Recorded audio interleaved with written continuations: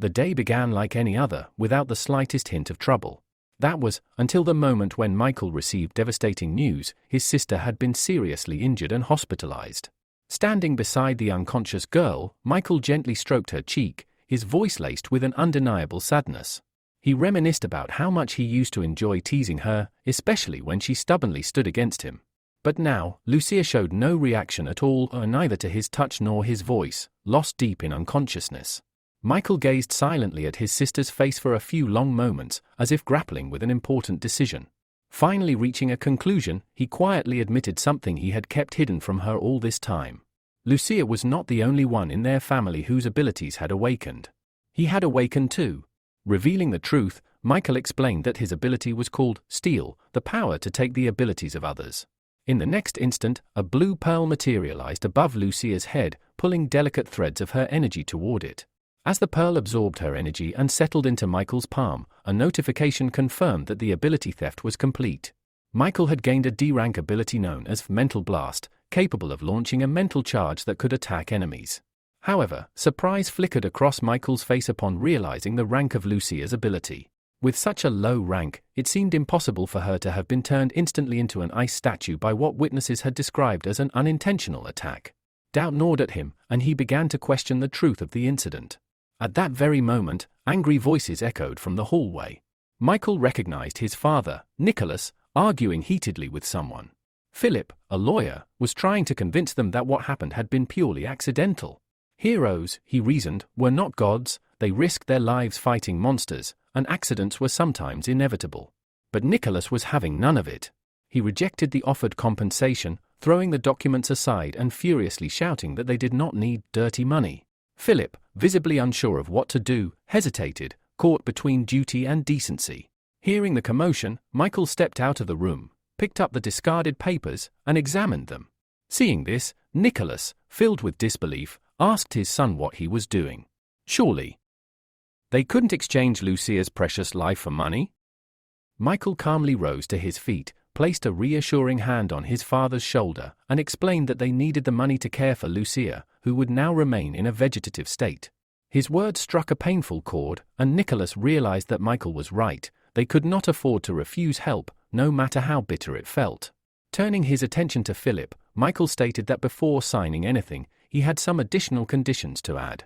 Philip's face registered a flicker of surprise, but he agreed to listen. Michael demanded that the hero responsible for harming Lucia personally apologize to her, face to face. Philip hesitated and offered to apologize on the hero's behalf instead. Michael firmly rejected the suggestion, insisting on a personal appearance. Reluctantly, Philip explained that the hero, David, was overwhelmed with battles and could not come in person. In place of an apology, they offered an additional 100,001 in compensation. Though it left a bitter taste in his mouth, Michael agreed. He signed the papers, handing them over to Philip, who accepted them with a grateful smile before quickly leaving the hospital, eager to escape the heavy atmosphere. Outside, Philip immediately called his employer to report success, though he noted the extra 100,001 they had to add.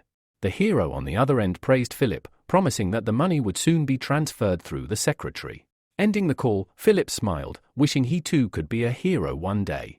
Back in Lucia's hospital room, Michael sat quietly at her bedside. Speaking softly, he asked for her forgiveness for signing the agreement, explaining that the family's situation had left them little choice. He vowed, however, to uncover the truth about what happened. Michael no longer believed in coincidences. This tragedy had sparked something deep within him, a desire to change the world, to rid it of those among the awakened who were unworthy of being called heroes. To carry out his plan, Michael moved out of his parents' home and relocated closer to the city center. He quickly found an apartment for a reasonable fee in one of the better neighborhoods. Upon entering the building, he discovered that his new neighbors were already waiting to greet him. A blonde girl introduced herself first, calling herself Diana. She then introduced her friend, Marina, who was sitting beside her, and mentioned that a third girl also lived there but had not yet returned home. Michael was not surprised by their presence. After all, he had signed a cohabitation agreement with them beforehand. Calmly, he introduced himself in return. Diana smiled warmly and suggested celebrating the arrival of their new neighbor. However, Marina declined, explaining that she had planned to spend the evening at the library. As a junior at the university, she was determined not to fall behind in her studies. Diana and the others, she said, could go ahead without her. Michael, noticing the slight disappointment in Diana's expression, reassured her that there was no need for a celebration. He had only just arrived, was quite tired, and preferred to rest. With that, he turned toward his room. Inside, Michael set down his suitcase and immediately collapsed onto the bed. After some time, he pulled his phone from his jacket pocket and began browsing the news. His attention was soon caught by a video that had already gained a significant number of views, showing heroes battling monsters. There were also several videos explaining rare abilities. Around 20 years ago, dark portals had suddenly appeared across the world, allowing monsters to invade. Humanity managed to hold them back thanks to individuals with special powers. Over time, these individuals came to be known as heroes, people admired by both young and old for their strength. To prevent the misuse of their powers, the government had passed the ability law. This law permitted only those who passed official tests and received a hero certificate to use their abilities openly. Watching the footage of the heroes battling monsters, Michael recognized the event where Lucia had been injured. He replayed the video several times but found nothing suspicious. Sighing heavily, he set his phone aside, deciding that tomorrow he would review the footage once more with a clearer mind. When Michael checked his phone again to see the time, he was shocked to realize it was already 2:30 in the morning. Jolting upright, he hurried to wash up and get to bed, knowing he had work early the next day. Gathering his things, Michael stepped out of his room and headed for the bathroom, careful not to turn on the hallway light to avoid disturbing his neighbors. However, after taking only a few steps, he froze. Ahead of him, he spotted a girl barely able to stand, leaning heavily against the wall as she stumbled down the corridor. It was easy to guess that she was the third roommate he had yet to meet. Sensing someone's presence, the girl opened her eyes in a daze, trying to discern who stood before her. Without moving, Michael greeted her politely. Without replying, the girl pushed herself away from the wall and headed straight for the bathroom, mumbling an apology and saying she needed it first. Moments later, she collapsed onto the toilet and vomited, her stomach overwhelmed by alcohol. After a few minutes, the girl, whom he later learned was named Valeria, had fallen asleep right there, leaning against the toilet. Concerned, Michael cautiously entered the bathroom and gently touched her shoulder, asking if she was all right. When he received no response, he paused, contemplating what to do to avoid any misunderstandings later on. Deciding it was best to involve another female resident, he left the bathroom and knocked on Diana's door. After a few moments, he heard soft footsteps, and the door opened to reveal a yawning Diana, her voice thick with sleep as she asked why Michael was awake at such a late hour. Apologizing for disturbing her, Michael quickly explained that Valeria was drunk and needed help. He thought it would be more appropriate if another girl assisted her. Diana sighed, her expression tired. She said it was not the first time Valeria had gotten drunk like this, and told him simply to leave her as she was. She added that she had work early in the morning and immediately closed her door, leaving Michael standing alone in the hallway. Left with no other choice, Michael realized that he was the only one who could help Valeria. Michael returned to the bathroom and once again tried to wake Valeria, hoping to help her get back to her room. However, she did not stir. Her deep sleep seemed undisturbed by his efforts. Not wanting to interrupt her stay in the kingdom of Morpheus, Michael sighed and silently apologized for his next course of action. He carefully lifted the unconscious girl into his arms. As soon as he did, a message appeared before him, revealing a new ability called Brain Overload. This ability allowed a short-term overload of the brain, significantly increasing its computing capabilities. The message also noted that Valeria was unaware of this ability's existence. After reading the message, Michael carefully carried the girl into the living room, where he laid her down on the sofa and covered her with his jacket. With no regrets, he took away her ability, promising that he would repay her once everything was settled. A slight smile tugged at Michael's lips as he wondered what effect the new ability would have on him. The next moment, another message appeared, revealing that Brain Overload and Mental Explosion were both related to mental abilities and could be combined. Seizing the opportunity, Michael materialized a blue energy pearl in his free hand and whispered the command to unite them. Instantly, both pearls flew into the air and began to merge. After a few moments, an orange pearl settled in his palm, and with it came another message: Michael had gained the D+ rank Superb Brain ability. This ability automatically sent mental attacks and greatly enhanced his ability to calculate and deduce. Excited by the potential of this new power, Michael considered how it might help him uncover clues in the video of the incident in which his sister had been injured. Several hours later, the bright rays of the sun shone down on the sleeping city. Michael, still deep in the kingdom of Morpheus, continued to dream until persistent knocks on his door interrupted his rest. Sleepily, he climbed out of bed and opened the door, asking who was there. As soon as he saw the figure before him, surprise flashed across his face. Valeria stood in front of him, now awake and dressed simply. Michael noticed she was holding his jacket in her hands. Smiling, she introduced herself and thanked him for his help the previous night. The hero replied that it had been nothing, that he simply couldn't ignore her situation, and that she could call him Michael. Recalling that he had taken her ability the night before, Michael asked if she felt all right or if she was experiencing any discomfort. Valeria assured him that she was fine, having grown used to it, and that he need not worry.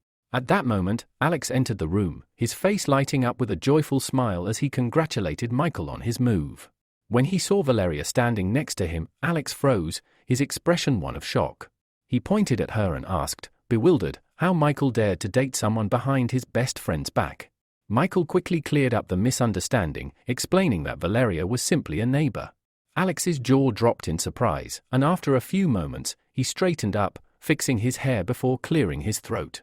With a sheepish smile, Alex stepped closer to Valeria, extended his hand, and introduced himself as Michael's best friend and colleague. He told her she could call him Alex. Valeria, still a bit confused, shook his hand and introduced herself. Alex immediately began to excitedly explain that he was one of the few people with a special ability. His power allowed him to take pictures and videos with his bare hands. He cheerfully offered Valeria the chance to contact him anytime if she wanted to take some beautiful photos.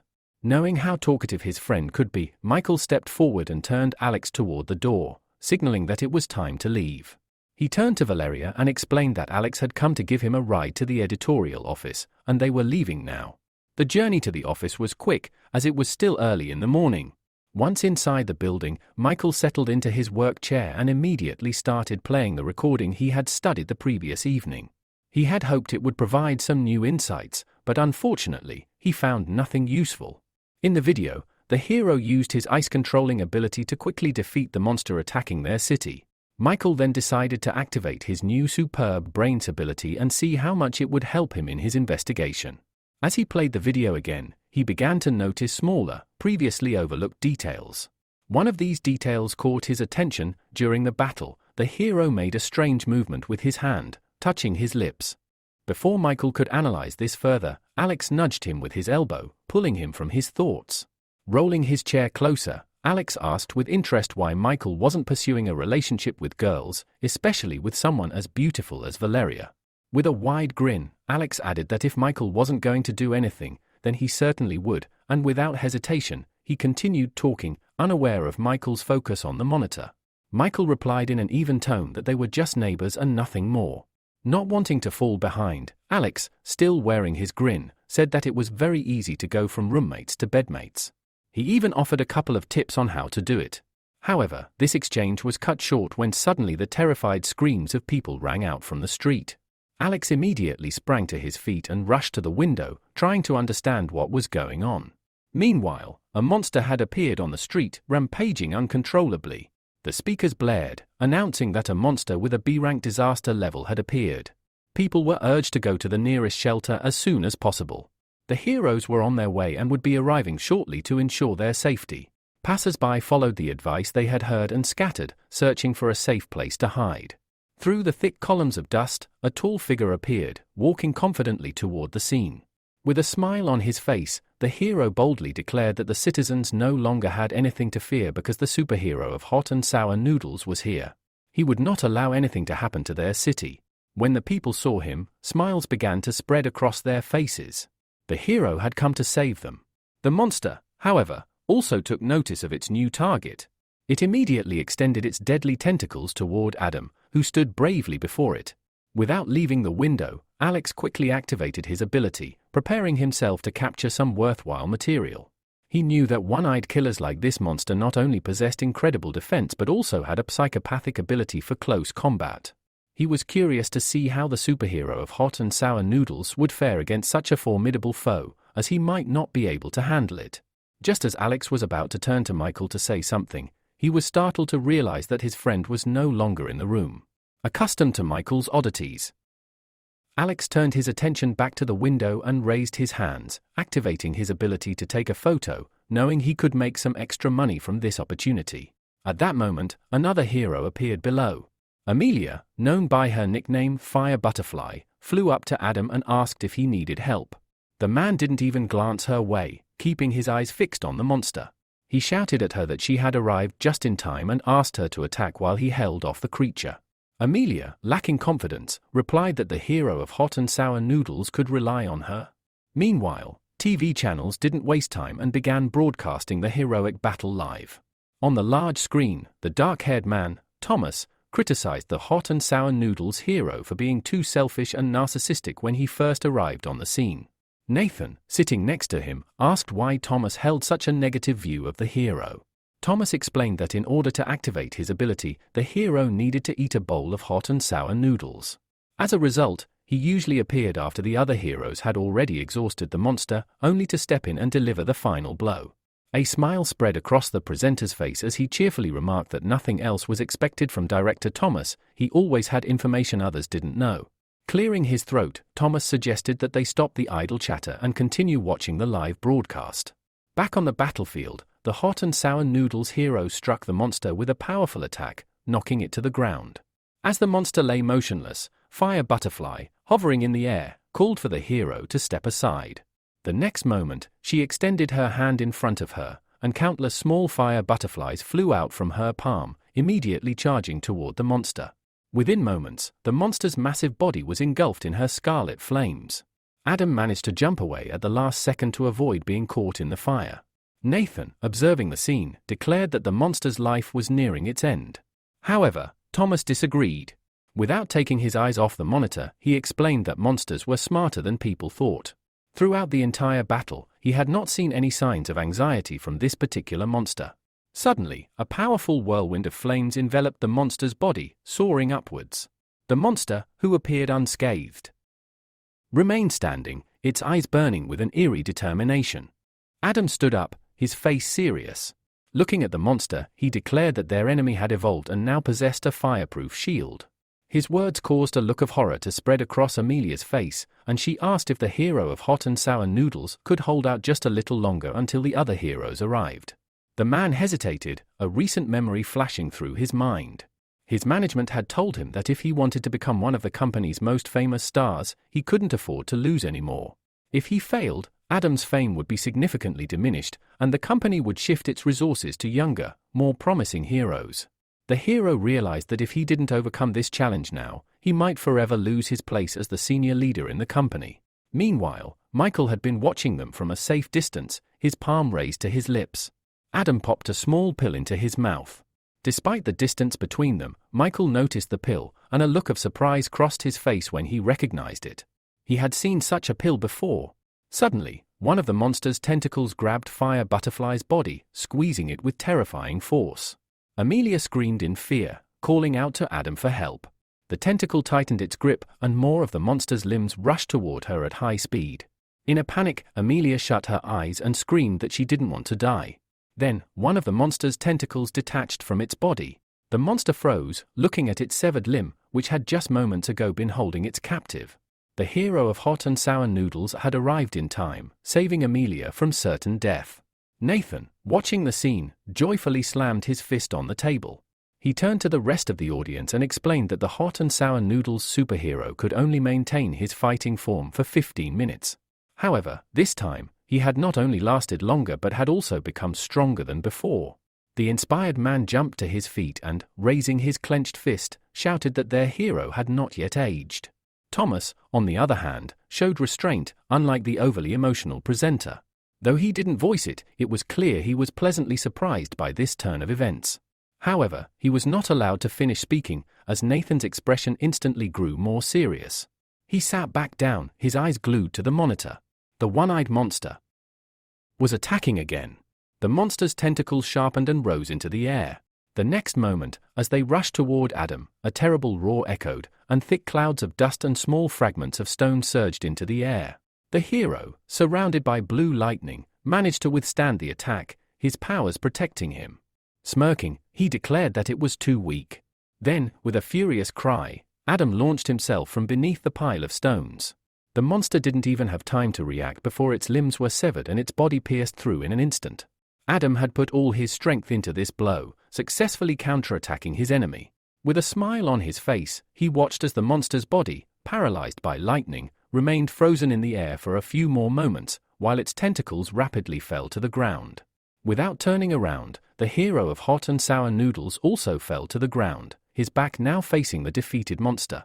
As soon as his feet touched solid ground, blood gushed from his mouth, followed by a choking cough. Feeling his strength rapidly leaving him, the hero sank to his knees, supporting himself with his hands to avoid collapsing completely. Amelia immediately noticed Adam's condition and rushed toward him, worried.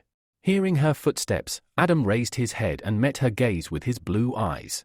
The girl instantly noticed his pale complexion and the bulging veins on his face, a sight that sent a shiver down her spine. She had never seen anything like it before. Overcoming her fear, she sat beside him and gently placed her palms on his shoulder, asking in a concerned voice what was happening to him. Adam turned away from her, squeezing his eyes shut in an attempt to control his condition. After a few tense moments, he finally managed to stabilize himself. His condition returned to normal, and he slowly rose, scratching his head under his mask. With a wide smile, he reassured the fire butterfly, saying that he was fine. He had just overexerted himself with his powers. The girl sighed with relief, significantly calmed by his words. Afterward, the hero of hot and sour noodles helped her to her feet, and together, they accepted the well-deserved praise from the residents whose lives they had saved. Michael, who had been watching from his hideout, finally decided it was time to leave. He felt the need to gather more information about the blue pill that the hero of hot and sour noodles had taken. However, just as he prepared to move, something caught his eye, a barely perceptible movement from the slain monster. He paused, frowning, and looked toward the creature. But when nothing appeared out of the ordinary, he shrugged, deciding it must have been his imagination. However, the next moment, a smaller version of the one-eyed monster crawled out from beneath the fallen creature's body. It began to frantically scan the surroundings. Noticing Matt standing nearby, the monster lunged in his direction, its eyes never leaving him. The hero, thinking quickly, reasoned that since the one-eyed killer's physical and elemental defense was too high, the most likely weak point would be its mental defense. As the monster covered the distance between them, it shouted that it would take revenge on the hero of hot and sour noodles once it found a new master and absorbed enough energy. For now, it planned to make the nearby man, who seemed quite nutritious, its new master. All this time, Michael continued to stand relaxed, never taking his eyes off the monster. As the creature got closer, a grin spread across Michael's face. He saw this as an excellent opportunity to conduct an experiment.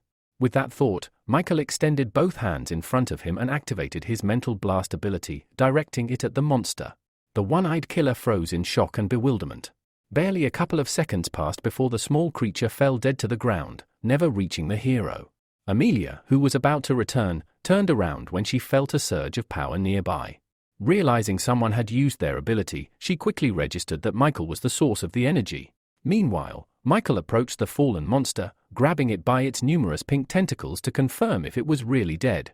He understood that while he had suspected the creature's weakness was mental attacks, such a weak-level mental blast could not have killed it so easily. However, the monster was indeed dead. Fully convinced, Michael activated his extraction ability. A few moments later, a blue pearl appeared in his palm, from which weak lightning discharges emanated. Instantly, his entire body was covered in a blue aura. An message appeared in front of him.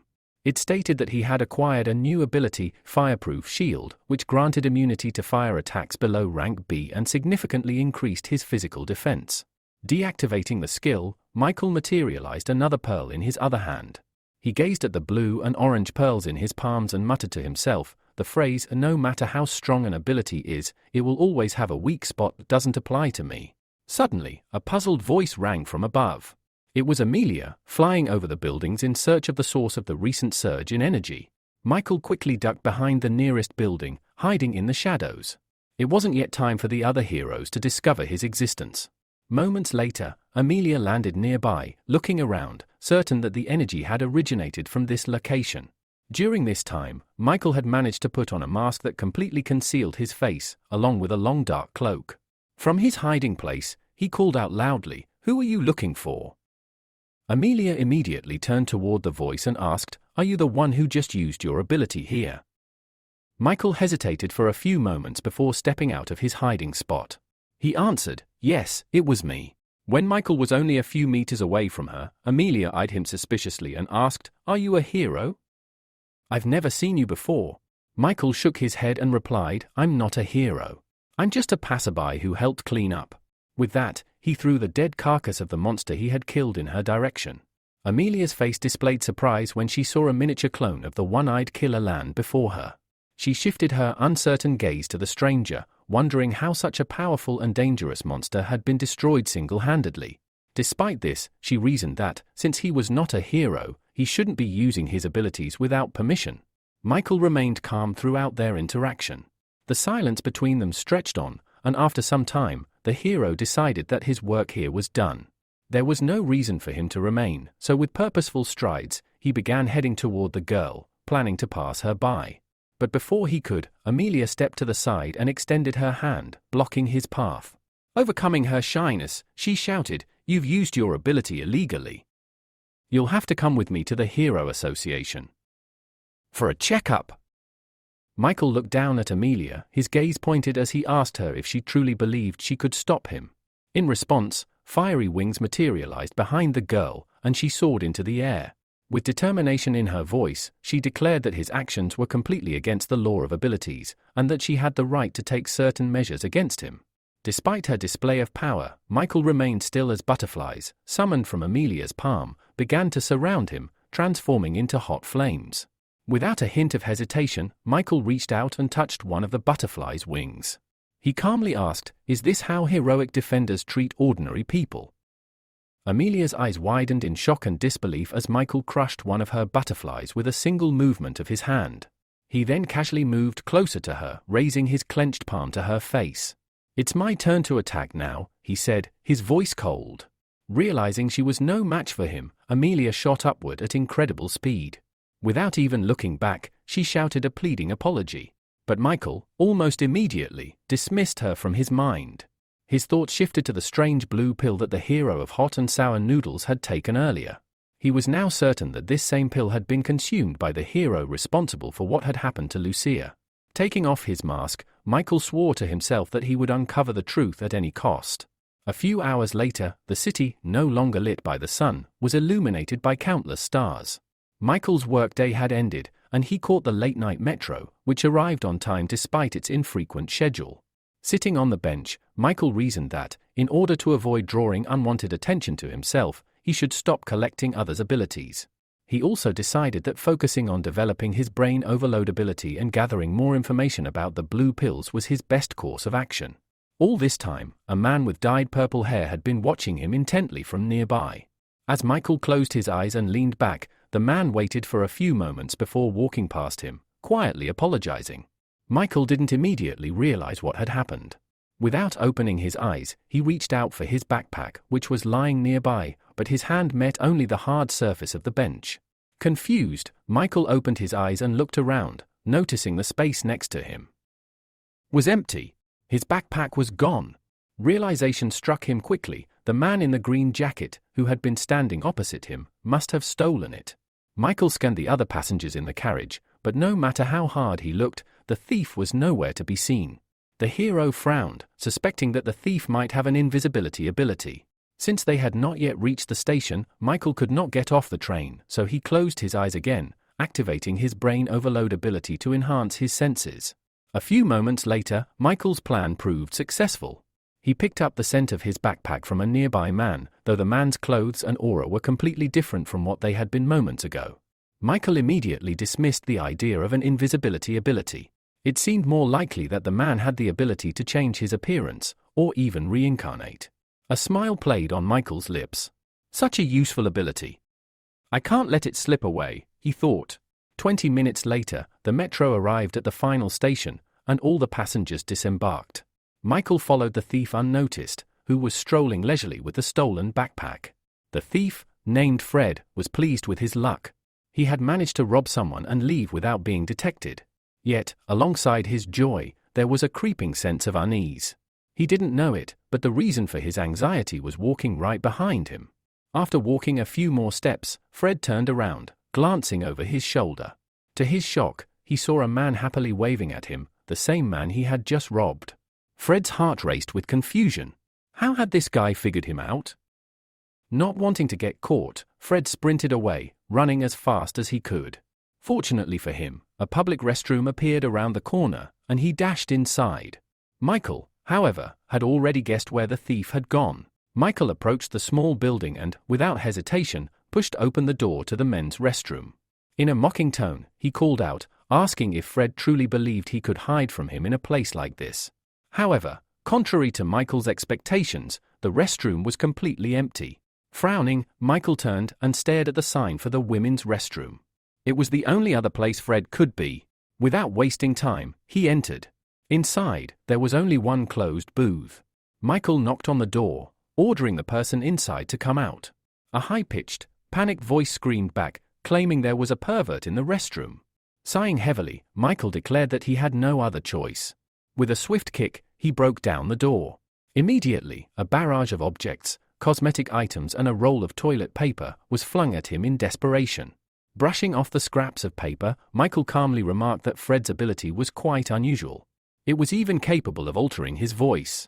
Before him stood Fred, cowering against the wall, dressed ridiculously in short women's shorts, a blouse, and stockings.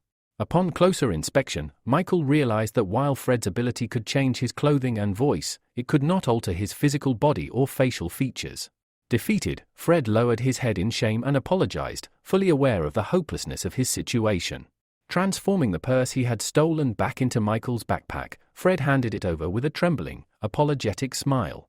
Michael immediately opened the bag to check its contents. Finding nothing missing, he slung it over his shoulder and, with a threatening tone, asked if Fred had dared to look inside. Terrified, Fred quickly shook his head, insisting he had not. Satisfied, Michael adjusted his glasses and advised Fred to find an honest job and live a better life. Fred, desperate, clasped his hands together and promised never to steal again, thanking Michael for sparing him. However, Michael suddenly stopped him, raising an eyebrow. He asked, bewildered, when exactly he had said anything about sparing Fred. What happened next left Fred so shocked that he fainted on the spot. Moments later, Michael, now in possession of a new ability, left the restroom with a satisfied smirk. Although he had previously sworn to stop stealing abilities, the temptation this time had been too great to resist. The ability, called changing clothes, allowed him to instantly change his outfit with a simple motion and even provided additional storage space. Eager to test it, Michael activated the ability before stepping outside. Instantly, his appearance transformed. The plain clothes he wore were replaced with a stylish black suit, jacket, shirt, tie, and trousers. His glasses were replaced by sleek contact lenses. Admiring his reflection briefly, Michael thought to himself how incredibly convenient this new skill was. Just then, two police officers approached. They explained they had received a report about someone shouting about a pervert in the women's restroom and asked if Michael had witnessed anything. Calmly, Michael nodded and pointed toward the restroom, claiming he had seen a suspiciously dressed pervert there. A few minutes later, the officers emerged, dragging the unconscious Fred between them.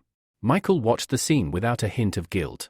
In his mind, he reasoned that not everyone deserved the powers they possessed, and he would be the one to correct that injustice. 1 week later, Michael sat in the back of a taxi, heading to an address Alex had sent him. When the taxi arrived, he paid the driver and stepped out. There, waiting at the entrance, was Alex, who greeted him enthusiastically, waving and smiling as if he had been waiting for hours. Michael, however, was not in a joyful mood. He wearily asked what was so important that Alex had insisted he come all the way here. Throwing an arm over Michael's shoulders, Alex, still smiling mischievously, said that Michael would not believe who he had seen at the nightclub. Uninterested, Michael asked flatly who it was. Alex, clearly savoring the moment, finally revealed that it was Valeria, Michael's supposed girlfriend, working there as part of the service staff. Michael shot him a tired glance and corrected him. Veronica was not his girlfriend. He asked why Alex was telling him this. Laughing, Alex pushed him toward the club entrance, insisting that Michael could drop the act. Once inside, everything would be clear. Without another word, they crossed the threshold and entered the building. Our hero's eyes widened in shock the moment he spotted a familiar face. On the stage, within a caged platform, danced Valeria, his neighbor. Dressed in a daring bunny costume, she moved to the rhythm of the music, swaying her hips side to side, all while smiling brightly under the cheers of the crowd. However, her expression suddenly changed. Fear and panic flickered across her face as she noticed Michael entering the club alongside Alex, making their way toward the seating area. They quickly found an empty table. Alex ordered drinks for both himself and his sullen companion. As the drinks arrived, Alex nudged Michael, who sat hunched over the table, his chin resting heavily on clasped hands, lost in thought. Alex chuckled and encouraged him to lighten up, reminding him that there were still many beautiful women in the world besides Valeria. Tonight, he said, they were on Alex's turf, and Michael should try to enjoy the moment. Waving at a group of girls nearby, Alex beckoned them over. They approached the table with cheerful smiles. One by one, Alex introduced them to Michael, proudly pointing out that the man beside him was his best friend. The girls, not needing further invitation, sat down next to Michael, eager to entertain. Meanwhile, at the next table, a heated conversation was unfolding. Surrounded by two women, a young man loudly complained about his bad luck. He griped that if his brother hadn't taken his car, he would not have lost the race. Across from him, a composed man named Logan reached for the call button, advising him to simply accept the loss rather than blaming the car. Austin, the frustrated young man, shot back that Logan had no right to lecture him. After all, Logan had failed to earn his father's favor and had been demoted to the role of bodyguard. After a brief pause, Austin laughed mockingly, suggesting it was because Logan could never keep his mouth shut. Logan's lips curled into a dry smile. He replied coolly that an ordinary person, limited by a mere C-rank hero title, shouldn't concern himself so much. Clicking his tongue in irritation, Austin leapt up and, in a flash of anger, struck a waitress, Valeria, who had been serving their table. He insulted her, declaring her abilities worthless. Grabbing a bottle of alcohol she had brought, Austin sneered, asking how she could serve something so disgusting. His irritation, though directed outward, clearly stemmed from the embarrassment caused by Logan's words. Unable to vent his anger on his bodyguard, he chose instead to humiliate Valeria. Opening the bottle, Austin heartlessly poured its contents over her head. Michael, witnessing the entire scene, instinctively began to rise from his seat to intervene. But Alex hastily grabbed his arm, urging him not to act recklessly. He warned Michael that Austin was no ordinary troublemaker. He was the second son of a powerful A-rank hero from the Olympus Company, known as the Mechanical Hero. Worse yet, Austin was accompanied by Logan, the C-rank hero known as the Flame Fist. Challenging them would be dangerous for any ordinary person. Michael reassured him that he had no intention of starting a fight. He simply said he needed to use the restroom. Reluctantly, Alex let him go with a heavy sigh. Meanwhile, Valeria sat frozen on the floor, drenched in alcohol, too humiliated to lift her head. Austin, losing all interest in her, returned to the girls on the sofa and coldly ordered the club's waiters to get rid of her. Without hesitation, two staff members approached. One of them grabbed a bottle and forcibly poured alcohol into Valeria's mouth, holding her head in place as she struggled weakly. Just as Valeria was about to give in to despair, someone shoved the waiter aside with force. Freed from their grip, she coughed violently, spitting out the alcohol she had been forced to swallow. Without even looking directly at her, Michael's voice cut through the tension. He said calmly that he had heard the son of the mechanical hero was present. Logan immediately stiffened, sensing the seriousness in Michael's tone. He asked sharply who Michael was. Seated casually in a chair opposite them, Michael replied with a cool demeanor that he was simply someone looking to make a deal with young Master Austin. Austin, pouring himself another drink, glanced lazily at Michael and asked what kind of deal he was proposing. Logan, growing increasingly uneasy, leaned in and suggested it was already late, they should leave immediately. Austin bristled at the suggestion. Furious, he hurled his bottle at one of the nearby security guards, shouting that no one should interfere with him. The moment Michael mentioned a deal, Austin's demeanor visibly darkened. His irritation flared, but Logan, bound by his role, could do little to rein him in. Losing all patience with his bodyguard's interference, Austin stepped forward and demanded to know what kind of deal Michael was proposing. Logan reached out, placing a firm hand on Austin's shoulder, urging him to step back. He muttered that Austin was far too drunk and should rest, casting a displeased glance at Michael and muttering that he would handle this clown himself. Meanwhile, Michael casually swirled the amber liquid in his glass. Hearing Logan's words, he smiled slightly and said that, although he was normally against violence, the man's interference had forced his hand. He placed the glass back on the table and rose slowly, his gaze locked onto Logan. As he stood, Michael deftly wrapped bandages around his fists, activating his ability with a calm declaration they would soon see who would be teaching whom a lesson. Flames erupted over Logan's bandaged fists as he took an aggressive stance. He warned Michael that he would show no mercy. Michael, however, remained perfectly still, quietly observing. By now, a crowd had gathered, drawn by the prospect of witnessing a live fight between heroes. Amid the growing excitement, Valeria, with the help of a friend, managed to retreat toward the restroom to clean herself up. Without hesitation, Logan launched his attack. As he closed the distance between them, confusion flickered across his face. Michael wasn't moving, nor did he seem prepared to dodge.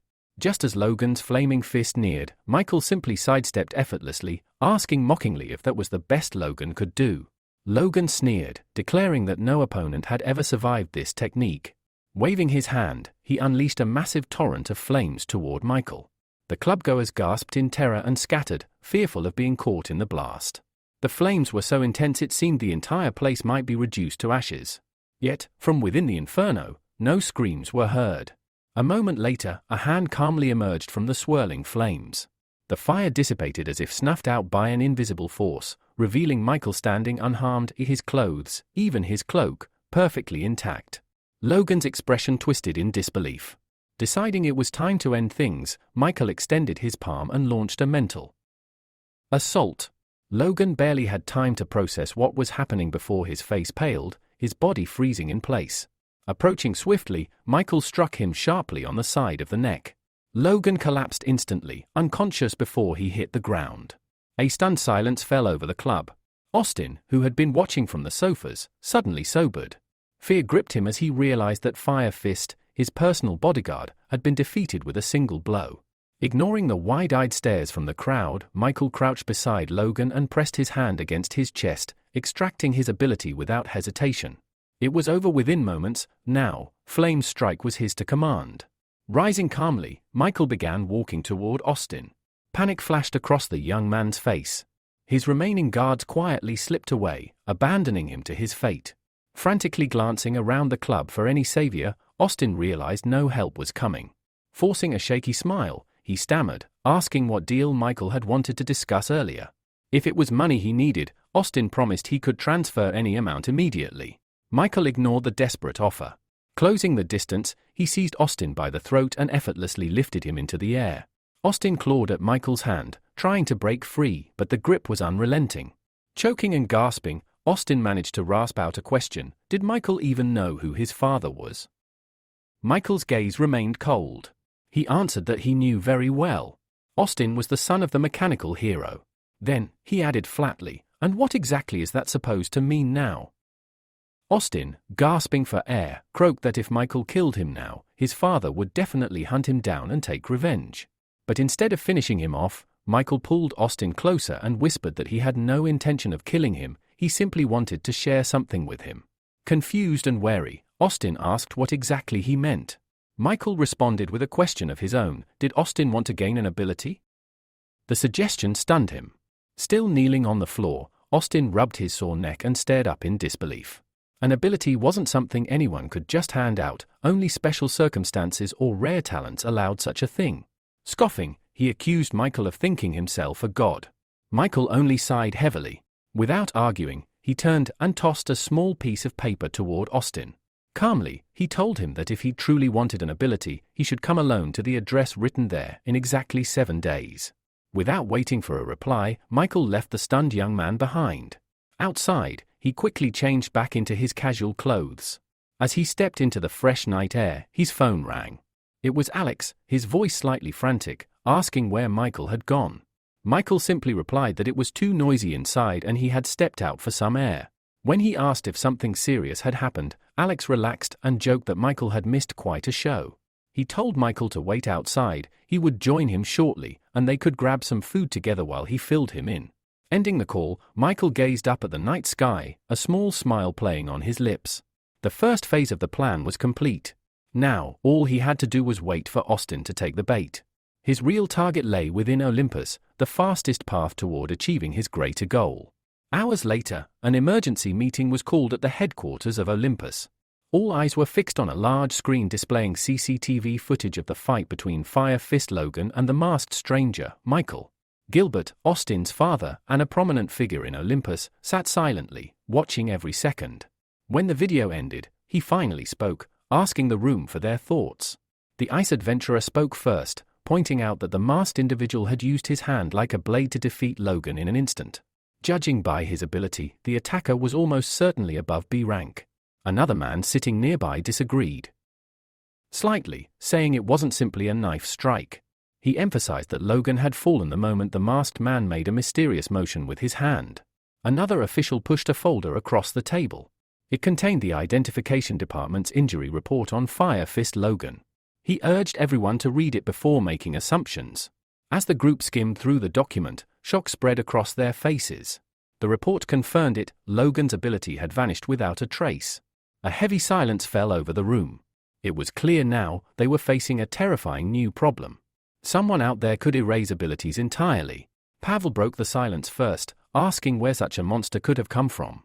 Edgar responded grimly, saying that, to his knowledge, only one person ever possessed such an ability, an S-rank hero. Gilbert turned to him sharply, asking if he meant the hero.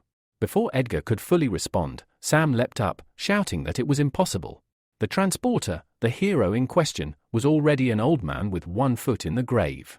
There was no reason for him to reappear now and cause chaos. Edgar sighed heavily. He warned that Olympus wouldn't be able to handle this matter on its own and that they were obligated to report it to the Hero Association. But Pavel, raising an eyebrow, scoffed at the idea. A person with such a terrifying ability would be seen as a living weapon. No organization would willingly expose him. No one would report someone that valuable. Gilbert nodded in agreement. He decided that, for now, Olympus would keep this incident a secret. Another buried truth, hidden within their company. He ordered everyone to leave, needing time alone to think. Meanwhile, Austin had made it home safely. Morning light streamed through his windows as he lay on his bed, the small piece of paper in his hand. He couldn't stop thinking about it. An ability, his very own ability. His mind raced through endless scenarios, wondering what Michael would want in return. It had to be something serious. Michael had emphasized this was a deal after all. But Austin eventually pushed the questions aside. None of it mattered compared to the prize. In just a few days, he would gain the power he had always longed for. At the same time, Michael met with Alex in front of a museum. Alex, looking curious, asked why Michael had called him there. Alex explained that he had dragged Michael to the museum because he wanted to learn more about monsters, so he would know how to better hide when encountering one. Hearing this, Michael couldn't help but fall into thought. Maybe he could even attempt something riskier, like extracting an ability from an S-rank monster. As they walked inside, they accidentally brushed past two girls who were chatting happily near the entrance. Michael shot Alex a displeased look, accusing him of coming here not to study monsters but to flirt with girls. Alex grinned mischievously and admitted it openly, saying, "Everyone knows the prettiest girls hang out here. How could I miss a chance like that?" Rolling his eyes, Michael pointed somewhere deeper into the museum, muttering that unlike Alex, he actually came here for serious business. Soon, they approached one of the grand exhibits, the electric Tyrannosaurus, an S-rank monster that had once terrorized the city. Standing over 7 meters tall, it had unleashed devastating electric blasts, paralyzing the city and causing the deaths of 5 A-rank heroes and 20 B-rank heroes. Even now, the creature's preserved body seemed alive. Tiny discharges of lightning still crackled across its scales. Without warning, a beam of electricity shot from its mouth toward one of the display walls, startling nearby visitors. Alex watched in awe, amazed that even death hadn't stripped the monster of its terrifying power. Meanwhile, Michael remained calm, studying the beast with sharp interest. He slowly extended his palm toward the dragon, imagining how incredible it would be to harness such an ability. But before he could make contact, a security guard barked at him, baton in hand, demanding to know what he was doing. Michael quickly smiled and flashed a journalist's ID, claiming he was here to write an article about monsters. The guard narrowed his eyes, inspecting the card carefully. Eventually, he grunted and said Michael could look, but absolutely no touching was allowed. Michael cast a glance toward Alex. Understanding immediately, Alex nodded with a sly smile and approached the guard, distracting him with idle chatter, especially about where the cutest girls in the museum were.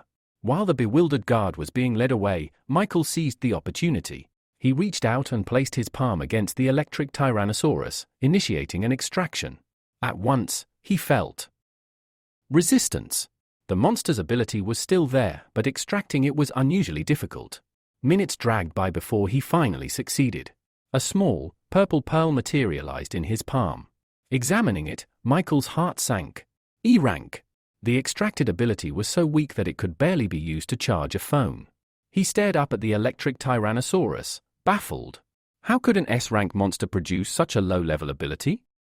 Thinking it over, he realized the likely reason: the monster had been dead for too long. Back when he fought the one-eyed killer, there had still been life left in the creature, allowing a proper extraction. With a sigh of disappointment, Michael wandered through the rest of the museum, hoping to find something better. But by evening, as the setting sun painted the sky in soft shades of purple and pink, he returned home, empty-handed in spirit if not in fact. Now seated at his desk, Michael laid out the fruits of today's labor, 3 ability pearls. The first, wreathed in a faint flicker of flame, contained an F-rank cloning ability, allowing him to create a clone that would last for just 1 minute. The second was the weak E-rank electrical ability extracted from the electric Tyrannosaurus. The third was an F-rank ability called Human Control, which could subtly make a person more interested in the ability user. Michael leaned back in his chair, staring at the pitiful collection. None of these were remotely powerful. He sighed deeply, thinking out loud that these abilities were simply too weak to be useful. But then a thought struck him: if abilities could be combined, couldn't they also be destroyed?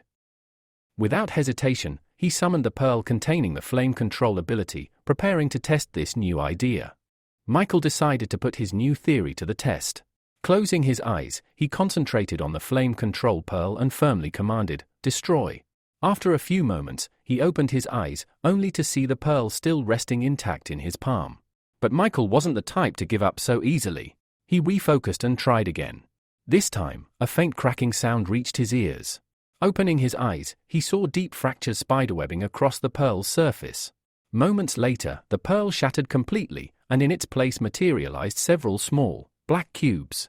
A system message appeared, explaining that these were products of the first level of dark energy. Intrigued, Michael picked up one of the cubes and turned it over thoughtfully in his hand. It seemed likely that all abilities were constructed from these cubes at their core. Now, he had confirmation: not only could he extract abilities, but he could destroy them as well. As he studied the cubes, a new idea took shape in his mind. What if he could use these dark energy cubes to enhance abilities? Without hesitation, Michael summoned the human control pearl he had collected at the museum. Bringing it together with one of the black cubes, he watched as the two began to fuse. After a brief process, a new message popped up: ability enhancement successful. The human control ability had advanced from F-rank to E-rank. Now, instead of merely making someone interested in him, he could exert actual mental influence, subtly manipulating thoughts and emotions to carry out scams or sway decisions. Michael stared at the upgraded pearl in amazement. He hadn't truly expected it to work. Laying the enhanced pearl aside, he looked at the remaining black cubes with satisfaction. Possibilities danced through his mind. Maybe, just maybe, he could even create an S-rank ability of his own. Suddenly, loud voices echoed from the hallway outside his room.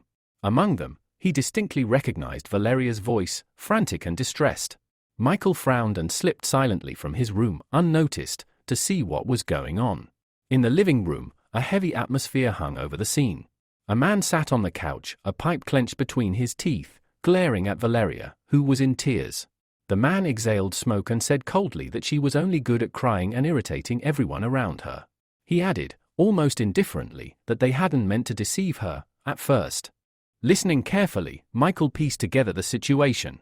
Robert, the man with the pipe, explained that if they hadn't lied to Valeria about her father's illness, she would never have sent them money so willingly. Their real goal had been to secure enough funds for her brother, to buy a house, a car, and find a good wife, costing more than $1 million.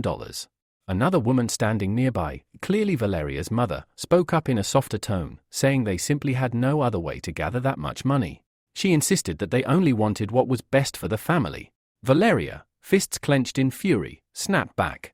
How could they justify lying to her? They had told her her father was deathly ill, desperate for expensive treatment.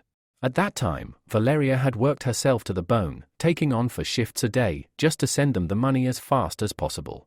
The man exhaled more smoke and said calmly that their family line could not simply end, no matter the cost. His words only deepened Valeria's anger. She demanded to know if this was their new method, forcing her to return home and marry a man she had never even seen. Her mother approached, trying to soothe her. She explained that even if the man lacked education, he was kind and would treat her well. Valeria pulled away sharply.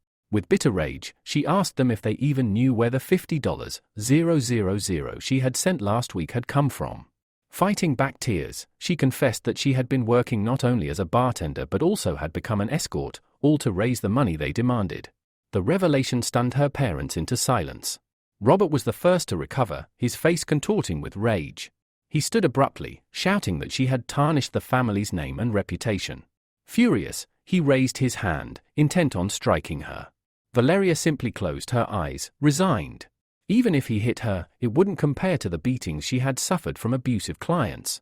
At that moment, Michael intervened. Appearing swiftly beside her, he caught Robert's raised arm and calmly said that no matter what, she was still their daughter, and violence was not the answer. Robert, taken aback by the sudden interference, wrenched his hand free and demanded to know who Michael thought he was to meddle in their family affairs. Michael ignored him.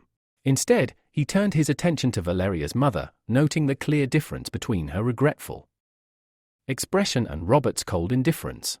Making a quick decision, Michael activated the human control ability, targeting the mother. Immediately, the woman stepped forward. Without hesitation, she slapped Robert hard across the face. Stunned, Robert stared at her as she berated him fiercely, blaming him for forcing their daughter into such misery. Turning to Valeria, Maria embraced her tightly, apologizing again and again for everything they had put her through. Robert, his anger draining away, sighed heavily and muttered that her brother would find his own way without needing Valeria's sacrifice. Watching this unfold, Michael couldn't help but think of his own sister, still lying helpless in a hospital bed. He clenched his fist silently, a burning resolve taking root within him. He would stop at nothing to uncover the truth and to achieve justice. The next morning, Michael and Valeria stood together at the train station, waving goodbye to her parents as they boarded the first train back to their town. Smiling brightly, Valeria shouted after them that she would visit for the New Year celebrations. From inside the train, Maria leaned out of the window, waving enthusiastically and calling out for her daughter to take care of herself and not to do anything foolish. A few minutes later, the train vanished over the horizon. Valeria turned to Michael, a warm smile lighting up her face, and thanked him for accompanying her through everything. Michael handed her a glass of a refreshing drink and told her that it would be even better if her brother learned a lesson from all this, understanding the value of things, rather than depending on the money she sent. Cheerfully, Valeria winked at him and beckoned for him to come closer, saying she wanted to tell him something. Michael, slightly embarrassed, hesitated but eventually took a step forward. Before he could react, Valeria leaned in and pressed a soft kiss to his cheek. Michael's eyes widened in surprise. Pulling away with a laugh, Valeria thanked him again, this time more sincerely. Later that night, Michael set off on a new adventure. Changing into his suit, he stealthily approached the heavily guarded Monster Corp's processing center. Security looked tighter than usual, and he pondered the best way to get inside without alerting anyone. Just then, a truck appeared from around the corner, heading straight toward the facility. Sensing an opportunity, Michael acted quickly, ducking underneath the vehicle and grabbing onto the crossbar, pressing himself flat against the undercarriage to stay hidden. Breathing a cautious sigh of relief, he thought he was in the clear, until he realized he wasn't alone. Right beside him, a girl was clinging to the underside of the truck as well, her eyes wide with shock at seeing him. She immediately gestured for Michael to stay silent. Realizing she had the same idea he did, Michael nodded and kept still. However, when the truck hit a bump, they were jolted violently, and he accidentally pressed even closer against her, earning a glare of irritation. Trying to break the tension, Michael whispered an awkward greeting, calling their meeting an incredible coincidence. The girl, clearly unimpressed, snapped that it wasn't a coincidence at all, it was a disaster. She insisted that they should ignore each other completely and act independently, relying solely on their own abilities. Introducing herself formally, she said she was Anna Cott, a representative of the F Chamber of Commerce, and then demanded to know who he was. Michael introduced himself in turn. Anna, looking ahead, informed him that they were close to the unloading zone, but with the way they were tangled together, she wouldn't be able to dismount properly. Before she could finish, Michael cut her off, telling her to hold on tight. Without warning, he jumped off the moving truck, holding her protectively. Twisting midair, he absorbed the impact when they hit the ground. For a moment, they lay stunned. Clearing his throat, Michael tried to get up but found he couldn't. Anna was still pressed against him. Half joking, he asked how much longer she planned on hugging him. Blushing furiously, Anna scrambled to her feet, turning away to hide her embarrassment. She irritably shouted that if the situation hadn't demanded it, she would never have hugged him in the first place. Eventually, they made it inside the processing center. Wandering through the dimly lit halls, they found the monster processing room. Anna, noticing Michael's wide-eyed look at the grotesque surroundings, teased him and asked if he was a rookie. Michael admitted honestly that he was. He said he would gladly follow the guidance of someone more experienced. Smirking, Anna decided to take him under her wing. Since he was being so open, she said she would allow him to tag along. Leading the way, Anna stopped before a huge table where the corpse of a massive werewolf lay. Explaining her mission, she said that her boss needed white chest fur from this particular monster. Drawing a knife, she climbed onto the table and skillfully sliced off a small tuft of fur. Summoning a special bag, an ability called storage bag, Anna carefully tucked the valuable material away, smiling with pride. Looking at Michael, she boasted about her bag's impressive capacity, saying her task here was now complete. While she was distracted by her speech, Michael seized the chance to extract an ability from the werewolf's corpse. A system message appeared, acquired ability, metal transformation. It granted the power to alter the appearance and structure of any metal. Just then, alarms suddenly blared throughout the building. Both Michael and Anna stiffened in horror. Seconds later, a man in a white lab coat burst into the room, terror-stricken and sobbing. He screamed that the monster in the next room wasn't dead after all. Before anyone could react, a grotesque limb whipped out of the adjacent doorway, coiling around him like a serpent. The man cried for help as he was dragged away, disappearing into the shadows. Michael and Anna stood frozen as the lab doors slammed shut behind him. Anna let out a shaky sigh and reached toward her cloak. Anna, still trembling, leaned against Michael and asked him to support her. Her legs had gone weak from the shock and fear. Just as she spoke, she felt a faint touch on her shoulder. Before she could even react, a slimy tentacle wrapped tightly around her waist, yanking her violently toward the exit. Michael lunged after her, but the room was too dark to see anything clearly. Without hesitation, he summoned his ability, calling forth a sphere of flame that burst into existence above the ceiling, casting light across the chaotic scene. Illuminated by the fire, Michael spotted the monster dragging Anna away. Without wasting a second, he sprinted after them. However, the monster was astonishingly fast, slipping away into the darkness ahead. As Michael chased it, he noticed the rows of metal lockers lining the walls. An idea sparked. He immediately activated his newly acquired ability, metal transformation. In an instant, the metal lockers began to ripple and reshape under his will, transforming into long, bladed tentacles. With a mental command, Michael launched them toward the fleeing creature. In just a few strikes, the sharp iron limbs managed to slice through the monster's grasping tentacle, severing it and freeing Anna. Michael rushed to her side as she collapsed onto the floor, pale and shaken. Breathing heavily, he asked if she was all right. Anna pushed herself up and kicked away the severed limb with a grimace, noting with disgust that the hooks along its surface were brutally sharp. As she turned her head, Michael's floating fireball drifted deeper into the corridor, illuminating the nightmare that awaited them. There, standing before them, was the monster in full. Its grotesque body was composed entirely of countless writhing tentacles, coiling and slithering as if with a mind of their own. The creature wore a horrifying bone mask, and from behind it, the tentacles twitched and shivered. Scattered around the monster were other victims, captives entangled in its limbs, desperately crying out for help. Anna's face paled further, a look of pure confusion and terror overtaking her. She had never encountered anything like this. The monster, sensing their presence, let out a low, guttural noise.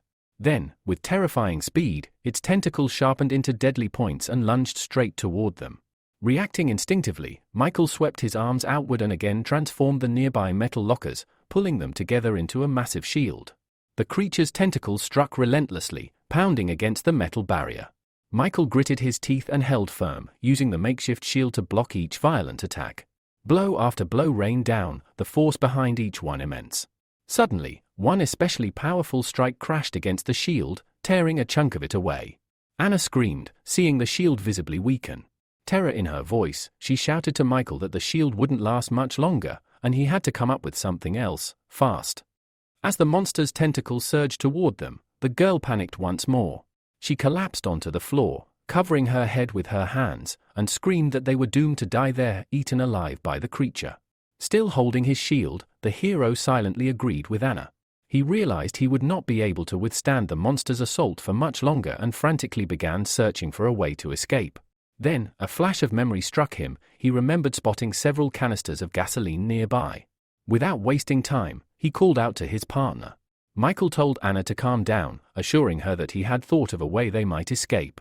Anna looked up at him with hope shining in her eyes and immediately asked what his plan was.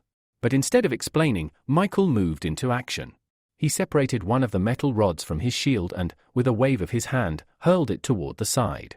The metal, yielding easily to his will, bent like a ribbon under his control. The rod struck the gasoline canisters, flinging them high into the air. Then, still under Michael's guidance, the rod continued its movement, this time aimed directly at the monster's body. Simultaneously, Michael divided the floating fireball he had conjured into several smaller ones, maneuvering them dangerously close to the airborne canisters. Without hesitation, he grabbed Anna by the hand and sprinted away from the scene. Moments later, a tremendous explosion erupted behind them, a wave of intense heat lashing at their backs. The other prisoners, who had also been held captive by the monster, seized the moment and broke free. They, too, ran toward the exit with all the strength they could muster, leaving the monster trapped within a raging inferno. However, Michael's plan did not succeed as perfectly as he had hoped. The explosion had failed to kill the creature. One of the monster's massive tentacles shot out, pursuing them relentlessly. Anna was once again teetering on the brink of death, until, out of nowhere, a figure appeared. With a swift strike, the newcomer severed the tentacle and then positioned himself directly in Michael's path, blocking further escape. The man glared at them with a cold, commanding look and, in a voice filled with menace, demanded to know if they were the thieves responsible for reviving the monster and unleashing it upon the area. Anna, bristling with irritation, stepped defiantly out from behind Michael. She demanded to know who he was and why he was spouting such nonsense. The stranger, glaring at her from beneath heavy brows, replied sharply that she was far too disrespectful for someone of her age. Anna fired back with even greater irritation, accusing him of being the one disrespectful toward young people, despite being nothing more than an old man himself. Throughout their argument, Michael remained silent, scrutinizing the man closely. There was something familiar about him. Searching his memory, Michael suddenly recalled, this was Simon Kurd, the hero who had defeated King Kong Berserker 10 years ago. Stepping forward, Michael placed himself protectively in front of Anna and offered Simon a respectful apology for his partner's behavior. Simon let out a low chuckle and turned his gaze back to the monster, commenting that Michael was certainly more polite than the girl. Yet, he added, he had no time to waste, the monster needed to be dealt with first. Without another word, Simon leapt into action. He drew the sword slung across his back and shouted, "Polar Star Attack, Style 1, Greedy Wolf Strike." A torrent of energy burst from his blade, manifesting as a massive wolf. With just a few swift slashes of its claws, the spectral wolf severed several of the monster's tentacles before disappearing as quickly as it had appeared. Michael and Anna watched in stunned silence. Michael, almost in awe, muttered that if this truly was the legendary Polar Star Attack, then inherited power, then even warriors with S-rank abilities would be forced to retreat. Enraged by the loss of several limbs, the monster roared and attacked Simon again, launching its tentacles from every direction. Yet Simon remained unfazed. He countered with the second style, North Star, Heaven's Hunger. In a breathtaking instant, his blade sliced the monster's body into hundreds of tiny pieces. But Simon did not stop there. To deliver the final blow, he unleashed the third style, or Water of Heaven.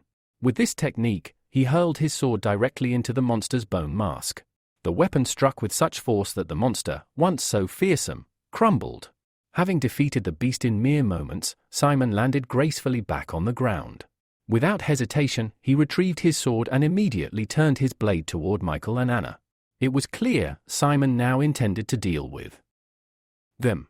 Michael saw the fierce determination, the lethal intent, burning in Simon's eyes. Quickly, he raised his hands in a gesture of peace, trying to explain that they were not the ones who had resurrected the monster. Simon, however, was unconvinced. He declared that they seemed far too suspicious for him to simply trust their words. Anna, voice trembling slightly, called out to Michael. She asked in a hushed tone whether he thought he could defeat the old man standing before them.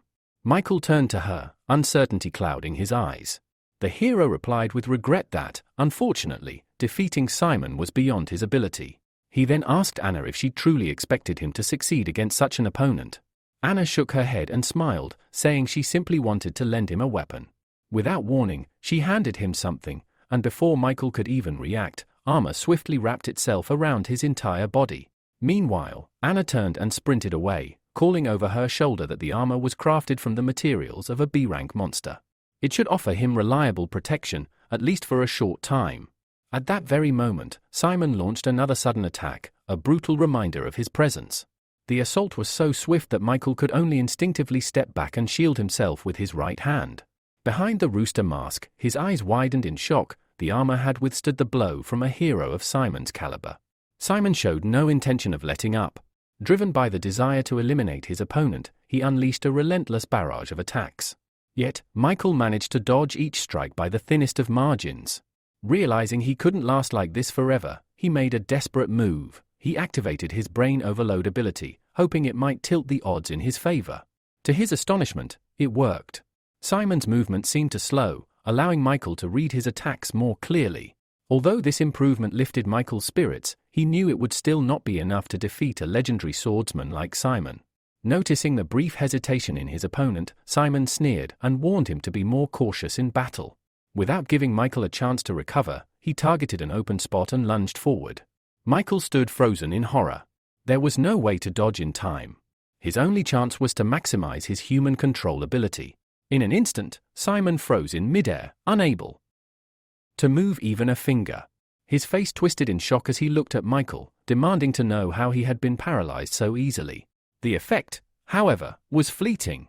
As soon as it wore off, Michael leapt aside, narrowly avoiding Simon's sword. Catching his breath, Michael called out that if he had not used that ability, he would already be dead. Furious, Simon charged again, shouting that cheap tricks were all thieves could manage. Michael knew that relying on the human control ability again would drain him too much. He needed another tactic.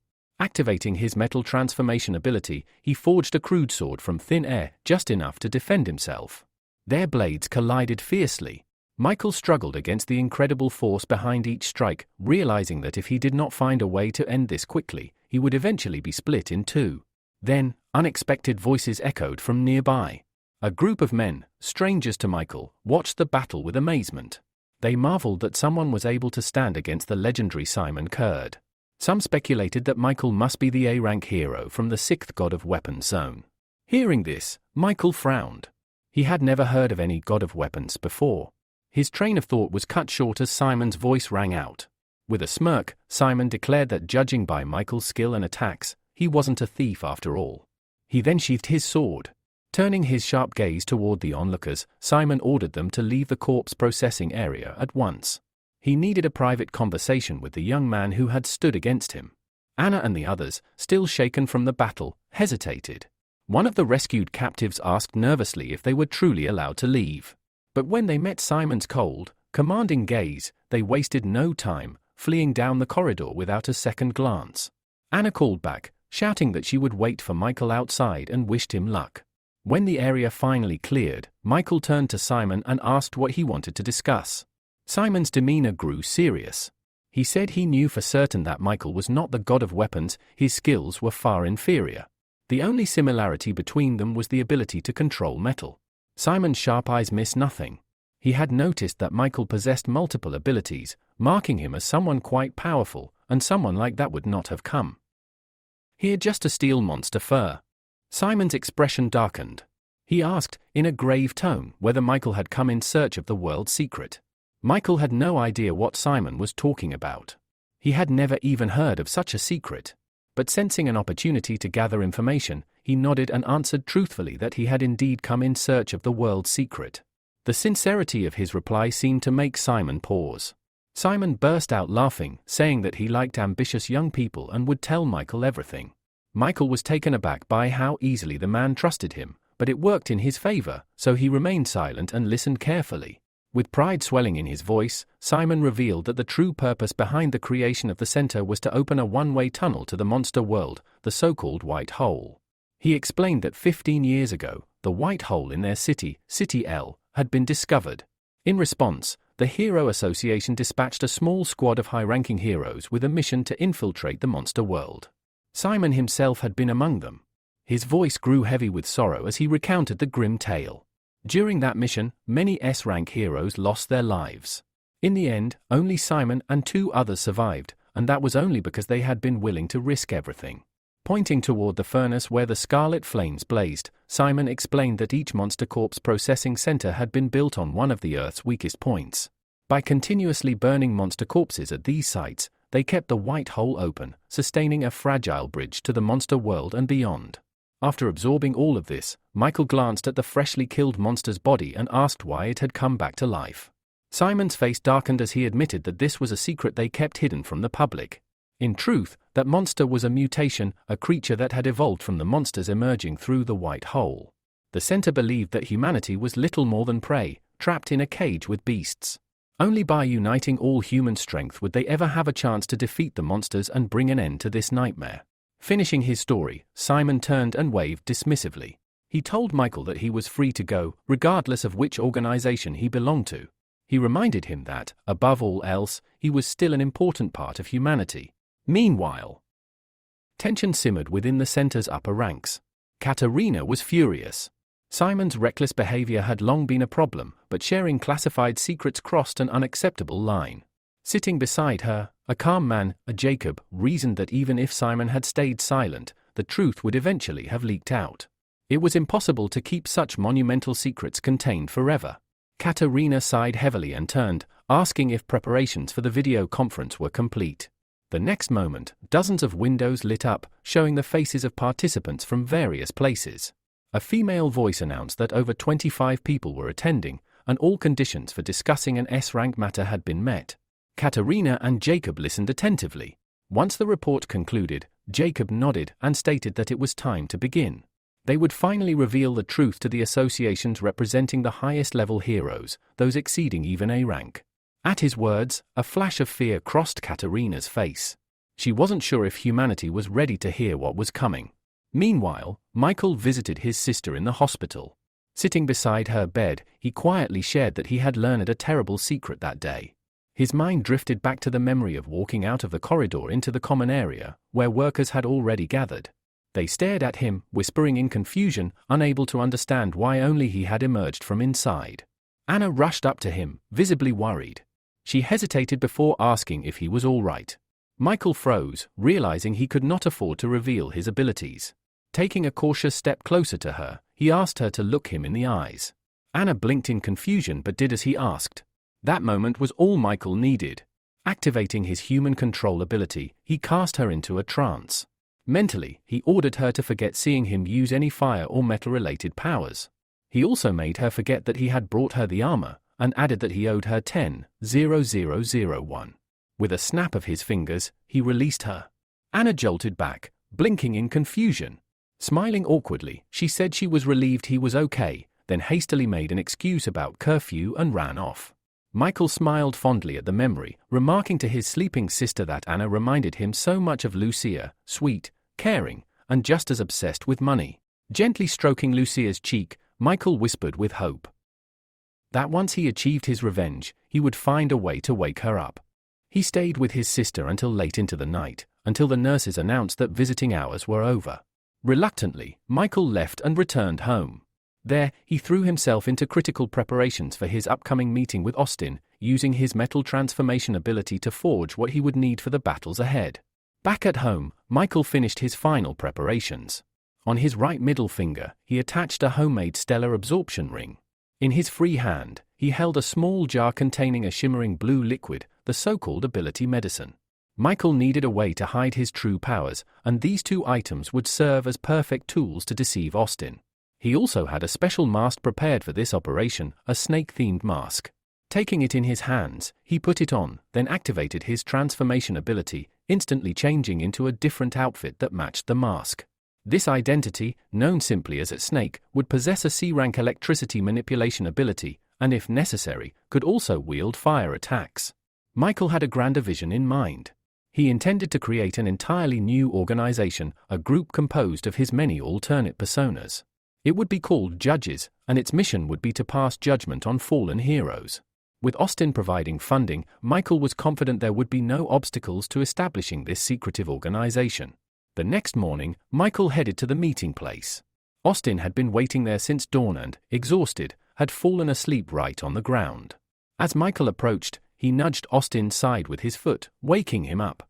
The boy jolted upright, blurting out threats, but as soon as he recognized the mask and cloak, his anger vanished, replaced with a sheepish, guilty look. Michael simply sighed and thanked him for coming.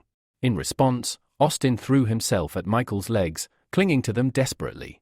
With pleading eyes, he promised that if Michael could grant him an ability, he would repay him with anything he desired: money, women, status, whatever he wanted.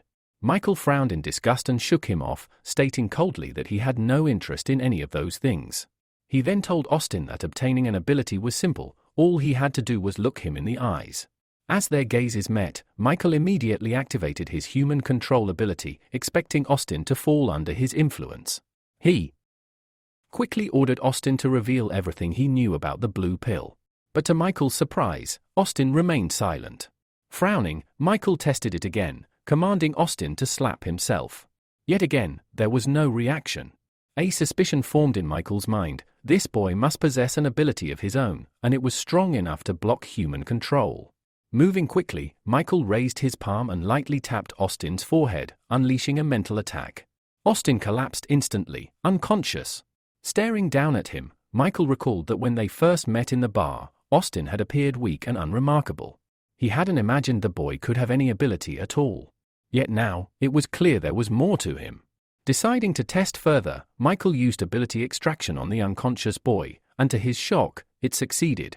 Reading the ability's description, Michael realized he had extracted an A-rank power called Resurrection, an ability that allowed its user to come back to life once after death, returning to the previous day. Smiling to himself, Michael pressed the green pearl to his chest, absorbing the new ability. He knew that Resurrection would prove invaluable in the battles ahead, potentially changing the course of his entire plan. After securing the ability for himself, Michael took out another ability pearl, one he had acquired at the corpse processing center. He carefully fed it to the unconscious Austin. When the pill had been fully absorbed, Michael commanded him to wake up. Austin shot upright, dazed and confused, asking how he had fallen asleep without even realizing it. Michael waved it off, saying that he was simply exhausted and needed the rest. Next, Michael showed him the ring he was wearing. Seeing Austin's puzzled expression, he explained that it was a stellar absorption ring, crafted by their organization. With it, Austin would be able to steal ability factors from other people. Austin's eyes widened in shock. Michael continued, pulling out the small bottle of blue liquid from his pocket. He explained that their organization had developed special methods to transform ability factors into liquid ability medicine, a way for ordinary people to awaken powers. Tossing the bottle to him, Michael told him he could test it himself. Austin hesitated. It could be poison, he thought. But logically, if they had wanted him dead, they wouldn't have waited until today. Steeling himself, Austin chose to take the risk. He drank the contents of the bottle in one long gulp. The empty bottle slipped from his fingers and shattered on the ground. Almost immediately, Austin clutched his head, writhing in agony as searing pain tore through his entire body. As Austin writhed from the burning sensation coursing through his body, he looked up at Michael in confusion and demanded to know what he had done to him. Behind the snake mask, Michael hid a satisfied smile. He calmly told Austin that soon, he would experience the true power of abilities. Austin pulled his palms away from his face, trembling. He said his whole body felt like it was on fire.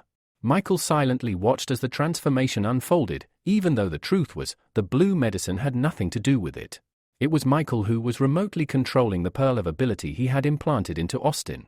Suddenly, the changes became visible. Austin's ears grew pointed and became covered in fur. His hands morphed into animal-like paws. Before Michael now stood a towering werewolf, much larger than an average human. Furious and terrified, Austin demanded to know what was happening to him. Michael explained that he had granted him the ability to transform. He was now a werewolf. Staring at his clawed paw in disbelief, Austin hesitantly asked, his brother could transform into a dragon, who was stronger now? Michael responded bluntly. His brother's dragon transformation was an A-rank ability, while Austin's werewolf form was merely E-rank. At this, Austin exploded with anger, shouting about the massive 3-rank difference. But Michael quickly soothed him, explaining that Austin had only just joined the organization, and for now, they could only grant him F-rank medicine. Michael had, in fact, upgraded it slightly for him to E-rank. Hearing this, Austin's anger melted away into admiration. Looking at Michael with sparkling eyes, he seemed utterly devoted. Michael sighed internally. Even though Austin now looked like a fearsome werewolf, his behavior was closer to that of a clumsy, oversized husky. Seeing an opportunity, Michael continued, explaining that since they would be working together, he had made a special exception for him. Hearing this, Austin's mind raced with dreams of one day becoming stronger even than his father. Overwhelmed, Austin suddenly knelt down and hugged Michael tightly, calling him father and begging if he could receive A-rank medicine too. Startled, Michael tried to pry himself free and asked why Austin was calling him father. Tearfully, Austin replied that he would call him Godfather because he had never met anyone who treated him so kindly. Commanding Austin to release him, Michael then took a few steps back and explained firmly, regardless of what Austin called him, A-rank medicine was only given to those who completed enough missions according to the organization's rules. Once Austin nodded in understanding, Michael began explaining the structure of their secret group. Their organization was called Judges, created by a mysterious and powerful leader. Beneath the boss were 12 Zodiac-themed leaders, and Michael, under the identity of Rooster, was one of them. Eagerly, Austin asked just how powerful the boss must be if someone as strong as Michael was only a subordinate. Michael warned him not to speculate. Their boss was secretive and rarely appeared in person. Still buzzing with excitement, Austin asked how he could quickly rise through the ranks. Michael assured him that he had already prepared Austin's first mission. Pointing directly at the transformed werewolf, Michael explained, using his identity as the young master of the Olympus company, Austin would need to investigate the mysterious blue pill. Austin, puzzled, asked what was so special about this pill. Michael explained that it supposedly could drastically enhance a person's strength, which was why he had come to this city to uncover the forces behind it. Hearing this, Austin's eyes lit up with wonder. A pill that could increase strength sounded like a miracle. However, seeing Austin's excitement, Michael sternly slapped him on the head and warned him not to get any dangerous ideas. He then told him about a real incident. A hero who had used the blue pill had ended up accidentally harming an innocent person. As he finished, Austin's werewolf form receded, and he returned to his human appearance. Rubbing his sore head, he asked who this careless hero was. Michael calmly answered, it was the A-rank hero known as the Ice Adventurer from none other than the Olympus company. Austin's jaw dropped in shock. He couldn't believe it. The proud, seemingly invincible Ice Adventurer was actually a drug user. Yet that shock soon turned into delight, sensing opportunity. Michael then told him that once he found valuable information, they would meet again. As a reward, Austin would be granted a D-rank ability. Pressing a hand to his heart, Austin swore he would do his best. Satisfied, Michael turned to leave. But after a few steps, he paused, realizing he had forgotten to mention a critical detail. Turning back, he warned Austin the effect of the medicine he had taken would only last for 1 week. He had to complete his mission before the week ran out.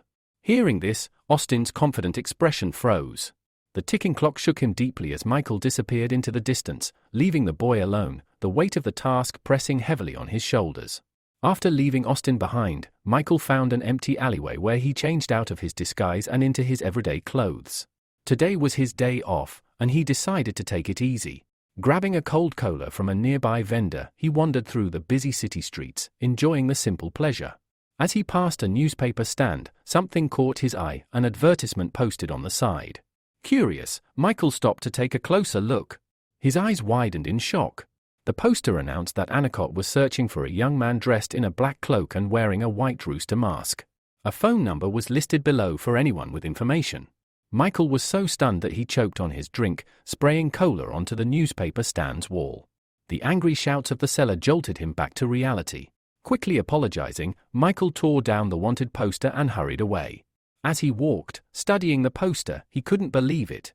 He had never expected that girl to go so far. Suddenly, he stopped. Up ahead, he spotted a group of men roughly dragging a familiar-looking girl into a side alley. Narrowing his eyes, he realized it was Anna.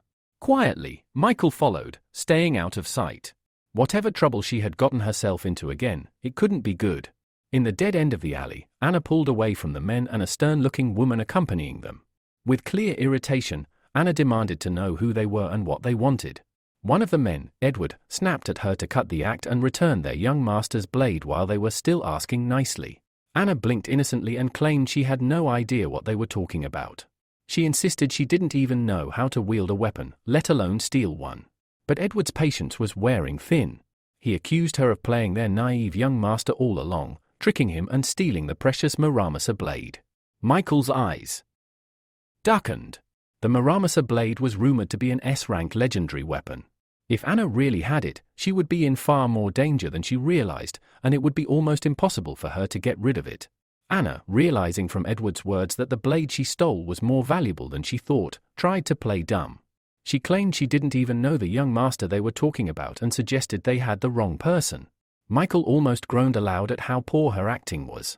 Any bystander could tell immediately that she was guilty. The stern woman with the group, Vieta, spoke coldly, saying there was no point wasting time. It was time for more decisive measures. Following her cue, Edward drew his sword and advanced on Anna, while Vieta rapidly formed several hand seals, creating a clone of herself with impressive speed. Michael's expression turned serious. He realized immediately that these two were wielders of hereditary abilities above C rank, far stronger than ordinary fighters. Seeing no way to talk her way out, Anna summoned her storage bag and pulled out a B-rank fan. Brandishing it defiantly, she shouted that she wouldn't go down without a fight. With a powerful swing, she unleashed a gust of wind so strong it knocked Edward and the clone off their feet. Laughing triumphantly, Anna leaped into the air, riding the wind. Vieta narrowed her eyes. She wasn't about to let a thief escape so easily. She activated her own ability, and in an instant, her appearance transformed. The Mistress of Snow had awakened. The change was immediate and overwhelming. Dark clouds gathered overhead, and snow began falling in thick, heavy flakes. Michael, recognizing the escalation, frowned. This was getting dangerous. Just in case, he quickly changed back into his rooster costume. Anna, still floating, glanced down and realized with growing horror that the snowflakes weren't natural, they were moving with terrifying speed straight toward her. Concentrating her power, Vieta summoned a full snow typhoon. A swirling storm of sharp, icy flakes tore through the sky toward Anna. Michael felt a rare flicker of fear for the reckless girl. The power Vieta was using wasn't something an ordinary person could withstand. Below, the growing spectacle had caught the attention of passers-by. Many craned their necks to watch the dramatic aerial battle. A reporter on the scene quickly launched a live broadcast, urgently calling out for any nearby heroes to intervene. Meanwhile, Vieta's blizzard caught up to Anna. A powerful blast knocked her from the sky, and she plummeted, hitting the asphalt with a painful crash. Groaning, Anna raised her head slightly, dazed and vulnerable, as the snow continued to fall around her. Lying bruised on the cold asphalt, Anna looked up to see Vieta towering over her, a threatening glint in her eyes. In a cold, commanding voice, Vieta demanded that Anna return the stolen item at once. Gritting her teeth, Anna pushed herself upright. A sly smirk played on her lips as she pulled two small knives from her storage bag. Mockingly, she asked whether they had lost the gold blade or the silver one, promising, with false sweetness, to return whichever they had misplaced. Vieta had no patience left for games. With a flick of her fingers, she froze Anna's feet in solid blocks of ice, rooting her in place. Her tone dropped even lower, warning that if Anna didn't start answering honestly, she might find her frozen legs shattering into tiny pieces. But Anna's defiance didn't waver. With confidence flashing in her eyes, she declared that she would never fall for such cheap tricks. Reaching back into her bag, she pulled out a long blade, claiming she had won it fair and square and wouldn't give it up so easily. Then, in one swift motion, Anna hurled the blade over Vieta's shoulder toward the watching figure behind her. Laughing, Anna shouted that she was gifting the weapon to Michael, completely free of charge. Michael, still disguised as the Rooster, casually caught the blade midair. He chuckled and praised Anna's clever thinking. But when he examined the weapon, his smile quickly turned into a scowl.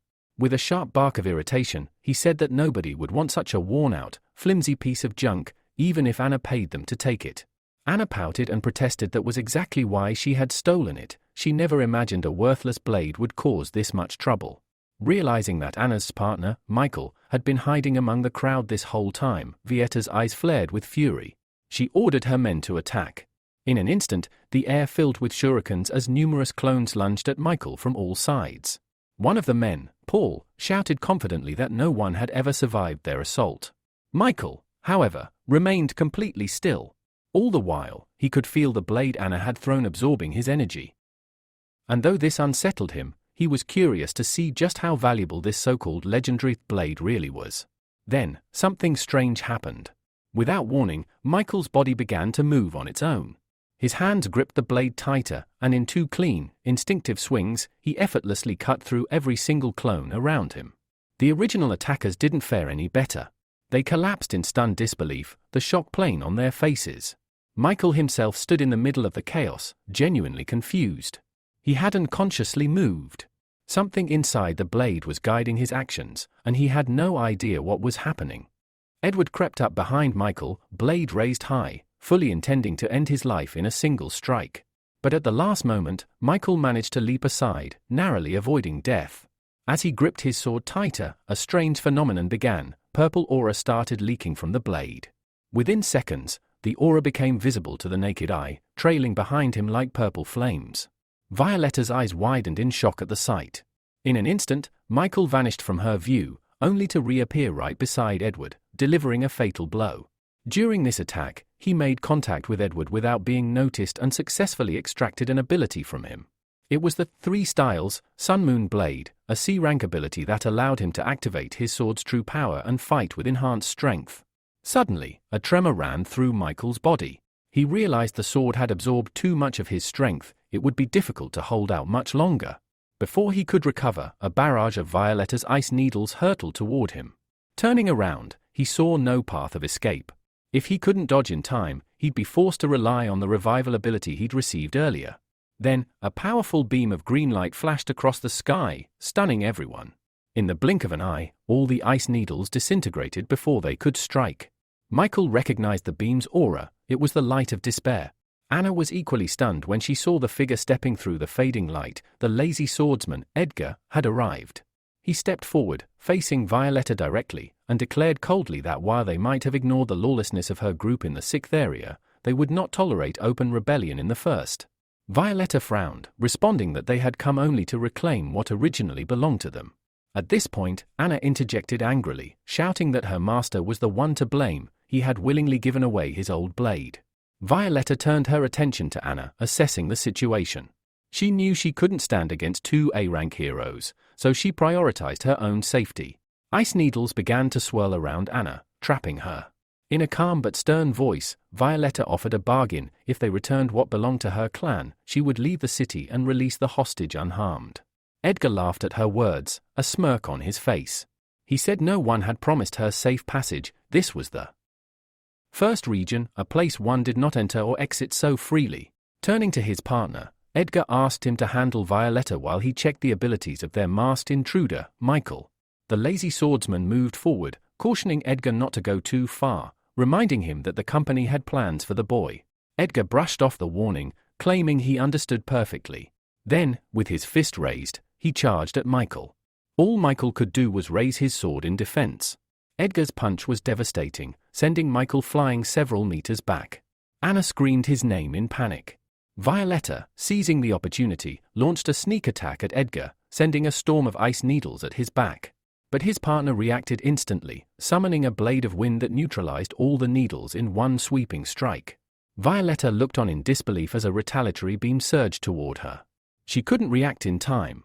The blast hit her, and her body shattered into countless shards of ice. The swordsman clicked his tongue in mild irritation, muttering that he had missed. Anna, shocked, asked what he meant. Violetta had just been destroyed before their eyes. Pavel explained calmly, it had been an illusion. Violetta had escaped, but she couldn't have gone far. Looking around, Anna suddenly realized something else. Michael was gone. While everyone was distracted, he had slipped away, vanishing around the nearest corner. Now out of danger, Michael dropped the blade from his hand. It had drained all his strength, and he was left wondering how to deal with the current situation. Then, a sudden idea struck him. If this blade had come from a monster, maybe, just maybe, he could extract an ability from it. Determined, Michael placed his hand on the sword once more and activated his ability, Extraction. Moments after activating his ability, black cubes began pouring out of Michael's blade. A message appeared before him: "You have received 250 units of dark matter." Setting the sword aside, Michael stared at the cubes of dark energy, realizing that while he had failed to extract a new ability, he had instead acquired a significant amount of rare material. He examined the dark cubes thoughtfully. Based on their presence, he surmised that the blade's material must have been no lower than S rank. Holding one of the cubes in his hand, Michael pondered which of his abilities he could enhance in order to stand a chance against the dragon. After weighing several options, he chose the one that felt most strategic. Summoning a pearl containing the D-rank ability Metal Transformation, he brought it closer to the dark matter. The ability, in his estimation, offered the best potential in the current situation. In just a few seconds, the dark energy was fully absorbed into the pearl. Its color shifted from blue to emerald. A new notification flashed before him: Metal Transformation upgraded to A rank. Grants control over all metals within a 1,000 meter radius. Maximum controllable mass, 1,000 tons. Wasting no time, Michael pressed the pearl to his chest and absorbed the enhanced ability. Elsewhere, Violetta, still nearby, felt an unusual fluctuation in the energy surrounding the place she had just escaped from. Meanwhile, as the new ability surged through Michael's body, he lifted his head. He could now sense every metallic and concrete object in the area. Clenching his fist with satisfaction, he muttered, "Finally! I can fight on equal terms." Suddenly, a fierce barrage of ice needles flew toward him from behind. Without turning around, Michael raised his right hand. Above him, a swirling mass of scarlet flame began to form. The fiery vortex expanded and spun rapidly, intercepting the ice needles and instantly melting them into water. The backlash of heat and force even threw Violetta backward. Despite being knocked aside, she refused to surrender. Rising to her feet, she extended her palm, preparing another attack. But Michael calmly advanced, the fiery vortex still spinning protectively at his back. No matter what she threw at him, nothing reached him. Her expression twisted into confusion. She couldn't understand why her attacks weren't landing. Seizing the moment, Michael dissolved the fiery shield and launched several firebolts in her direction. The flames twisted mid-air, transforming into burning chains that wrapped around her body and lifted her into the air. Suspended, Violetta shouted in anger, demanding to be released. But Michael ignored her protest. "I'll be gentle," he said dryly, "since you're a girl." With that, he placed his hand against her chest and activated Extraction. An emerald-colored pearl emerged from her body. Michael examined it. The ability, Ice Mistress, A rank, granted the power to summon a snow woman for combat support. Even more surprisingly, the user could choose to merge with a divine entity, temporarily fusing with a god. Michael raised an eyebrow. He had hoped for a raw elemental ability, but a summoning power like this was exceedingly rare. Deprived of her core power, Violetta lost consciousness. The fire chains evaporated, and her body began to fall, but Michael caught her by the shoulder before she hit the ground. At that moment, Pavel and Edgar arrived.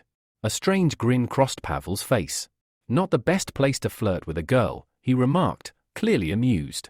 Behind him, Edgar frowned, his body tensing. He noticed something strange: the masked man's aura had changed. Michael calmly set Violetta down. "She was the Mistress of Ice," he said. "But she's been dealt with." Edgar stared at him in disbelief. "You? How could trash like you take down someone that strong?" Michael took a few steps forward, meeting their eyes. "You're welcome to find out for yourselves," he replied. Stopping just a few meters away, he asked with quiet intensity, "So, who wants to go first? Or are you coming together?" Meanwhile, the entire battle was being streamed live by Tim, a reporter broadcasting from the scene. His voice rang out with awe. "Ladies and gentlemen, we are witnessing something unbelievable. An unknown hero, wearing a rooster mask, is preparing to take on two A-rank heroes, alone." Throwing his fist into the air, Tim shouted, "This will be one of the most exciting battles yet." And Edgar heard every word. With a smirk tugging at his lips, Edgar addressed the audience, saying that no matter how much they tried to hype up the moment, he had no intention of teaming up with a lazy swordsman just to defeat Michael. Doing so would only damage the pride of A-rank heroes. Hearing that, Michael exhaled, clearly disappointed. "A one-on-two battle would have been more fun," he muttered. Edgar leaned toward his companion and whispered, "To defeat an enemy, you have to understand him first." The lazy swordsman gave a small nod. "I'm well aware."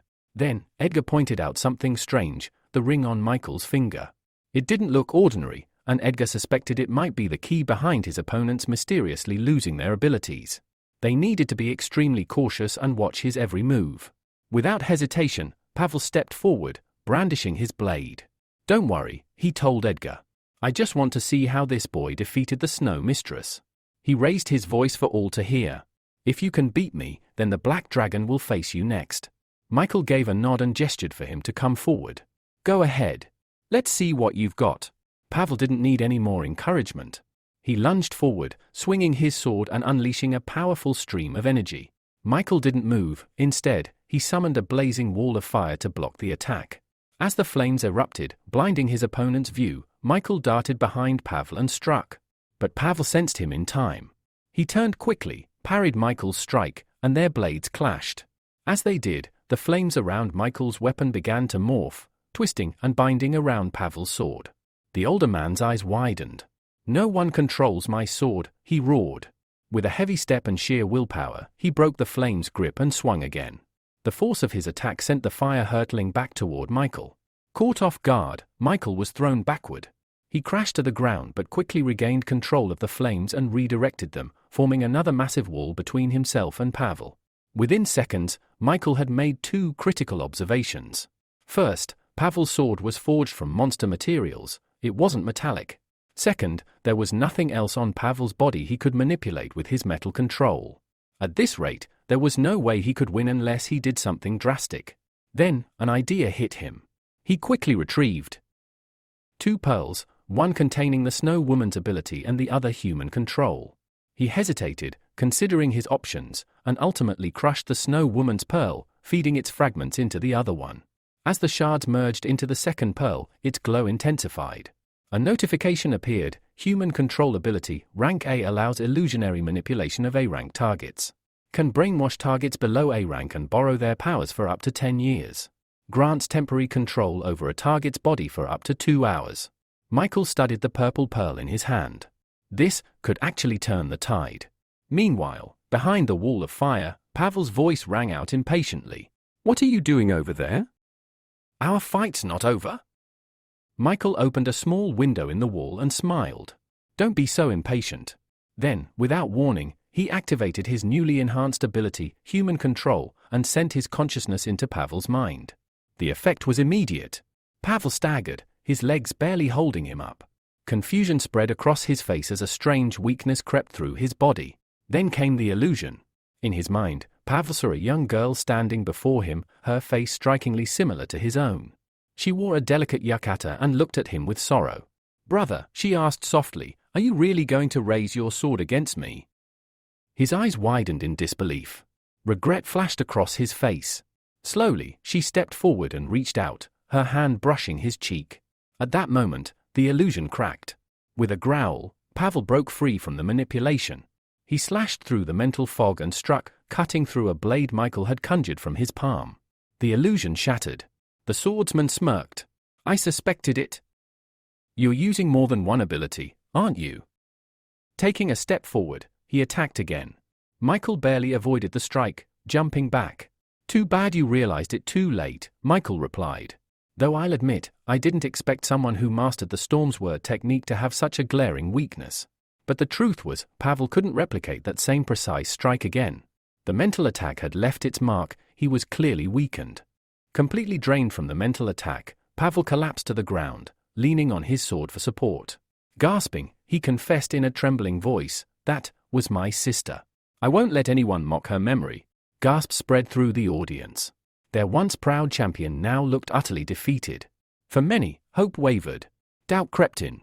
Could even the lazy swordsman lose? But not all had given up. There were still loyal fans who believed in him to the end, cheering as loudly as they could. Back in the commentary booth, the stunned reporter raised the microphone to his lips. "Ladies and gentlemen, the lazy swordsman, he's fallen. He looks completely drained. It must have been a powerful mental attack. There's no other explanation for how someone so strong could collapse like this." Without blinking, the reporter continued his analysis. It's clear now. All this time, he was afraid of the enemy's metal-based ability. But he never could have predicted that Michael would have two abilities. If we're being realistic, this fight may already be over. Just as he finished speaking, Anna jumped up in her seat, overjoyed. Yes, Michael! Keep it up, she cheered, bouncing on the spot. In the short time since the fight began, she had genuinely started worrying about her new ally, the same ally who owed her 10,000,001.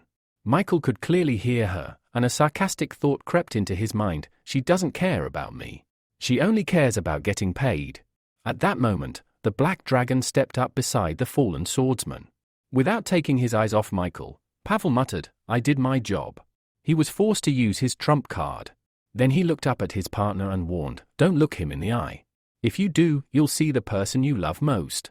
That's the illusion trap." The dragon gave a solemn nod and stepped forward. Purple flames erupted from his body, wrapping him in a fiery aura as he approached Michael. His transformation was already beginning.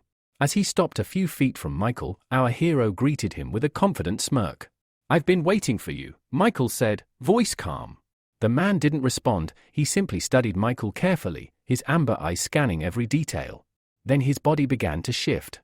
His features sharpened, his pupils narrowed into dangerous slits, claws extended from his fingers, and a powerful tail uncoiled behind him. His dragon form was awakening. Finally! He spoke. "This fight, it means something. Let's raise the stakes. A bet." Michael raised an eyebrow. "I'm listening. What are you putting on the table?" Edgar's eyes narrowed. "If you lose, you'll hand over your ring and tell me its secrets." Michael extended his hand, showing the ring on his finger with a grin. "If you want it that bad, come and take it." But inside, he was pleased. Perfect, he thought. Everything I've done so far was to draw attention to this ring. I needed them to notice it. Edgar accepted the challenge without hesitation. In a flash, he was airborne, his knee already flying toward Michael's chest. The surprise attack left no time for reaction. Michael managed to throw up a metallic shield just in time. Edgar's knee slammed into it, denting it with raw force, but the dragon wasn't done. He vanished and reappeared behind Michael, landing a heavy blow to his back. Michael winced from the sudden pain, but before he could recover, Edgar struck again, this time sending Michael flying through the air. The audience was stunned. The reporter's voice cracked with disbelief. "Did you see that? The black dragon's speed, it's too much. The metal around him can't keep up." Michael crashed into the ground with a thud. Edgar stood tall, a triumphant grin spreading across his face. "Is that it? I expected more from someone with two abilities." Michael groaned, rising to his feet slowly, one hand pressed to his stomach. His mask was cracked, deeply. His breathing was heavy. He's too fast, Michael thought grimly. And his scales are absurdly tough. On top of that, he's got flame powers. Across from him, Edgar wasn't letting his guard down. He analyzed Michael carefully, eyes locked onto his every move. "You've got grit, I'll give you that," he said. Still standing after that kind of hit. Michael realized Edgar wasn't planning to strike right away. He'd been given a brief window, a moment to act.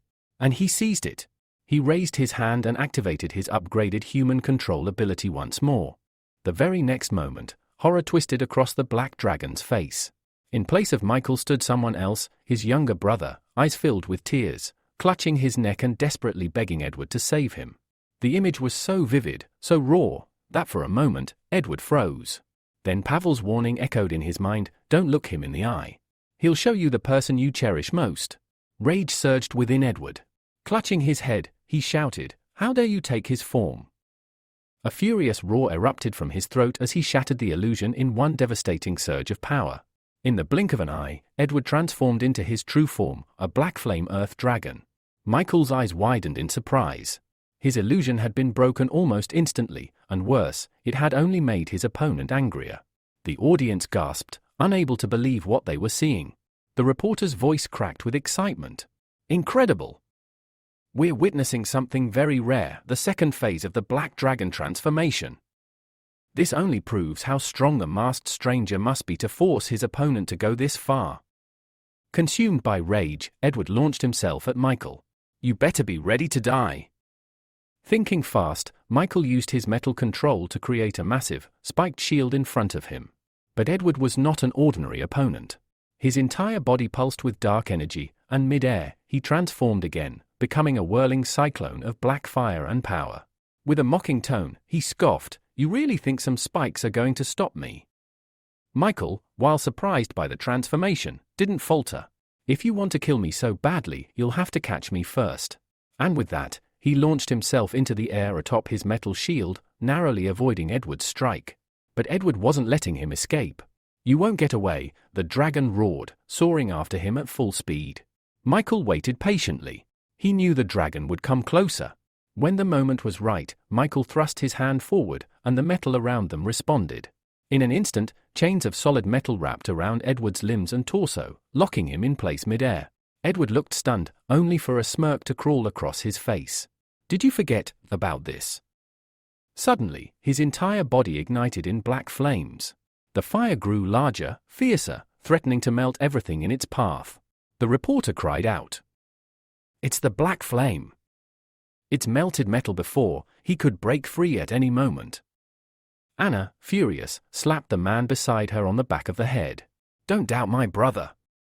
He's not just strong, his tactics are brilliant. He doesn't waste moves." Several minutes passed. The black flames finally began to die out. When the smoke cleared, the metal bindings were still intact. The audience stared in disbelief. Michael smiled to himself. So the B-rank fireproof shield was worth it after all. Even the mighty black flame dragon hadn't been able to burn through it.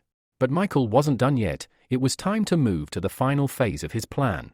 Suddenly, all around the battlefield, anything metal, cars, trash bins, lampposts, began to rise into the air.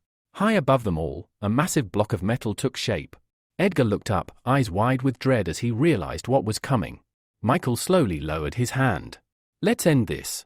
The enormous metal boulder echoed his gesture and began its descent, falling faster and faster toward the frozen dragon.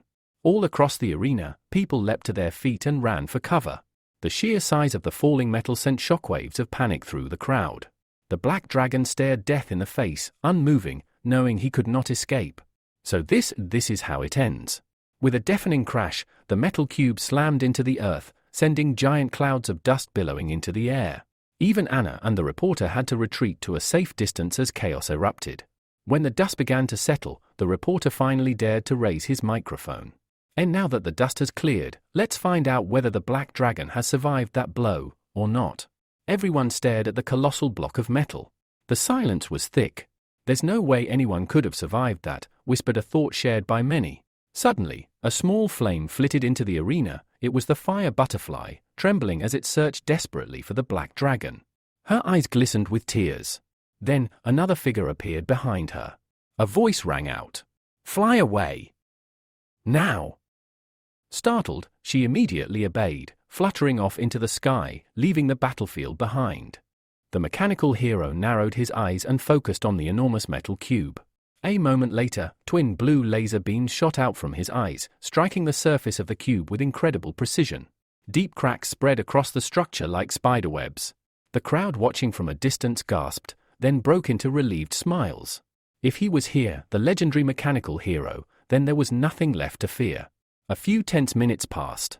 Finally, Gilbert managed to pull both the lazy swordsman and the unconscious black dragon out from beneath the rubble. Though bruised and battered, they were alive. Pavel, voice tinged with guilt, said he'd only managed to survive thanks to a protective wall of air. He expressed sincere regret that their company had been forced to lose face in such a dramatic fashion. Gilbert placed a reassuring hand on his shoulder. "It's fine," he said. "As long as we're alive, the rest doesn't matter." From behind him, Amelia peeked out and asked hesitantly, "Do you guys need help?"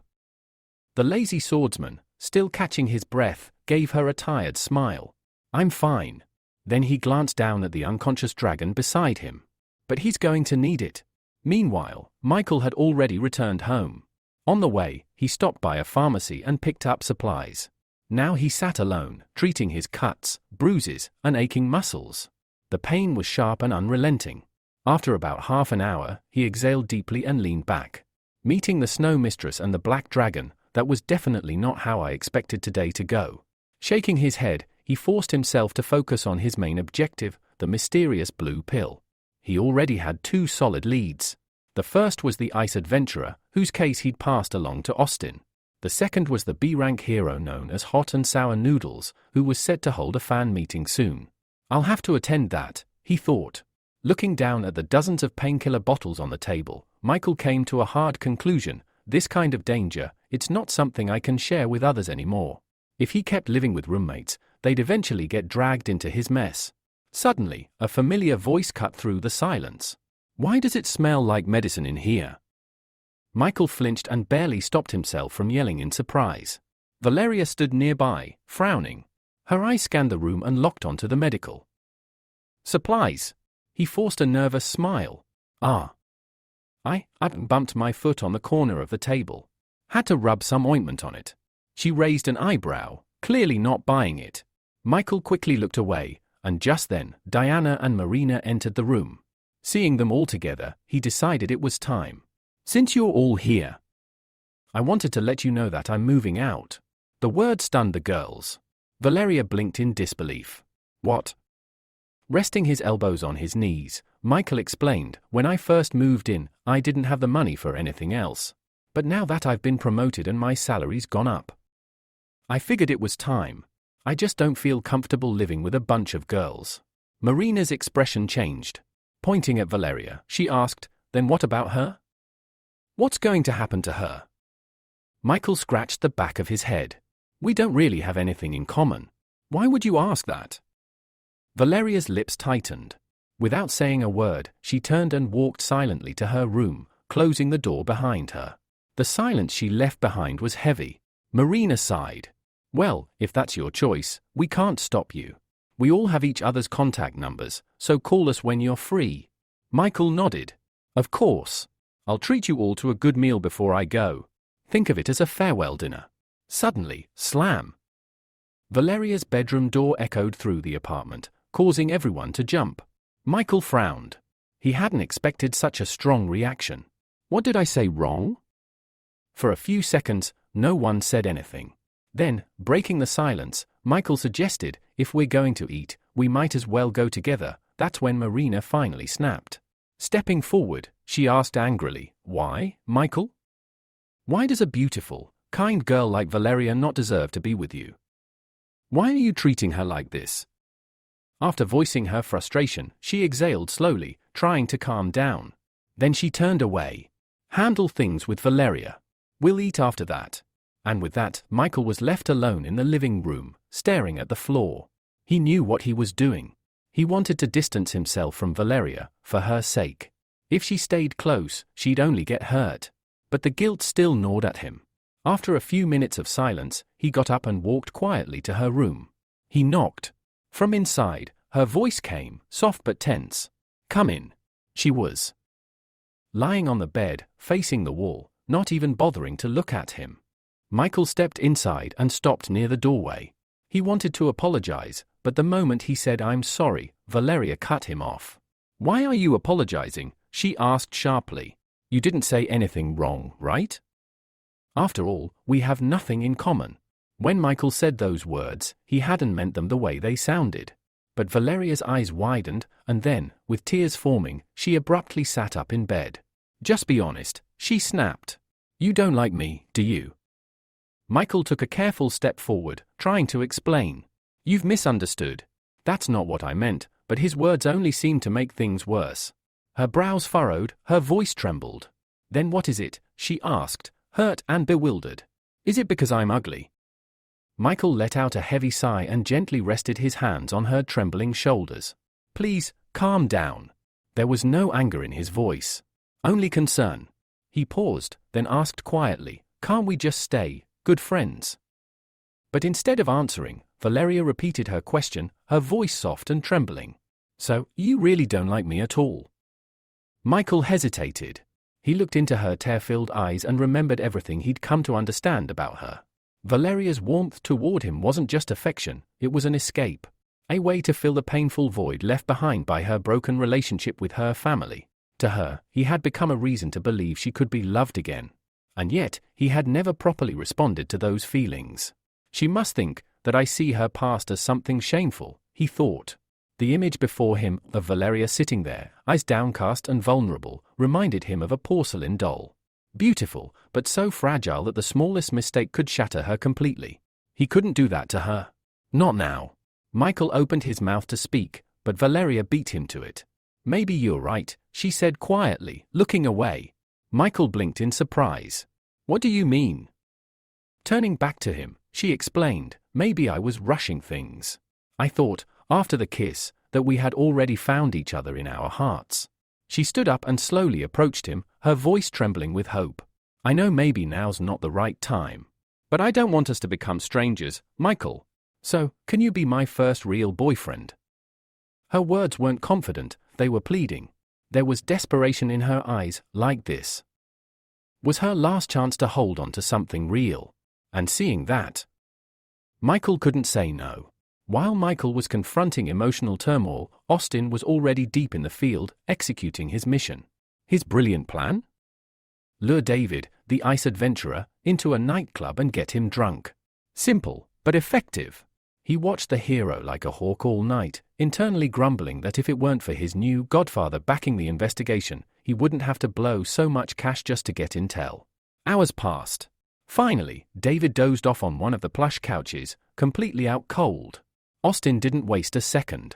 Moving with precision, he crept closer and began rifling through David's pockets, searching for anything that looked like the infamous blue pill.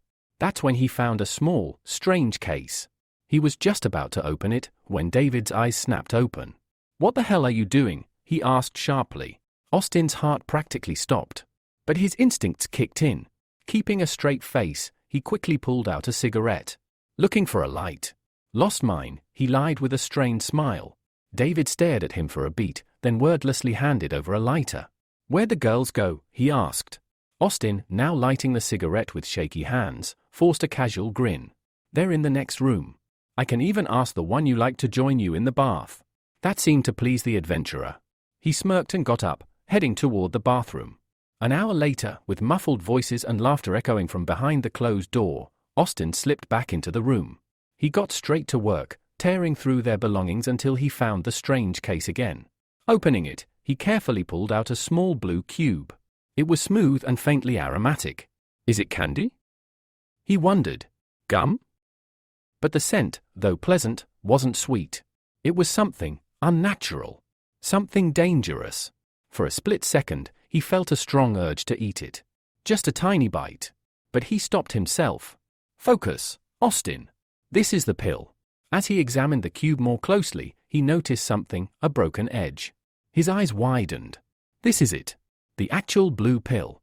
Suddenly, a scream echoed from the bathroom. A girl's voice. Sharp, frightened, then abruptly cut off. Austin froze. For several long seconds, he didn't dare move. Finally, he slammed the case shut, shoved the cube into his pocket, and quietly put everything back in place. Then, with measured steps, he approached the bathroom door.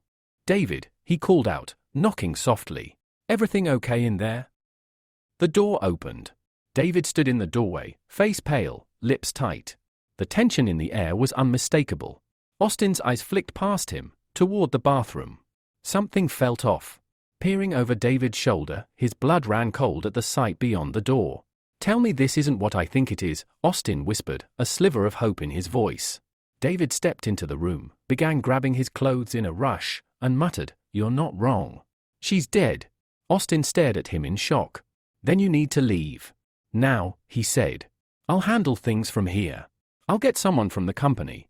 David gave a brief nod, finished dressing, and without another word, stormed out of the room, completely ignoring Austin. Now alone, Austin collapsed onto the sofa, exhaling sharply.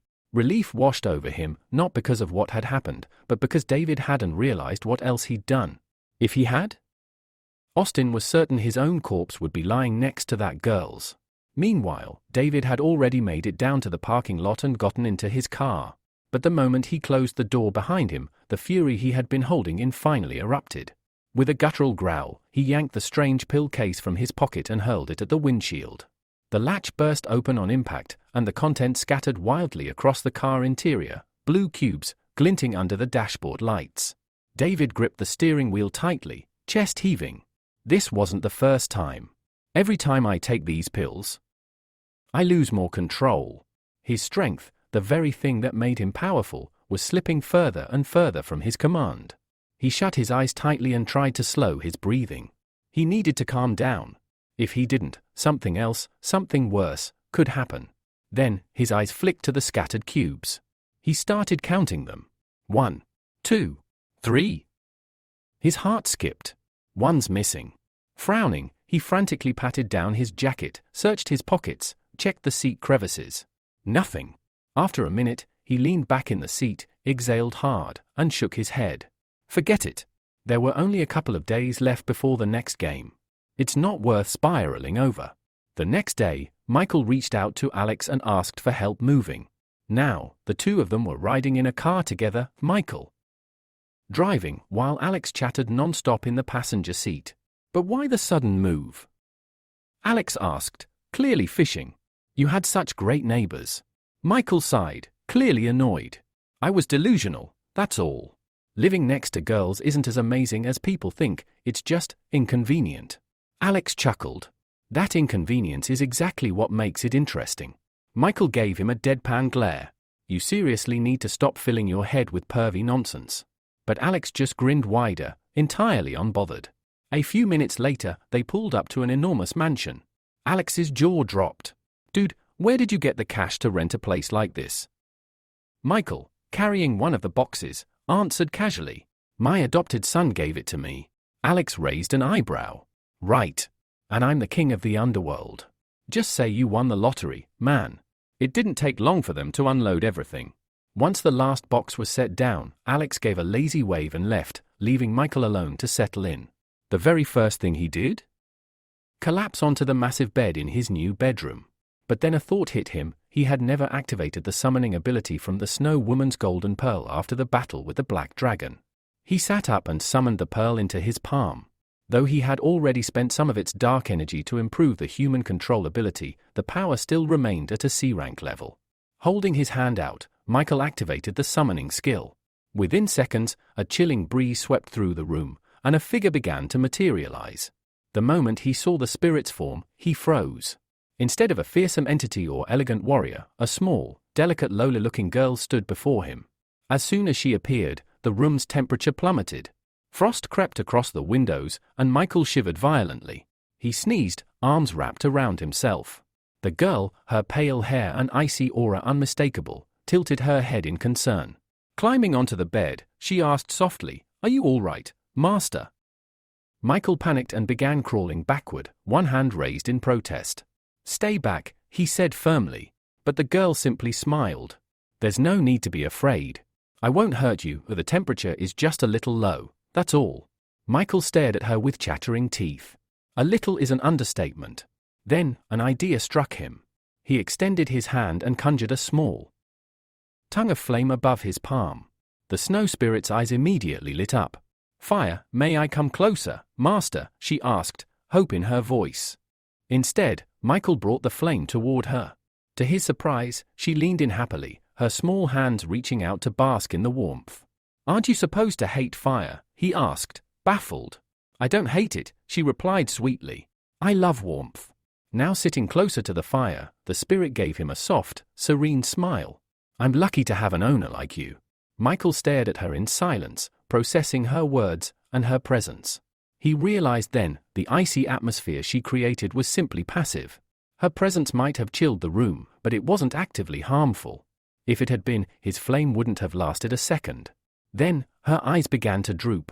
Her body leaned toward him, her expression turning sleepy. "Master is very worn too," she murmured, resting against him. Michael tensed up immediately, unsure what to do. He wanted to move away. But as he glanced down at her peaceful face, her content smile, he hesitated. In the end, he sighed, grabbed the blanket, and gently wrapped it around the both of them. "This is the first and last time," he muttered. "Don't get used to it." But even as he said that, her quiet, happy breathing was already beginning to lull him into a strange calm. A few days later, the long-awaited day finally arrived. From early morning, a massive crowd had gathered around a giant stage, fans buzzing with excitement, waving signs, and chanting with energy. They were all here for one reason, the hero of hot and sour noodles. Everyone was fired up, shouting their love for him in unison. And among them, dressed head to toe like a true superfan, was none other than Michael. He had wormed his way into the front rows, fully equipped in the standard get-up of any devoted supporter. But in truth, he wasn't enjoying it at all. Being shoved around, getting elbowed, and even yanked by the hair, it was hardly a pleasant experience. Still, he endured it. After all, he needed to get close. Suddenly, a girl appeared on stage. Flashing a bright smile, she greeted the crowd. "Are you ready?" she shouted. "Because the hero of spicy and sour noodles is." The crowd roared in response. Yes, they were ready. The presenter cupped a hand to her ear. "What? I can't hear you." That only made the fans scream even louder. Then, with a blast of colorful confetti, the stage exploded into action, and he appeared. The legendary hero stepped out, cape fluttering, voice booming, "Have no fear. You are safe now. The enemies will be crushed by my iron fist." The fans went wild. Michael was barely able to stay on his feet. One overly enthusiastic fan shoved him hard, knocking him off balance. He teetered, arms flailing, about to fall onto the stage itself. His eyes widened in horror. But then he felt a strong pair of arms catch him mid-fall. Looking up, Michael found himself face to face with the very man he had come to see, Adam, the hero of hot and sour noodles. With a charming grin, the hero said, "You should be more careful, buddy." Michael's eyes sparkled. It was a mix of awe, gratitude, and disbelief. Scrambling to his feet, he bowed slightly. "Thank you. I'm Michael." Adam shook his hand. "Pleasure's mine." But as their hands clasped, Michael subtly channeled energy. He had transferred something. A smile tugged at his lips. "I'm your biggest fan." The event went on for another 2 hours, with fans cheering, taking pictures, and waving goodbye as the show wrapped up. Later, in the dressing room, Adam had changed back into casual clothes and was walking to his car with Olga beside him. "That was a success," she said with satisfaction. Adam nodded. "Sure was. But shaking hands with so many people, exhausting. I just want a hot shower now." He opened the car door and climbed inside. "You go grab lunch," he told Olga. "I'll nap a bit before the evening show." She paused before shutting the door. "Are you sure you can handle this kind of schedule? You've been pushing too hard." Adam sighed but forced a smile. "I don't have a choice. I have to keep going. Just don't forget, clear my schedule next weekend. I want to be there for my daughter's birthday." The door shut. Alone in the silence of the car, Adam leaned his head back and exhaled heavily. The debt was like a black hole, bottomless. No matter how much he earned, it kept swallowing everything. For a moment, he even thought about going to the casino to try and win it all back. No. He shook the thought from his head. But then, a voice. "Isn't it tiring to live like this?" Adam's eyes flew open. There shouldn't have been anyone else in the car. Slowly, he turned and saw a familiar figure. A boy with a mask. The same one who had faced off against the Black Dragon and the Lazy Swordsman. "How did you get in here?" Adam asked, wary. Michael, still wearing the mask, didn't answer that. Instead, he said calmly, "Relax. I'm not here to fight. I just want to ask a few questions." Adam's expression tightened. He knew exactly who he was dealing with. A man capable of taking down high-ranking heroes alone. Fighting him now would be pointless, maybe even suicidal. So instead, he exhaled. "Fine. I'll talk. Just understand, me, the Black Dragon, the others, yeah, we're in the same company. But we're not equals. I've got nothing to do with what happened back then. So don't take it out on me." Michael's voice was calm. "You've misunderstood." His gaze sharpened. "I think you're the only one who can help me." Before Adam could respond, their eyes locked, and in that instant, Michael activated the human control ability. Everything around him blurred. In the next moment, Michael found himself deep within the subconscious of the hero of hot and sour noodles. One by one, windows began to materialize in the vast expanse of space. Each window held a different memory of Adam. Michael's gaze sharpened as he studied them, scanning each one carefully, hoping to find the clue he needed. And then, in the distance, he saw a figure, a man with a blurry face, holding something in his hand. The sight immediately caught Michael's attention. There, in the man's palm, was the blue pill, the very thing Michael had been searching for all this time. He focused, locking onto that memory. In the flashback, the mysterious man handed Adam the pill, promising that if he took it, his abilities would grow immensely. He would be able to reach the peak of his career, erase his debts, and finally return to his family. The promise was enough to ignite something inside Adam. His heart swelled with hope, and without hesitation, he stepped forward, demanding the pill. But the stranger raised an eyebrow. "I'll give it to you," he said, "but only if you give me something in return. Information, to be precise." Adam frowned, wary but desperate. "What kind of information?" The stranger's smile grew as he explained. He was interested in the secrets of heroes, and Adam had the connections to find them. There was no turning back. Adam sighed, knowing he had no choice but to cooperate. He began spilling whatever he knew, the words flowing in exchange for the pill. As Michael watched through the memory, he fast-forwarded through some of the exchanges. He saw the stranger and Adam meeting on several occasions, more than 5 times, discussing deals and trading information. In their most recent meeting, the stranger asked about a new ability possessor, someone Adam had heard about, someone who could erase the powers of others. This newcomer had defeated not only the Black Dragon but the Lazy Swordsman as well. The stranger's eye sparkled with interest. "Anything else? Any information about this person?" Adam admitted that he knew very little. The mysterious figure had kept a low profile, never revealing his true identity. All Adam knew was that he could erase abilities, but nothing more. The stranger seemed satisfied with this, rubbing his chin thoughtfully before tossing a bag of blue pills toward Adam. "Good," he said. "Get as much information as you can about this newcomer. I'll be waiting. And remember, it's for your daughter's birthday next week." Adam took the pills and nodded, though his mind was racing with questions. Michael, however, wasn't interested in lingering any longer in this memory. He could already sense the larger plan. The blue pills were meant to weaken heroes, to manipulate them, turning them into puppets controlled by this stranger. Michael left Adam's subconscious with a final, lingering thought about this mysterious figure's true motives. He came back to reality, his vision clearing. But when he looked around, he found himself alone.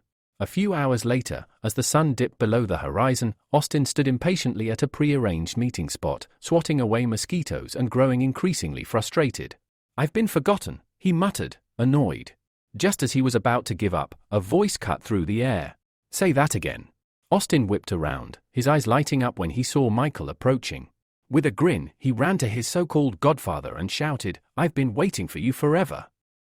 Without wasting time, Austin pulled a small box from his pocket and opened it, revealing the blue pill inside. He held it up, his face beaming with pride. "I worked hard for this," Austin said. "Got it from the ice adventurer himself." Michael took the pill from him, inspecting it closely. It looked identical to the one he'd seen in Adam's memories. Austin went on, explaining that the reason David had killed a man was because of the effects of the pill. "It's that dangerous," Austin said, his voice cautious. "But what are the side effects like, really?" Michael didn't hesitate with his answer. In their pursuit of power and glory, heroes will do anything. Side effects won't stop them. The temptation is too strong. Austin nodded in agreement. These people don't deserve to be called heroes. Michael chuckled darkly at his words, before throwing his own question back at him. "What do you think real heroes should be like?" Austin stiffened, wariness crossing his features. The question felt like it carried the weight of something much bigger, expectations, and his heart skipped a beat. Placing a fist over his chest, Austin spoke with conviction. "A true hero is someone who understands the weight of responsibility. The greater the influence, the more they owe to the world. Heroes don't betray their faith for power. They live to save humanity, no matter the cost." Michael studied him for a moment, then gave a soft chuckle. That's one way to look at it. But deep down, Michael knew Austin's version of a hero was far from the truth. Michael couldn't help but shake his head in frustration. He had been foolish to trust a guy who was merely parroting a quote from some bizarre movie. Pushing the thoughts aside, he reached into his pocket and pulled out a flask containing a red liquid. Without hesitation, he tossed it to Austin, remarking that, despite his earlier actions, he had really made an effort to reward him. "This potion," Michael said, "will raise your ability to D rank." Austin's face twisted in displeasure. "D rank? Is that all? I deserve more for my efforts than this." Michael, ever calm, extended his hand to the boy and said, "You need to gradually raise your rank. Don't rush for instant success. but if you are dissatisfied, you can return the potion. Austin's expression tightened, but he forced a smile. It's fine, he said. Thanks for the generosity. He uncorked the flask and gulped down the contents. His face scrunched in disgust as the potion left a sickening aftertaste. Why does this taste like ketchup? Austin complained. Michael shrugged nonchalantly. Just imagine it's something better. He then approached the boy, placing a hand on his back as he prepared to try something. From his palm, he summoned 2 E-rank ability pearls, merging them. The result was the ability Werewolf Power, D-rank, a transformation that allowed the user to freely shift into a werewolf form, regardless of the moon. Austin, confused and expecting some kind of dramatic change, was disappointed to see no immediate effects. Michael chuckled lightly. You have to activate it, Austin, or else nothing happens. The boy raised an eyebrow in confusion, and before he could react, Michael clenched his fist and delivered a powerful punch to his face. Austin collapsed to the ground, the impact leaving a bruised black eye. Stop! Austin cried, tears in his eyes, but Michael didn't stop. This is necessary. You need to be stronger. For the next half hour, the park echoed with the boys' agonized cries as Michael continued the brutal training. Finally, Michael activated the ability pearl within Austin's body. The boy's transformation was immediate, his body rippling with newfound power as he shifted into the werewolf form. He marveled at the change, his strength surging. Michael allowed him a few moments to revel in the transformation before calling him back to his senses. You need to cancel the transformation now, Michael said, observing Austin's growing exhaustion. That form is exhausting to maintain for long periods. Austin, though displeased, followed the instructions and reverted back to his original form. Michael then offered some advice. Keep a close watch on the blue pills. Be careful, those who use them are often emotionally unstable.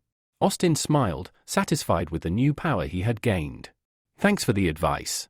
Ignoring the gratitude, Michael continued, for your next task, I need you to gather dirt on heroes who secretly engage in dirty deeds. Austin hesitated, asking if this meant the organization wanted to recruit new followers. Michael grinned, his voice dripping with intrigue.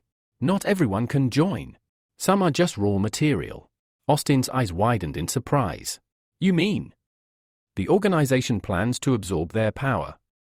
Michael laughed darkly. Where do you think the potion came from, Austin? With a sudden movement, he activated his metal shield, flying into the air. Gather the necessary materials for your C-rank ability. Work hard, Austin. The boy watched him, disheartened, but knowing he had no choice. With a sigh, he pressed his hand to his forehead and shouted, I'll do it. I'll complete the mission, no matter what. Later, Michael flew across the sky, making his way to the rocky coast to train in isolation. He had no intention of attracting attention. Landing on an empty beach under the night sky, he removed his mask and smiled in contentment. This secluded spot was perfect for training his snowwoman abilities. He extended his hand, summoning a golden portal. Moments later, a joyful Sophia emerged, rushing to him with a bright smile. I've missed you so much, she exclaimed, eager for their reunion. But Michael halted her, his tone serious. Now's not the time for that. We need to train. Sophia, frowning, hesitated. I don't want to hurt you. Michael reassured her, you're a C-rank summon. You can't harm me. Her hesitation faded as confidence filled her, and she jumped back, landing on an icy ledge. Then I'll attack first. A satisfied smile played across Michael's face as he nodded approvingly. Exactly what I expected from you, Sophia. He observed as she concentrated deeply. In response, Sophia unleashed all of her power, and the surrounding sea was quickly covered in a thick layer of ice, extending for kilometers. Snowflakes began to fall from the sky, adding an eerie chill to the air. However, Michael's focus shifted when he noticed a small rift in the space before them. A frown creased his face as he immediately suspected something was wrong. The rift grew wider, and soon, a massive paw from a monster emerged, followed by the creature itself, an enormous frog, crawling out of the rift. A message appeared before Michael, confirming that it was a B-rank humanoid monster. His relief was fleeting, as he realized that this was only a D-rank invasion, but still, it was a dangerous situation. Just as he was processing this, another creature, a unicorn, also leaped out of the rift. Both monsters immediately locked their sights on Sophia, who had no idea what was about to happen. It wasn't until Michael shouted a warning that she turned to face them.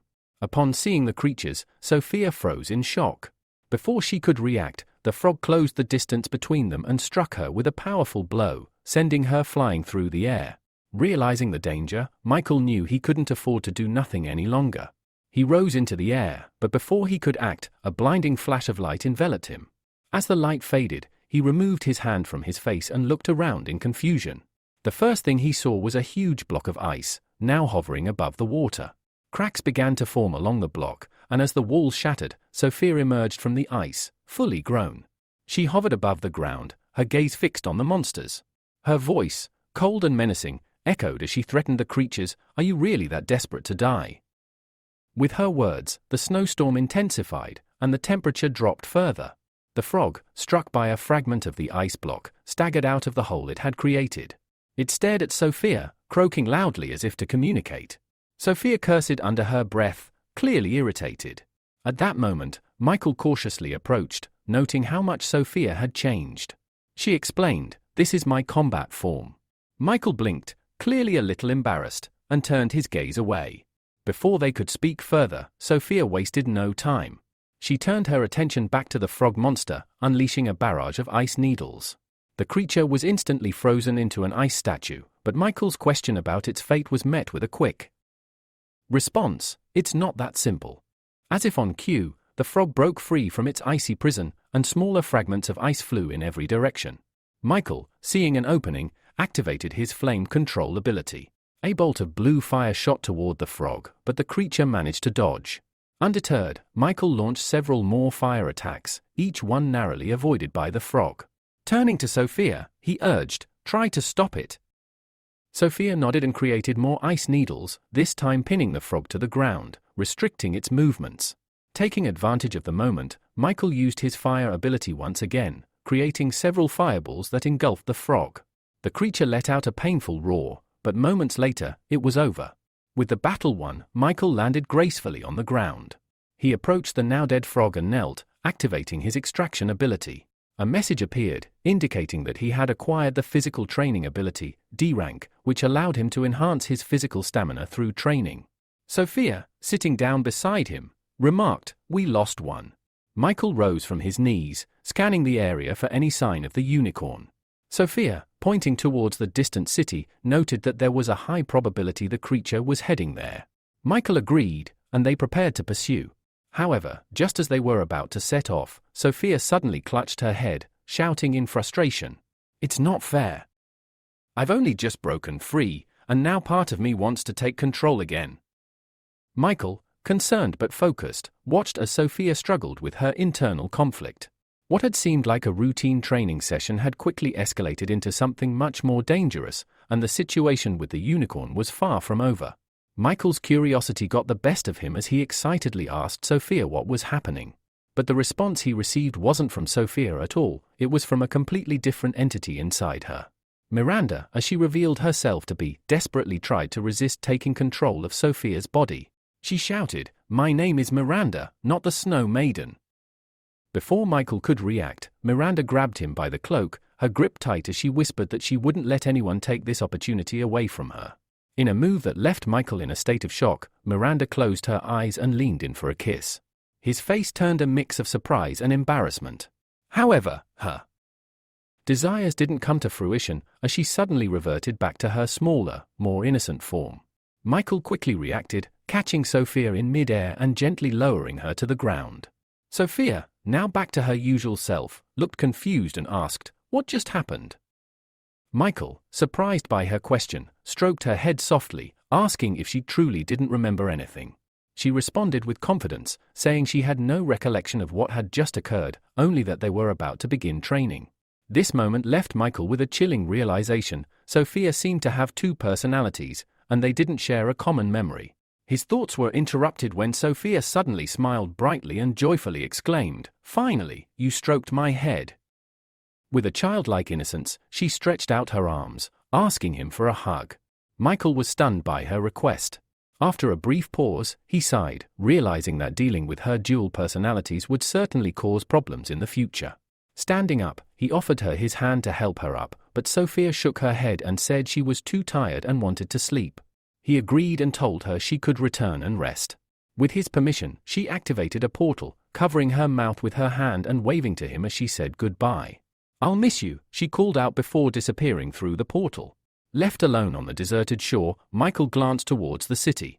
He knew he had to hurry, but at that moment, a joyful Austin was making his way back, passing by the same shore.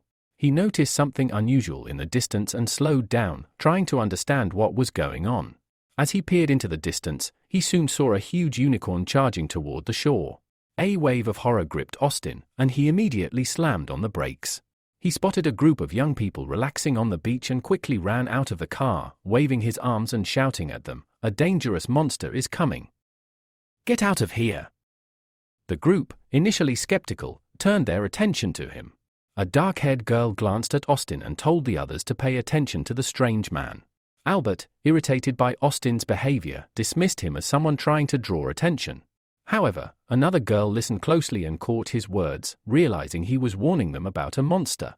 At that moment, the group turned toward the water and saw the unicorn, its massive form now mere meters away from them. Austin, frozen in place, didn't know what to do. Should he risk his life to help these people or retreat to safety? Weighing his options, he decided to rush toward the shore, thinking back to when he had failed to act before. He wasn't going to make that mistake again. Before he could make it far, the situation became even more dire. Pina, one of the beachgoers, was swept into the sea by a powerful wave. Frantically, she reached out for help, and Kevin, another boy, appeared beside her, pushing a log toward her. "Grab onto this," he told her. However, just as Pina reached out for him, a huge unicorn emerged from the water, its jaws snapping around Kevin's hand. The unicorn lifted him high into the air, and in the blink of an eye, Kevin lost his arm to the beast's powerful bite. With a final scream, Kevin was dropped back into the water, and the unicorn dove after him, creating another massive wave. By now, Austin had reached the water and dove in, swimming desperately toward Pina, who was clinging to the log. He shouted at her to hold on, assuring her that he would help her to safety. As she cried, the scene around them grew even more chaotic. As Kevin was dragged into the sea, he cried out for Austin to save him first.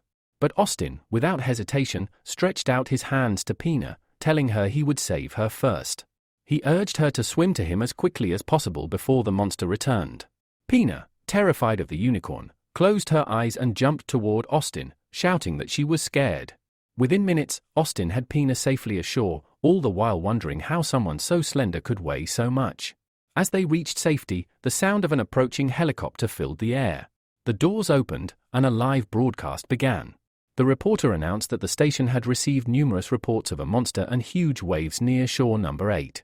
Turning the camera to Austin, who was holding Pina in his arms, the reporter stated with relief that they had miraculously escaped danger. The reporter, Alexandra, recognized Austin as one of the most famous internet personalities, young Mr. Austin. Meanwhile, back in the gym, Edgar was working out and venting his frustration over his father's decisions. As he did a set of abdominal exercises, he complained about the ice adventurer and the mechanical hero, saying it was better to work out than follow such people around.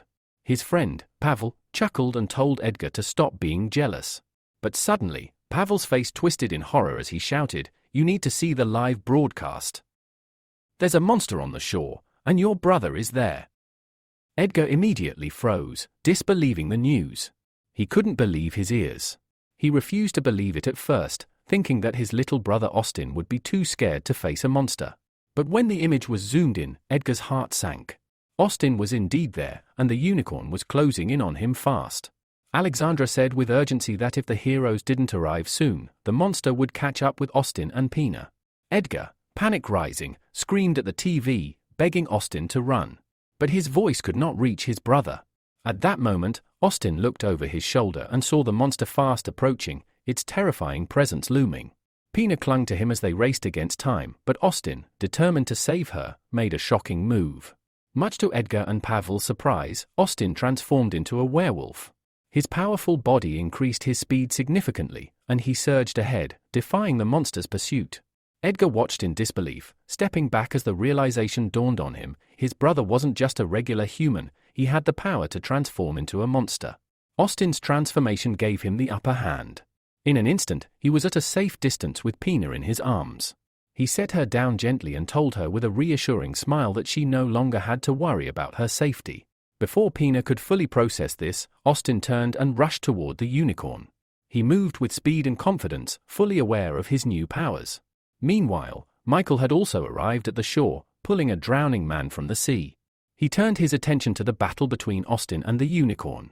With a smile, he created metal spikes, eager to see how his godson would fare.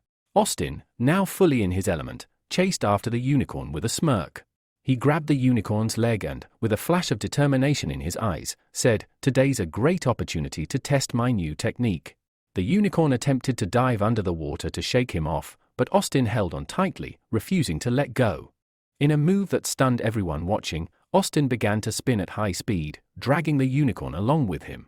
He released the unicorn at the right moment, sending it flying high into the air. Austin watched with a confident grin as the unicorn soared away, and he proudly declared, "I've long stopped being the kind of person who runs away or hides until the rescuers arrive."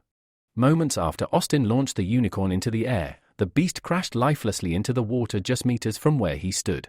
Believing he had claimed victory, Austin threw his hands up triumphantly and shouted that he was now just one step away from surpassing his father and older brother to become an S-rank hero. Michael, who had been quietly watching from the sidelines with his metal spikes ready, smiled and acknowledged that Austin had done well. He noted that the young hero had truly changed public opinion for the better. Meanwhile, Pina's terrified friends ran up to her, frantically asking about Kevin. Still shaken, Pina explained that Kevin had been dragged into the sea by the monster while trying to save her. Albert and Vicky looked at her in disbelief. But Pina pointed at Austin, saying this brave hero had promised to help her save Kevin.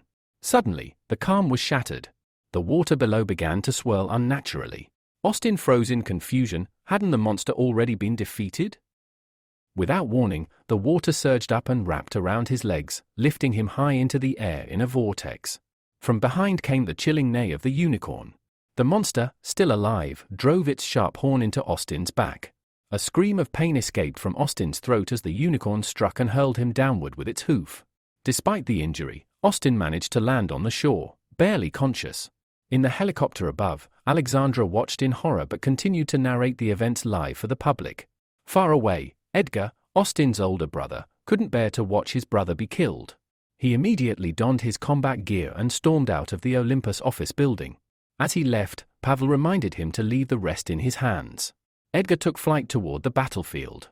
Back at the scene, Austin struggled to his feet, trembling with pain.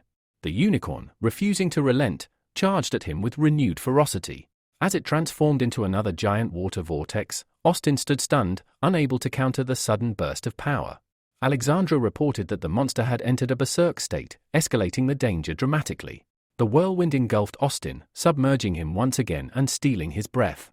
Gasping, he caught sight of a familiar figure, his godfather, standing calmly on a distant rock. Desperate, Austin shouted for help. But the water held him tight, dragging him under. On the shore, the gathered crowd watched in helpless horror. Pina's eyes filled with tears. She clasped her hands tightly, praying for someone, anyone, to save him. And then, like a flash, someone dashed past them, fast as lightning. It was Michael. Alexandra, shocked, identified him as the mysterious masked figure seen recently on TV during the battle against the Black Dragon and the Lazy Swordsman. Michael reached the vortex and thanked Austin for distracting the unicorn long enough. Raising his hand, he activated his metal manipulation ability. A metal pole twisted from the sand, sending nearby onlookers scrambling. From this, Michael formed a fresh batch of deadly metal arrows. The unicorn didn't see him coming. Locking eyes with the beast, Austin declared that this would be its end. With a flick of Michael's hand, the arrows shot forward like missiles. 3 of them struck true, piercing the unicorn in the neck and stomach. Instantly, the raging vortex dissipated. Austin dropped to the sea below, unconscious. But before he could hit the water, Michael caught him, laying him safely on a floating metal platform. As soon as he touched the shield, Austin's body reverted to human form. Hovering over the fallen monster, Michael activated his extraction ability. He retrieved a glowing core, an A-rank power called Surfing Master, which granted water-walking and hydrokinesis. Though the reward was his, he quietly said he would let Austin take the credit for today's victory. On the ground, Pina looked up and gasped as Michael descended with Austin. He gently handed the wounded hero to her. She quickly tended to his injuries, and to Kevin, who had been rescued in the chaos. Some time later, Austin stirred awake. He sat up slowly, only to be immediately embraced by Pina. She threw her arms around his neck and thanked him through tears. Embarrassed, Austin asked her to be gentle. Her embrace was pressing hard against his wound. Soon, a crowd surrounded them.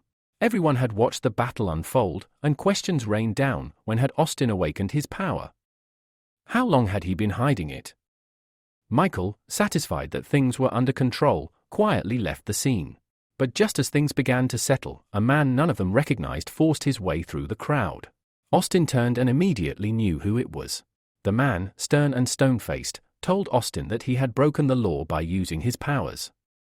In a public place without official permission, he ordered Austin to come with him to the Hero Association. Murmurs and whispers spread through the crowd as disapproving glances turned toward the official.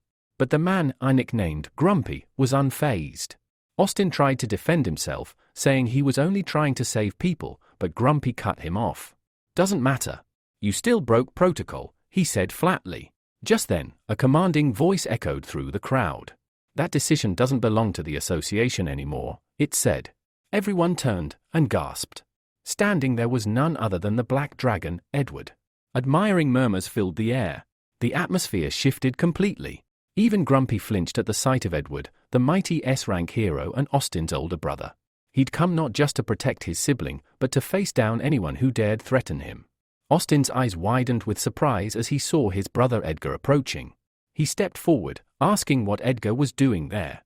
But Edgar ignored the question. Instead, he examined Austin closely. After a moment of silence, he remarked that Austin's regenerative powers were impressive, his wounds were nearly healed. Then, with a stern look, Edgar warned him not to get involved in such reckless situations again. He explained that incidents like this brought unnecessary problems to their company. Austin, clearly irritated, replied that he'd try, but made no promises. Grumpy, the Hero Association officer who had insisted on arresting Austin, realized he was no longer relevant in this scene. He turned around, muttering that he hoped the Olympus company would provide a proper explanation of today's events. Without another word, he walked away. But Edgar barely noticed, his mind was elsewhere. He couldn't stop wondering how Austin had awakened such power so suddenly. As far as he knew, his younger brother had never even shown signs of having a gift before. Elsewhere in the city, Michael returned home quietly. After everything that had happened the previous day, he finally allowed himself to rest. The next morning, he stepped out of a hot shower, dried his hair, and looked at his palm. There, he materialized the glowing pearl of ability he had extracted from the unicorn, surfing master. Michael stared at the pearl and sighed. He already possessed several elemental abilities, flame, metal, and plasma manipulation. For a moment, he considered experimenting, maybe combining them to unlock something new. He summoned the pearls for those three powers and held them in the air before him. But then, his eyes dimmed with restraint. He pushed the idea aside. There was something more important weighing on his mind. His little sister. She was still suffering, and he hadn't yet found a healing ability strong enough to help her. That thought sparked an idea. Somewhere in the Hero Association, there had to be someone with powerful healing powers. Maybe he could find out more by entering the mind of one of their heroes, perhaps someone high-ranking, like the well-known hero of hot and sour noodles. Closing his eyes, Michael activated his human control ability. Adam, better known by his heroic alias Hot and Sour Noodles, was leisurely strolling through a nearby park on his day off when suddenly, his body froze. His consciousness faded. Michael had taken over. Inside Adam's body, Michael opened his eyes, grinning. The takeover had worked. But the smile quickly faded when he tried to summon his metal manipulation and found that his powers were unavailable while inhabiting someone else. He scowled. Just then, voices caught his attention. He turned and spotted a man in glasses grabbing the wrist of a young girl. The man, speaking with arrogance and irritation, told her that if she wanted to join the Divine Dragon Hero Company and train there, she needed to follow the rules. His words grew sleazier as he crept closer to her, suggesting that if she pleased both him and their boss, she'd be accepted without question. His hand reached toward her, lifting her skirt as he continued to persuade her. At the mention of healing powers, Michael's ears perked up. The man boasted that his boss had incredible healing abilities. It was exactly what Michael had been searching for. But the scene unfolding was intolerable. As the man tore at the girl's jacket, she fell to the ground sobbing, begging Jacob, the man, to stop. Her plea was answered. In an instant, Jacob flew into the air and slammed into a nearby bush. He stumbled out, shouting in rage, only to find himself facing Michael, in Adam's body, standing with clenched fists and an ominous smile. "I am the embodiment of karma," Michael declared.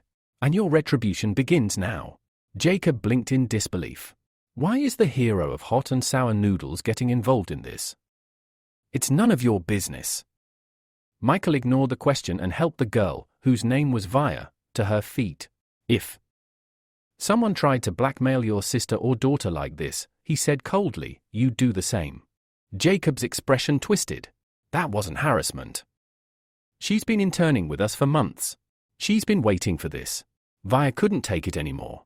She turned and shouted, "I never wanted this, you liar."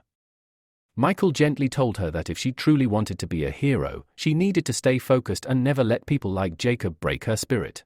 A tearful smile crossed her face. "I'll remember that," she said, then turned and marched away with a final insult hurled at Jacob. Now alone, Jacob's temper flared. He glared at Michael and stepped forward, raising his fist. "You let her ruin everything I worked for. I'll break you for this." Michael didn't flinch. He popped an orange pill into his mouth. In the blink of an eye, his appearance changed. He'd triggered Adam's transformation into the actual hot and sour noodles. Power surged through him. Jacob charged. Michael didn't hesitate. He threw a devastating punch directly into Jacob's stomach. The force of the blow folded the man in half. The impact of Michael's punch had launched Jacob several meters through the air, sending him crashing back into the bushes.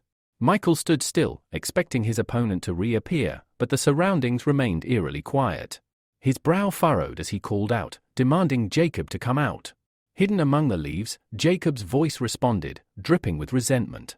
He taunted that even if Michael had used an oversalted capsule to transform, the power of the hot and sour noodles hero would still vanish after just 15 minutes. That short duration startled Michael. He had already realized that while abilities didn't transfer between bodies, their internal strength did, because it was tied to the soul. And since Michael had amassed a terrifying amount of inner power by collecting abilities, the full potential of a transformation could be greatly amplified if harnessed correctly. In theory, using the spiritual energy of the octopus he once defeated, he could unleash enough power to make the transformation last longer than expected. The thought made him smirk. He focused and instantly sensed Jacob's presence a few meters behind him. Without hesitation, he leapt forward and dragged the man from the bushes. Jacob's eyes widened in confusion. How could a mere B-rank hero detect him? Michael's lips curled into a smug grin. Maybe I'm not showing my real strength. Now panicked, Jacob quickly admitted defeat. He promised to stop interfering and even offered to speak with the Divine Dragon Company to reward Michael with material compensation. Holding Jacob off the ground, Michael gave him a chilling stare. "I'll let you go if you promise not to cause more trouble or chase revenge." But then, a sinister thought crossed Michael's mind, and a dark smile spread across his face. Jacob, sensing something was wrong, covered his backside in fear and stammered, What are you going to do? Are you gay?" Michael didn't answer. He remained silent, his eyes glinting with amusement.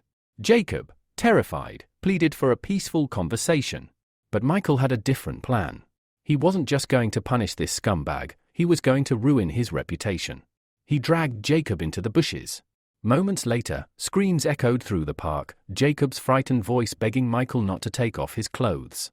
Minutes passed before Michael emerged, calmly transforming back to his original form. Chuckling to himself, he pulled out his phone and examined the photos he had just taken, enough to ensure Jacob would never harass another girl again. He left a message on the device, "Don't delete the new photos if you don't want more problems." Then he closed his eyes and deactivated the human control ability. Instantly, Adam, now back in control of his own body, blinked in confusion. Still standing in the park, he assumed he had dozed off while walking. But the phone in his hand buzzed with a strange message. Opening the gallery, his eyes locked onto a photo of a half-naked stranger. Adam screamed in horror, completely bewildered. Elsewhere, in the L City Hero Association branch, a meeting of top heroes was underway. William, the head of the L City branch, scanned the room. Tension crackled in the air. The co-head beside him looked just as tense as they addressed the gathered heroes. William began, "Planning the first defense phase will require the help of the Olympus Company.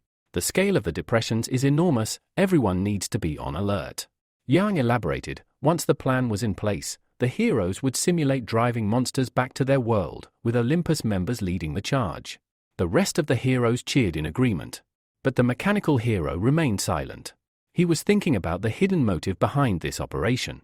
The association planned to allow one A-rank hero from each company into the core deviation zone to monitor and suppress the depression phenomenon. But there was another reason. Rumors that the monster world could enhance weapons and equipment. That opportunity was the real bait. The ice adventurer also understood what was at stake. The possibility of upgrading his own ability thrilled him. As night fell, Michael was back at work. He summoned a clone using the Pearl of Ability and began experimenting. First, he broke down a low-tier metal manipulation pearl. Then, he enhanced the plasma pearl to A rank and used a B rank support ability to bind them. The result was a brand new B rank ability, Shadow Substitution. This allowed the clone to shift positions during combat and forge shadow weapons on the spot. Once the process was done, he embedded the two ability pearls into the clone's body. He imprinted one final message in the clone's mind: "You're powerful. Stay cool. Stay sharp." With the transformation complete, a sleek snake mask appeared on the clone's face. Michael patted his shoulder and grinned. "It's your turn now," he said. "Go out there and start collecting abilities." The next morning, Michael arrived in the 2nd district of Shish. After landing at the airport, he decided to stroll through the unfamiliar city, observing its chaos firsthand. Just then, a yellow taxi screeched to a halt beside him. The window rolled down to reveal a smiling blonde driver who asked where Michael was headed. Without thinking much, Michael climbed in and gave his destination. Almost immediately, his phone buzzed. It was a message from Austin. He had found and emailed the details Michael requested on the Saints organization members. While Michael was distracted by his phone, the driver began chatting, casually mentioning that Shish was famous for its gambling industry. He suggested visiting a casino and even hinted at another local attraction, slyly pulling out a photo of a bikini-clad woman. He called it Paris Dreams, a place filled with beautiful women. Michael gave a faint smile. This city certainly lived up to its name, the City of Chaos. A few minutes later, the taxi pulled up in front of the Heaton Hotel. When Michael reached for his wallet, the driver demanded 500 Azure coins. Michael's brow furrowed. The meter clearly displayed 98 coins. He asked the man to explain the inflated fare, only for the driver to grin and claim the extra was for the valuable local knowledge he had provided, a lesson for any newcomer. Then, he pulled out a gun and aimed it directly at Michael, threatening that if he couldn't pay with money, he'd have to pay with his life. Unfazed, Michael stared back coldly and said, "You chose the wrong victim." In an instant, he activated his human control ability. Moments later, the two of them were inside the hotel. Michael checked in and thanked the receptionist politely. As he walked away, the hotel staff whispered among themselves, puzzled at how a man like that cab driver was now obediently helping carry someone else's luggage. One of the receptionists even dabbed on fresh lipstick, hoping Michael might invite her to dinner. Inside the elevator, Michael told the now submissive driver to leave once he delivered the bags. Upon reaching the 37th floor, he pulled out his phone and opened the email from Austin. It contained the location of one of the Saints organization heroes. Michael located the room number, 441, and moved swiftly. He summoned his shadow clone and sent it ahead.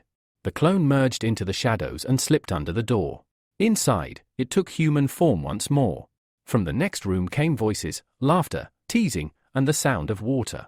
Michael's clone crept forward and found his target, a masked hero named Sam, lounging in nothing but a towel, flanked by two women.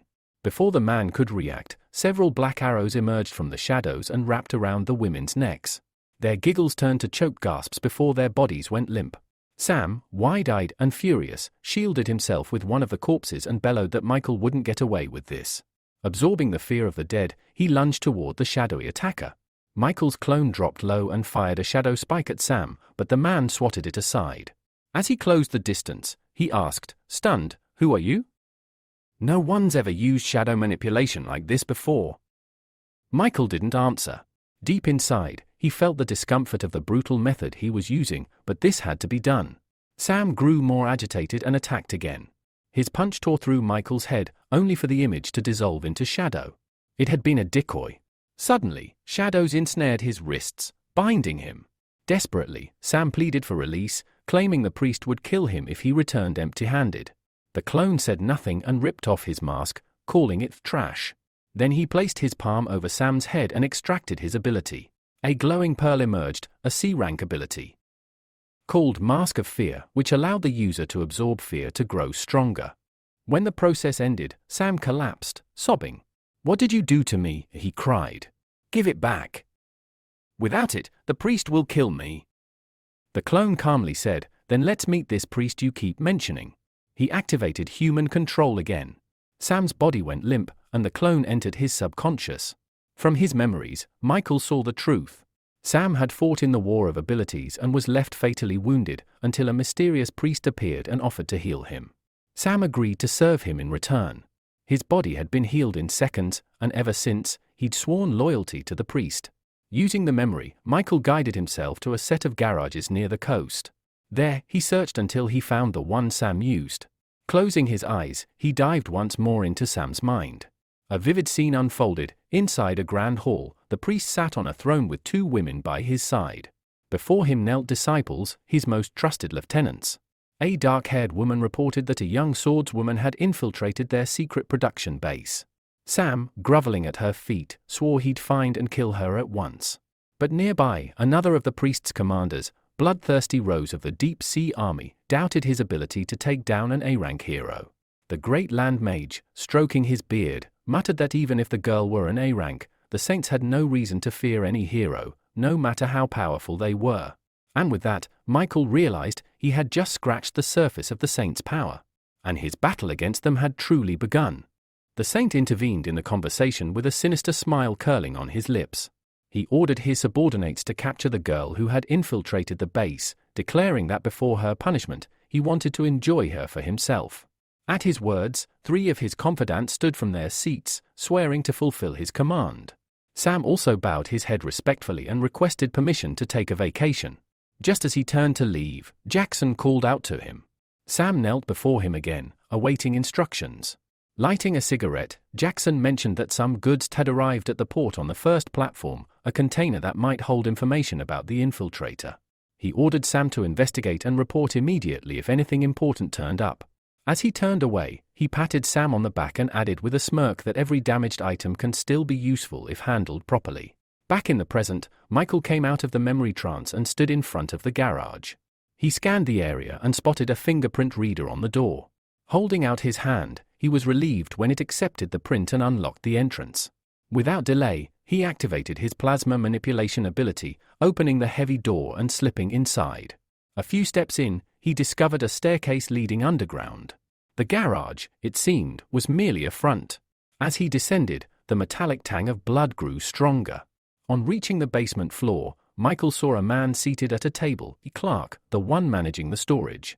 Clark stood up immediately and saluted the masked visitor, unaware of who he truly was. Michael approached with authority and asked if anything unusual had happened that day. Clark casually mentioned that some valuable new goods had arrived, though the creatures had started to get on his nerves. Michael, tense at the word goods, demanded to see them. The two walked deeper into the corridor. As they passed a row of barred cells, Michael's stomach turned. Inside were children, silent, bruised, and broken. Clark barked a threat at them, warning that if they dared to make a sound, they'd face worse than a beating. Michael clenched his fists, struggling to contain the fury rising within him. He knew now what Jackson had meant by product. Suddenly, cries of agony echoed through the corridor. Behind one of the walls, a boy was being brutally whipped. Blood streamed from his ear. Freshly bitten off. The enraged warden raised his whip again, but Michael stopped him cold, his voice like steel. When he demanded an explanation, the warden sputtered, trying to cover up the incident. Then a blue-haired man, known as Mantis, one of the preachers of the organization, stepped in with a vile smirk. He casually revealed the truth. Marcus had tried to have fun with the boy's sister. That was all the boy had needed to retaliate. The words struck Michael like a dagger. He glanced at the small, trembling girl nearby, barely clothed and no older than 11. Mantis laughed and remarked that Michael should have been off enjoying his vacation instead of visiting the dungeons. Michael, forcing himself to stay in character, said the girls were fine, but today he came to check the condition of the goods for the Deep Sea Army commander. Pointing to the blooded boy, he ordered him to be released, claiming he could fetch a high price. Lucian approached and sneered, saying that even without teeth, the kid could still be sold. Then he stepped aside. The battered boy, teeth missing, growled in his native tongue that he would kill them all. Michael gave him a hard look and said quietly, "Just wait a little longer. I'll grant your wish."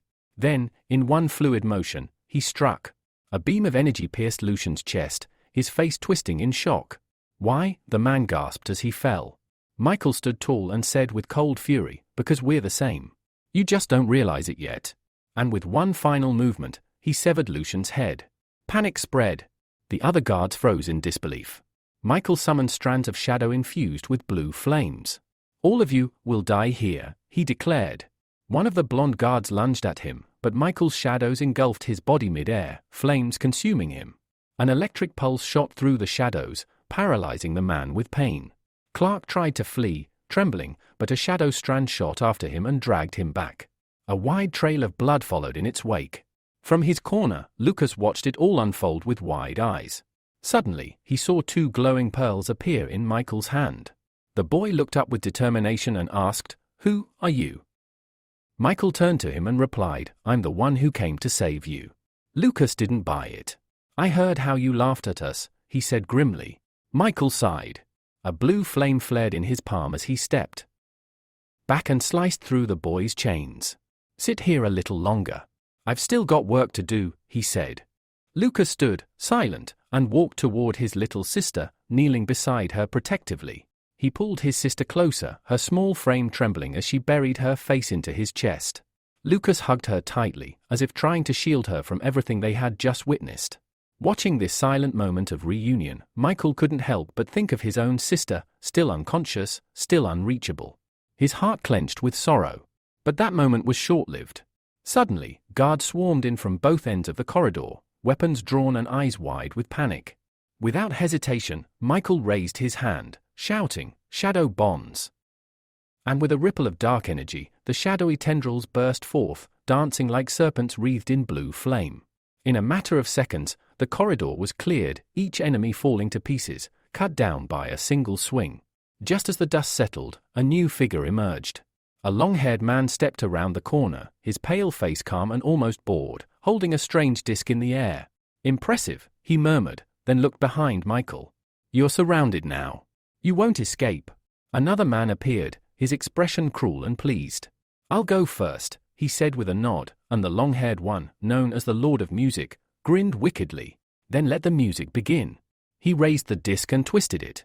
A horrific sound tore through the air like broken glass scraping metal. Instantly, the children screamed in agony, clutching their heads.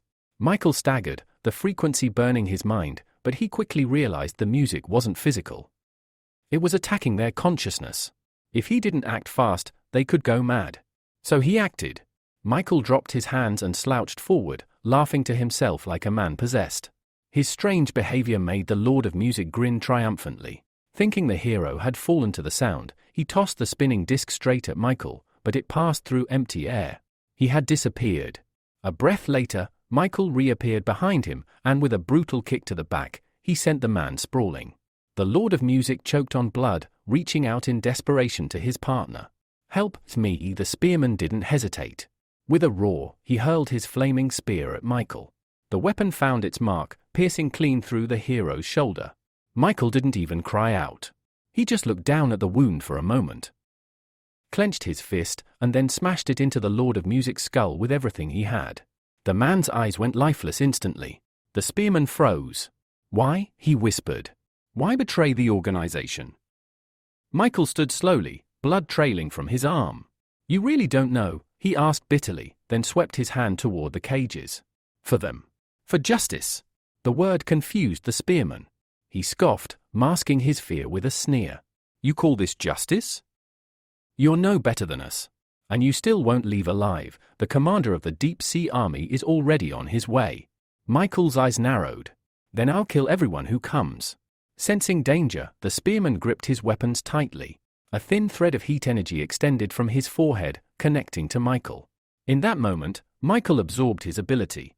The energy rushed through him like fire in his veins. Panicked, the spearman launched both flaming spears. Michael crossed his arms, letting the weapon sink into his skin. Then, with a surge of strength, he flung them back. The spearman didn't even move. He just stared, mouth agape, before his own spears tore through his chest. Silence returned. Michael sighed, feeling the ache spread across his body. "That hurt more than I expected," he muttered. From behind one of the cages, a boy peeked out. "Are you okay?" he asked timidly. Michael turned, managing a small smile. "It's nothing." He then unlocked all the cages, setting the children free. One by one, they stepped out, scared, cautious, but alive. Lucas came last, his sister asleep on his back. Standing before Michael, he looked him straight in the eye. "I don't want to be weak anymore," he said firmly. "Make me strong. Like you." Michael nodded. "Then swear loyalty to me. Eternal loyalty." Without hesitation, Lucas responded, "I'm ready. I'll be your most devoted student." Satisfied, Michael handed him a glowing pearl, the same one he had taken from Mantis. "This is an ability pearl," he explained. "It will let you turn your hands into blades. With this, you can protect yourself and her."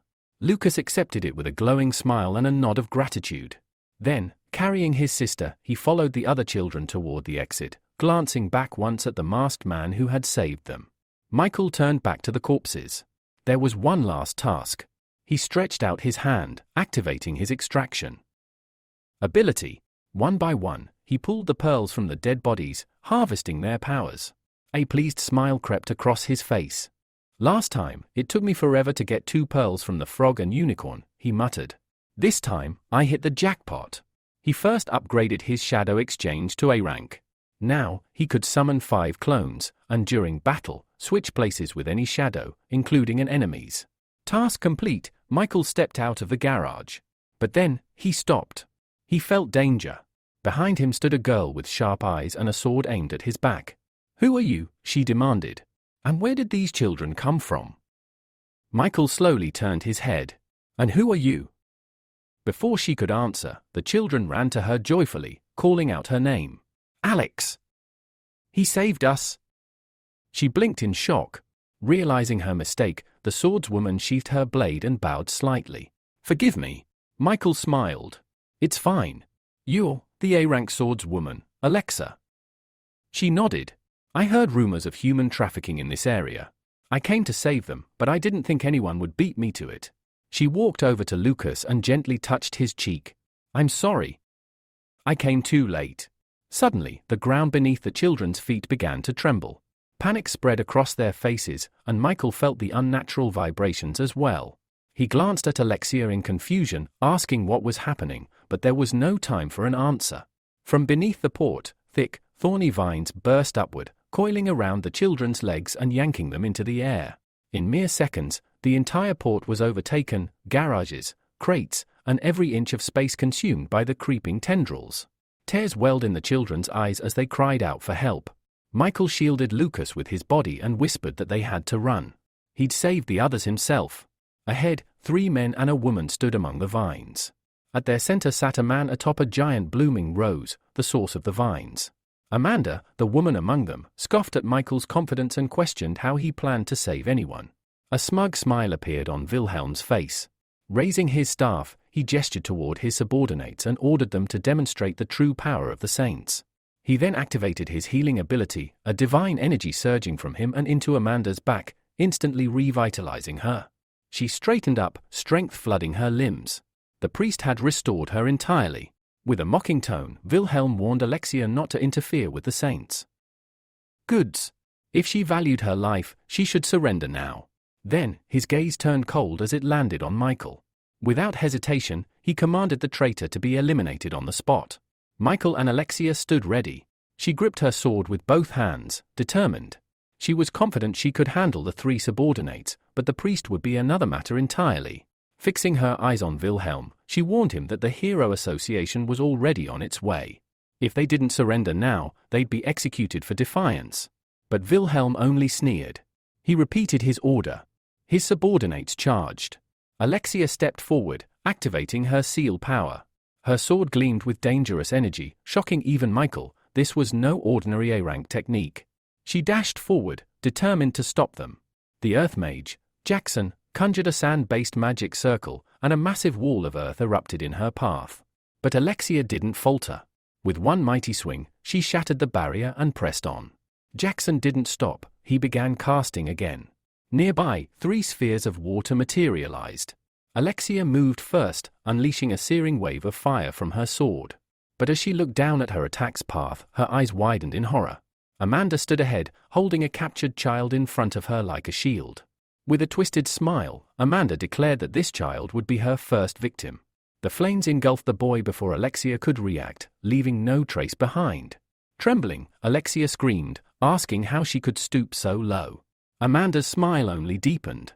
Kindness, she said, was weakness. And she still had more hostages. Behind them, Jackson smirked. His body dissolved into water, and in an instant, he reappeared behind Alexia, blade raised. She never saw it coming. But before the sword could fall, Michael intervened. He threw himself between them, the blade slashing through his mask and tearing it away. Beneath it, another snake-shaped mask lay hidden. With irritation, Michael muttered that had been too close. 1 more second and the second mask would have been damaged too. Then, with swift vengeance, he spun and struck Jackson, driving his sword into the man's neck. Blood spurted as Jackson staggered back, clutching the wound. Alexa moved to finish him off, but Michael stopped her. Behind them, Wilhelm rose from his rose throne, raising his staff high. He used his healing ability once more. Jackson's wound instantly vanished. The man let out a relieved laugh. With the high priest nearby, they were practically immortal. Wilhelm then activated his enhancement skill. A glowing blue light engulfed his subordinates, amplifying their powers even further. Michael frowned.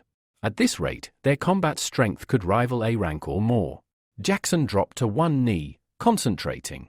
Energy surged around him. Alexa cried out in warning. The Earth Mage's next spell would rival the power of A rank destruction. Michael understood instantly. If that spell landed, the hostages would be caught in the blast. He had to stop it, no matter what. He looked at Alexa and said, "I'll handle him. You take the others." The girl hesitated. "But even if you stop him, what about the children?" Michael didn't answer. He simply told her to trust him. For some reason, she did. With a deep breath, she gripped her sword tightly and whispered that she'd clear the path. Then she leapt forward and clashed with Justin, Amanda's ally. Their blades met with explosive force. Justin called for backup, and Amanda, annoyed, responded by summoning more vines. A sweet, cloying aroma filled the air as red rose petals rained down. Alexa paused, suddenly dizzy. Her strength was fading rapidly. Amanda explained with glee that her body secreted a scent that aroused desire, weakening opponents by seducing their minds. Justin created water clones, approaching Alexa from behind. He leaned in, taunting her. But at that moment, Alexa unleashed her trump card, the Mind Seal. A pillar of blinding light burst from her, knocking Justin and his clones away. Amanda's eyes widened. This swordswoman had accessed something rare, something powerful. Before Amanda could react, Alexa vanished. Her sword cut Amanda in two before the woman even understood what happened. Standing behind her, Alexa whispered that she had only recently mastered this rebirth technique, allowing her to resurrect her strength in moments of crisis. Meanwhile, Jackson completed his incantation. A colossal earthen dragon materialized and roared, charging toward the children. Screams erupted across the port. But before the dragon could reach them, a dark shadow crawled along the vine stems. Lightning crackled. Michael appeared. His hand sparked with electric energy. With precision, he launched a bolt straight into the dragon's open mouth, paralyzing it. He clenched his fists, and a massive explosion rocked the port. From above, a rescue helicopter neared. The explosion below sent dust and smoke billowing into the sky. The dragon fell. Jackson, barely alive, reverted to his human form and fell to one knee. He looked at Wilhelm and thanked him. "If not for you, I'd be dead." But Wilhelm scowled. His voice was laced with contempt. "You're all useless," he muttered. "I've already lost 2 B-rank followers for this." Even though the Saints had suffered defeat, the old man remained calm. He assured Wilhelm that the organization could be rebuilt. After all, the high priest was still alive. Restoring everything wouldn't be difficult. Wilhelm slowly turned his gaze toward the battlefield, nodding in agreement. Amid the thick dust still swirling through the air, his eyes locked onto a single figure, Michael, carrying an unconscious Alexa on his shoulder. The priest narrowed his eyes. If this man could neutralize an A-rank attack with a single strike, then he was far more powerful than anyone here. They had to retreat before it was too late. Just then, a new pillar of blinding light burst from the ground, not from Michael, but from Wilhelm himself. It was a reverse summoning. Watching the glow rise, Michael narrowed his eyes and muttered coldly, "It doesn't matter where you run. One day, I'll find you." He gently laid Alexa on the ground and walked over to one of the fallen enemies. Stretching out his hand, Michael activated the ability extraction process.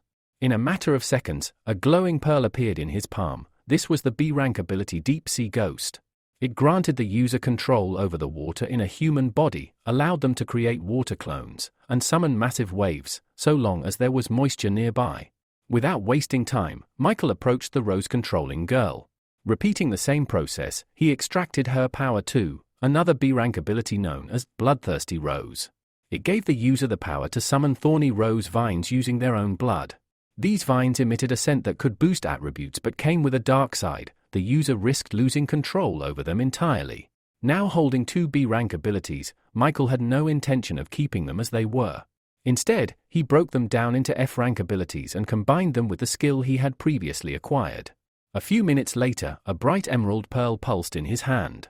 It was the newly synthesized A-rank ability, Superb Brain. As he absorbed it, a rush of sensations overwhelmed him. His vision, hearing, smell, touch, and even his sixth sense became razor sharp. Not only that, it allowed him to release a wave capable of paralyzing an enemy's nervous system.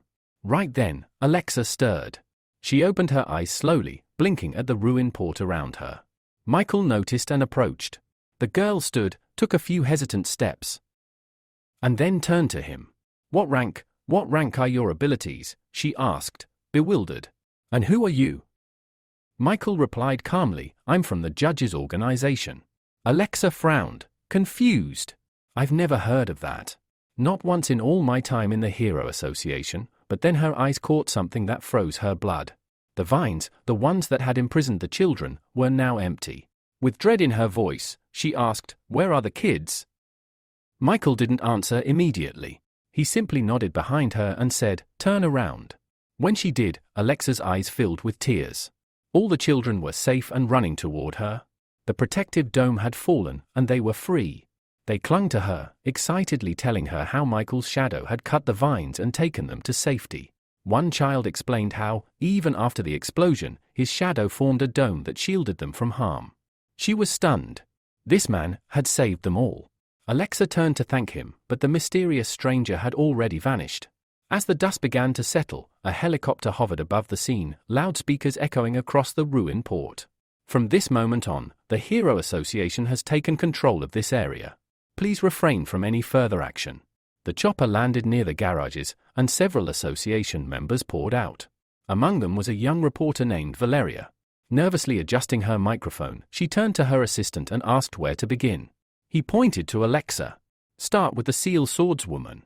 Valeria approached the still-shaken girl, introduced herself, and politely asked for an interview. Alexa nodded in approval. According to the Hero Association's report, Valeria began, "You sent the emergency signal. The entire port is now destroyed. Can you tell us what happened here?" Without hesitation, Alexa told her everything. She had come to rescue the kidnapped children from the Saints organization, which had been planning to sell them illegally. The story immediately stirred a powerful reaction from the broadcast's viewers. Valeria frowned. "We've heard rumors about this criminal group before. From what we know, they operated out of Shu City, involved in all sorts of illegal activities. Do you think the government will investigate now?" Alexa shook her head grimly. "They've been doing this for a long time. I had to infiltrate their ranks just to get this far. And even then, I could only save these kids."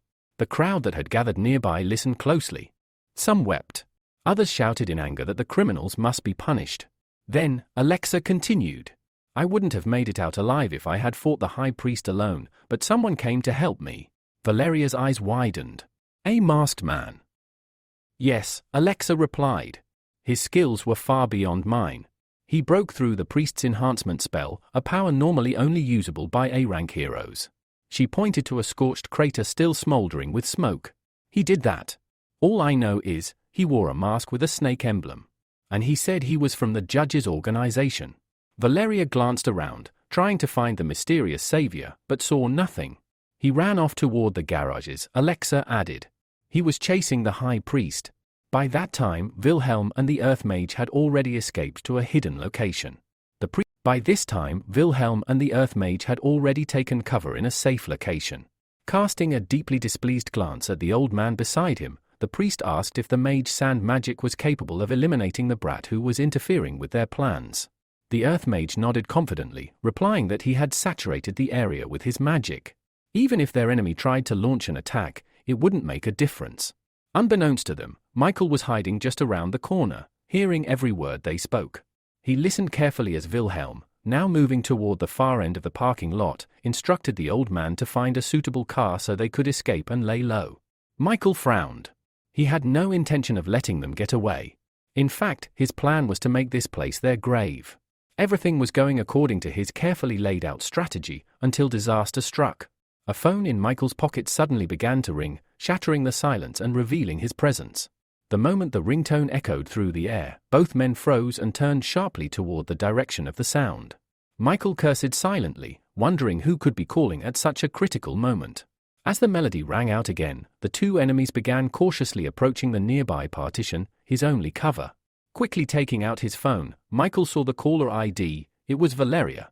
Footsteps crept closer, stopping just a few meters away from the wall. Thinking quickly, Michael realized his best option was to disguise himself as an ordinary passerby. He used his ability to change into his everyday clothes, then answered the call in a casual, cheerful voice as he stepped out from behind the corner. His sudden appearance startled the two men.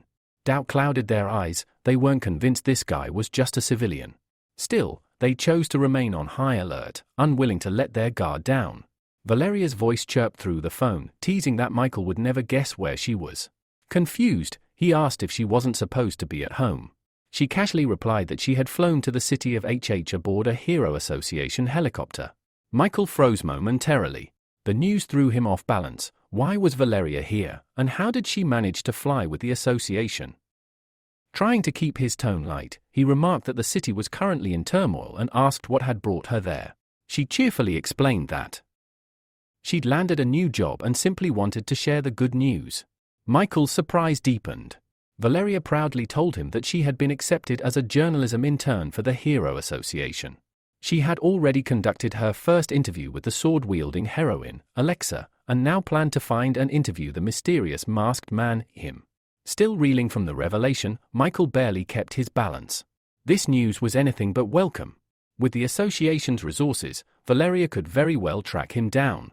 Regaining his composure, he congratulated her and promised they'd celebrate her new position soon. All the while, the two men continued watching him, and once he disappeared into a dark corridor, they convinced themselves he had indeed been just a passerby. But Wilhelm sensed otherwise. He realized too late that they had been deceived and had let their guard down. Without warning, Michael, now back in his serpent form, leapt from the shadows, trailing chains of shadowy energy enveloped in blue flame. The Earth Mage reacted instantly, summoning fierce earth wolves and commanding them to attack. One of the wolves lunged at Michael, but his body vanished into thin air upon impact. Wilhelm, amused by the illusion, remarked with a grin that they needed more wolves to deal with this guy. The Earth Mage reassured him that each of his wolves was strong enough to defeat an A-rank hero, so there was no need for concern. But before they could act, shadowy tendrils sliced through the air. With only a few swift and powerful swings, Michael tore through the wolves. Neither man noticed when Michael appeared behind Wilhelm, piercing his left shoulder with a shadow spear. Shadowy bonds prevented the man from turning around. Blood welled up in Wilhelm's mouth as he asked how Michael had mastered multiple types of magic. The old priest beside him met a similar fate. With a final plea, Wilhelm offered his cooperation, saying he would owe the hero a great debt if spared. Michael, unfazed, raised a finger to his mask in a silent gesture for the man to be quiet. "I don't save lives for my own benefit," he said coldly. "Only in the name of justice." Immediately, the shadowy fetters coiled tighter around their necks, squeezing with increasing force. Realizing he had one last chance, Wilhelm pulled out a pair of small blue pills and quickly swallowed them. Sensing danger, Michael immediately leapt back, unsure what effect those mysterious pills would have. Suddenly, Wilhelm's body was engulfed in a golden glow. He bent over, clutching his head in his hands, groaning as his body trembled under the strange power. Moments later, the glow faded. When he lifted his head, he turned to Michael with a maniacal smile stretching across his face. You force me to do this, Wilhelm hissed. I'm not only a healer. I know much more. Then, without hesitation, the man shoved his hand into his own mouth. Screaming in agony, he began to pull out a massive object. Michael's eyes narrowed. The energy radiating from Wilhelm had suddenly changed. It was familiar, uncannily similar to what he had once sensed from Alexa's sword. A few long seconds passed. At last, Wilhelm drew out an enormous golden spear. It was immediately surrounded by a divine radiance. His wild laughter echoed through the air as he declared, "Behold! My trump card, the legendary Spear of Justice." Raising the weapon high into the air, he activated a skill called Sacred Thorn.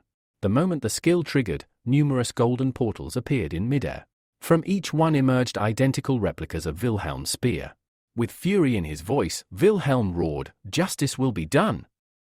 Obeying his command, the glowing spears all launched toward Michael at once.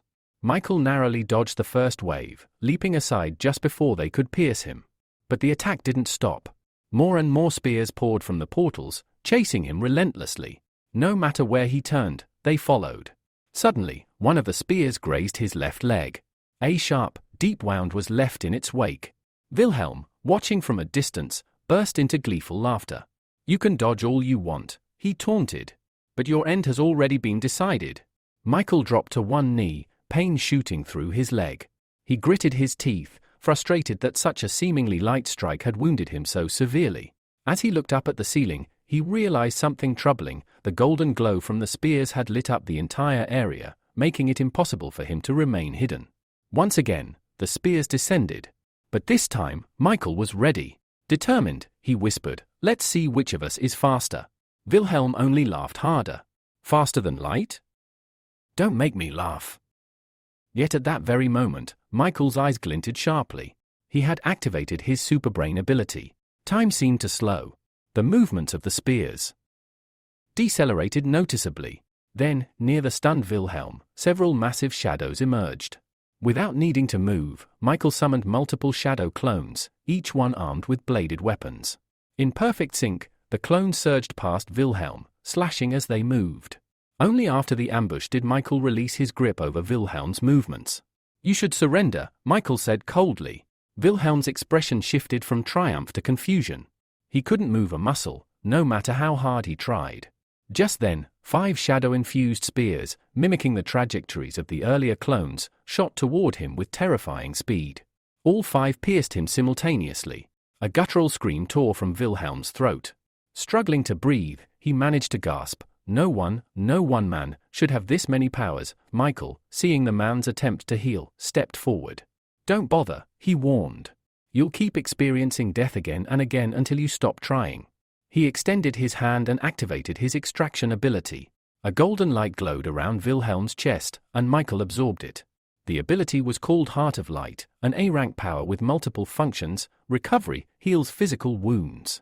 Enhancement boosts the user's abilities. Invisibility conceals a selected target. Holy Healing restores health to oneself or others. Spear of Justice summons a massive spear imbued with light magic.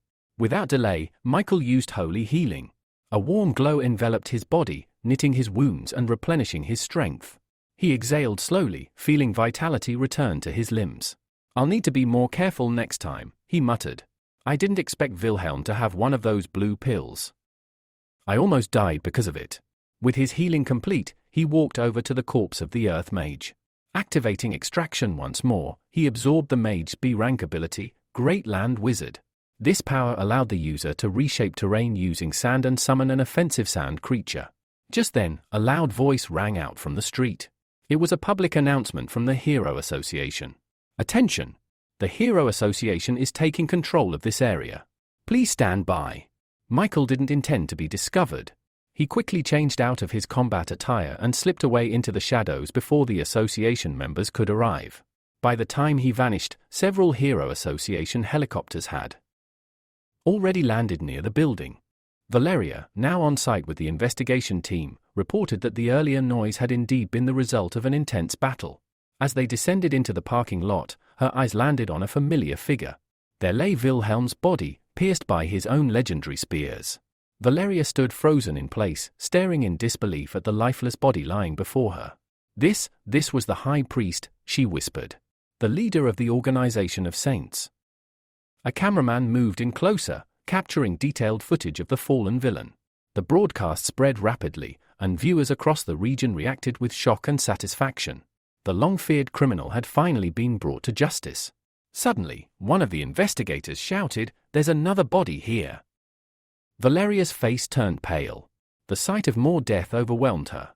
She clutched her mouth with one hand, stumbling backward. A wave of nausea surged through her.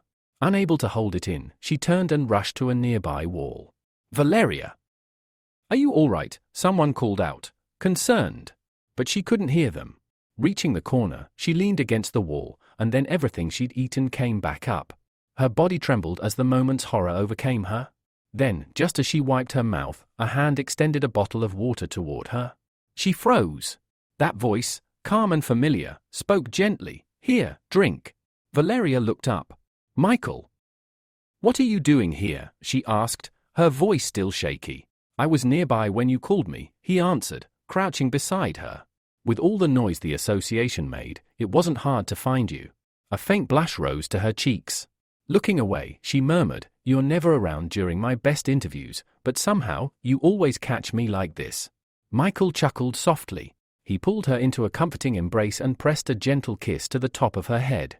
"You're beautiful no matter what," he whispered, though part of him mentally scolded himself for not cleaning up the place before anyone arrived. Just then, Paul approached. Seeing Valeria in someone's arms, he hesitated, his question catching in his throat. He had wanted to ask if she was feeling better, but now stood awkwardly, unsure of what to say. Michael noticed him first. Stepping back slightly, he gave Paul a nod, helping break the silence. "There's been a development," Paul announced. "The rescue team found a girl. She was kidnapped by the Organization of Saints. They're prepping her for an interview." Valeria's eyes widened. She turned toward the direction Paul pointed, and there, near a hole in the floor, a rescue worker was helping several children out from underground. Without hesitation, Valeria slipped out of Michael's embrace. "Wait here," she said quickly before running off to do her job. Michael nodded, watching her go with a warm smile on his face. Unseen by the others, a glowing pearl shimmered into existence in his palm, the pearl of the heart of light. Gazing into its radiance, Michael spoke softly to himself, "Soon I'll be able to return and save my sister." With this, he had collected the powers of all 5 main elements. And now, it was time for a new figure from the judge's organization to enter the stage, someone called Dragon. Meanwhile, the injured children were being rushed to the nearest hospital. Among them was Lucas and his younger sister. The boy sat in a daze, searching the crowd for a familiar figure. "Where's my teacher?" he whispered. Then, at the edge of the lot, a quiet sound drew his attention. Turning, he spotted a man in a snake mask standing by the car entrance, signaling silently for him to keep quiet. It was his teacher. The doctor, now under Michael's influence, continued escorting children to safety, completely ignoring the hero in the shadows. Michael sat beside Lucas and asked gently, "How's your sister?" Lucas lowered his head, his voice heavy with grief. "She's dead, but I want to take her home. I can't leave her in that horrible place." In response, Michael opened his palm, revealing the radiant pearl. "I can save her." Lucas's eyes widened with hope. You can?" Michael nodded. Placing his palm over the girl's body, he activated holy healing. A divine glow spread through her body, and after several tense seconds, Juliana's eyelids fluttered open.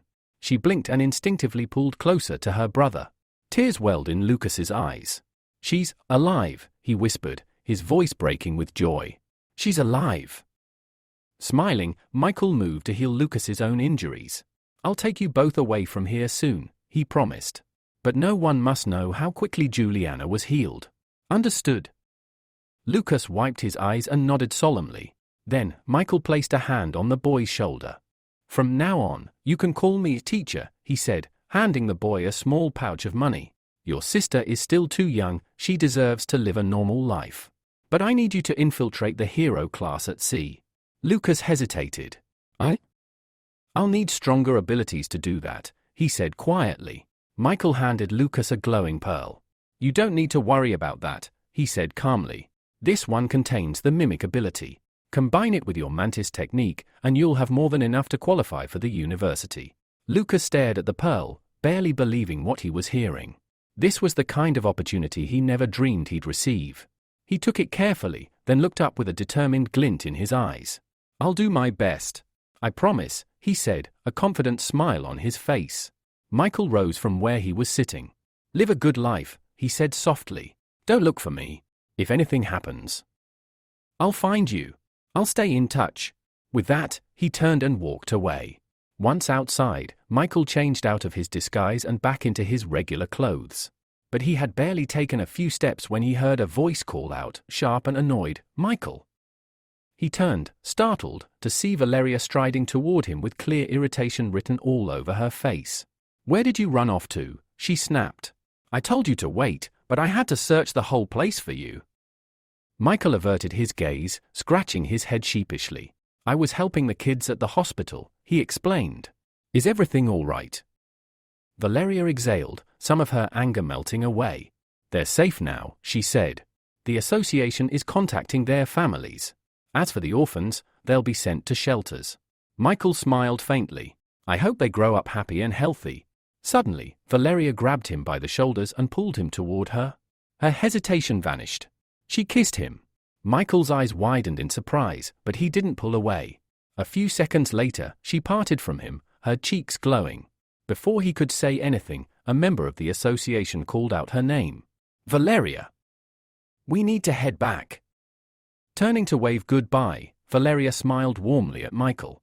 "I've still got work to do," she said, winking. "But I'll see you in a few days, at home, beloved." Michael stood there, completely flustered. It took him a few moments to recover from what had just happened. Several hours later, he was on a plane, heading back. His mind was already focused on one thing, his sister. The moment he arrived, he rushed to the hospital and entered her room. Holding his palm over her, he activated holy healing. A bright light engulfed her entire body. He held his breath. But when the glow faded, nothing happened. Lucia remained motionless, unconscious. His heart sank. "No, come on." "Lucia," he whispered, panic creeping into his voice. "Wake up," no response. Suddenly, strange blue bubbles began to rise from her head. Michael reached out cautiously, but they scattered the moment he got close. His eyes widened. He realized, to his horror, that the bubbles were multiplying, feeding off Lucia's energy and growing stronger. He stumbled back. His power wasn't enough. Not yet. But he wasn't giving up. Not now. Michael clenched his fists and steeled his resolve. It was time to take the next step and confront the mysterious figure behind the blue pill, the one who had supplied it to the hero of hot and sour noodles. He summoned 3 pearls into his palm: transformation, clone, and metal manipulation. A radiant golden light surged through the room as he began to enhance them, pouring every ounce of power he had into the process. Half an hour later, it was done. In his hand shimmered a golden C-rank pearl of transformation. With it, he could instantly alter his appearance, voice, personality, even his body type. It also enhanced his acting skills to near perfection. Next, he upgraded the clone ability to C-rank. The clone would be 8 times weaker than him and last only 30 minutes, but it was more than enough for infiltration. Finally, he focused on metal control and pushed his limits. Minutes passed. Sweat dripped from his forehead. Then, he fell to his knees, exhausted. But in his hand was an S-rank pearl. Now, he could control metal across a 10,000 mile radius, up to 100,000 tons in total weight. Michael let out a long breath, smiling through the fatigue. He was ready. That night, he activated his newly enhanced abilities and took control of the hero of hot and sour noodles' body.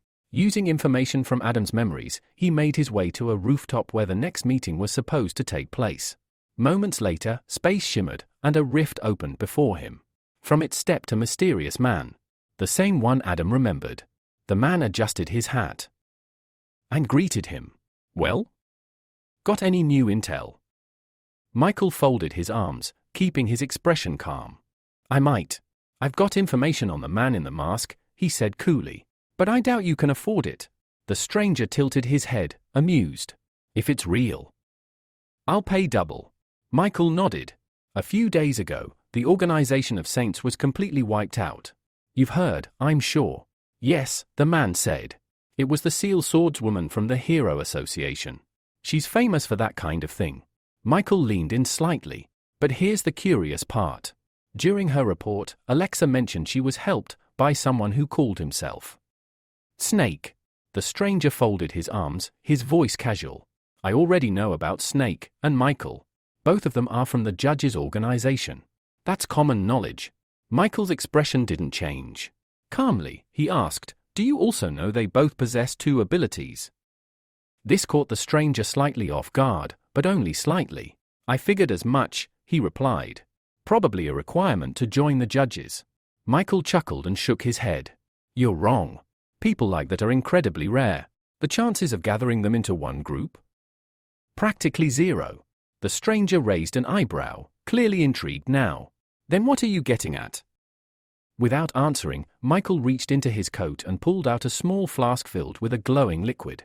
He held it out. This is an elixir of abilities. The stranger stepped forward, extending a hand. Elixir of what? He asked skeptically. But just before the stranger could touch it, Michael pulled it back. Drink it, he said, and you gain a new ability. Even if you already have one, it adds another. If you don't, it gives you one. The man scoffed. That's complete nonsense. Michael expected that. Without hesitation, he uncorked the flask and downed the contents in a single motion. Then, he looked the man dead in the eyes. A second later, flames erupted across Michael's hand. The stranger took a step back, stunned. That's impossible, he muttered. You only had strengthening. You never had fire. Michael raised his fist and launched a fireball into the sky, its light illuminating the rooftop. I made a deal with Michael, he said, his voice steady. That's how I got this information. And after seeing the effects of the blue pill, I knew it was possible. The man stared, speechless for a moment. Then curiosity took over. Do you know what the elixir is made from? Michael smiled, satisfied. I've told you everything I know, he said. Now it's time you held up your end. Without another word, the stranger pulled a small container from his pocket and handed it over. 15 blue pills, he said. This information was valuable. Michael took the jar, but before walking away, he spoke again. One more question. The man gave him a nod. A few days ago, I noticed something strange, Michael said. My body, it started developing pale blue patches. Is that from the pills? Or something else? The man turned away, spreading his arms like it was no big deal. Just a harmless side effect, he said over his shoulder. Don't worry about it. Then he glanced back with a half smile. I look forward to our next meeting. And with that, he vanished into thin air, absorbed into space like smoke blown away by the wind. The transformation instantly faded. Michael stood alone on the rooftop once again, his mind racing. So that was it? The man knew the pills drained vitality, and still brushed it off as a minor side effect. He clenched his jaw. On the far end of the rooftop, Adam lay unconscious. Michael walked over and stood beside him. Before he could do anything, a child's voice rang out from the stairwell. Dad! Michael froze. A little girl stepped through the open door and looked around, spotting her father slumped on the ground. Daddy, what are you doing? She asked, walking toward him. Michael glanced down at the pills in his hand. With visible contempt, he tossed the bottle next to Adam. If you're doing this for your daughter, he muttered, then stop. Quit taking these damn pills. At that moment, Adam stirred awake. He rubbed his eyes and ran a hand through his hair. Sorry, sweetheart, he said with a weak laugh. I must have dozed off. Katia frowned. You promised you'd stay with me on my birthday, she scolded. Then her eyes caught the jar on the ground. Curious, she pointed to it. What's that? Adam's eyes widened. He immediately snatched the jar off the floor and held it out of her reach. This isn't a toy, he said sternly. It's dangerous. Very dangerous. But confusion filled his face. He couldn't remember anything. Just that he had come here, to meet someone, to get the pills. But what had happened after that? Nothing. His mind was blank. Standing up, he gently took his daughter's hand. Come on, he said softly. Let's go get some cake. And just like that, they left the rooftop behind, father and daughter walking hand in hand toward a fleeting moment of peace. At that same moment, in another part of the city, a frustrated Austin was heading back to his room. He let out a long yawn, stretching his arms high above his head, and grumbled under his breath. He was sick of it, sick of the endless restrictions, the constant rules, and the feeling that everyone was trying to control his life. As he passed by the hallway, a faint glow caught his eye. Light was still coming from his father's office. Austin paused, confused. What's he still doing up? He wondered. It was already late, far past the time his father usually called it a night. Quietly, Austin pushed the door open and peeked inside. But to his surprise, the room was empty. The desk lamp was still on, casting a focus beam of light across a cluttered tabletop. Drawings, schematics, and technical documents were scattered everywhere. And right in the center, there was a single piece of paper lying neatly on the surface. Curiosity took hold. He stepped inside, drawn to the document like a moth to flame. As he approached, he could make out the heading at the top of the page. It was a planning document. His eye scanned the bold title, Requirements for White Zone Deployment, City L. Austin's heart skipped a beat. He read further, his eyes widening as he absorbed the details. It was a strategic framework, an actual government-level operation designed to establish a protective white area in City L, a place free from corruption, violence, and influence. A safe haven where citizens could live without fear. The more he read, the more fired up he became. This was an opportunity. A real one. One where he could step forward.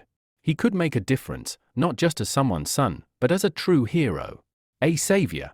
And for the first time in a long while, Austin felt it. Purpose. The following morning, Michael was back at work in the newspaper office. As he stood at the printer, Alex's familiar voice rang out from behind. "Where have you been all this time?" she asked, bewildered. Michael offered a brief explanation. "A woman came in yesterday requesting a missing persons notice." He handed Alex a freshly printed leaflet. She read it aloud, 7-year-old Igor Lyson, last seen near Central Park. Alex frowned, but the announcement crackled through the office speakers before she could respond. "Attention all residents, A-rank monsters have invaded. Proceed immediately to the nearest shelter. B-rank heroes, report to the scene." Panic erupted. Staffers dropped their papers and rushed for the exits. Michael's calm facade cracked. He realized the danger zone was only a few blocks from the apartment he rented with Valeria and the others.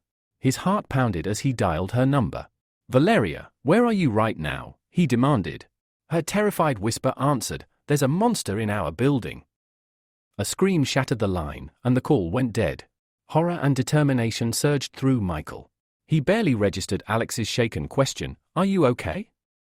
As he sprinted from the office. Reaching the rooftop above the chaos, Michael summoned his metal control power. A shimmering shield formed beneath his feet, and he soared across the cityscape. As he flew, he shifted into his rooster form, hoping to arrive in time. Below, a colossal rat-like creature rampaged through the street, its shriek capable of shattering glass and its matted fur bristling into razor-sharp spikes. 2 heroines, a B-rank green storm and a C-rank fire butterfly, struggled against it. Michael grimaced. Defeating such an A-rank menace would normally require at least 3 heroes of their caliber. The monster unleashed its piercing scream again, this time targeting fire butterfly. Green storm dove between her and the creature, absorbing the full blast, and the pressure blew out 2 adjacent walls. Fire butterfly landed hard, dust choking her lungs. "What am I doing here?" she cried. "C-rank heroes like me are just cannon fodder." "I'm here to help," Valeria called as she swooped in. She had rescued Marina, a terrified child hanging from a broken window ledge. Tears streamed down Marina's face as she clung to Valeria's hand. "Hold on," Valeria shouted. But the ceiling collapsed above them, a jagged beam plunging toward the pair. Valeria's grip slipped as the debris sliced through her wrist. Both girls plummeted. Fire butterfly caught Marina mere meters from the ground, cradling her gently. Marina blinked, amazed. "Thank you," she whispered, clutching the heroine's arm. Reporters clamored to film the rescue, but Emily, the field host, noticed another figure still falling. "Someone else, look," she cried. A dark shape swooped in, vanishing into the chaos with a rescued victim. Camera's word, capturing the mystery savior. Suddenly, Alexa's anguished scream echoed above. A sweeping beast attack was barreling toward the news helicopter. The crew froze in terror. Without hesitation, Lisa, shield maiden of the association, launched herself into the sky, her barrier powers meeting the monster's assault in a thunderous explosion. A shockwave knocked Fire Butterfly off her feet. Stinging in the haze of dust, she covered her eyes. Below, Michael had landed Valeria on a battered park bench away from the fray. Her face was bruised, her wrist bleeding. He knelt beside her. "I'm sorry I'm late," he murmured, activating holy healing. A warm, golden light enveloped her wounds, knitting torn flesh and soothing pain. When the glow faded, he draped his cloak over her shoulders. "You're safe now," he whispered. "No one will hurt you again." Valeria blinked up at the masked stranger, confusion and relief mingling in her eyes. She grasped his hand. "Why do you pretend to be a villain, then a hero?" she asked softly. Michael offered a small, rueful smile. "I saved you because I was here. That's all." He stood and summoned his metal shield, lifting Valeria gently to her feet. "Rest a moment," he advised. "Then head to a safe zone. I'll handle the rest." Before she could respond, he launched skyward, ignoring her frantic calls. From above, Valeria watched him go, an odd sense of déjà vu tugging at her heart. High in the night sky, Michael summoned a shadow clone beside him. In his palm, he materialized 2 gleaming pearls. "The clone will have Heart of Light and Snow Queen powers," he explained to the empty air. "And it's better if it takes the form of a girl." He tossed the pearls into the darkness, readying his next move as the city below continued to burn with chaos. High above the city, Michael watched as his shadow clone enacted his orders. In an instant, the clone's form shifted into a young woman wearing a rabbit mask. "Go," Michael commanded. "Save everyone in danger." Without hesitation, Rabbit darted off the rooftop and vanished into the chaos below. Michael turned his attention back to the monstrous rat that was laying waste to the street. He raised his hand, prepared to strike, but then he noticed another figure standing atop a neighboring building's roof. She wore a confident smile and raised her fists, her posture radiating power. It was Victoria, the famed A-rank heroine who had disappeared from the public eye in L City years ago. Reporters gaped in disbelief as the broadcast camera swung to capture her unexpected arrival. Victoria waved directly into the lens as if greeting old friends. Michael allowed himself a small smile. With such seasoned heroes on the field, he could assess the battlefield from a distance. Victoria narrowed her eyes at the rat. "Perfect punching bag," she thought, flexing her knuckles. The rat snarled and unleashed a massive sonic shriek. "Watch out!" Lisa, Shield Maiden of the Hero Association, yelled through her communicator. That sound wave could shatter steel. Victoria's only response was a calm laugh. She crossed her arms. "I won't know what I'm capable of unless I try," she said. The shockwave struck her rooftop with earth-shaking force. Debris rained down, and a roar of destruction followed. When the dust cleared, onlookers gasped. The spot where Victoria had stood was empty. The rat threw its head back in triumphant laughter, convinced it had killed the heroine, until a blur of movement appeared behind it. Victoria had dropped to ground level and circled the beast. Gathering every ounce of strength into one blistering punch, she slammed her fist into the creature's flank. The impact threw the rat to the pavement in a crumpled heap. Victoria stood over it, grinning. "Why aren't you screaming now?" she taunted. The rat tried to rise but couldn't move. Victoria seized its tail and, with a swift pull, sent it spinning through the air. The monster flew out of the city, landing miles away in a distant field. Meanwhile, Rabbit was already back in action. She spotted a crumbling facade about to collapse on a lone civilian. In one fluid motion, she intercepted him and carried him to safety just before the debris struck. The man, wide-eyed, stared at his masked savior. "Which organization are you from?" he asked. Rabbit set him down gently. "I'm Rabbit," she replied. "From the judge's organization." Then she bounded off to continue her rescue efforts. Nearby, Fire Butterfly and Marina, one of her former neighbors, sat on a battered bench, nursing injuries from their fall. Rabbit paused beside them. "They need help," a bystander explained. "They fell from the upper floors." Rabbit nodded and knelt beside them, placing her hands over their wounds. A soft glow spread through their bodies, and before the stunned crowd's eyes, bruises and cuts vanished. When the healing light dissipated, Rabbit rose and turned to the gathering civilians. "Move now," she ordered calmly. "Head for the shelters. Stay safe." Her warning was cut short by the monster's return, a deafening screech so powerful the crowd instinctively covered their ears. Lisa and Victoria, caught in the open, struggled to withstand the onslaught. Their heroic postures wavered as the sound wave threatened to tear through their minds. From his vantage point, Michael's blood ran cold. He realized with horror what the creature was doing. It wasn't just using sound, it was absorbing the very souls of those nearby, feeding on their life essence to grow ever more powerful. Moments later, the monster stood surrounded by a swirling aura of green light. It closed its maw, pausing its ear-splitting screech. Then, with a groan, its jaws reopened, and it began to draw the spectral forms of the departed into its body. Shield Maiden Lisa staggered under the horror of it all. "What is it doing?" she cried. Victoria, bruised but unbowed, steadied herself on one elbow. "It's absorbing the souls of the dead," she explained. "Watch, it's healing itself with their energy." A nearby reporter gasped into her microphone. Doubt flickered across her face.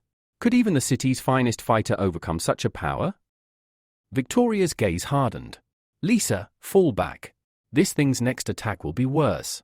With that, she rose and stepped forward once more. Freed of its weakness, the rat monster went berserk. It lashed out, smashing telephone poles and tossing street lamps like twigs. Victoria summoned her strength, her fists glowing with righteous fury. She struck the beast's armored flank, unleashing a shockwave that sent it tumbling into a row of parked cars. As dust settled, Victoria peered through the haze, expecting to find the creature down and out. Instead, its tail lashed back, skewering her across the chest. She cried out, then was lifted aloft and flung violently into a nearby wall. She crumpled in a heap, blood trickling from her mouth. Shield Maiden Lisa rushed to her side, scooping Victoria into her arms. "Get out of here!" Victoria rasped, glaring at her rescuer. "I told you to retreat." Tears in her eyes, Lisa shook her head. "I'm a hero. I can't abandon people in danger." The monster roared again, preparing to deliver a final, soul-draining blow. Victoria threw herself in front of Lisa, bracing for the impact, when a sudden ping echoed through the air. A metal needle, fired with pinpoint accuracy, impaled the creature's tail. It yelped in pain, its head snapping around. Michael and his rabbit clone burst onto the scene. The reporter's eyes widened as the masked saviors appeared. "There," she whispered. "An A-rank hero, and a rabbit-masked rescuer." Victoria and Lisa watched in stunned relief as Michael's metal needles rained down, pinning the thrashing beast to the pavement. Its writhing body was held fast by dozens of gleaming spikes. Victoria realized the real target. Michael had driven nails through its jaws, preventing it from opening its mouth to gorge on more souls.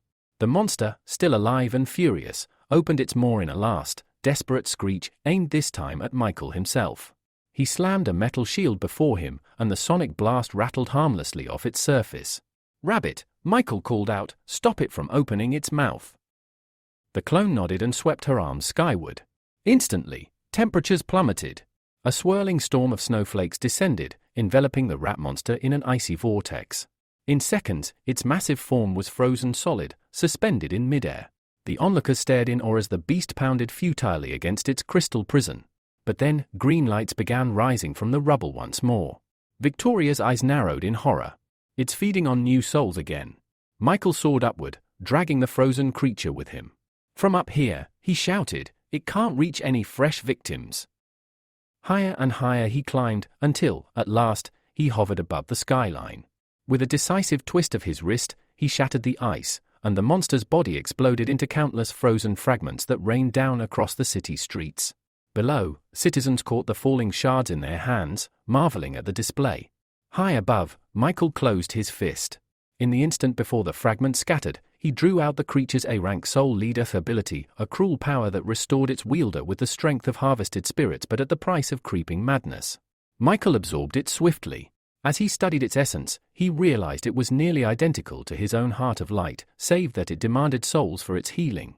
Clutching the new ability in his palm, Michael vanished into the night, leaving the city to reel from the spectacle of a frozen monster and the astonishing arrival of two masked heroes. Moments later, the reporter's voice crackled through the helicopter's loudspeaker. "Civilians, please remain calm. We will disperse the clouds shortly so you can see your hero's status." The crowd didn't have to wait long. Through a break in the mist, Michael descended gracefully on his metal shield, settling before the helicopter's open door. Emily waved exuberantly. "Sir Michael, could we have a word? We'd like to interview you." Cameras whirred and zoomed as Michael offered a courteous nod. Standing beside him, Victoria watched silently, her brow raised in admiration. He must have surpassed A-rank, she thought. Only an S-rank could have dispatched that beast so effortlessly. As the press prepared their questions, two glowing blue spheres leapt from Rabbit's palm and streaked toward the heroines. Instinctively, Lisa sprang forward, using her shield to protect Victoria. Both women braced themselves, and then, instead of pain, they felt warmth. Their wounds began to seal, the ache ebbing away. Victoria blinked at Rabbit. "What ability is this?" "Who are you?"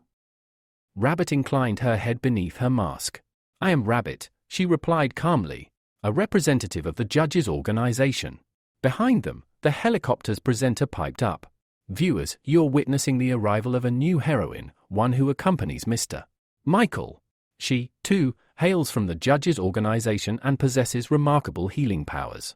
Victoria, scratching the back of her head, looked genuinely puzzled. "I've never heard of that agency before." "Thank you, Rabbit. Without you, we wouldn't have made it through that monster." With a graceful nod, Rabbit rose on a shimmer of snow-white light and joined Michael atop his shield. The cameras followed their ascent until both heroes slipped behind a curtain of clouds. Emily's commentary continued, praising their decisive intervention, while Victoria stared skyward in bitterness, convinced that her own efforts had been eclipsed. A few minutes later, Michael and Rabbit flew beyond the city limits, skirting the forest canopy toward a prearranged rendezvous with Austin. Michael's mind raced with questions. What latest intelligence would his godson bring? "Time's almost up for me," Rabbit murmured, her form blurring. In an instant, she dissolved, and the energy she had held returned to Michael. He examined the two pearls in his palm, the Heart of Light and Snow Queen stones. "This is remarkably efficient," he thought. "I can send future clones on missions without hesitation." But the memories of men leering at Rabbit from below stung him. "I'll avoid creating female forms going forward." At last, they reached an old building beside an abandoned car. There, leaning nonchalantly against the wall, was Austin, his thumb half raised to his nose, boresomely waiting. Michael landed beside him, suppressing a sigh. He didn't even think to check his story for accuracy. Austin looked up, a scrap of paper clutched in his hand. His eyes lit up. "Michael!" "I've got something," he called, bounding forward with eager confidence. A sudden rustle from the nearby tree line made Austin freeze in his tracks, clutching the sheet of paper he had just handed to Michael. His eyes darted into the shadows, wary and uncertain. Michael cleared his throat. "Let's review this first," he said, unfolding the document. It detailed the Hero Association's plan to establish a white zone in City L. Despite the unsettling noise behind him, Austin's attention shifted fully to the paper. With uncontainable excitement, Austin declared, "I've heard there are special items in the world, equipment that can magnify one's power. We have to obtain them at any cost." Michael nodded. "This intelligence is invaluable. You've earned your reward."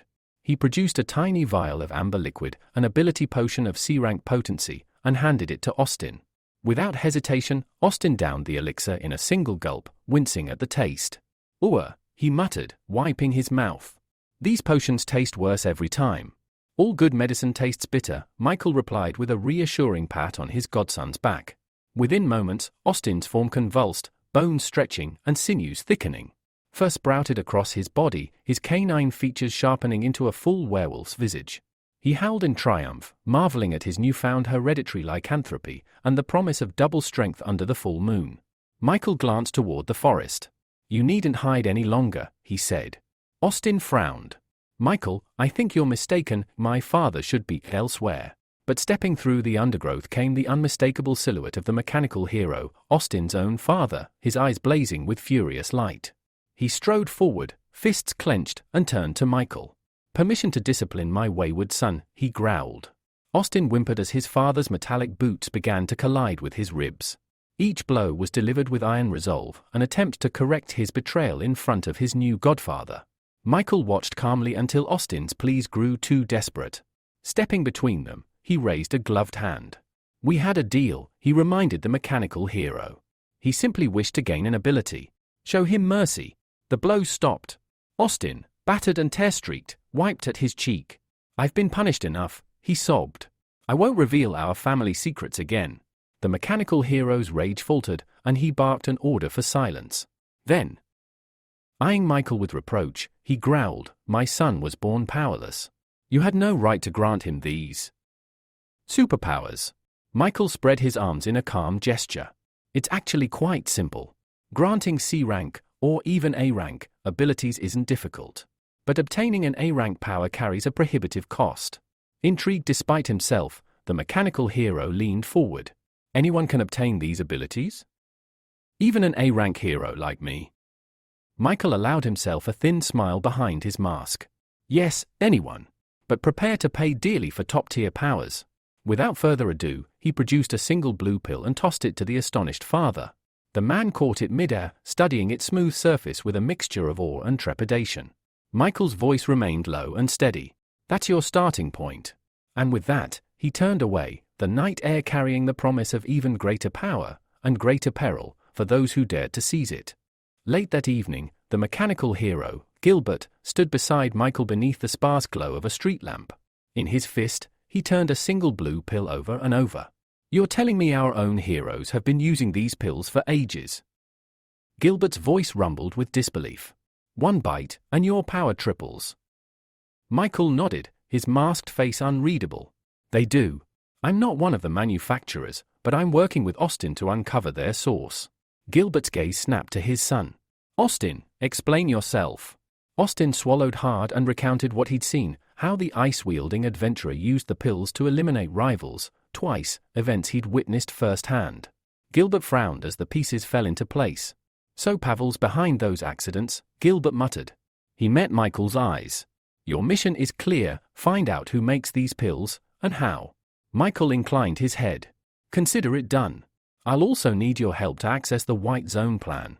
In return, I can grant you an A-rank ability, one that doubles your strength. Gilbert's jaw tightened. The White Zone, he spat. People die just stepping inside. No one returns alive. Michael slid a ring into view, its surface etched with runes. Activate this, and it collects ability genes, the key ingredient for the elixir. You know those genes come from monster remains. The White Zone is teeming with monsters ripe for harvest. Gilbert's skepticism lingered. Prove the elixir works. Michael spread his arms. In one hand, flame crackled, in the other, a shard of living ice formed. My very existence is proof. But if you doubt the judges, you're free to refuse. Austin, still transformed as a werewolf, snapped at his father, don't get in my way. Let me grow stronger. Gilbert's face darkened, and he cuffed Austin across the head. Quiet, boy. Turning back to Michael, he exhaled and said, I'll do it. I'll bring down the ice adventurer. Michael offered a curt nod. I look forward to our next meeting. With that, he launched skyward on his metal shield and vanished into the night. Later, at the hospital. Valeria shuffled into her room, still in her uniform from the shelter, eyes blinking blearily at the bedside light. Michael stood by the window, silhouetted against the city glow. Michael, she whispered. What are you doing here so late? He crossed the room and slipped an arm around her shoulders. I was looking for you all day, he said, voice warm. I heard the wounded were brought here, so I came straight away. Valeria turned to face him. I'm fine, just a scratch.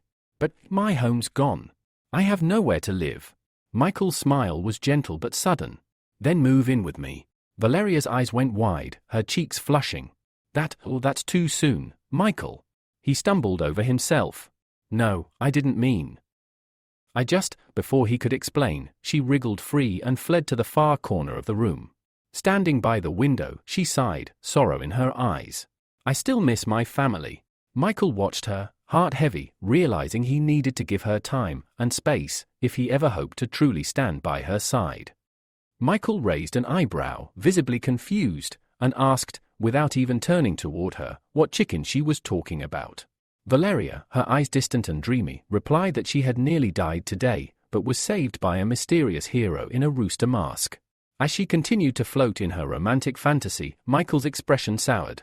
His gaze, sharp and displeased, bored into her back. He never imagined he'd feel jealous of his own girlfriend, toward himself. Valeria let out a surprised yelp as Michael suddenly swept her into his arms. Ignoring her startled questions about what he was doing, he carried her over and dropped her onto the hospital bed. Slowly, Valeria sat up, visibly flustered, and repeated the question she'd been asking, the one the masked hero had refused to answer. But this time, there was no answer either. Instead, Michael silently approached her, his gaze fixed and intense. As he reached out, Valeria realized what he was about to do and quickly turned away, stammering that this kind of thing couldn't be done in a hospital. But what happened next took her completely by surprise. Michael simply pulled the blanket over her and climbed onto the bed beside her. For several quiet minutes, they just lay there, face to face, eyes locked. Then, without a word, Michael pulled her gently into his arms. "You should fall asleep quickly," he murmured. "Tomorrow, I'll help you move in. It's better if you live with me." Valeria gave a small nod, her lips curling into a hidden smile as she rested her head against his chest. The next day, Michael had to rush to another city. While waiting in line at the airport, he called Valeria. She was at their now shared home, clearly frustrated as she searched for a frying pan. "Try the kitchen cupboard," Michael suggested, phone wedged between his shoulder and cheek. "I've already searched the entire kitchen," she snapped. "I can't even find a grain of rice, let alone a frying pan." At that moment, Michael finally boarded and began placing his luggage in the overhead compartment. "Just take the card I gave you yesterday and buy whatever you need," he told her. But Valeria stubbornly replied, "I'll just wait for you to come back. Besides, I have a surprise for you." Michael smiled, but his fellow passenger gave him a strange look when a soft meowing sound came from the phone. Chuckling awkwardly, Michael said his goodbye. "I'll call as soon as I land. Animals require a lot of attention," the man beside him commented with a knowing smile. Michael could only laugh lightly in response. A few minutes later, the plane took off. Everything seemed peaceful until something caught Michael's attention, disturbing his calm. Just a few seats ahead of him sat Anna, next to a girl he didn't recognize. Michael was headed to the city of HH to negotiate with the Chamber of Commerce. Never in his wildest thoughts did he expect to end up on the same flight as her. He could only hope she wouldn't recognize him in his plain clothes. Meanwhile, the men seated behind them were openly leering at the girls. As a pretty flight attendant walked by, the girl sitting beside Anna asked politely if she could bring her a towel. The attendant nodded and told her to wait a few minutes. But that was when Anna spotted Michael. Her eyes narrowed, and her voice dripped with irritation. "Why are you staring at us like that?" she snapped, before launching into a barrage of insults aimed at him. Michael remained silent. He didn't want to attract any more attention. Suddenly, the towel that had been requested fell to the floor. The flight attendant bent down to pick it up, only to freeze as she felt the cold barrel of a gun pressed against her back. "Don't kill me," she pleaded, raising her hands in surrender. "Nobody move." "Hands behind your heads," barked the man standing behind her. All around the cabin, other men in identical uniforms stood up, weapons drawn. They barked threats, warning the passengers they'd get a bullet in the forehead if they disobeyed. Michael's eyes shifted. One of the armed men stood just beside him, gun in hand. Michael narrowed his eyes. Judging by the aura and composure of the attackers, he assumed they were mutated monsters, possibly entirely unnatural beings. His scrutinizing gaze didn't go unnoticed. One of the armed men snapped at him, voice sharp with threat, demanding he put his hands behind his head. Michael complied, lifting his hands slowly, but his eyes remained fixed on the man in front of him. He continued to analyze the situation. Judging by their strength and confidence, he estimated the hijackers were at least B rank. Still, hijacking a plane in broad daylight? That was bold, even reckless. He shifted his gaze toward Anna. Transforming into his heroic form in front of the entire cabin, especially with her present, was out of the question. He had to come up with another plan, fast. Meanwhile, the one who appeared to be their leader barked an order at the flight attendant, forcing her at gunpoint to open the cockpit. As soon as the door clicked open, gunshots rang out from within.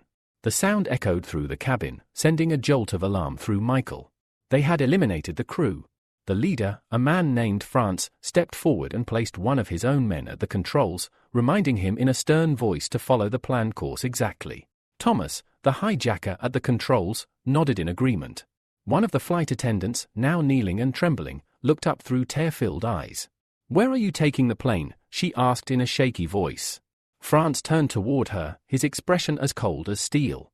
He raised the gun again and replied flatly, "We're headed to the White Tower, the tallest building in Shush. Everyone else will die." Without hesitation, he pulled the trigger. A red splash marked the end of her question. Not a flicker of emotion crossed France's face as blood hit his skin. He remained cold and merciless, a picture of ruthlessness. The remaining hijackers continued to watch the passengers with sharp eyes. Oddly, the man sitting beside Michael didn't appear the least bit frightened. In fact, he smiled, completely enamored with Anna. "If this is my last flight, I regret nothing," he whispered, eyes locked on her. "Meeting such a beauty was worth it." Michael, meanwhile, mulled over a growing question: where had these hijackers come from? He muttered the thought aloud, and Anna heard him. One of them said earlier they took the plane to destroy the White Tower, she explained. From how much they hate the 2nd District. I think they're from the 35th. Michael raised an eyebrow. Why do you think that? Anna blinked in surprise. You've never heard the story. Her surprise was met with his blank expression. She sighed and began to explain. When the 50th District was newly formed, people from the 2nd invaded it. They caused chaos and destruction everywhere. The 35th stepped in to defend the peaceful region, and afterward demanded that the government council force the 2nd District to apologize and pay compensation. She paused, then added bitterly, but the arrogant chairman of the 2nd District's parliament rejected it. Michael shook his head. What they did was cruel. But using terrorism won't fix anything. Anna nodded. Only civilians suffer in the end. Their whispering didn't go unnoticed. One of the hijackers, the warden, snapped at them, his voice sharp and threatening. What are you whispering about? Nothing, Anna quickly replied. I'm sorry. We won't do it again. But the man wasn't satisfied. He grabbed her roughly by the wrist and yanked her to her feet. Without warning, he slung her over his shoulder and marched to the front of the plane. Throwing the cabin door open, he shouted back at the passengers. If anyone else wants to say goodbye to life, I'll throw them down with her. Anna began to thrash, struggling to break free. Help me. Somebody. Michael jumped up from his seat. He couldn't sit by any longer. But before he could act, someone else moved faster. A stranger in a green suit appeared, taking down the hijacker with a precise strike.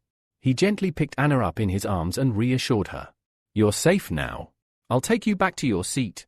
Before the stunned passengers could even process what had just happened, another figure entered the cabin, a blond man who stood tall and offered a crisp salute. Apologies for being late, he said with a smile.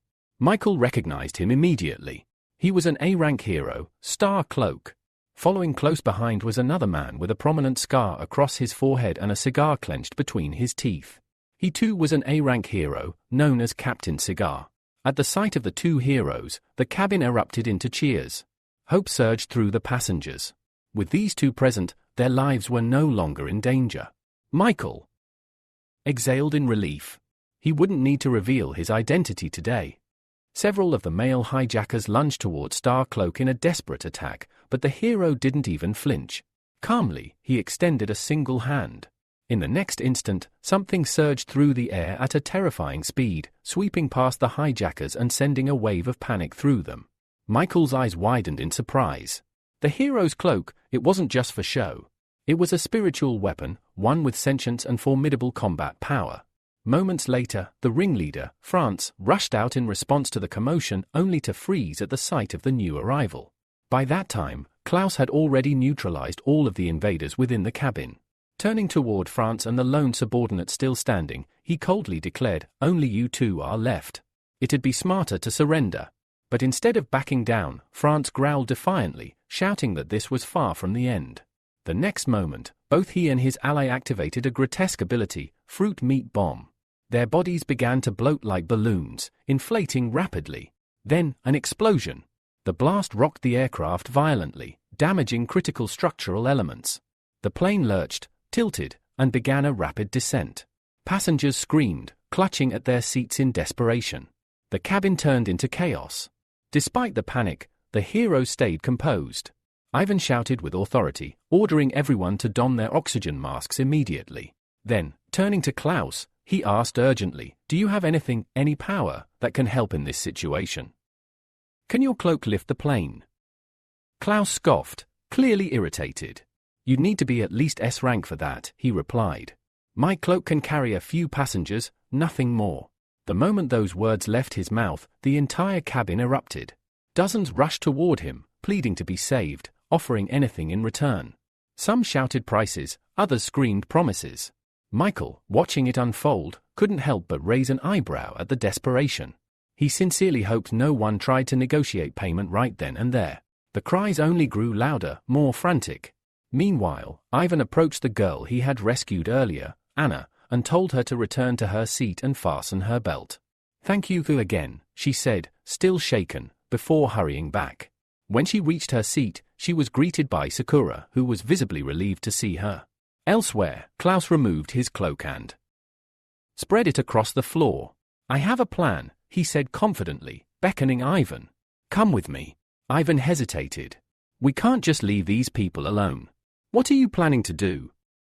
With a tone of veiled annoyance, Klaus responded, "Just trust me. Otherwise, it'll be too late." Left with no better option, Ivan nodded and stepped onto the cloak. Together, the two heroes flew up and exited the plane through the emergency hatch. Michael, witnessing their departure, formulated a quick plan of his own. He didn't need to reveal his identity, not yet. Instead, he could create a clone of himself outside the aircraft. Even with just a fraction of his true power, the clone could still help save the plane. Without wasting another second, he closed his eyes and activated the ability. A dark shadow leaked through the window, and moments later, Rooster, his clone, stood on the other side of the glass, looking back at him. Meanwhile, high above, the two heroes had reached the plane's rooftop. Klaus shouted through the roaring wind, "Use your power! Make a parachute!" Ivan blinked, impressed. "You're smarter than you look," he said. "Didn't even think of that myself." Drawing in a deep breath, Ivan activated his unique ability, cigarette smoke manipulation. He exhaled thick plumes of smoke that separated into 3 distinct trails, each wrapping around the tail and wings of the aircraft. Slowly but surely, the plane began to stabilize. Exhausted, Ivan collapsed onto the surface of the plane. His breathing was heavy and his body sagged with fatigue. "That took everything out of me," he muttered, facing away from his partner. "I've got nothing left." He didn't see the sinister grin spreading across Klaus' face. Silently, Klaus twisted his cloak into the shape of a needle, sharp and deadly. "Thanks for your hard work," he said coldly. Michael's clone, still hovering nearby, saw what happened next, and it left him in shock. With a swift motion, Klaus stabbed Ivan in the back, the sharp edge of his cloak piercing his partner's body. Ivan cried out in pain, clutching at the wound as his blood spilled across the plane's roof. Michael couldn't believe what he was seeing. Klaus' eyes burned with hatred as he stood over his fallen comrade. "Every mission," he spat, "I was the one who got the job done. But you always got the praise. The spotlight. The fans. The sponsors." His voice turned venomous. "Now they won't even look at me." Then, turning his back on Ivan, Klaus gave one final parting word. "If you're such a great hero, then die for the civilians. I'll tell the media Captain Cigar died in a crash, heroically trying to save everyone. Just like a real hero should." He turned away, leaving Ivan bleeding behind him moments away from death. After that, Klaus leapt from the plane.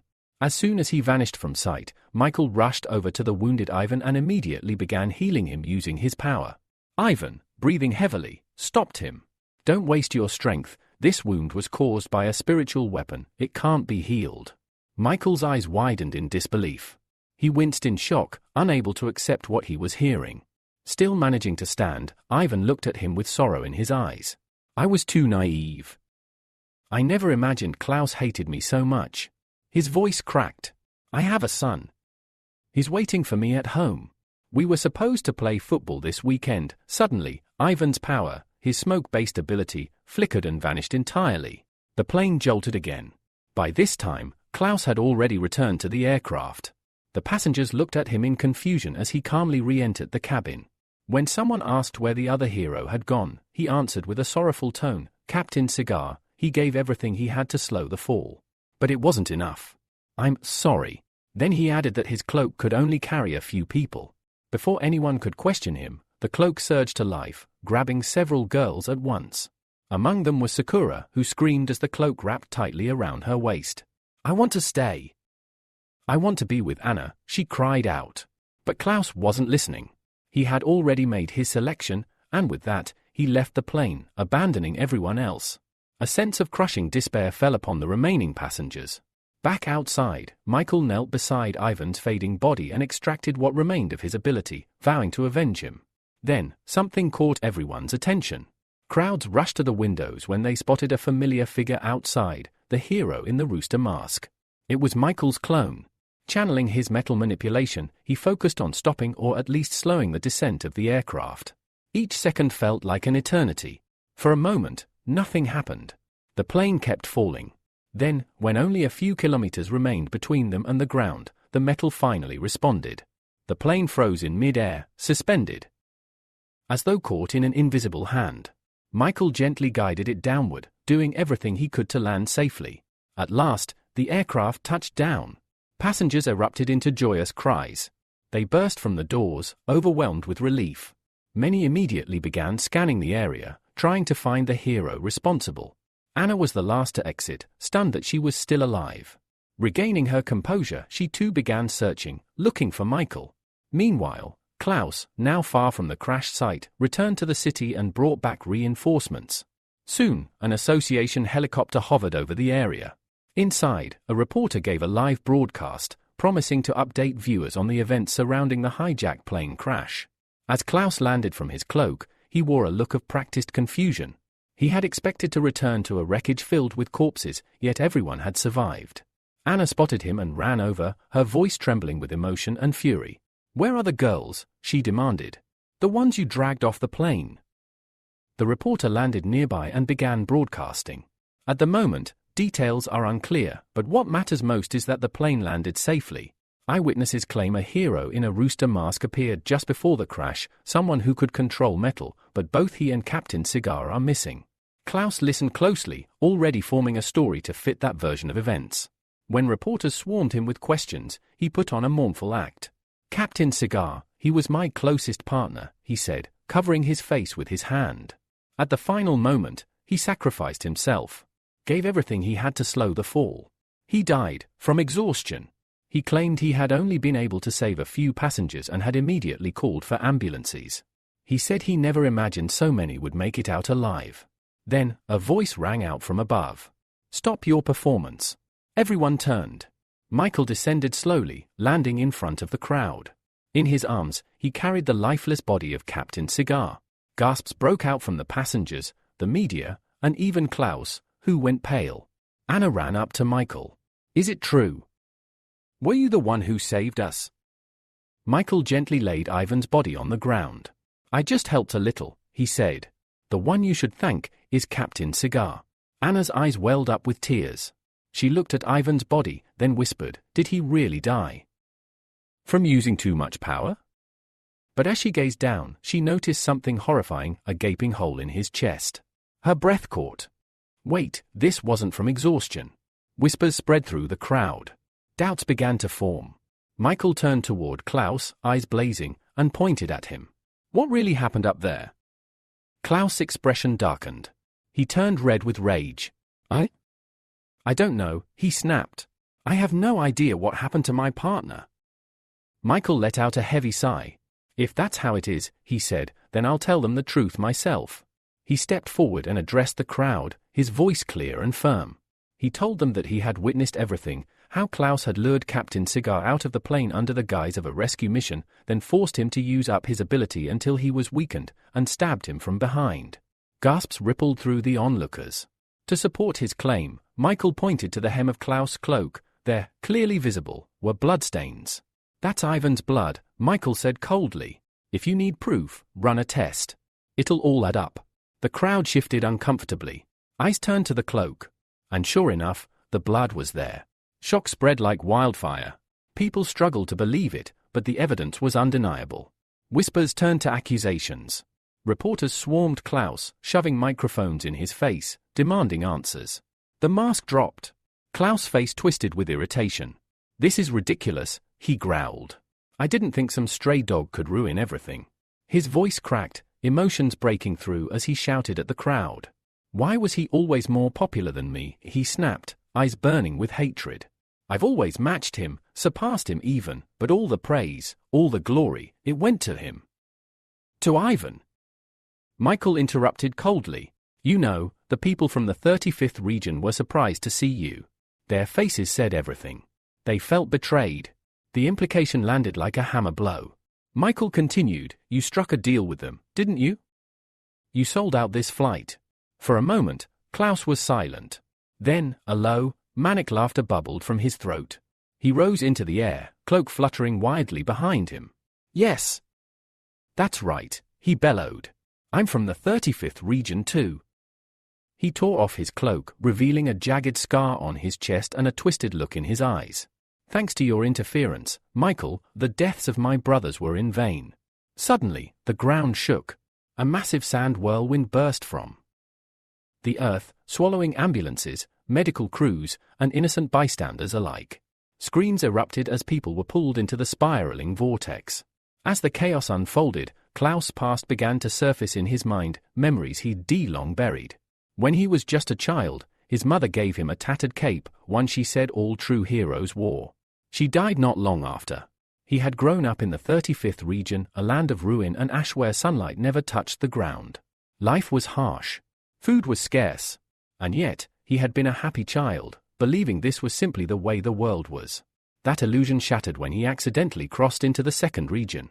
There, he discovered that water could be sweet, that flowers could bloom in every yard, and that the sky was blue. But what truly broke him was the people. When they learned where he was from, they mocked him, beat him, humiliated him. At first, he thought he had done something wrong. But the deeper he dug, the more he realized they were the problem. The elites of the 2nd region hoarded resources, exploited the weak, and laughed as others suffered. That's when his cloak awakened, its spiritual power fueled by rage. He forged documents to stay in the 2nd region, secretly sharing intel with his homeland. He instigated terrorist attacks, then swooped in to play the hero. The public adored him. He rose through the ranks, until Captain Cigar appeared. Suddenly, the spotlight faded. Applause that once echoed for him now belonged to someone else. Jealousy festered. He tried again and again to cause greater destruction, just so he could save more people and reclaim the fame, but Cigar always got there first. Now, his hatred had boiled over. All of you, Captain Cigar, the 2nd region, all these ridiculous rules, you deserve to die. He roared above the whirlwind, taking a step forward. Anna screamed, voice trembling. You're insane, she shouted. You're no different than the usurpers you hate. She turned to Michael, panic in her eyes. What do we do? This lunatic will kill everyone. Michael didn't answer. He stared silently at the monstrous whirlwind, his eyes locked on the weapon behind it all, the cloak. Then he spoke. That cloak. It's a spiritual weapon, entirely fueled by its master's emotions. After all the lives it's claimed, it's now evolved into an S-rank weapon. Anna's face went pale. She immediately summoned her bag, rummaging through it desperately, but after a few seconds, her expression turned to despair. She had nothing that could stand against something that powerful. Anna looked at Michael, her expression full of worry. Can you handle him? She asked quietly. But then, she noticed something, his hand was trembling. You're afraid? She asked in surprise. Michael didn't deny it. Instead, he took a few confident steps forward, eyes locked on the swirling chaos ahead. I'm not afraid, he said. On the contrary. I've been waiting for this fight. He floated into the air and shouted toward Klaus. You said it yourself. You've been secretly killing civilians in District 2 just to vent your frustrations. Klaus tilted his head and laughed, unapologetic. Yes. I killed a lot of them, he said casually. Every fan, every person I've saved, their lives belong to me. I can do whatever I want with them. Michael's expression darkened. To think an A-rank hero with 1 million followers turned out to be a lunatic, going back and forth between destroyer and savior. He raised his voice. When a victim becomes an offender, her motives no longer matter. There's no forgiveness. No pity. Klaus gave a sharp laugh. You talk just like Captain Cigar, he said with a sneer. Fine then. I'll reward you with 100 seconds to run. With that, Klaus began the countdown. But Michael didn't waste a second. He immediately activated his metal control ability. From the spinning vortex, a razor-sharp blade emerged. Then another. And another. Soon 8 blades, double-edged and gleaming, hovered behind his back like metallic wings. At second 15, Klaus peeked open an eye. How patient, he muttered. Now let's see what, but then he paused, confused. Michael was nowhere in sight. Only Anna stood nearby. We're in the center of the sand vortex, he said, narrowing his eyes. Where did he? A voice from above called his name. Klaus looked up. Michael was there, diving toward the cloak. In one clean strike, he slashed the spiritual weapon at its core. Immediately, the sand whirlwind shattered, collapsing like a broken dam. Screams echoed through the air as people began plummeting from the sky. Klaus was stunned. He looked down at his cloak and realized the edges were pinned in place by blades. Michael had pierced it. This was the first time he had used his S-rank ability to restrain a spiritual weapon of the same level, and it was taking everything he had to keep it under control. Turning to Anna, he shouted, "Do something. Save the people." Anna nodded, her voice steady. "You can count on me." She flung open her bag and hurled several small beast eggs into the air. As they fell, they rapidly grew in size, swelling larger and larger. Despite knowing it was necessary, her heart ached. Each egg cost her 30,000 WI. When they hit the ground, the eggs cracked, releasing a thick, sticky substance that spread into a cushioned layer. The falling people landed on it, their impact softened, their lives spared. Klaus screamed in rage. "They mustn't survive. None of them. I'll kill everyone and get my cloak back." He raised his gun and opened fire on Michael. At first, Michael dodged with ease, but then he noticed something strange. The bullets looped back, chasing him. They were homing rounds. He gritted his teeth, slicing them mid-air to destroy them, but the distraction had cost him. Klaus had taken back the cloak. With a wild cry, Klaus lunged at him, launching a frenzied barrage of strikes. Michael dodged blow after blow, but suddenly, a deep cut slashed across his right arm. He immediately tried to heal, activating his ability, but nothing happened. Then he remembered Captain Cigar's words, "Wounds from spiritual weapons can't be healed." Klaus jumped back, laughing. "That's right. My cloak attacks the mind, it tears into your spiritual core. Healing's useless." Michael narrowed his eyes and muttered, "Then maybe I'll be the one to make better use of it." At that moment, the cloak began to float, drifting up from Klaus' shoulders on its own. Klaus blinked in confusion. The cloak slid its fabric down into the inner pocket of his jacket.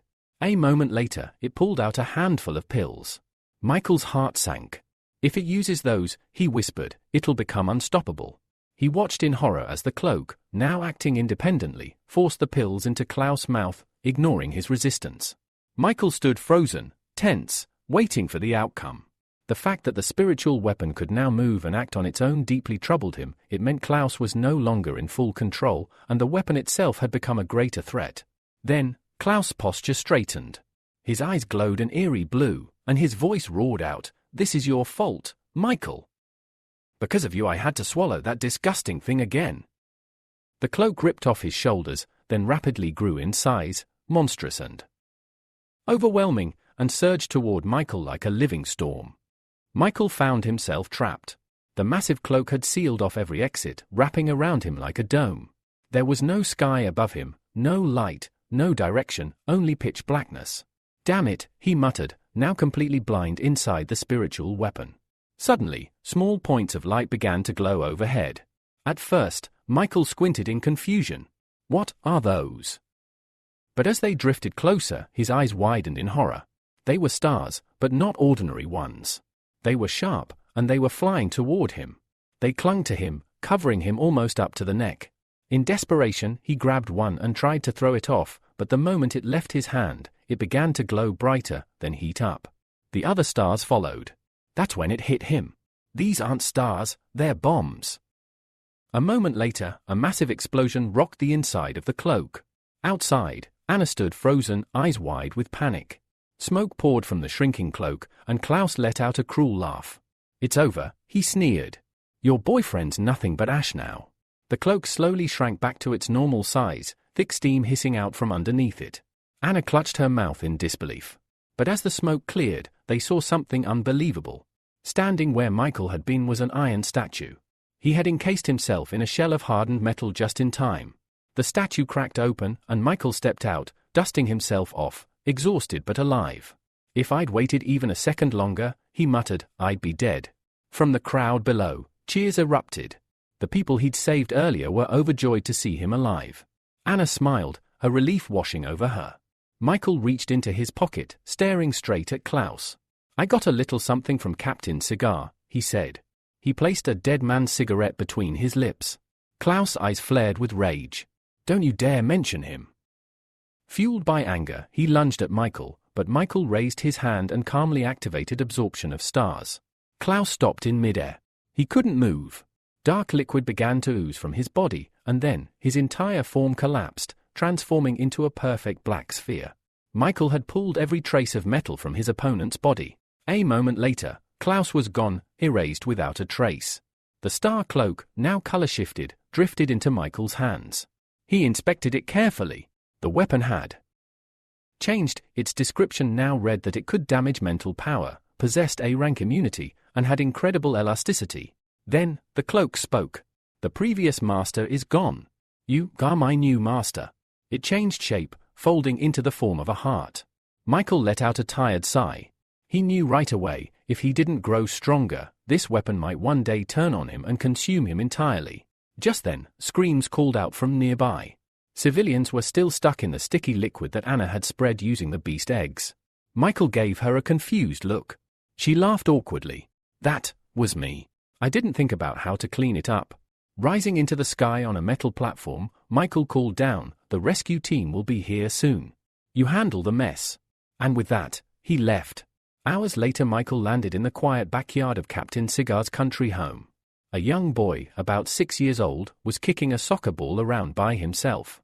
When the ball rolled to Michael's feet, the child looked up and smiled. "Wanna play?" he asked. Michael knelt beside him and smiled. "I didn't come here to play soccer, but seeing you like this makes me want to." Then he looked the boy in the eyes. "Turn around." The boy obeyed, only to find a tall, cloud-like human figure standing behind him. Excited, the child shouted, "Then let's not wait. Let the game begin." While the boy ran off to play, Michael quietly slipped a pearl of cigarette smoke into his body, the essence of Captain Cigar's ability. "Go ahead," Michael said. "I'll join you soon." And just like that, the boy laughed and ran across the grass, playing with the smoky phantom, completely unaware. Michael left an open pack of cigars on the porch step and disappeared without a sound, fulfilling his promise to his fallen friend. Meanwhile, all the passengers from the hijacked plane had long since been rescued and returned to the city. Anna and Sakura walked side by side, animatedly discussing everything that had happened. Anna exaggerated Michael's heroic moments, mimicking him with flair. Sakura, however, had a different story. Her captors, those who'd taken her during Klaus' rampage, had simply abandoned her group in the desert. If it weren't for a passing helicopter, they might have died out there. After hearing the story, Anna grabbed her by the shoulders. "Then it's fate that we survived. From now on, we have to value our lives more." Sakura nodded in agreement. "But I still have that meeting today," she said, pulling out a sealed envelope. It was an invitation. A few days ago, she explained, this letter arrived at the head office. "It's from the judges' organization. I have to negotiate a deal with them." The letter had come from a high-ranking member of the judges' organization, a mission of great importance. Sakura could hardly believe it. Being chosen for something like this was beyond anything she ever imagined. Excitedly, she spoke of the possibility of seeing the hero in the Rooster mask again, the very one who had saved them earlier that day. But just then, a presence appeared behind her. A shadowy figure emerged from nowhere. Anna's eyes widened. She quickly pointed behind her friend. Sakura turned around and froze. A masked stranger loomed over her. "Who are you?" she asked cautiously. He said nothing at first. He just looked at her. Then, coldly, he asked, "Why so surprised?" Anna narrowed her eyes, studying him closely. "You look familiar," she said. Then Sakura remembered something. One time, Alexa, the heroine from the 2nd District, mentioned someone in the judges' organization named Snake. He wore a mask like an animal. Nodding slowly, Anna took a few steps forward. "I'm Anna, a friend of the hero in the Rooster mask," she said. "The one who just risked his life out there." Still, the masked man said nothing. He just stared at her. Anna sighed, slightly annoyed.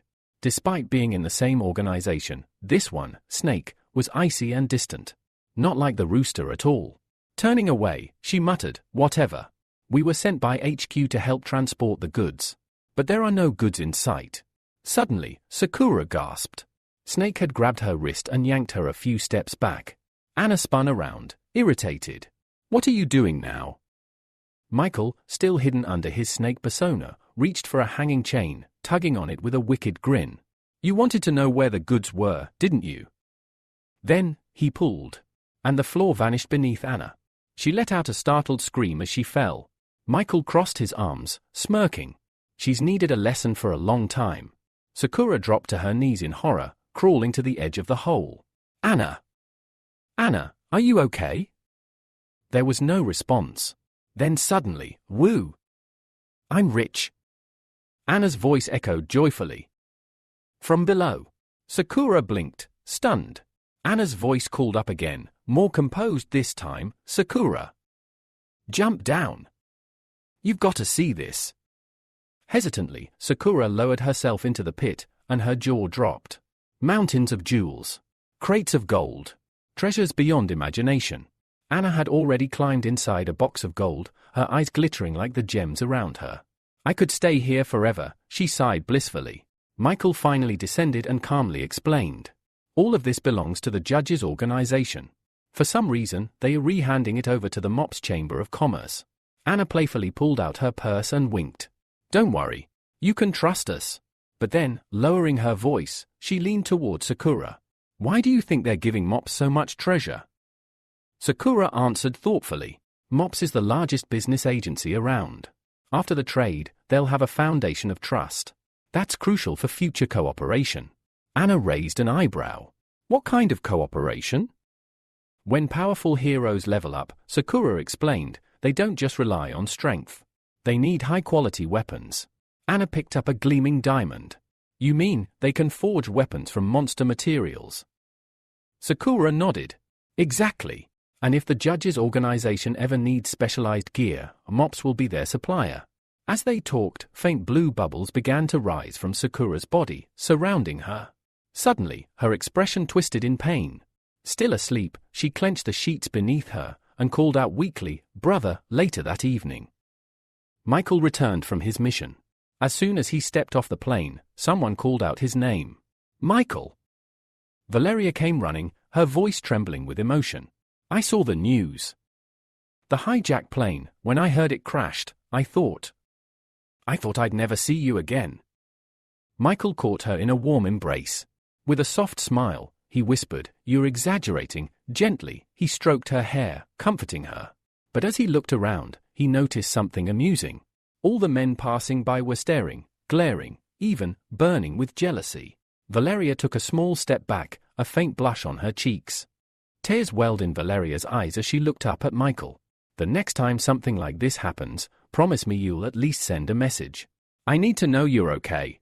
Michael nodded gently and pulled her into a reassuring hug. Then, with a calm smile, he led her toward the exit. Let me take you home first, he said.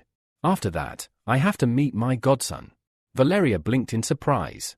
Godson? Michael laughed softly. It's not as serious as it sounds. My friends and I just call each other that. Elsewhere. Austin was drowning his frustration in alcohol, seated between two women who clung to him as he bitterly slammed back another drink. My godfather just used me, he muttered. All to get close to my dad. Now that he's done, I'm nothing. He stared blankly ahead, consumed by bitterness and completely unaware of what was coming. Suddenly, one of the girls beside him collapsed. Austin instantly sobered up, jumping from his seat. What the? Before he could react, ice-cold water was poured over his head. Ag! What the hell? He turned around furiously, only to freeze. Michael stood behind him, arms crossed, expression unreadable. You want to get rid of me? He asked with a mockingly amused tone. Go ahead. I'd love to see you try. Austin went pale. He stumbled backward, hands raised in surrender. No. I wouldn't. I didn't mean it. I swear. Michael chuckled and ruffled Austin's hair like a mischievous older brother. Weren't you just whining about being used? Yeah, Austin muttered, ashamed. Michael shook his head. You've got talent. I wouldn't waste that. Austin's eyes began to tear up again, but this time, from joy. No one's ever believed in me like that. Michael suddenly raised his right hand, joining his thumb and middle finger. Let's fix that, he said, raising his palm toward Austin's face. Flick! A burst of spiritual energy knocked Austin out cold. When Austin opened his eyes, he found himself in a vast shadowy space. A glowing pentagram floated in the air before him. Something instinctive guided him forward. Without hesitation, he placed his palm on the circle. His body moved on its own. He turned around, leaned back into the pentagram, and closed his eyes. The symbol blazed with light. A deep, echoing voice filled his mind. The spiritual contract is complete. When Austin opened his eyes again, he was no longer in the dark. He was standing in the clouds, a bright and boundless realm. Everything felt distant, foreign. Then, Michael's voice rang out behind him. You've now bridged the gap between body and soul. Austin turned, and what he saw made his heart skip a beat. Michael was missing half his body. Only his upper half remained. What happened to you? Austin gasped in horror. Michael waved it off casually. We're in a space shaped by thought. Here, nothing is fixed. You can imagine and create anything using spiritual power. He continued, recently, I gained several spiritual abilities. During my research, I discovered this place, only accessible to those who've entered into a spiritual contract. He pointed to Austin's forehead. You have a gemstone now. Focus on it. Confused, Austin touched his forehead and closed his eyes. As he concentrated, the world behind him began to transform. Floors appeared. Then walls. A massive palace rose around him. His jaw dropped. At the center stood 12 empty thrones. One of them was instantly occupied by Michael. Still stunned, Austin couldn't speak. Michael smiled and beckoned him forward. Come. Finally breaking from his daze, Austin shouted in awe, this place is insane. The judge's organization is way cooler than my dad's company. Michael nodded. This is the Heavenly Palace. It's where we share information. Our future meetings will take place here. Austin's eyes sparkled with curiosity. What's my mission? What's my role? Michael pointed to one of the thrones. The rat's seat is vacant. Austin's face lit up with excitement. Without waiting another second, he dashed toward the throne, wham. He smacked face first into an invisible barrier, clutching his nose in pain. After Michael jumped down, he stood behind Austin, his confusion evident. Why did you do this to me? Austin asked, still processing the situation. The hero answered calmly. You were in too much of a hurry. He didn't explain that he had the authority to appoint Austin to the position. Austin furrowed his brow. But you mentioned formal membership earlier, he said, trying to piece things together. Michael sighed, giving a measured response. I only said that the rat position was open. That means you could be a candidate for the job, but it's not guaranteed. This caught Austin off guard. His eyes widened. Does that mean my father is also a candidate for this position? Michael nodded. Gilbert is one of the candidates. The leader of the judges will decide who gets the position. The mention of Gilbert seemed to ignite something within Austin. His face grew red with frustration. You're telling me my father might take this position instead? Michael didn't soften his words. The judges are an organization that puts strength first. If you want to hold a high position, you'll need to prove your capability and power. Austin's shoulders slumped, his disappointment palpable. Sighing deeply, he lowered his head. I understand. I'll do my best and won't waste this chance. He looked up at Michael, determination flashing in his eyes. Please, give me my next assignment. Michael considered for a moment before responding. Gilbert will never give you the ice adventurer, so I want you to figure out how to lure him into a trap. Then, I'll take care of the rest. Austin nodded eagerly. I can do that. But then, a thought crossed his mind, and he hesitated. By the way, if I do become the rat, will I meet Rabbit? Michael froze, his expression utterly dumbfounded. Austin's face turned dreamy. I saw her on TV. She's perfect. If I marry her, my life will be complete. I'm certain of it. Michael's shock was palpable. You want to marry my clone? Austin didn't seem to pick up on Michael's concern, his gaze fixed on a future with Rabbit. Michael, however, was quick to act. He kicked Austin in the back. This is not the time for that. Get your task done first. Later that evening, Michael returned home and sat at the kitchen table, his eyes glued to the TV screen as he waited for Valeria. The news anchor reported something that caught his attention, a financial company from the second region, Knights of the Round Table, had imposed a fine on Alexa, an A-rank heroine known for her swordsmanship. Michael's mind raced. The report was unexpected. A moment later, Valeria entered the room, carrying a plate of chicken. She was dressed in nothing but an apron, her bare feet padding across the floor. Michael couldn't hide his shock. This was the second time he'd seen her in such revealing attire, but now, it left him speechless. Valeria didn't seem to notice his reaction as she placed the chicken down on the table. She looked up and, noticing his silence, asked, "What? Do I look bad?" Michael, still stunned, quickly shook his head. "No. You look great. But why are you dressed like that?" Valeria sat down across from him with a slight blush, explaining, "I told you I was going to surprise you. It's not just the food, though. There's more." The tension between them hung in the air as Valeria nervously handed him a chicken thigh, telling him to eat. Michael took a bite, still lost in thought. Mid-meal, Valeria hesitated before asking, "Have you heard about Alexa?" Michael nodded while chewing. "Yes, I saw the news." "Why?" Valeria looked serious. "I heard from some of the other heroes that Alexa's been secretly colluding with another organization. She disappeared after a massive attack in the second region." Michael frowned. Alexa's reputation had always been impeccable, noble, strong, and beloved.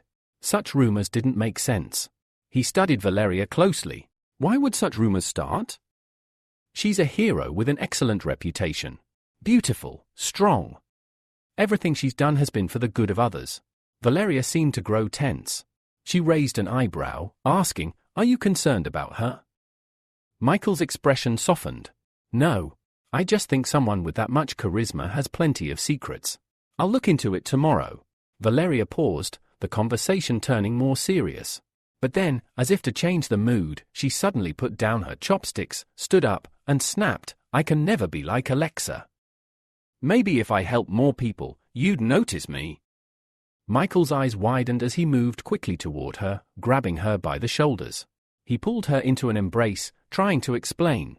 "I'm investigating this, Valeria. It's not about what you think." But before she could respond, he kissed her. It was soft at first, but soon deepened. Valeria, gasping for air, slowly pulled back, blushing deeply. Michael, his arms still around her, whispered tenderly, "For me, you're perfect."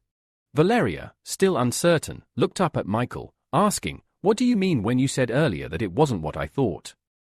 Michael took a step back but still held her close, trying to explain. "I'm a reporter, Valeria. It's important for me to know all the details about this case." Valeria looked at him, her eyes narrowing as she asked, "Is that really true?" Michael nodded. "All journalists are like that. I'm not interested in Alexa any other way. I only like you." Hearing his words, Valeria's face softened. She hugged him tightly, her voice filled with affection. "You're the best." As Michael held her, his thoughts turned to regret. He mentally apologized to her, promising that sooner or later he would return her ability to her. He felt the weight of his hidden truths pressing down on him.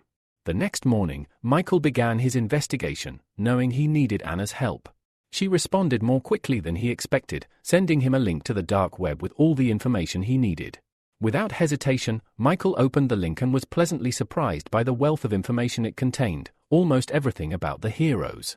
He decided to start with Adam, the hero known for his hot and sour noodles. When he clicked the necessary link, a new page appeared, requiring a payment of 100,000. After the payment, Michael was granted access to Adam's personal and battle history, including an analysis of his combat skills. It detailed Adam's most recent battle, where he had gained a new ability and learned to better control his transformation. Michael was impressed by the thoroughness of the dark web information. It even included details about an incident in a park where they had taught an idiot a lesson. Satisfied, he moved on to his next search, the Ice Adventurer. However, when he clicked the link, the page displayed a message that there was no available information on him. Michael suspected that this was a deliberate concealment, but there was no way to know for sure. Next, he searched for Alexa, and this time, he was lucky. After making another payment, he gained access to her personal file. To his surprise, it revealed that Alexa had betrayed the Knights of the Round Table. The incident had begun because of Boxer in a mask, a hero from the Knights. After a series of investigations, it was found that Alexa and the judges' organization had killed Boxer in a mask. Now, she was wanted, with the last known sighting of her at the port of Shi. The revelation that Boxer in a mask was a hero from the Knights left Michael stunned. He couldn't wrap his mind around it. It was clear that this company knew something they weren't revealing. Michael believed that the Saints organization, to which the Boxer belonged, had something to hide. What really disturbed Michael, however, was the last line in Alexa's file. It revealed that she had been in a relationship with Snake, a member of the judges. The implications of this were troubling to him, particularly because of Victoria, who might react angrily if she found out. Additionally, there was information about the judge's organization now being available online, and the personal data of the hero known as the Rooster mask was up for sale for 30 million. Michael was taken aback by the staggering sum. The idea that Alexa might be persecuted because of him filled him with guilt. He adjusted his glasses nervously, his mind racing as he thought about the consequences of this revelation. Meanwhile, a brewing conflict unfolded in Olympus. The enraged Black Dragon stormed into his father's office, demanding answers. Why did you give the ice adventurer a chance to participate in the White Region case? He's not even your son, the Black Dragon demanded. Gilbert, unfazed, maintained his stern gaze. Do you doubt my decision? He asked, clearly unbothered. The Black Dragon was furious. You promised me that I would be the one working with Explosive Fist, and that we would go to the White Region together to train. What happened? Gilbert sighed and stood up. You're no longer suited for that role. I had to replace you with someone more suitable. The Black Dragon's anger only grew. What changed so suddenly? Is this about Rooster Mask? He threw a sharp glare at his father. Gilbert slammed his fist on the table, shouting, "Don't bring Rooster into this." The Black Dragon was momentarily confused, his anger now mixing with uncertainty. He moved closer to his father. Do you realize how dangerous the White Region is? You're doing this for me, but you don't understand what it means. Gilbert placed a hand on his son's shoulder, trying to calm him down. You have no idea how dangerous this area is. I'm doing this for you, but you don't understand. But the Black Dragon wasn't moved. With a single, dismissive gesture, he shrugged off his father's hand and headed for the door, his voice cold as he threw one last remark over his shoulder. You don't take me seriously. As the door slammed shut behind him, Gilbert sighed deeply, a trace of regret in his eyes. He wished his son understood how dangerous the White Region truly was. It wasn't just the monsters, it was far more dangerous than anyone realized.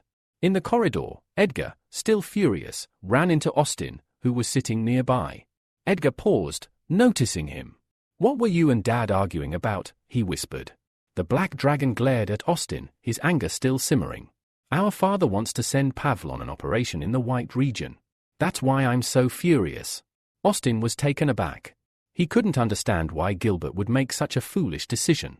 Everyone knew the White Region was a dangerous place, but it was also known for its lucrative rewards, especially the valuable materials gained from defeating monsters. Edgar stormed past him, his irritation clear. If people find out about this, they'll think Pavel is Gilbert's real son, he muttered under his breath.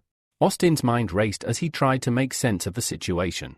The fact that Gilbert had made this decision without consulting him was almost unthinkable. Not wasting any more time, Austin rushed to the nearest bathroom. Locking himself in the stall, he concentrated, pressing his palm to his forehead. He needed to communicate with Michael. A few moments later, Austin succeeded in entering the Heavenly Palace. He stumbled forward, face planting onto the floor. Before he could even gather his bearings, he heard Michael's voice. What brings you here at this time? Austin looked up in surprise, quickly scrambling to his feet. I have news for you. My father is sending Pavel to the White Region operation. I'm worried. Something's wrong. Michael's expression turned serious. Gilbert's up to something, isn't he? Austin shrugged, his voice filled with uncertainty. I don't know. But my brother is arguing with him about it. Michael paused, clearly thinking through the situation. He sighed, the weight of the decision heavy on his mind. If we get rid of the ice adventurer, people will become suspicious, especially since he has a close relationship with Gilbert. After a moment of contemplation, Michael suggested, I want you to join the operation. If anything happens in the White Region, it'll seem less strange for you to be involved. Austin, startled by the offer, asked, what will my role be? Michael nodded. Your role is simple. Make sure everything goes according to your father's plan. You and Pavel will take part in the operation, and you don't have to worry about anything else. Austin, now standing at attention, placed his hand on his forehead, declaring with enthusiasm, You can count on me, Godfather. Once the discussion concluded, Michael shifted his focus. He didn't have time to waste. He needed to improve his abilities in preparation for the operation. First, he began enhancing his transformation and cloning abilities to B rank. To do so, he decomposed several abilities into dark matter cubes and then materialized them into 2 pearls of abilities. Filling them with dark energy, Michael worked for a couple of minutes before the transformation was complete. His upgraded abilities now allowed him to change his body size, appearance, voice, and even personality. The cloning ability also gained a new edge, extending the lifespan of his clones to 6 hours. Next, he focused on enhancing his Spirit of the Deep Sea and Fiery Fire abilities to A rank. He also unlocked 2 new abilities, Water Leader, which had several skills like Bloody Rain, River Defense, and Water Steel Spear, and King of Fire, which allowed him to control any territory engulfed in flames. Satisfied with his improvements, Michael knew that these new abilities would be perfect for dealing with the dragon. Meanwhile, at the port, a secret meeting took place. The man, holding a bag full of money, looked at Alexa with a mix of confusion and curiosity. Why would a girl who once bathed in fame and glory decide to get involved in smuggling? He asked. Alexa shot him a dark, irritated look. You shouldn't interfere in other people's business, she said coldly. If you're planning to stay alive, you better keep your mouth shut and pretend you know nothing. The man sighed. For his own safety, he decided it was better not to ask any further questions. I'll keep my silence, he muttered. As Alexa wandered the city late into the night, she couldn't shake the overwhelming sense that her life had drastically changed in such a short time. Just days ago, she was a superhero. Now, she was considered a criminal, hunted by A-rank heroes. Her thoughts turned to the one who had killed Masked Boxer. Maybe they were right.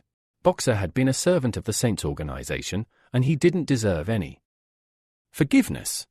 Alexa continued her walk, heading toward the park. She couldn't understand why the company wasn't interested in her reasons for killing Boxer, they only seemed focused on capturing her. She assumed she could find Snake in the city, especially since a hero in a rooster mask had been spotted nearby. Suddenly, a voice from behind her echoed in the still night, sending a chill down her spine. You will never escape from me. Before she could react, Alexa swiftly jumped to the side, narrowly avoiding an attack. As she landed, she looked up to see the lifeless body of the man she had just made a deal with, falling to the ground nearby. Horrified, Alexa realized the situation had escalated far beyond her control. If my hunter has come for me, she thought, I won't kill any more innocent people. But before she could gather her thoughts, a shadow moved at terrifying speed, circling around her. A mocking voice spoke. I've come for you. But your allies. They must die. And now, it's your turn to answer for your actions. Alexa unsheathed her sword with a determined motion, swinging it toward the shadows, hoping to catch her elusive attacker. She shouted, if you want to fight, stop hiding. But her hunter, laughing loudly, easily dodged the strike and threw several sharp needles in her direction. His voice rang out coldly, it doesn't matter. My goal is to kill you, Alexa, by any means necessary. The situation escalated too quickly for her to react. The sharp needles pierced her chest, and pain shot through her body, freezing her in place. Alexa couldn't move. She was preparing for death when, out of nowhere, Valeria appeared next to her. Valeria, agitated, asked, is everything all right? When she saw the blood on Alexa's chest, her worry deepened. Alexa, struggling through the pain, weakly urged her to leave immediately. At first, Valeria didn't understand why Alexa would say such a thing, but when she looked up, she saw more needles hurtling toward them. Acting quickly, Valeria threw herself over Alexa, covering her with her body. She screamed, hoping for help. In response, the needles were destroyed just in time, and both Alexa and Valeria looked up in surprise to see who had intervened. Standing before them was Snake, the bounty hunter. He was hiding behind a nearby tree, his eyes fixed on Michael, and he asked, are you really one of the judges who destroyed the Saints organization? Michael, unshaken, countered with a question of his own. Why haven't you run? We know each other. Snake laughed, revealing his intention. I'm curious to see what you're capable of.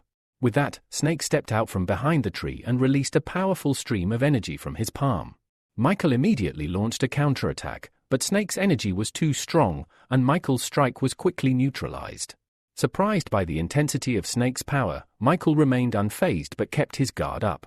Though Michael tried to shield the girls, several of Snake's rays hit them, tearing their clothes. Alexa, through the pain, managed to spot her old enemy. Stefan, she called out in disbelief. The man grinned, stepping into view. I'm surprised you remember me, he said, his smile as sharp as ever.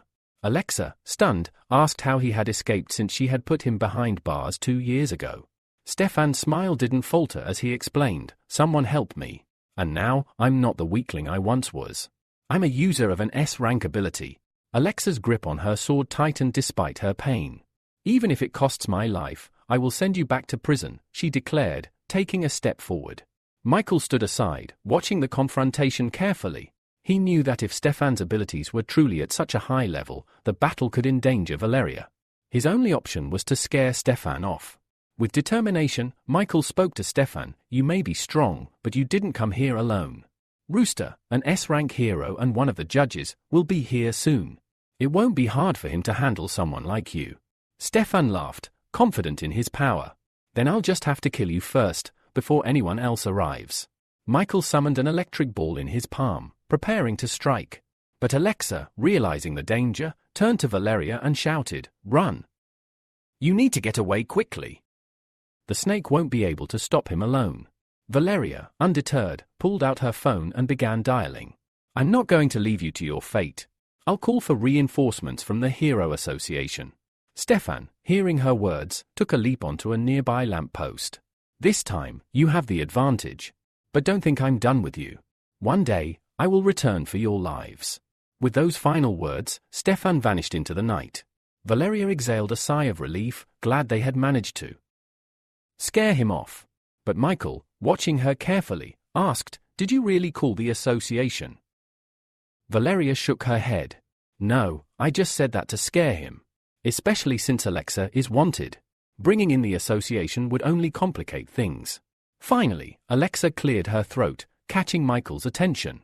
She had one question that weighed on her mind. "I need to know about the judges' organization," she said. Michael held his palm out in front of him, interrupting her. "First, focus on recovering. I'll visit you when the time comes."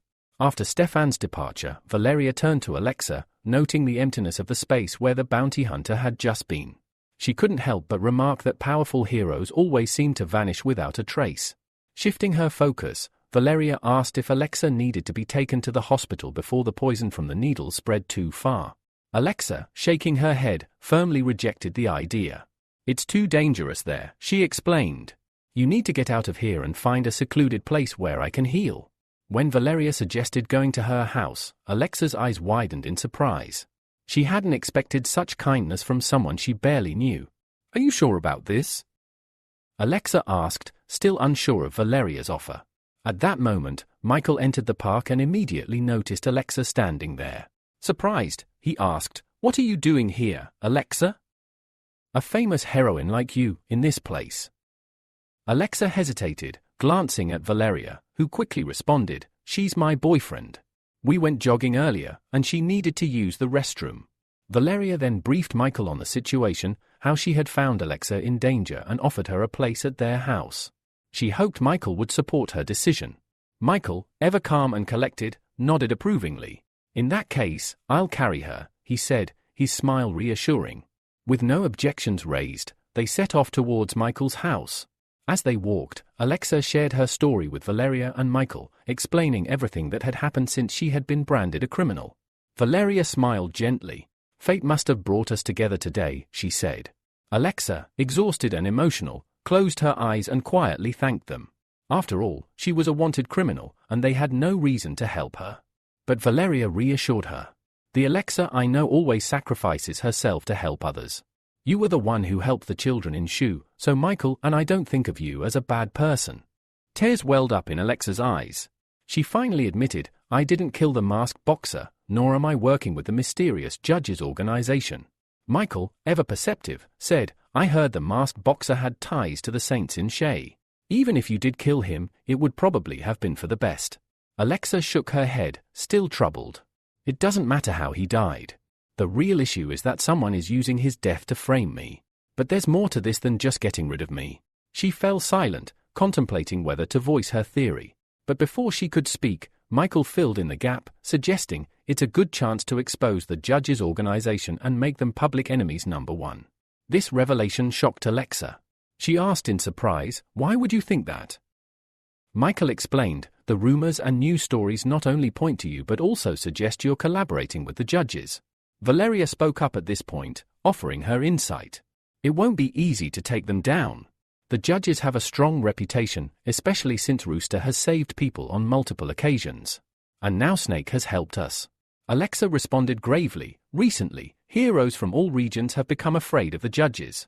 Some even say they want to take control of all 53 regions, if not the entire world. This assumption greatly shocked Michael. He couldn't fathom how such wild rumors had spread. Alexa continued, explaining, "It's these rumors that made me realize that people from all over the world are hunting me down. And based on the bounty on my head, there will be many who will want to claim it." Valeria asked, "How did this happen?" Alexa explained, "In a country like ours, divided into so many regions, the distribution of heroes and their powers must be balanced. If one region gains too much power, it could dominate the others. So, the Hero Association often rotates its heroes to different regions. Some even call it a vacation." Michael, hearing this, recalled Senior from the recent rat attack incident. She had mentioned just returning from a vacation. This new piece of information made Michael realize that Senior's long absence and her words about vacation now made perfect sense. Alexa interrupted Michael's thoughts, explaining the increasing power of the judges' organization. She revealed that the most powerful member, Rooster, had gained immense power suddenly and uncontrollably. Because of this, the judges had become a powerful force, exerting pressure on other heroes from different regions. Someone, she suspected, was trying to use this situation to gather all superheroes together and eliminate the judges. Michael, still trying to process all this information, asked, "Can people really spread so much hatred through rumors alone?" Valeria, who had been listening intently, responded firmly, "The power of rumors should never be underestimated." Michael frowned, realizing that the Blue Pills organization, which was known for manipulating people's consciousness, might be involved. With each passing day, Michael felt more questions piling up, with far too few answers. On top of this, he hadn't figured out what the mysterious blue light surrounding his sister was, gradually draining her energy. He glanced over at Alexa, deciding to ask her, "Why did you come to the city?" Alexa's answer left him stunned. She admitted that she had come to find out more and to assist the judges. When Michael questioned her sudden willingness to help them, Alexa's cheeks flushed pink. She explained that she knew Snake, one of the judges, and that they had been through many hardships together. Because he had saved her, she believed in him completely, and now she wanted to understand the true motives of the judges' organization. Meanwhile, the MOPS Chamber of Commerce was making its own moves. In their main office's storage facility, Anna carefully helped her boss, Carr, settle into his chair. The man expressed his excitement over the possibility of a powerful organization like the judges joining the Four Great Seas, which would greatly strengthen their position. Anna, ever the strategist, proposed a plan to gain Rooster's favor. Though she had close ties to him, she had never been directly offered to join the judges. She suggested that perhaps they could bribe him with treasures. Sakura, standing behind Anna, agreed, calling Anna a genius for thinking of this. Nikolai, in a satisfied tone, instructed Anna to organize a monster weapon exhibition and invite Rooster. It would be the perfect opportunity to gift him an S-rank weapon. Anna, excited, expressed her confidence that her grandfather would support the plan, though Sakura was less thrilled at the prospect of parting with such a valuable weapon. The next morning, Valeria woke up early, preparing a delicious breakfast for everyone. Michael, roused by the enticing smell, entered the kitchen and hugged her from behind. Valeria, though, mentioned that she had received an emergency assignment and wouldn't be able to have breakfast with them. She kissed Michael on the cheek and told him she would go to the meeting place on her own. She urged him to wash up and enjoy the breakfast, as she had worked hard on it. Alexa, now fully recovered and led by the delicious smells, came downstairs. As she changed quickly, Valeria gathered her things and headed for the door, telling Alexa that she could stay until she recovered fully. Michael and Alexa sat down for breakfast, and Alexa, feeling deeply grateful for their care, expressed her thanks. However, she mentioned that she would soon need to leave. Michael, concerned, replied that it wasn't safe for her to go anywhere in her condition, especially since everyone outside seemed to be after her. Alexa smiled mysteriously and assured him that she still had important tasks to complete, despite the danger. Her wounds had nearly healed, and she didn't need to worry about her. As Michael chewed on a bun, he realized that Alexa's rapid recovery was likely due to the treatment he had given her the previous night. However, he never intended for her to leave so soon, especially not to face whatever danger still awaited her. Before he could voice his concerns, Alexa was gone, leaving only the empty space where she had been moments before. The moment Alexa left the house, Michael felt a sense of unease, but there was no time to dwell on it. A few hours later, he decided to use his transformation ability to head to one of the quiet, empty beaches to practice his newly acquired dragon abilities. Activating his water control power, Michael summoned a massive wave beneath him and, without hesitation, rode it out into the open sea. As he leisurely glided further from shore, he noticed a ship approaching. Michael paid little attention, not moving out of its way, until he recognized two familiar figures on board. However, they were completely oblivious to his presence, continuing to enjoy themselves with conversation and dancing. Sakura and Anna were both aboard the ship. Without missing a beat, Sakura stepped forward, her hands on her hips, and called out with irritation to the group standing opposite them. She bluntly told them that they weren't welcome there. A mischievous grin appeared on Jacob's face, as he sarcastically replied that without the support of their organization, the Florence family would never have been able to acquire an S-rank weapon. Anna, visibly annoyed, shot back, commenting that Jacob had never stopped being a little dog chasing after her, and now, all of a sudden, he thought he was strong enough to bark at her. As she casually twisted a lock of her hair around her finger, Jacob admitted that for years, he had hated her family for their impulsive decisions. Even if he was just a dog, he believed he could surpass Anna this time. At that moment, Sakura stepped up, moving protectively in front of Anna. She warned Jacob not to embarrass himself by wasting their time. The cocky comment only made Jacob laugh, and he gave the order to his subordinates to tear Sakura's clothes off. His twisted excitement was clear. He couldn't wait to see what the second most beautiful girl in the 4CS looked like. As Jacob's subordinates began to approach the two girls, intending to carry out his orders, Michael, still seated on his wave, suddenly spoke up, asking if anyone knew the direction to the city of L. Upon hearing him, Anna immediately brightened, recognizing him as one of Rooster's associates. With a confident smirk, Michael introduced himself as Dragon, one of the members of the judges' organization. The other people on the ship grew intrigued, curious to see what he was capable of. Sakura, not missing a beat, dashed over to the ship's side and asked if Dragon could help them escape. Michael barely glanced at her and, with a wave of his hand, told her to shut up, firmly stating that he couldn't do that. He then turned his gaze to Jacob's subordinates and coldly offered to help eliminate the obstacle in front of them. Jacob's face twisted with anger, his voice dripping with disbelief as he asked how someone like Dragon dared to provoke the Love Organization.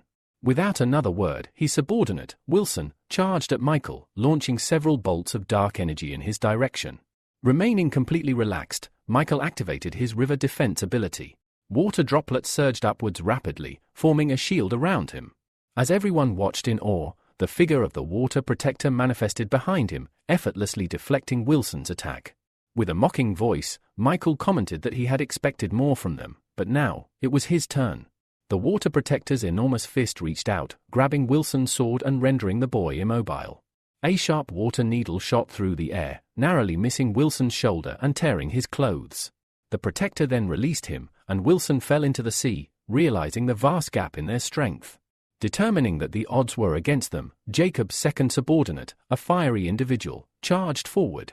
As he swung his staff, multiple fiery clumps shot from it, transforming into several fire dragons aimed directly at Michael.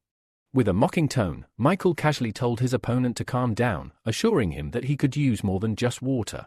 Immediately after speaking, he stood up, deciding to activate his Lord of Fire ability. This would allow him to easily suppress the flames created by Jacob's subordinate, whose powers were lower in rank than his. As the fire dragons charged toward him, Michael extended his palm and redirected them, shouting that he would now show Wilson what it felt like to be pursued by a fire dragon. In a panic, Wilson began to flee, shouting for the others to run, warning them that this guy had two abilities and they needed to get out of there as quickly as possible. The onlookers, however, were transfixed by the spectacle, filming the extraordinary battle between the newly emerged hero and the judges' organization. Even Sakura couldn't help but admire Michael, keeping her gaze fixed on him as he landed on the side of the ship next to her. He scanned the scene, disappointed that Jacob and his lackeys had given up so easily. The blonde boy had been shouting, saying he wanted to beat him to death, but Michael wasn't bothered. Before Sakura could speak, Anna, her voice brimming with hope, approached Michael and eagerly asked if he would help them find Rooster since they were from the same organization.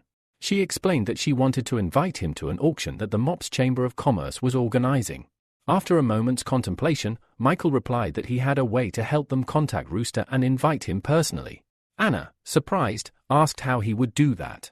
In response, Michael created 2 glowing crystals in his hand, explaining that if they signed a spiritual contract, the girls would become official representatives of the judges' organization. Overjoyed, Anna's eyes lit up, and she exclaimed that she never would have imagined that becoming a representative of such a prestigious organization could be so easy. Michael shook his head and folded his arms, clarifying that he had only come here on Rooster's orders. He hoped the girls could assist with their organization's goods. Michael was well aware that, without the support of the Florence family and the Chamber of Commerce, he wouldn't be able to explore the 4 seas or obtain valuable materials. Without hesitation, Anna agreed, and after a brief pause, Sakura also accepted. Once they had given their consent, Michael placed the crystals on their foreheads and completed the spiritual contract. A few hours later, the news programs were buzzing about the new member of the judges, Dragon, and the stunning fight he had just participated in. The footage of the battle was spreading like wildfire, and this was what distracted Edgar from his intense training. Upon hearing about Dragon, he immediately dropped the 40 kilograms weight he had been lifting and rushed out of the gym. By nightfall, most of the invited guests had arrived at the lavish Florence mansion, eagerly awaiting the arrival of Rooster, the special guest of the evening. When Michael finally arrived, he was greeted by admiring glances, and whispers filled the air as everyone took notice of the hero. At the entrance, Ivan and his granddaughters greeted Michael warmly. Ivan, who had heard much about Dragon, was pleased to meet him in person and expressed his respect for such a renowned hero. Michael, offering a nod, placed his clenched fist to his chest and replied that it was an honor to meet the head of the Florence family.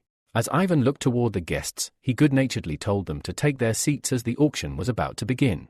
Before he could finish his sentence, Jacob barged in, interrupting with a sly grin.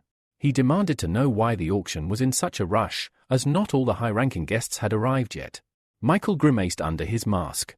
The last thing he wanted was to run into Jacob again, especially with his annoying attitude. As puzzled looks were directed at him, Michael pulled a folded piece of paper from his jacket pocket and revealed that he, too, had an invitation. He suggested they should be a bit more welcoming to their guest. Anna, irked by his attitude, immediately confronted him, accusing him of having ulterior motives since no one usually brought their own weapons to such events. Michael, leaning in close, whispered that he had realized Florence family's situation was even worse than he initially thought. Their eagerness to find powerful allies was telling, and he quickly turned to the crowd, boldly declaring that Florence's weapons had always been renowned for their strength, but the price was equally steep. Considering the recent events, he had brought his own monster weapons to try them out, and there was no issue with doing so. Sakura was about to step forward and put Jacob in his place, but Ivan, calm and measured, stopped her. He said it would be interesting to watch the unfolding drama. Jacob was visibly frustrated, his sword having failed to leave even a scratch on the shield that stood before him. He swung his blade again with all his might, but to no avail. The shield remained intact, while his weapon was left with deep cracks, eventually breaking apart. The audience erupted in taunts, mocking the fact that a member of the Rook family had brought such a poor weapon to the auction, ruining the evening's proceedings. Anna couldn't believe her eyes. She asked Michael, without taking her gaze off the stage, if he had known in advance that the sword wouldn't be able to destroy the shield. Michael simply chuckled behind his mask, thinking back to how he had stolen the ability from the sword without anyone noticing. Before the auction started, he had touched the weapon, quietly absorbing its abilities. Jacob, utterly confused, clutched his head in frustration as Will, one of his subordinates, approached him. Will remembered how Rooster had touched every weapon before the auction, and it became clear to him that the weapons had lost their power only after Rooster's touch. Anna, now furious, snapped at Will, shouting that they shouldn't be blaming others for their incompetence. A weapon that could be destroyed by just one touch could not possibly be an S-rank weapon. Will smirked, replying that Rooster himself was a man of S-rank abilities and suggested that he might be capable of altering the internal structure of objects he touched. This revelation sparked another round of discussion among the guests. The logic seemed sound. Rooster had touched every weapon before the auction, and if there was any deceit involved, the Florence family might be working in cahoots with him. Determined to prove his point, Jacob looked at Michael and suggested they settle the matter by testing another weapon. Michael nodded, agreeing to the idea of a check. Jacob immediately donned his helmet and picked up a magical horn, blowing into it. The sound waves emanated from the horn, golden and vibrating through the air. As he aimed it at the guests, They instinctively covered their ears, feeling the intensity of the vibrations that almost caused their heads to split apart.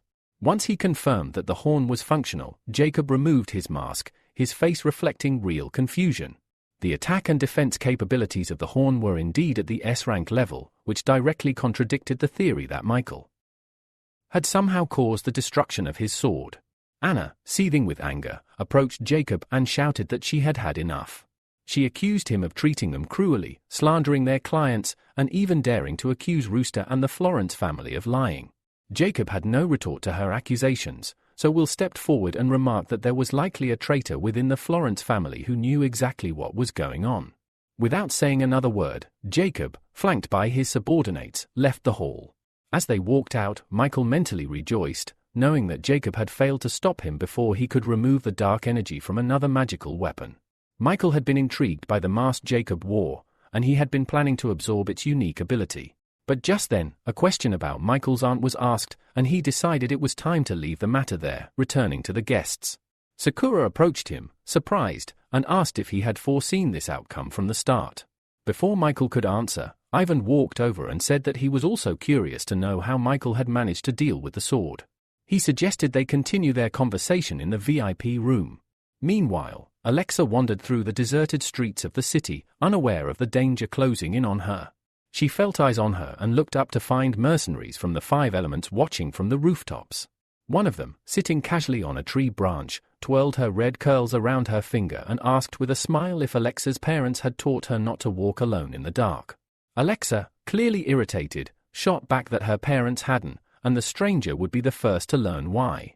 Hugh, one of the mercenaries, clenched his fist, the knuckle duster gleaming ominously. He coldly declared that tonight would be Alexa's last, as she would never be able to handle all 5 of them at once. Later, Michael, accompanied by Ivan, Sakura, and Anna, moved to the reception room. Ivan was the first to speak, stating that there were no prying eyes here, and he hoped Michael would clear up any doubts they had. Michael nodded and began explaining. He said that both monsters and heroes carried ability genes within their bodies. One day, he realized that even weapons made from monsters contained these genes. Anna asked, now understanding the concept, if these ability genes were similar to the energy used in alchemy. Ivan was eager for more details and asked how Michael was able to extract and utilize this energy. Michael explained that he didn't exactly extract the ability, he collected it. He showed them a ring on his palm, revealing that it was an absorbing star ring. This ring allowed him to absorb the abilities of other creatures and objects. Anna was taken aback and asked if Michael could truly absorb all ability genes with just one ring. Ivan took a moment to gather his thoughts before speaking. Standing up from his seat, he mentioned that he, too, had made achievements in the field of alchemy but had never heard of collecting ability genes.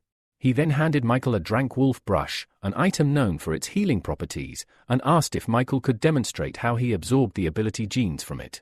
Michael nodded and took the brush in his hands. A few moments later, he handed the brush back to Ivan, who was shocked to discover that all the energy in the brush had completely disappeared. Sakura, watching from the side, couldn't help but ask how Michael was using the genes he had absorbed. Michael smiled beneath his mask, clearly anticipating this question. He had been waiting for the right moment to share this information. He explained that special elixirs could be created using ability genes, which would greatly enhance the fighting capabilities of those who consumed them. This was also how all members of the judges' organization had 2 or more abilities. Anna, clearly excited by this revelation, eagerly asked if these ability genes could be used to create equipment. She went on to mention that it could potentially lead to the creation of the 7 mythical S-rank weapons, which until now had only existed in theory. However, Michael shook his head, expressing his regret that it was not possible. Despite his desire to disappoint her, he explained that the creation of such weapons remained out of reach. Looking at Ivan, who stood in front of him, Michael finally asked a question he had been wanting to ask for a long time. Ivan, with a smile, encouraged Michael to ask whatever was on his mind. Michael explained that he knew weapons were often crafted from parts of monsters, but he was puzzled as to why a small part of the monster's genes could only account for 30% of the total mass. Ivan was happy to explain, diving into alchemy.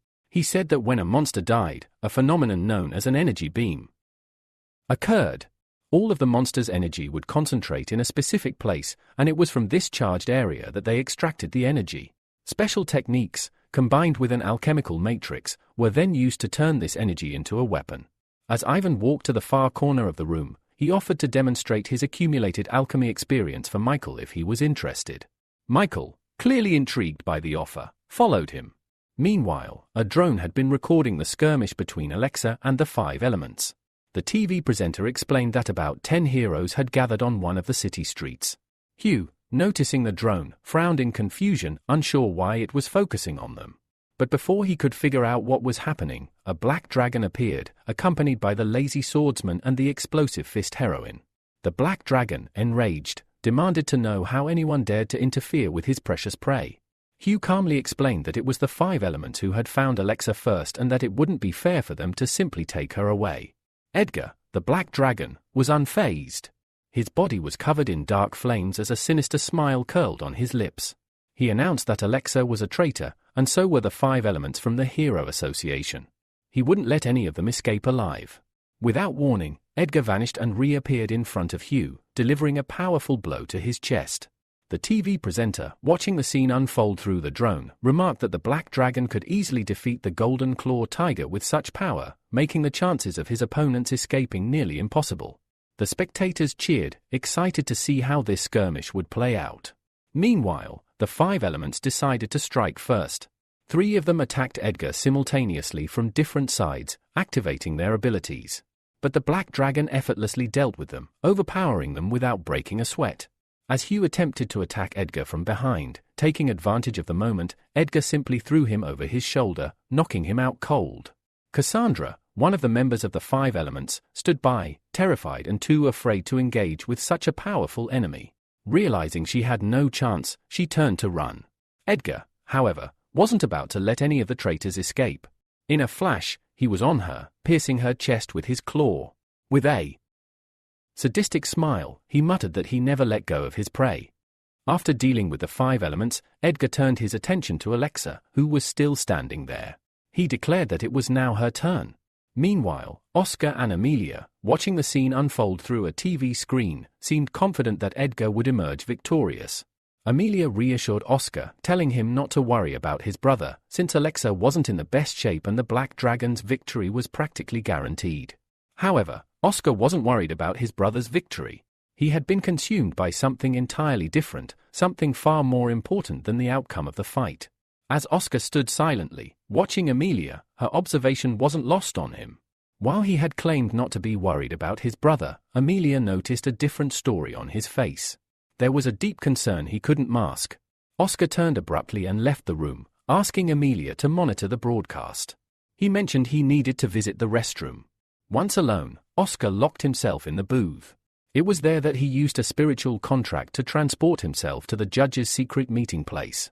Upon his arrival, he immediately approached Michael, commenting on how Edgar, the Black Dragon, was being ruthless, targeting the seal swordswoman, Alexa, with intent to kill. Then, with curiosity in his voice, Oscar conspiratorially asked if Alexa was actually a member of the judges. The internet was buzzing with rumors, and one even suggested that she was connected to the snake, the infamous figure from the judges. Michael, ever the calm presence, assured Oscar not to believe such stupid rumors. The snake, he said, was far too old for any sort of relationship, throwing doubt on the idea that Alexa and the snake were romantically involved. However, Oscar frowned, trying to piece together the connection. If there wasn't a relationship, the only theory that made sense to him was that Alexa might actually be the illegitimate daughter of the snake. Shaking his head, Oscar decided it was better not to press further on the matter. He understood that, as a secret, it was something he shouldn't pry into. It would only cause unnecessary complications for his godfather. Just as he was lost in thought, Michael interrupted, informing him that reinforcements would be sent to the scene. Oscar, relieved by the news, made to leave. As he exited, he casually remarked that he would closely monitor the broadcast and report immediately if anything unexpected happened. Once Oscar disappeared, Michael materialized pearls in his palms, his mind set on enhancing Edgar's abilities. He decided to bestow upon the Black Dragon Earth Control and Wind Control, enhancing both abilities to S rank. After creating a clone to absorb the enhanced abilities, Michael sent the Black Dragon to assist Alexa. Meanwhile, on the street, Edgar slowly closed in on Alexa, his dark flame-covered body radiating an ominous aura. He took his time, offering the girl a twisted opportunity. He proposed that she call for help, summoning the hero in the rooster mask, before he ended her life. He claimed that he wasn't eager to kill her, since they had once been on good terms when it came to studying. Alexa, however, wasn't about to give him the satisfaction. With a frown, she refused, telling him that if he wanted to fight, she was ready. Edgar didn't need any more encouragement. He leapt at her, declaring that she should show him everything she was capable of. The battle began in earnest as Edgar launched himself at Alexa. She barely managed to step back as his sharp claws swiped through the air, just missing her by a hair's breadth. Alexa, gathering her strength, concentrated her power into her sword. As Edgar landed on the ground, he turned, sensing something was wrong. Before he could react, Alexa's sword pierced his body with a clean strike. The black dragon cried out in pain, but he was quick to overcome it. With a sharp twist, he retaliated, charging forward to strike again. But Alexa was quick on her feet. She managed to jump back just in time, covering herself with her sword to shield from the cutting airwave created by Edgar's attack. Though the battle was taking a toll on Alexa, she survived, barely. Unfortunately, the drone capturing the fight wasn't so lucky. It sustained significant damage and crashed to the ground, causing the TV presenter to announce that the feed was lost. Despite the technical difficulties, the presenter assured everyone that reporters would soon be arriving to continue the broadcast, urging the viewers to remain calm. Meanwhile, the battle continued unabated. Alexa and Edgar fought fiercely, their blows echoing through the streets. Edgar, seething with rage, told Alexa that if she didn't call for the rooster, she would die. But Alexa, with determination in her eyes, refused to ask for anyone's help.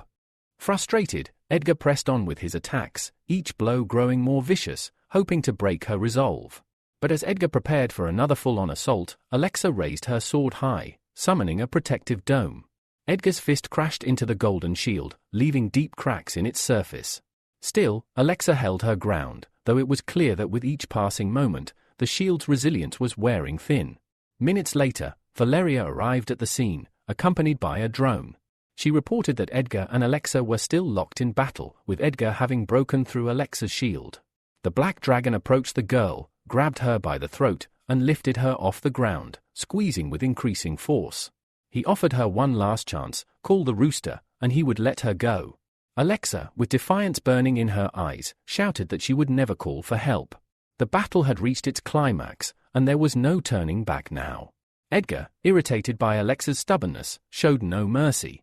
With a swift motion, he threw her violently into a nearby wall, the force of the impact causing her body to crumple to the ground. The TV presenter voiced his concern, noting that after such a devastating attack, it seemed impossible for Alexa to get up again. Despite the damage, Edgar was not finished. He approached the fallen swordswoman with rapid steps, determined to finish what he had started. As he moved forward, the lazy swordsman and explosive fist stepped in to stop him. The swordsman warned Edgar that if he continued this way, he would leave Alexa crippled for life. Irritated, Edgar frowned, questioning why they were protecting a traitor. His words were met with a sharp rebuttal. Suddenly, Alexa defied expectations. With great effort, she slowly rose to her feet, her body shaking with pain, but her eyes burning with defiance. She made it clear she was still capable of fighting, despite her injuries. Her voice carried a challenge, showing no trace of fear. Valeria, watching from the sidelines, couldn't help but admire Alexa's resilience. She acknowledged the swordswoman's steadfastness, recalling how Alexa had sacrificed herself once before to protect the citizens. There was no denying her determination and courage. Without taking his eyes off Alexa, Edgar growled that since she was so determined to continue, he would not stop.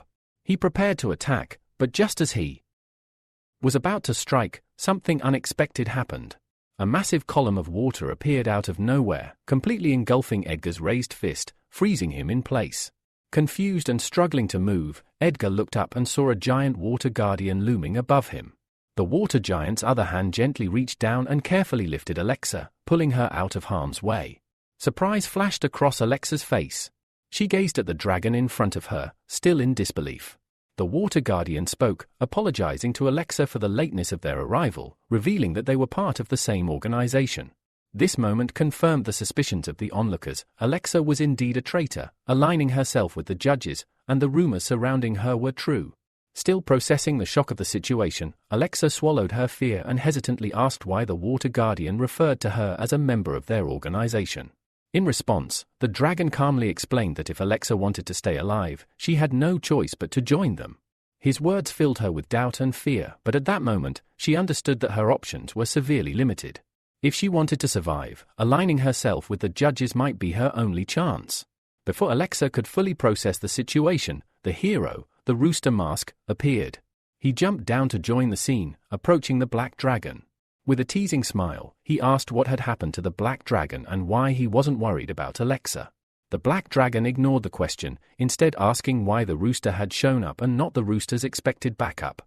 Mocking, the dragon placed his palms together and said that if Edgar was worried about his opponent being too weak, he needn't worry.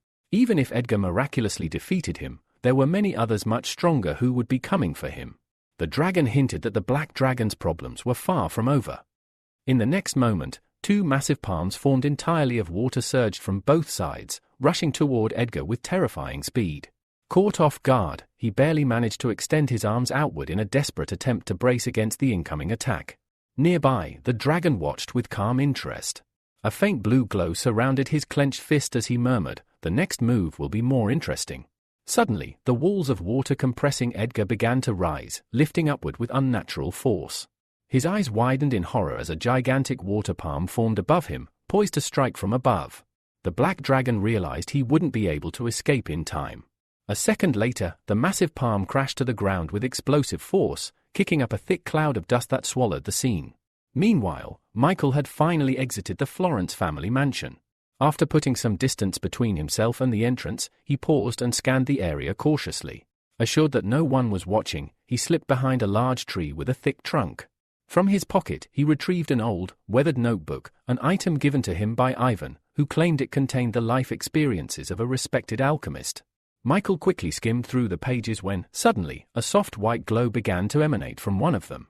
Startled, he immediately shut the notebook. A voice behind him remarked that if he found it interesting, he could borrow it for a while. Michael agreed, noting that the contents were indeed valuable. Opening the notebook once more, he noticed a hidden entry, one that could only be seen by individuals with at least third-rank spiritual power. He was certain Ivan had never discovered this passage, otherwise, he would not have parted with the diary so easily. After a brief search, Michael found the secret entry.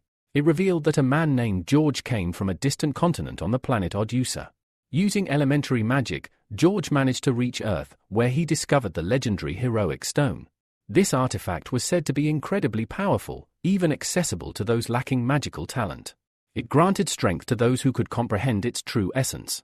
With only a small portion of the heroic stone, George had already surpassed his ancestors, reaching the 4th rank and ascending to the status of a god. However, he was eventually forced to return to his home planet. Before leaving, he taught a group of humans how to open a portal to another world, the White Region, and entrusted them with knowledge that could save humanity. His final message in the diary instructed the one who found it to search for the heroic stone, which he had hidden somewhere on Earth. It was his parting gift to help prevent the coming enslavement of mankind. As Michael reached the end of the passage, a bright glow burst forth from the pages. It lifted off the book and flew toward him, striking his forehead with a sharp, tingling sensation. He closed his eyes, overwhelmed by the energy coursing through him. Moments later, it subsided, and Michael instinctively formed a protective shield around himself. Then, with a surge of newfound power, he ascended into the air. He sensed that this mysterious glow was the key to locating the heroic stone. Determined to uncover more secrets of this world, he soared away from the Florence mansion. Back at the battlefield, Valeria continued observing the scene. Edgar, still pinned to the ground by the massive water palm, was clearly struggling. The new member of the judges, a young-looking boy, possessed terrifying power.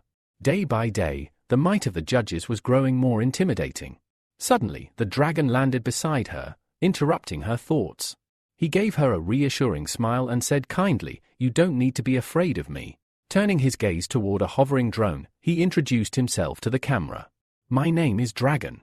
I represent one of the Chinese zodiac signs, and our organization, the Judges, exists solely to fight evil. There is no reason for anyone to fear us." The drone recorded his every word and gesture. However, his brief message was soon interrupted by a loud crash behind him. The black dragon, battered and enraged, had taken on his final form.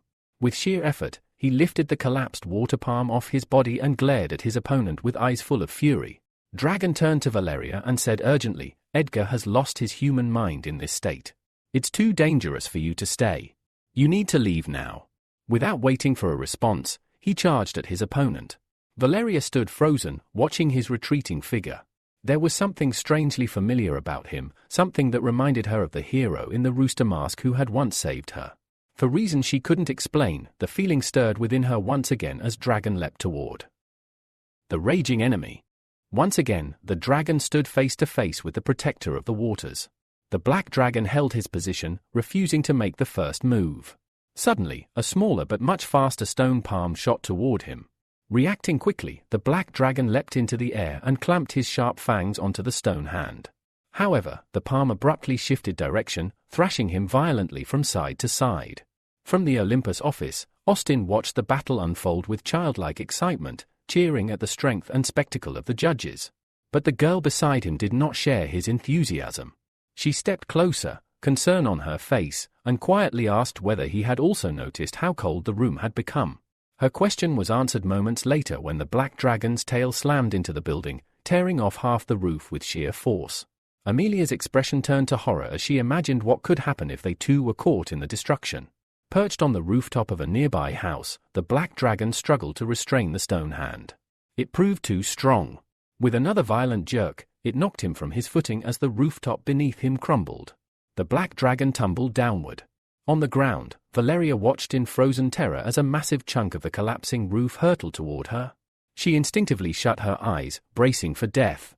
But when several seconds passed and nothing happened, she hesitantly opened them. There, standing protectively in front of her, was the dragon, along with his summoned water monster. The creature had caught the falling debris just in time. Valeria waved timidly in gratitude and thanked him for saving her life. The hero returned the gesture with a brief wave of his own. But in his mind, he knew the battle needed to end quickly. If the black dragon continued rampaging, there would be casualties, something he could no longer allow. Just then, a sharp pain pierced through his chest. His mouth filled with the metallic taste of blood. He had been stabbed from behind. Behind the water protector stood the so-called lazy swordsman. With a faint, tired smile, he admitted that he had been waiting a long time for the dragon to let his guard down. The attack had taken everything he had left. Dropping his sword, the swordsman collapsed to the ground, whispering that his role in this battle was now complete. Watching in disbelief, the TV presenter announced that the lazy swordsman had used the wind sword pursuit technique, an ability equivalent in strength to an S rank. But in doing so, he had ignored the consequences to his own body. The commentator's voice trembled as he realized the danger. The black dragon was now vulnerable. If he were struck again, it could be fatal. At the same time, the reporter noted that the dragon had taken a serious risk to protect an innocent bystander, sparking debate among viewers. Edward, who once stood as a protector, now brought destruction, while the dragon's true intentions remained unclear. Explosive Fist couldn't watch idly any longer. Gathering all her strength, she struck the massive water monster. But the blow only tore off a small chunk of its body. Water splashed down onto her, leaving her drenched. Valeria observed that only through the combined efforts of all three heroes had they managed to injure the water creature at all. Meanwhile, the dragon launched a flurry of air strikes at his opponent, sending a dozen blades of compressed wind through the air. The black dragon fought back using his tail to deflect them, but one blade broke through, striking him and causing severe damage. The dragon saw his chance. Transforming his fist into a massive block of stone, he charged at the weakened enemy. The black dragon, eyes wide in horror, watched death race toward him. The dragon's stone fist slammed directly into his chest. As the blow landed, the stone fist vanished, and the hero declared that it was time for Edward to surrender. This time, he was truly finished. Mirroring the dragon's strike, another massive stone hand erupted from the ground, seizing the black dragon in an unbreakable grip. No matter how hard he struggled, he could not break free. The hand dragged him downward. A few moments later, a deafening roar echoed through the area, followed by a towering cloud of dust. When the dust settled, Edward was revealed, unconscious and reverted to his human form. The dragon wrapped water vines around both Edward's limp body and the collapsed lazy swordsman. Then he spoke, directing his message toward Gilbert, who had been watching the entire fight from his company's conference room. The dragon's words sparked a furious reaction in Gilbert, who clenched his fists in anger, unable to contain it. Valeria, still nearby, was confused. She didn't understand what choice the dragon had referred to. No matter how many theories crossed her mind, she knew the truth would only be revealed in time. A few minutes passed before she noticed someone approaching. It was the mechanical hero, slowly descending from the sky. Dragging the defeated ice adventurer behind him, he landed near the dragon, who stood waiting. The dragon said there was no need for further discussion, he had already figured everything out. But his attention was abruptly drawn to a strange blue liquid slowly seeping down the armor of the fallen ice adventurer. As if sensing an unseen presence, the liquid began to move on its own, slithering toward the dragon. Sensing danger, the dragon reacted quickly, leaping to the side and dragging the mechanical hero with him to safety. But the mysterious slime had no intention of letting its prey escape. It sprouted multiple tentacles, each ending in sharp, fang-like teeth. The tendrils shot forward, catching up with the fleeing heroes and wrapping tightly around their bodies, rendering them completely immobile. Gilbert stared at the dragon in disbelief. "What the hell is this?" he shouted. The dragon, equally stunned, admitted that he had no idea. Desperately, he asked Gilbert if he could fire off a few blasts to destroy the tentacles restraining them. Before they could act, both men noticed something terrifying. Pavel, who was supposed to be dead, had risen again. Standing in the very center of the slime, he laughed maniacally, his expression twisted in joy. He screamed that power was surging through him and that he was utterly in love with the sensation. Gilbert looked on in horror. He couldn't understand how his ice adventurer had transformed into something so monstrous. The dragon guessed that it was the result of the blue pill's influence. Meanwhile, from the shadows around the corner of a nearby house, another figure had been silently observing the scene unfold. This man, known as Mr. X, watched the berserk ice adventurer with mild disappointment. If things had escalated just a bit further, he said to himself, the experiment might have succeeded. But now, he would have to officially consider subject number 52 a failure. Even so, he acknowledged that the destructive power being unleashed far surpassed that of any previous test subject. Adjusting his hat, Mr. X muttered that the deeper he delved into the study of spiritual power, the more mystical it seemed, and the more it made him question his own competence. He was convinced that he must obtain the third stage of spiritual power, no matter the cost. Only then could he ascend to the level of a great commander. With that thought, he decided to wait for the battle to reach its climax, then seize the dark blue fragment for himself. But lost in thought, Mr. X failed to notice that he was being watched as well. Michael, lurking nearby, whispered that Mr. X wasn't the only hunter lying in wait. Others, too, were stalking their prey. Meanwhile, Valeria reported that no drone could get close to the epicenter of the battle. The signal was too unstable. The camera crew had been forced to retreat to a safe zone. Describing the scene, she said Pavel's transformation looked more like a spreading infection than any form of controlled evolution. The dragon had managed to break free from the tentacles and was now unleashing a flurry of wind blades upon them. But no matter how many he sliced, the tentacles regenerated with frightening speed. Gilbert joined the assault, firing laser blasts from his hands to incinerate the monstrous limbs. The ice adventurer, if he could still be called that, watched their struggle with a calm, cruel smile. Tilting his head, he told them it was pointless to resist. Once he finished with them, he would go after the entire Olympus company. Then, a new thought entered his mind, one that disturbed even himself. He wondered aloud if it might be a good idea to eat the heroes. After all, to the dark blue race, humans were nothing more than food. Suddenly, Pavel was overcome by pain.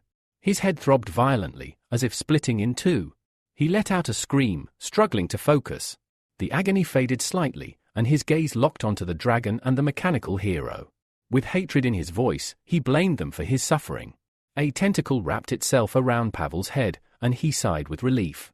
After another dose, he claimed, he felt much better. The clone, observing the situation, warned that Pavel's body was no longer his own, it was being controlled by someone else. If they wanted to end this, they would need to find the real body of the enemy and deliver a critical blow. Gilbert had an idea. He shouted that he could use the exploding egg to destroy the monstrous slime.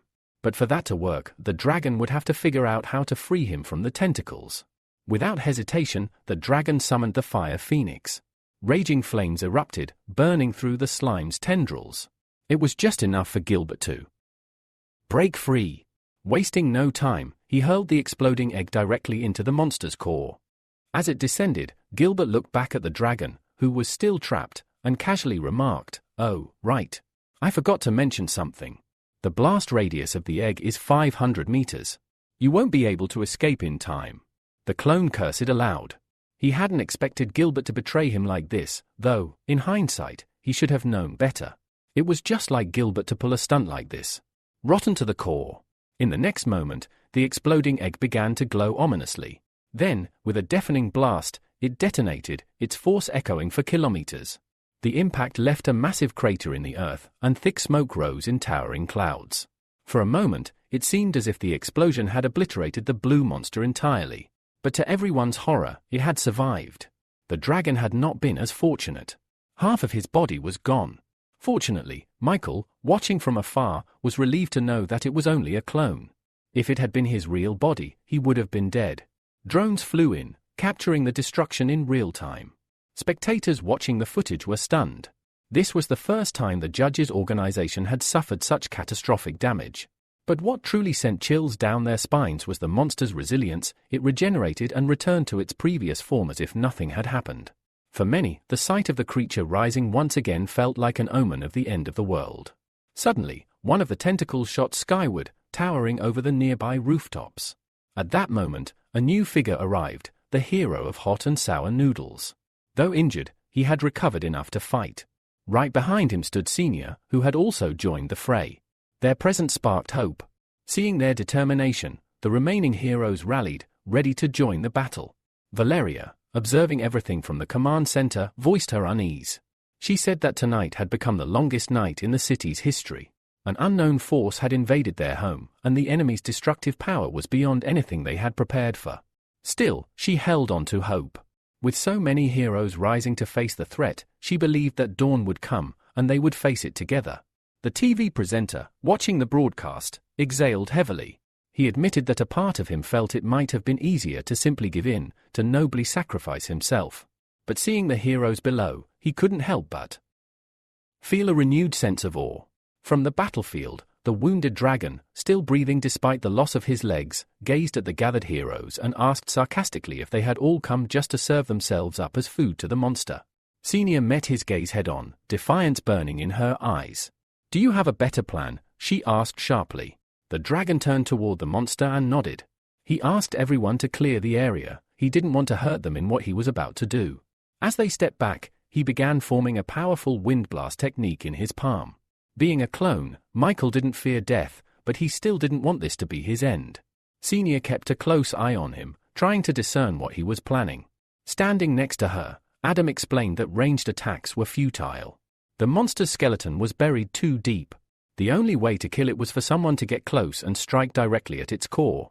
Once the wind blast was ready, the dragon launched himself at the monster at high speed.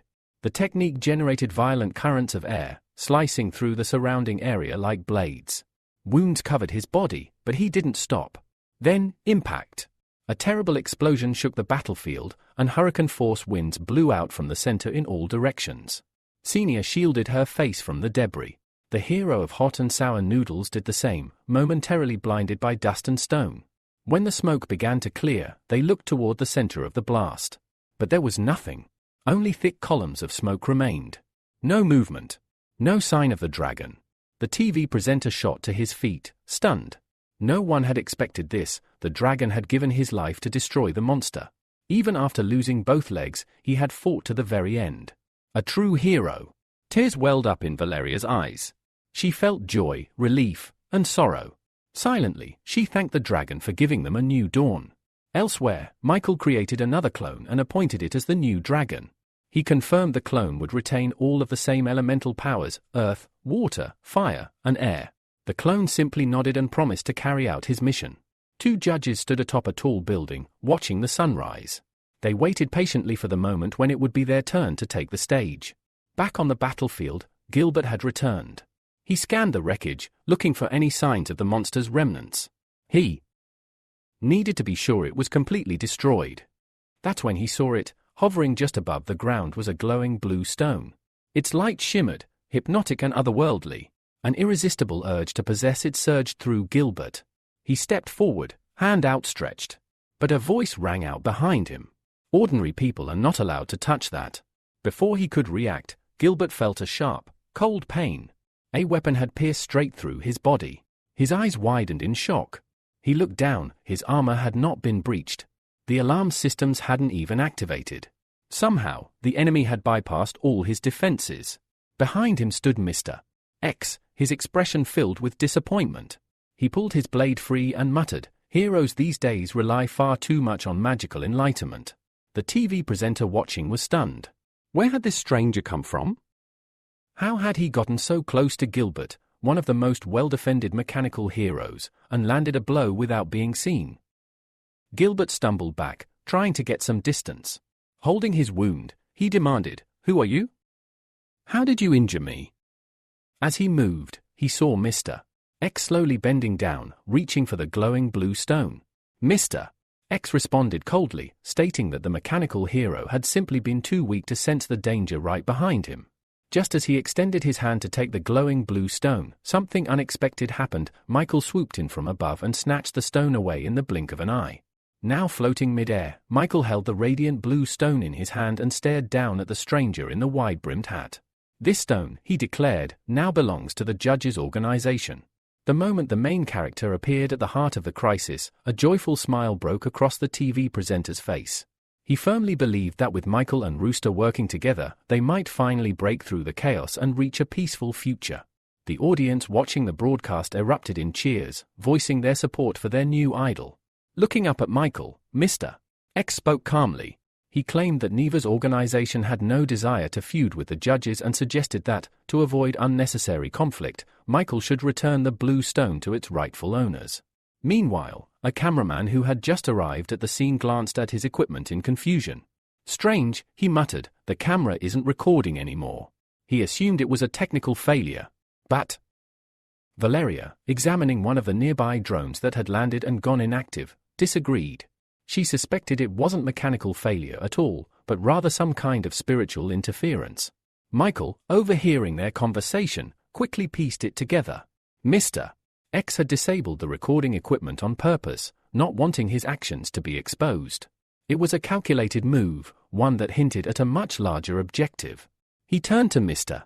X and asked, "What if I do want to declare war on Neva's organization?" With a sudden burst of speed, Mr. X lunged forward, blade raised to strike. "If you desire death so much," he shouted, "then I'll be happy to grant it." Just as the blade was about to reach him, Michael activated a spiritual explosion. In an instant, Mr. X's weapon disintegrated mid-air. Shocked, he jumped back. His eyes narrowed. "Our leader reached the third stage 15 years ago," he muttered. "He said our dark blue trump card was the only one capable of breaking the human limit. I didn't think there were others out there, but you..." Or his words made Michael pause. He recalled Lucia's strange spiritual particles and began to suspect a connection to this so-called dark blue race. If he wanted to save his sister, he would need to learn everything about them. Adjusting his hat, Mr. X straightened up and said with a calm but firm tone, "I'd love to fight you properly, but I've been assigned to an urgent mission."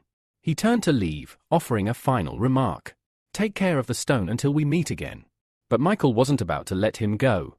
Suddenly, Mr. X froze in place, unable to take another step.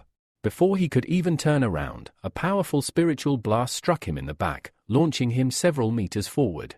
Gritting his teeth, he summoned a spiritual shield to block the next attack. But deep down, he knew the truth: this boy was too strong. His shield wouldn't hold for long. And it didn't. Michael's next strike pierced his shoulder cleanly. Mr. X fell to the ground, swearing in pain. The blade Michael had used dissolved immediately after the blow, and he stood towering above the fallen man. "You're now a prisoner of the judge's organization," Michael said coldly. The damage was too severe. Michael stepped closer and asked, "How do you feel about this now?" Grimacing, Mr. X shouted, "Fine. I admit defeat. If you're going to kill me, then go ahead, do it." Michael leaned in slightly. "That depends. If you answer my questions obediently, I'll let you live." Without waiting for permission, Michael launched his interrogation. "Tell me, how is the ice adventurer connected to that blue thing?" Mr. X hesitated, then finally spoke in a low voice. "It won't matter if I tell you about the elemental particles." He explained that the spiritual bodies of the dark blue race typically contain a high concentration of these particles. Ever since the start of the period of changes, these blue elements had begun slowly transforming the souls of their carriers. Over time, strange sprouts would emerge from their bodies. These sprouts act like sensors, tracking down areas of light, which are essential to eventually obtaining the soul of a full-blooded member of the race. The stronger the spiritual power of the host, the denser the particles become, allowing the sprouts to grow. The more stable these sprouts are, the more power a person can absorb, unlocking advanced techniques or new combat abilities. Currently, the dark blue race was actively distributing blue pills to locate suitable bodies for spiritual migration. But as the ice adventurer's fate had shown, not everyone could withstand the transformation when the particles activated. Grabbing Mr. X by the lapels, Michael's voice trembled slightly. Can someone infected with these particles be cured? Mr. X blinked, surprised by the question. Why are you interested in something like that? But just a few moments later, Mr. X figured it out on his own. A cruel, mocking smile crossed his face as he asked, "Is there someone among the test subjects that you care about deeply, Michael?" Michael didn't answer. Instead, he unleashed several spiritual blades at the man in a swift, merciless attack. Mr. X narrowly dodged them at the last second. But as he moved to safety, a strange blue energy began to surge from his body. Michael's expression darkened.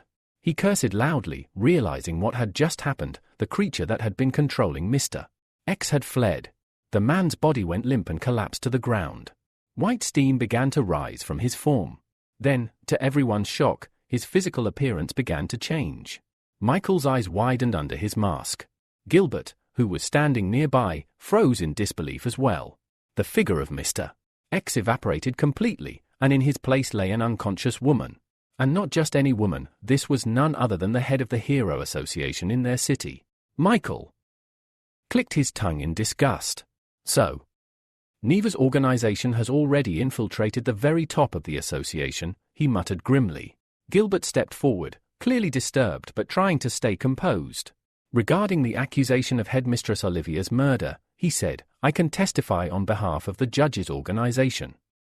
As compensation for the injury to the dragon." Enraged, Michael grabbed him by the collar and shouted, "Do you really think you can brush this off with a few words?" His voice trembled with fury. "Do you have any idea how hard it is to raise someone with 4 abilities at once?" Gilbert held his ground and asked, "Then what do you want from me?" Michael released him and answered, "I want the mechanical hero to step down and let Austin succeed the Olympus company."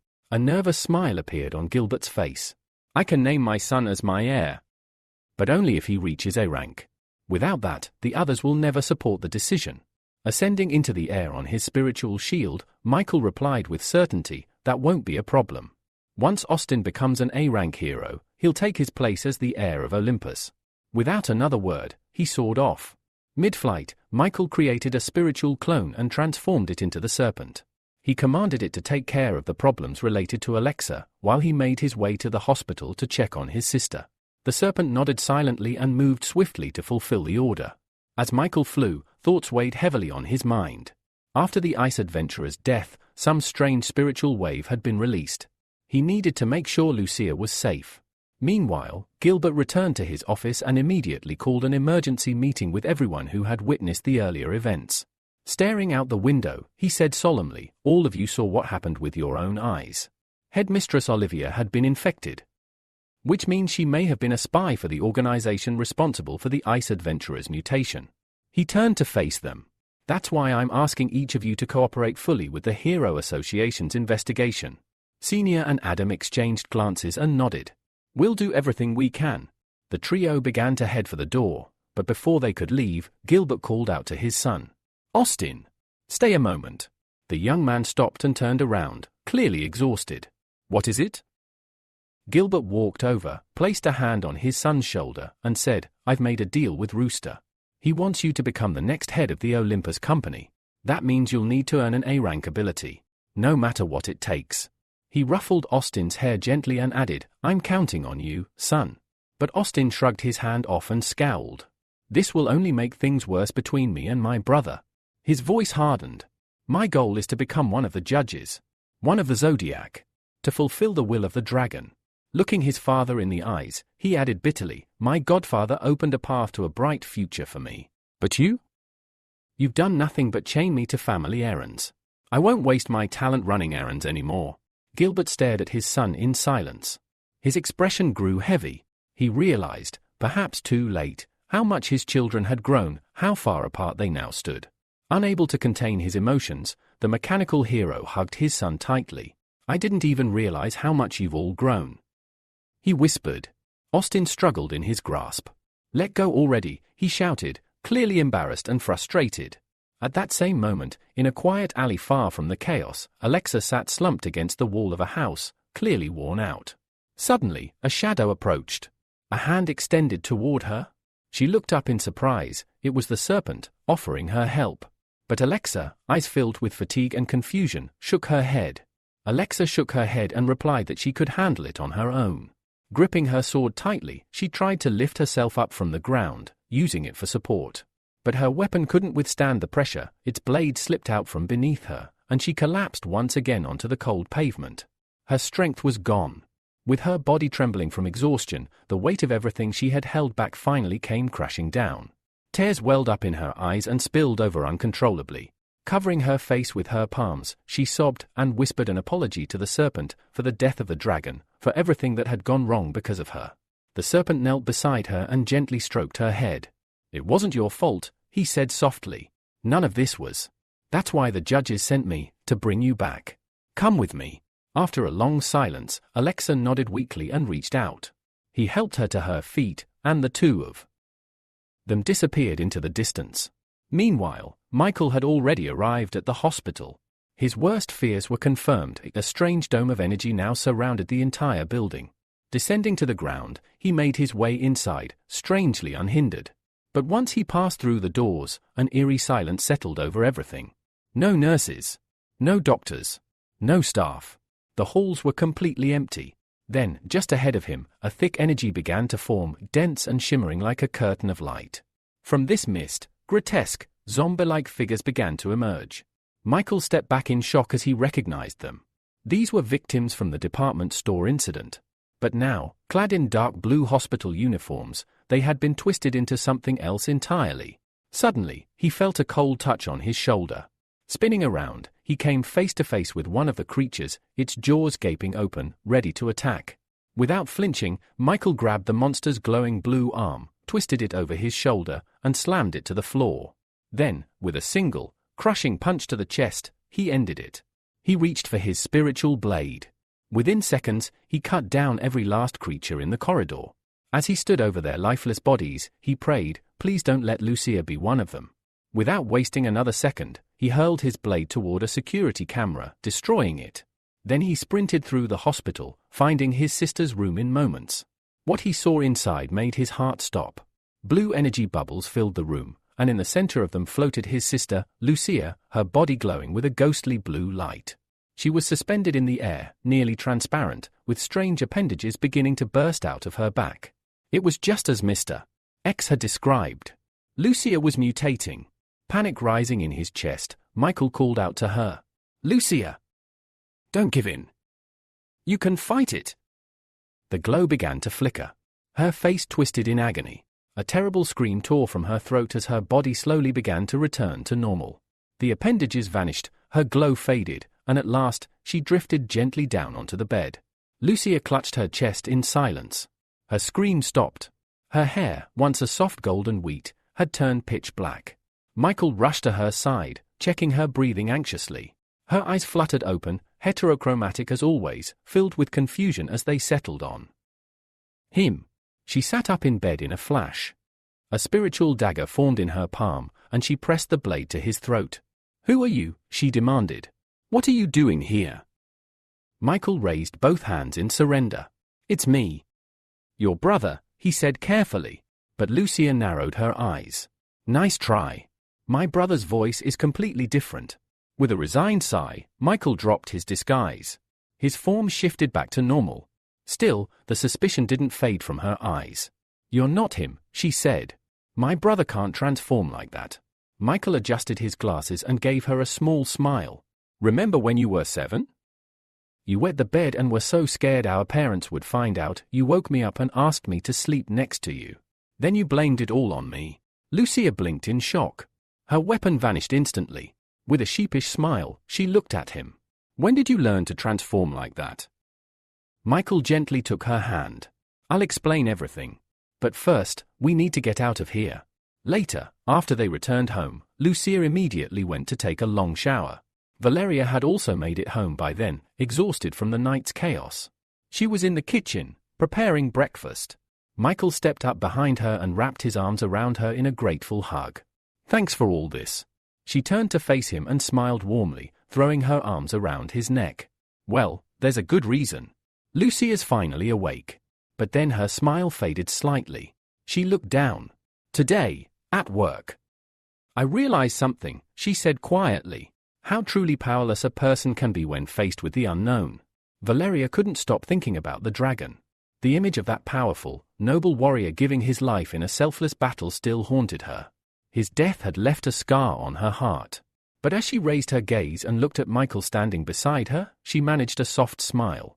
If there's anything this tragedy taught me, she whispered, it's that I should treasure the people I love even more. A warm, romantic atmosphere settled in the kitchen. Michael didn't take his eyes off her. The emotion in her voice, the sincerity in her expression, it pulled him in. When Valeria leaned closer for a kiss, a soft smile crossed his lips, and he slowly leaned in to meet her. They didn't notice the approaching footsteps. Nor did they hear the cheerful voice echoing down the hall. I'm done with my shower. I'm starving. Lucia's sudden entrance made Valeria flinch in surprise. She quickly shoved Michael away and blurted out, everything's ready. Let's eat. Michael let out a chuckle as he helped Valeria bring the dishes to the table. He laid out the chopsticks while she served the food. Lucia's eyes sparkled as she looked at the table. All my favorites, she cried joyfully. Valeria, this is amazing. Thank you. Without wasting a moment, she plopped into her seat and happily began devouring the chicken legs. Her joy was infectious, and as she chewed with delight, Michael and Valeria watched her with soft smiles. Seeing her like that, so carefree, so full of life, Michael felt a strong surge of emotion. If I could protect this moment forever? I'd give anything. An hour later, Michael quietly called Lucia into his room. Once inside, he got serious. We're not telling Mom and Dad that you're awake. Not yet. Lucia looked uncertain. But is that really necessary? Michael folded his arms. The Hero Association is investigating mutation cases at the hospital. If they know you're alive, they'll come after you. It's safer if they think you're dead. Lucia hesitated, then slowly nodded. Okay. But Michael, you don't have to carry everything alone. I'm here to help you too. Michael looked down, guilt weighing heavy on his heart. If I'd been stronger? I could have protected you. Instead, I dragged you into a world you never asked for. But Lucia shook her head and smiled. It's okay. I learned a lot. Then, summoning a glowing blade in her palm, she added, this weapon doesn't just cut, it attacks an enemy's mind directly. She reached out and held her brother's hand. Michael, I want you to use your human control ability on me. He stared at her, stunned. My health is better, she continued. But I can still feel it. The dark blue race, they left something in my mind. If you don't act now, they might be able to control me again. Michael nodded solemnly and gently touched her cheek. Your body is different now. But to protect you, I'll need to upgrade my ability to S rank. He materialized an ability pearl in his palm and began channeling dark energy into it. Minutes passed in silence until a system message flashed before his eyes. Ability upgrade complete. Human control, S rank, effect, can now brainwash A rank and lower targets, fully subjugating their will for up to 30 years. Spiritual form can also enter the target and extract 6 hours of life force. Without delay, he activated the ability and used it on Lucia, who sat quietly before him. Closing his eyes, Michael focused. But this time, it was different. A strange scene unfolded in his mind, a slow-moving current of water, from which a small tree sprouted and began to grow. As the tree stretched upward, a mysterious voice echoed around him. Who's there? He called out. No answer.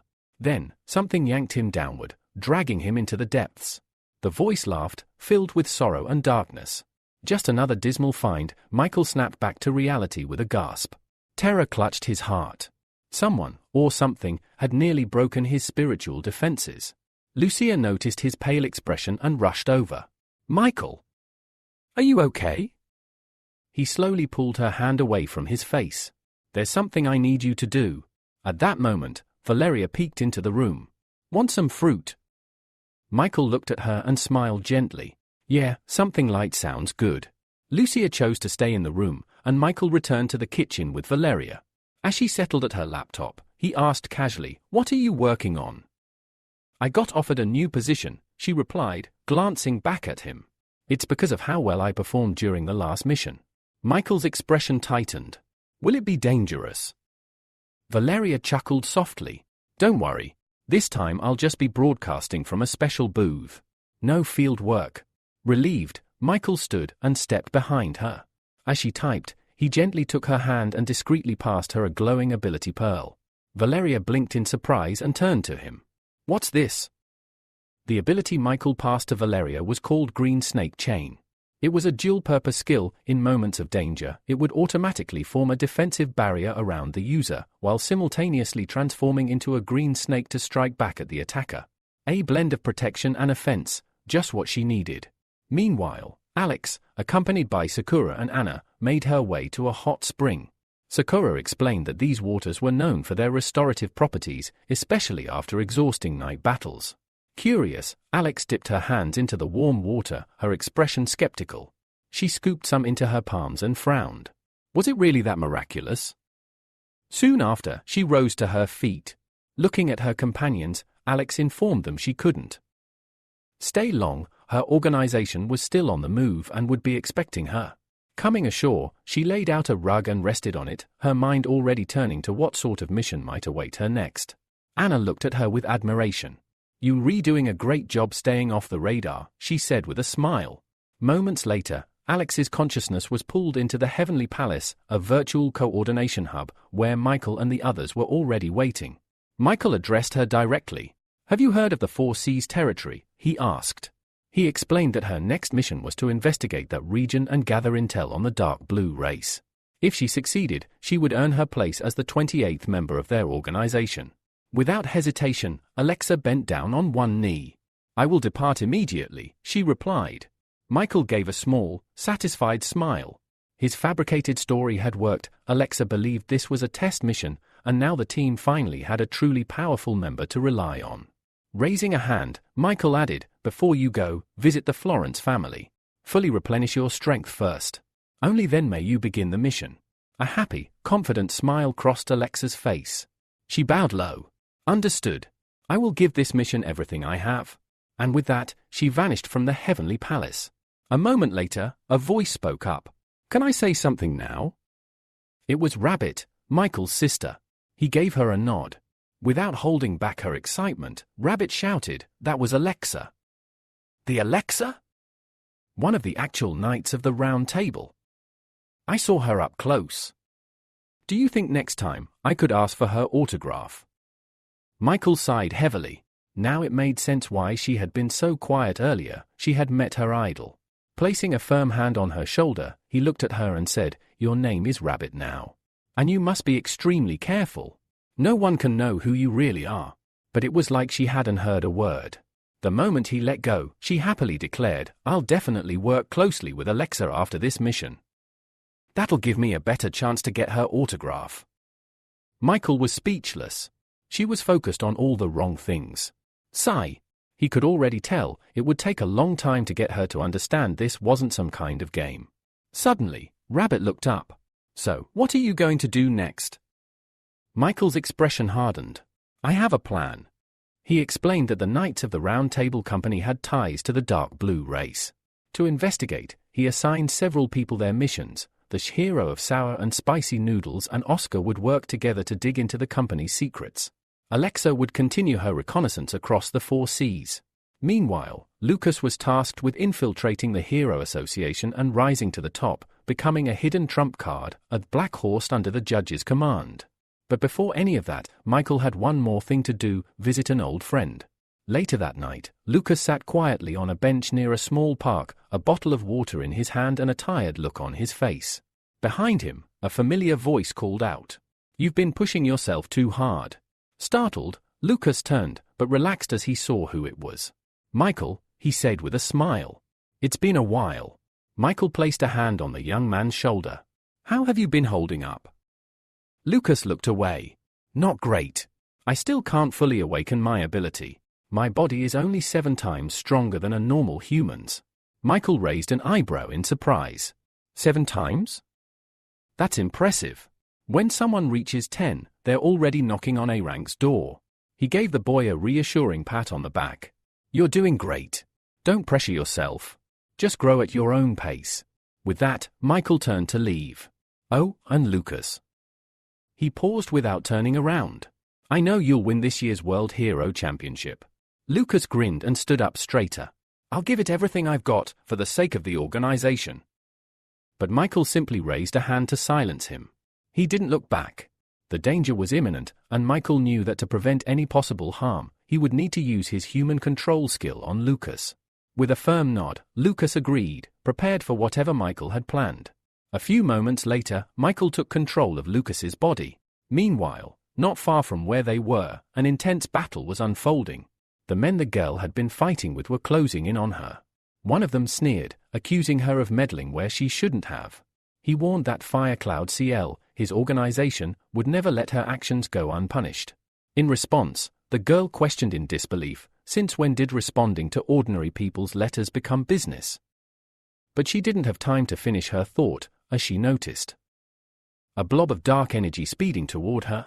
She swiftly sidestepped, dodging the attack just in time. Her instincts kicked in, and she lunged at the large man with horns, her blade aiming for him.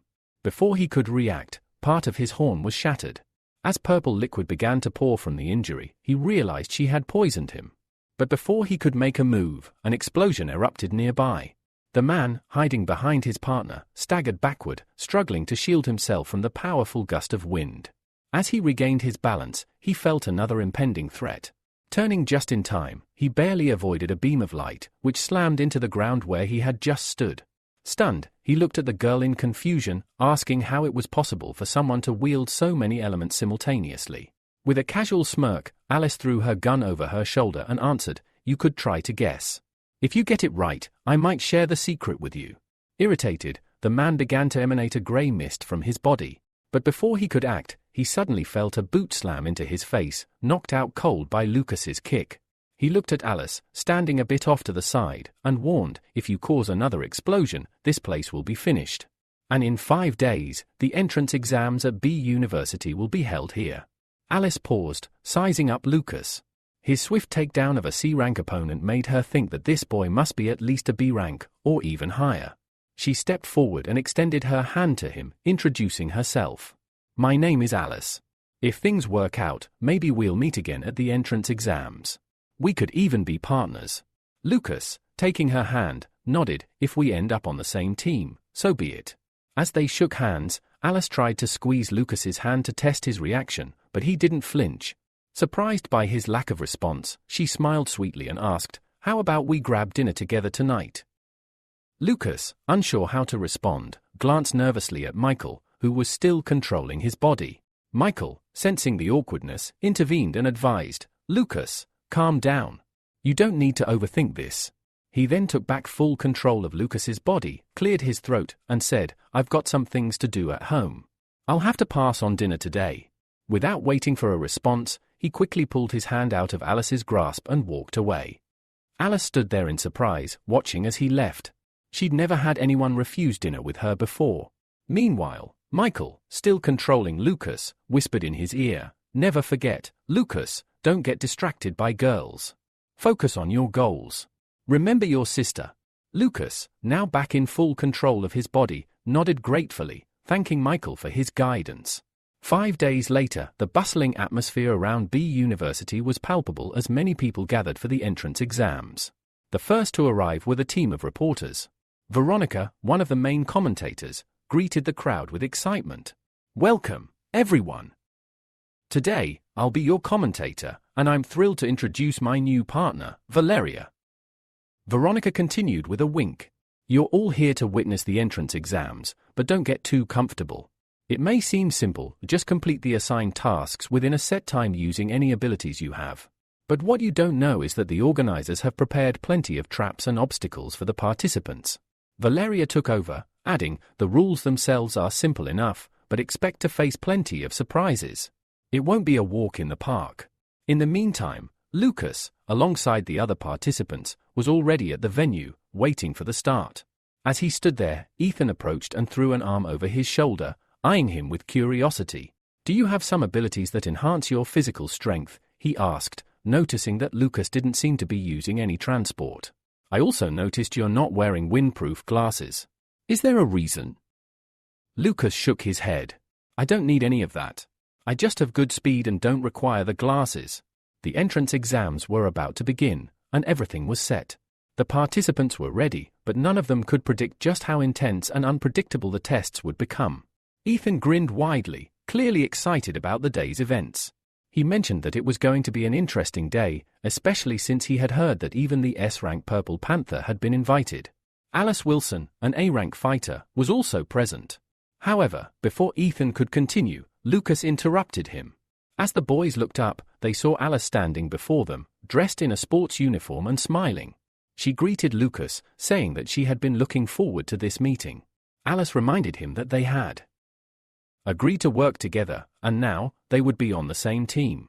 Suddenly, Ethan stepped in between them, his usual playful grin on his face. He boasted that he, too, had speed abilities, and if Alice had been paired with him, they would have easily completed the task. Alice, however, just snorted in displeasure, dismissing Ethan as just another user of the common physical enhancement abilities. She had no interest in him whatsoever. Lucas couldn't help but look at his friend in surprise as Ethan's heart seemed to shatter into pieces. A few minutes later, a loud warning echoed through the air. The exam was about to begin. All participants were instructed to take their places and prepare for the start. As the countdown began, many participants used cars for transport, but Lucas was among the few who believed in his physical abilities and chose to run without a vehicle. When the countdown reached 0, the test officially began with a loud gunshot. Immediately, most of the participants took to the skies, surprising the spectators below. One of them, soaring above the crowd, looked down with a smug smile. He boasted that those who could fly were invincible, easily outrunning those in cars. But he didn't notice the unexpected obstacle in his path, a flying goose. The bird began pecking at him relentlessly, throwing him off course. Moments later, more geese appeared, circling and targeting their next victims. Veronica, watching from her seat, commented that if flying were so easy, many would bring flying machines to the race. Turning to Valeria, she asked if she recognized these creatures. Valeria nodded, confirming that the geese were B-rank summoned creatures. Veronica watched as the aerial participants dropped out one by one, and soon, the cars were leading the race. As one car sped ahead, the driver shouted confidently, claiming this would be the easiest driving test. However, a black car quickly caught up, and the drivers raced full throttle, oblivious to the hazards in front of them. In their heated competition, one of the organizers stepped in their path, raising a hand and blowing a whistle, signaling them to stop. The driver of the black car cursed loudly as a wall of bubbles appeared in front of him, blocking his way. The organizer reprimanded the racers, reminding them that heroes should always prioritize saving people and adhering to the rules. Just then, Ethan dashed past the scene, chuckling at the mess the racers had found themselves in. But in his distraction, he failed to notice the old man ahead. The two collided, sending them both flying in opposite directions. The old man hit the ground hard, blood oozing from his nose and mouth. Ethan, shaken, jumped to his feet, horrified. He had not expected such serious injuries from such a minor collision. Two more participants ran past, deciding to avoid getting involved. Ethan, eager to leave without drawing attention, slowly backed away. However, the old man, now standing, shouted at him angrily, accusing him of lacking any conscience for leaving after causing the injury. Despite the commotion, Lucas continued forward without hesitation, jumping across rooftops effortlessly. Alice, who had been holding onto her craft, landed next to him. She glanced at him, clearly impressed by his agility. Lucas looked back at her and commented on how much effort the university had put into organizing this exam, even going so far as to use illusion magic to enhance the challenge. Alice raised an eyebrow in surprise and asked if he meant that the old man they had just encountered was an illusion. Lucas nodded, preparing for another leap, and warned her that they would soon encounter two more participants blocking their way.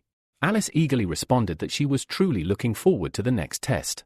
As she gazed in the direction Lucas had pointed out, she noticed two figures, just as Lucas had warned her. One of the men was holding a hammer. Valeria, also observing the duo, asked who they were, as she would have recognized them immediately if they were heroes. Veronica, suppressing a chuckle, explained that, according to the information they had, these two were not students at University B. Mentors had already been dispatched to deal with them, should it be necessary. This test was meant to evaluate participants comprehensively, and some challenges could prove dangerous. Meanwhile, the director of the university called one of the new teachers, Sean, into his office. With a relaxed smile, Sean reassured the director that there was no need to worry, he would handle the two troublemakers without issue. One of the men, standing atop a nearby roof, shouted down at Lucas and Alice, announcing that they were about to experience the true power of a B-rank hero. In an instant, he began to transform, his facial features sharpening and a tail sprouting.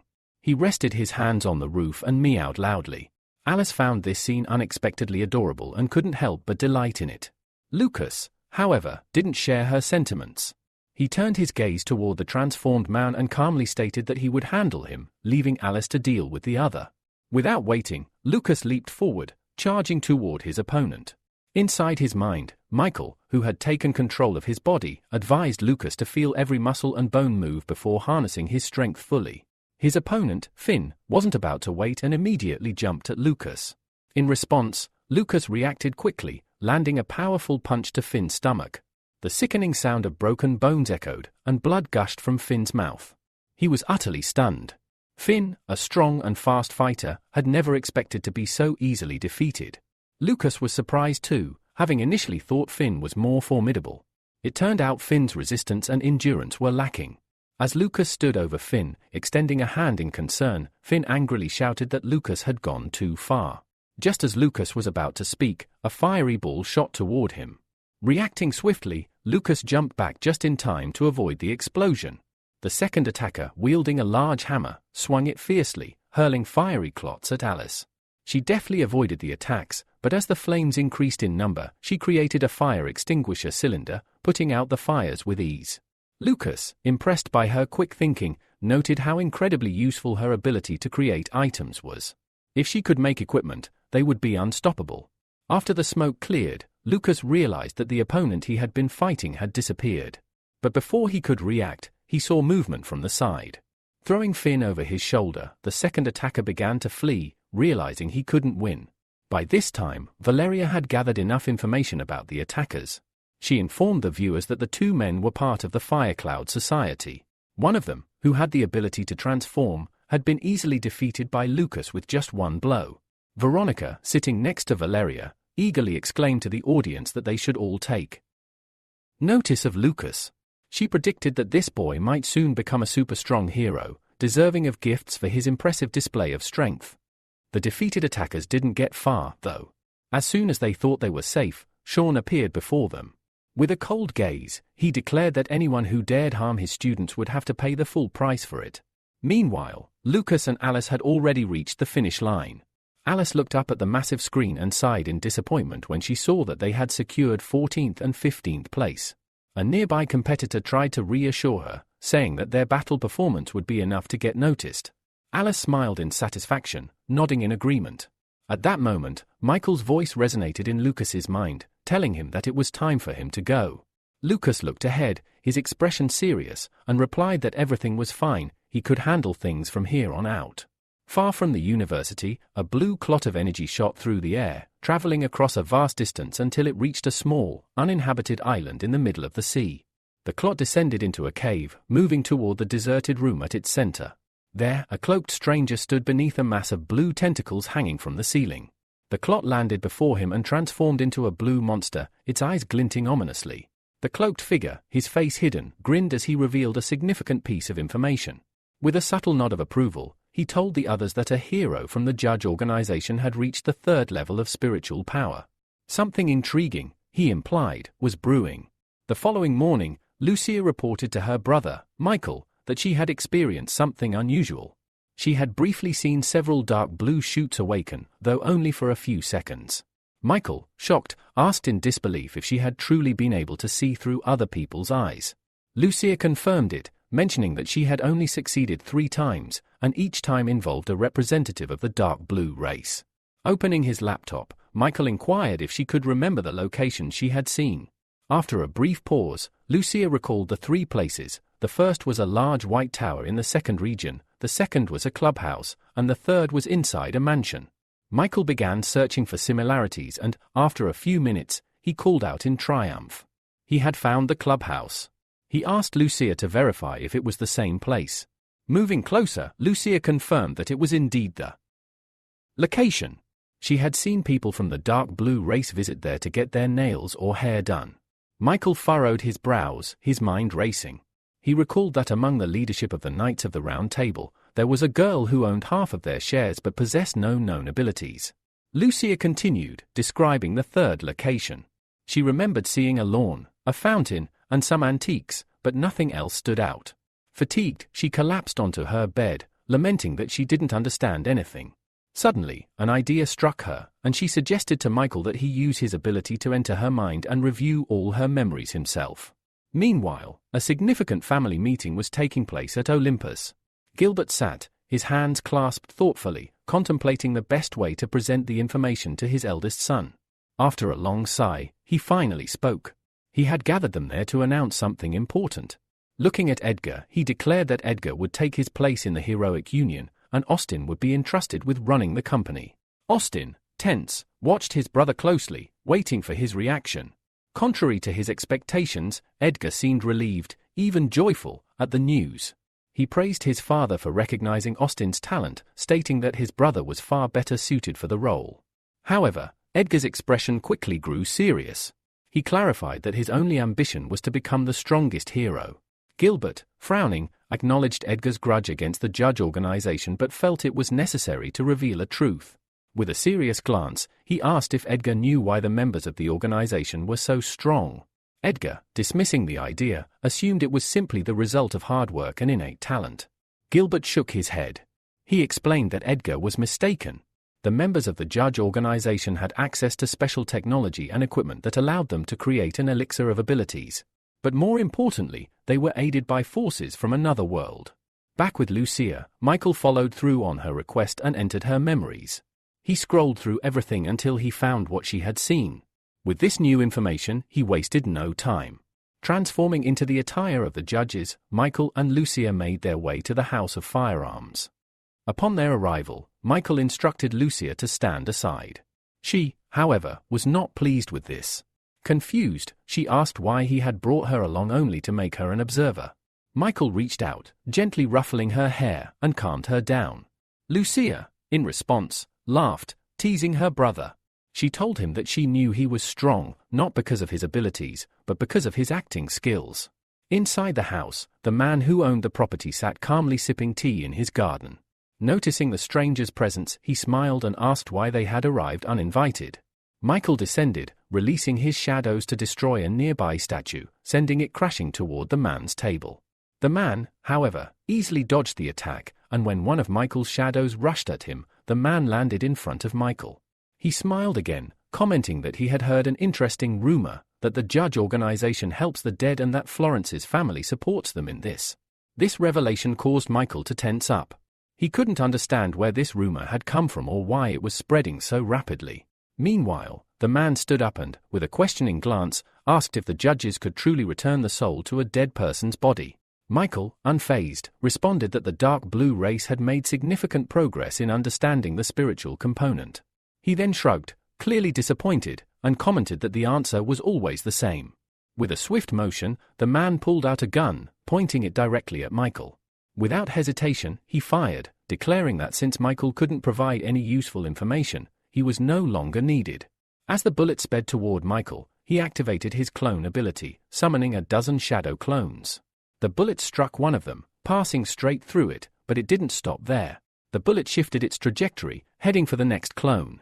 Michael analyzed the situation, noting that while the gun had homing capabilities, its speed was slow, meaning it would take too much time to redirect between clones. George, realizing this as well, fired at several clones simultaneously, making it harder for Michael to dodge. Taking advantage of the distraction, Michael approached George from behind, sword in hand, warning him to be more cautious. When George turned around, a satisfied smile played across his face. Before Michael could react, an explosion echoed across the garden. The clones, quick to respond, jumped back to safety, avoiding the blast. George, however, who was at the epicenter of the explosion, survived, but he was horrified when an icy stream of air suddenly rushed toward him. His hand rapidly froze over. Lucia, perched on her ice throne, chuckled quietly at the sight of George's distress. Panicked, George screamed that while they had clearly outmatched him, fighting 2 against 1 wasn't fair. Desperate, he called over to a figure who had been standing unnoticed. A woman emerged from the shadows, a sword in her hands, and charged at Michael and Lucia. Michael, worried, cautioned his sister to be careful. Lucia nodded, creating an ice sword of her own. The 2 women clashed in battle, with Eliza putting all her strength into her attacks, but Lucia easily blocked each strike. After a brief exchange, Eliza leaped back, lowering her sword and asking if Lucia was also from the dark blue race. Lucia, not answering, leaped back onto her ice throne, floating in mid-air. Meanwhile, George aimed his gun at Michael, shouting that if he dared approach, he would die immediately.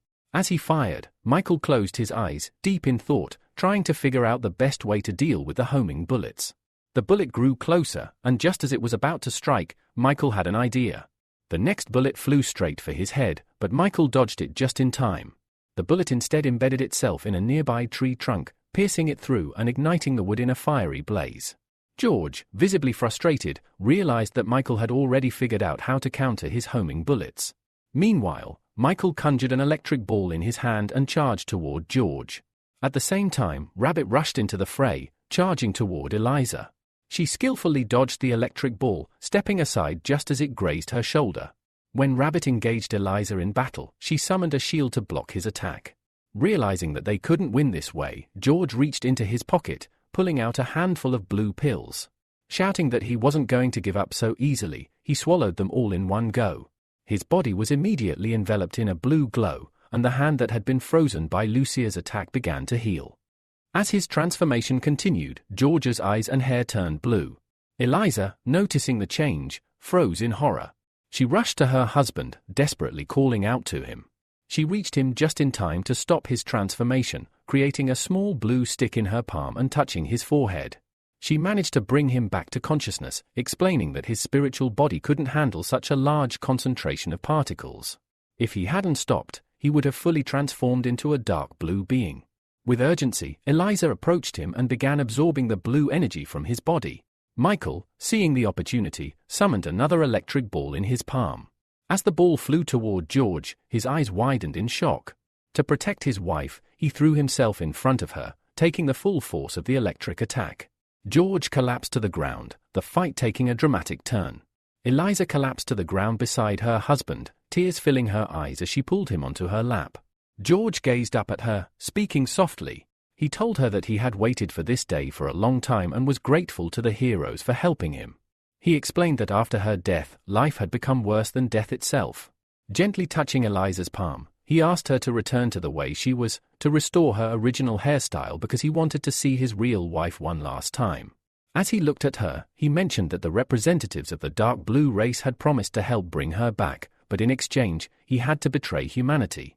If they could truly do this, he felt it would be a fair trade. But as the words left his mouth, it became clear to him that he was trapped in the abyss of his own lies. Eliza's eyes filled with sorrow as she listened. Suddenly, George let out a bloody cough.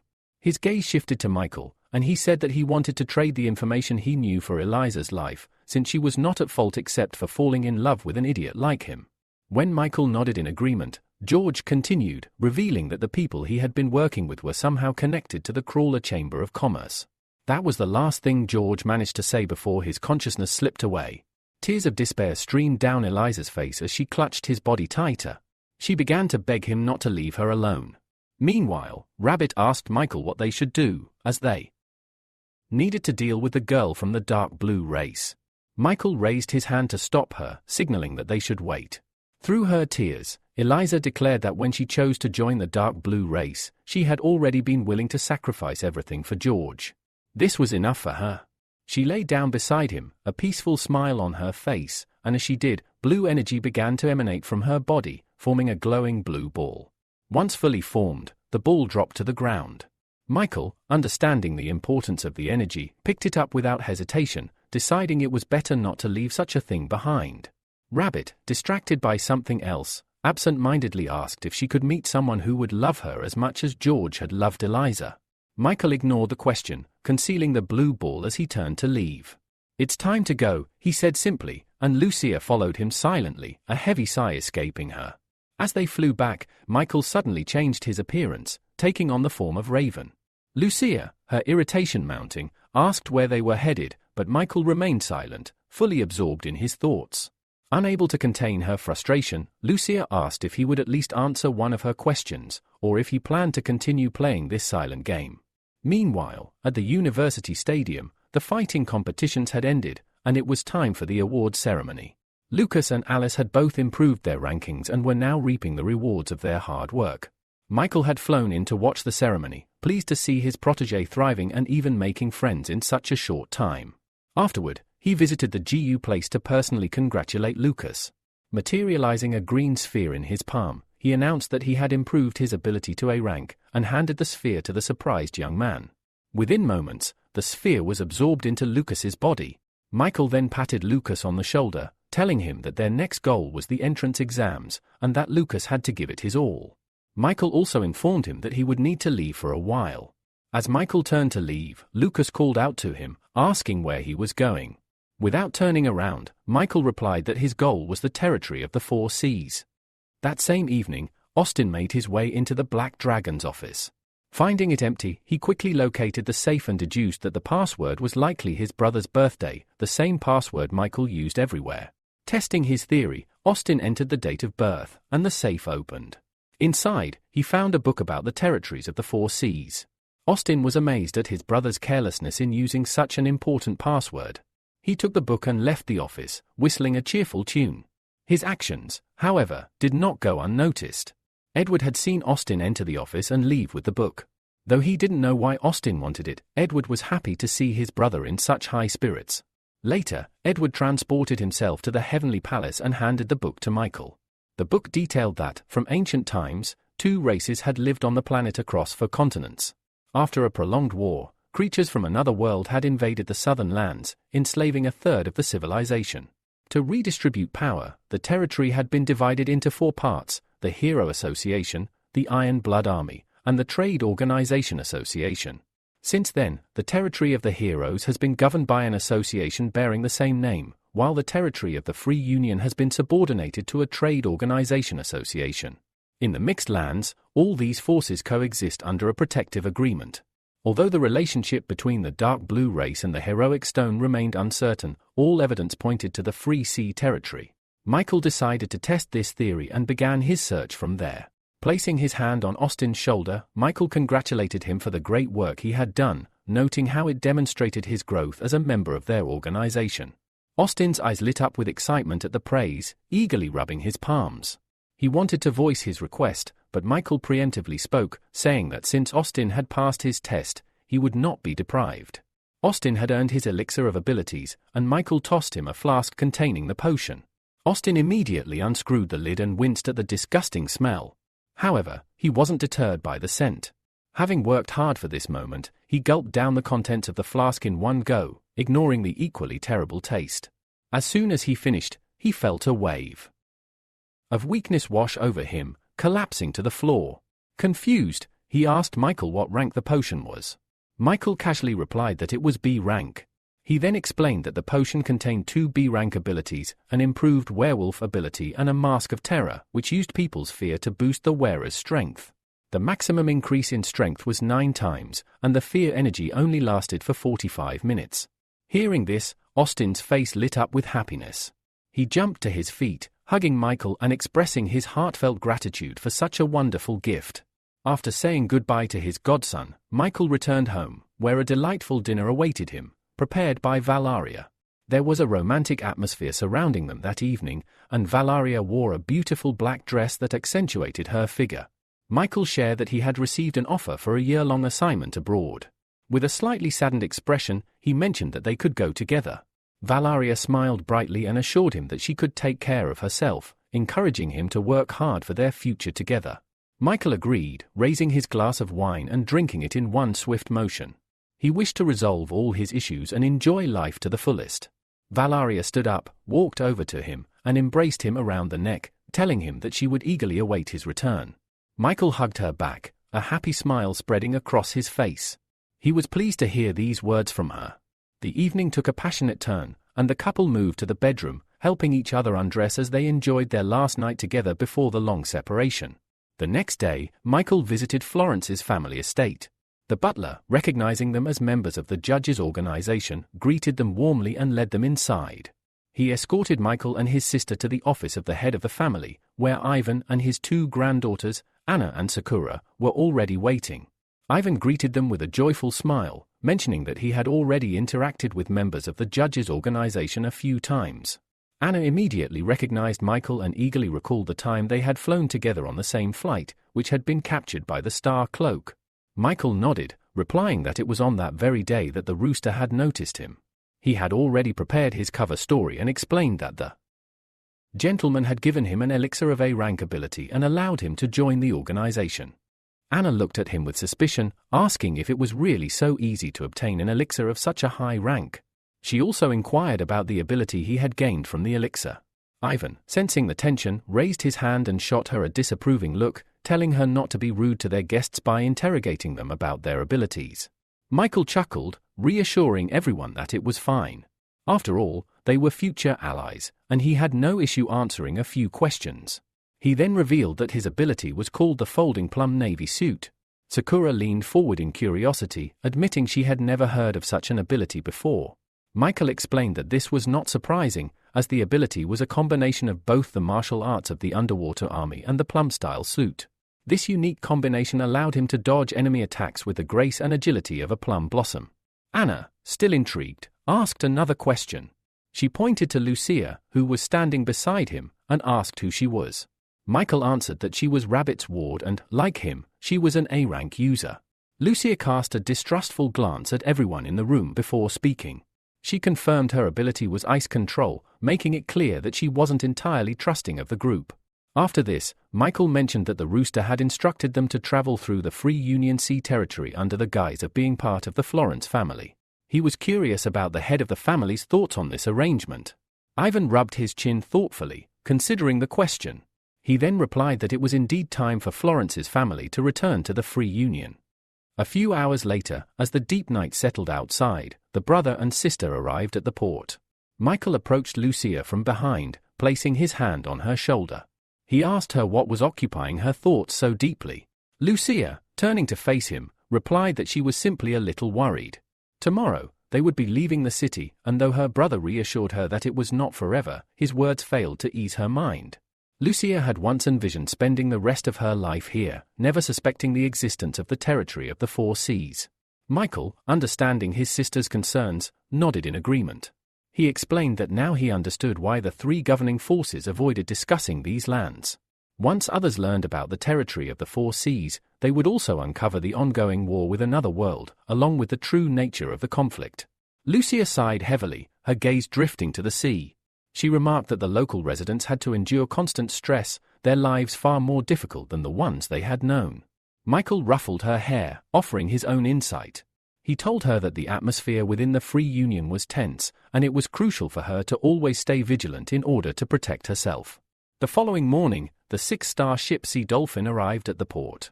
Ivan explained that the ship's bottom was constructed from materials taken from monsters of another world and was reinforced with 4 distinct alchemical substances. Thanks to this, it only required spiritual power to make it soar into the sky. The ship could also shoot fire, create barriers, and accelerate. With a gesture, Ivan summoned Over, the butler who had been standing off to the side. Over approached, bringing gifts from the Florence family. Ivan informed Michael and Lucia that they would need these items when entering the territory of the Four Seas: sea clothes, light armor, and a bladder. These items allowed one to walk on water and breathe underwater, with each set tailored to the individual wearer. The two siblings donned the gear, and soon after, others in sea armor approached. Sakura, too, was wearing an outfit that matched her hair. Ivan glanced at the scene, puzzled by the commotion. The butler informed him that young Master Greg from the Gross family, along with his group, Midnight, had arrived. Michael, already familiar with the name, understood the significance of their presence. A faint smile appeared on his face, grateful that Midnight had come here of their own accord.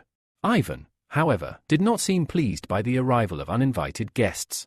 Noticing Ivan's discomfort, the butler explained that Greg had originally planned to return aboard the 4-star ship Midnight, but upon hearing that a 6-star ship had been prepared, he hurried over. Ivan sighed deeply, conceding that the young master should be provided with a room. The butler then added that Greg had requested the 608th silver room. At that moment, a fair-haired man approached Sakura with his arms extended, expecting a hug. He commented that he expected nothing less from the second beauty of the 4 seas. Ivan called out to him, prompting the young man to turn his attention toward him. Greg walked over to Ivan, greeting him warmly. Ivan returned the gesture, acknowledging that Greg would always be a welcomed guest in their home. Greg, his smug grin never wavering, passed by them, suggesting that Ivan take good care of his guest. The butler stepped forward, directing Greg toward the platinum room. Upon hearing this, Greg's expression darkened. He muttered under his breath, instructing his guard to find out who occupied room 68. It irked him that the Florence family dared to oppose his wishes. Meanwhile, Michael sat in his room, enjoying the drink that had been offered to him earlier while admiring the beautiful view from his window. Suddenly, there was a loud knock at the door. Michael wiped his mouth with a napkin and stood up. He opened the door to find young Master Greg and his bodyguard standing there. Michael smiled warmly, saying he had been expecting them. Greg's expression shifted to one of confusion before he quickly regained his composure. He informed Michael that if he didn't pack his things and vacate the room, his guards would assist in making that happen. Michael stepped forward, drawing closer to Greg and whispering in his ear that he had something quite interesting, Sakura's personal photo album. Greg froze, his face flushing with surprise. His gaze turned to Michael, filled with intrigue. He asked if Michael was truly in possession of such a thing. Michael stepped back slightly, his smile never fading, and assured Greg that he would never lie to the young master of the Gross family. Greg, now fully intrigued, leaned closer, whispering to Michael about the price for such a generous gift. Michael suggested they look at the photos first, and then he would set a price. Greg nodded, then ordered his guards to stay outside. The two of them entered the room, closing the door behind them. Greg impatiently demanded to see the album. However, as Michael turned to retrieve it, he felt a strange sensation. Using his ability, Michael entered Greg's mind, sifting through his memories in search of useful information. A few moments later, Michael managed to extract the memories of Uncle Greg. He discovered that, although Byron had once played a secondary role within the family hierarchy, something had changed recently. Byron had gained both power and authority, quickly becoming one of the key figures in the family. As Michael sifted through the memories, he realized that despite Byron's careful and cautious nature, he had developed a deep connection with his nephew, to the point of brainwashing him. The young man had been completely subjugated by his uncle.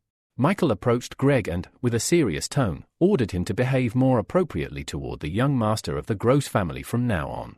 He also instructed Greg to engage more actively with Byron, as he could very well be a member of some organization. Greg bowed deeply, agreeing to pay more attention to the events within his family and to keep Michael informed of anything noteworthy. After bidding Michael farewell, Greg left the room. Outside, the security guard who had been standing watch asked if they should begin removing Greg's things. Greg struck the man on the head, questioning why they were still concerned about such things when they were already in the platinum room. The confused guard bowed and apologized for his mistake, and the two of them walked away. Several hours later, the ship began its journey toward the island. Michael and Lucia stood together, gazing at the night sky. Lucia, her eyes lighting up, noticed land on the horizon and excitedly asked what it was. Michael answered that it was an independent customs office. Suddenly, they heard footsteps approaching from behind. Turning around, they saw a man who introduced himself as the manager of the customs office. Michael tensed immediately, realizing that he hadn't sensed the man's presence. Ivan stepped forward to greet the newcomer, shaking his hand. Richard, the manager, smiled as he mentioned that when the head of the Florence family first visited their customs house, he had been certain that one day he would return. Once the ship docked, Richard invited everyone to join him for dinner. During the meal, the girls surrounded Michael, almost instantly, preventing him from moving. Proposals for exchanging numbers came from all sides. Michael, feeling a little confused by the attention, tried to gently decline their advances. Anna, watching the scene from the side, was not pleased. She was furious that Michael was choosing to associate with the other girls rather than her beautiful sister. Sakura, sensing Anna's discomfort, explained that they weren't on good terms, so Anna shouldn't be too upset. Suddenly, Lucia, in a burst of energy, began shoving her way through the crowd, determined to rescue her brother. When she finally reached Michael, she grabbed his hand and pulled him away. With a grin, she suggested that instead of standing around, they should all go to the famous Rooster hotel and have some fun. Anna's eyes lit up at the suggestion, quickly adding that the hotel's special event was extremely popular among the people of the Four Seas. Curious, Michael asked what the event entailed. Before anyone could answer, another girl appeared by his side, silently pointing to his cheek, where a trace of lipstick from someone's kiss remained. Blushing, Michael quickly took out a handkerchief to wipe it away. Alexa, folding her arms across her chest, sighed heavily, remarking that he would find out for himself soon enough. Later, their group arrived at the Rooster Hotel, where the event was already in full swing. They were led into a spacious room decorated in a marine theme, with a large aquarium on one of the walls, filled with fish of various sizes. As more guests gathered, the host thanked everyone for coming to the mermaid party. Curious, Michael turned to Sakura and asked if she had the ability to transform into something. With a mysterious smile, Sakura replied that he would find out soon enough. Anna, suddenly excusing herself, mentioned that she needed to change clothes. She instructed Michael and the others to wait while she did so, and the other guests remained seated, eagerly awaiting the main event. Without warning, multiple holes appeared in the aquarium's wall, and water surged into the room in turbulent streams. The guests reacted with joy, but Michael, still confused, couldn't understand what was happening. A man standing on the stage, shielded by glass, announced that the party had officially begun and that everyone should prepare to become mermaids.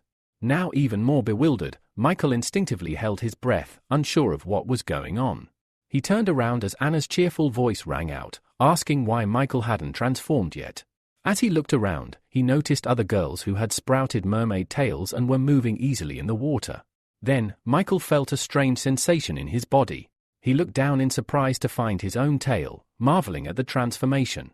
To his delight, he discovered that he didn't need to hold his breath underwater, he could breathe freely. Overjoyed by this newfound ability, he eagerly decided to explore the waters and test out his new form. Suddenly, a strange sound caught Michael's attention. A massive shark burst through the wall, charging directly toward them. The guests, overcome with panic, scrambled to swim away, desperate to escape the monstrous creature. But the shark was relentless, not willing to let its prey escape so easily, and it pursued them with terrifying speed. Michael observed the creature closely, trying to determine whether it was a real monster or simply a human transformed. As the shark drew near, he activated his ancient dragon ability.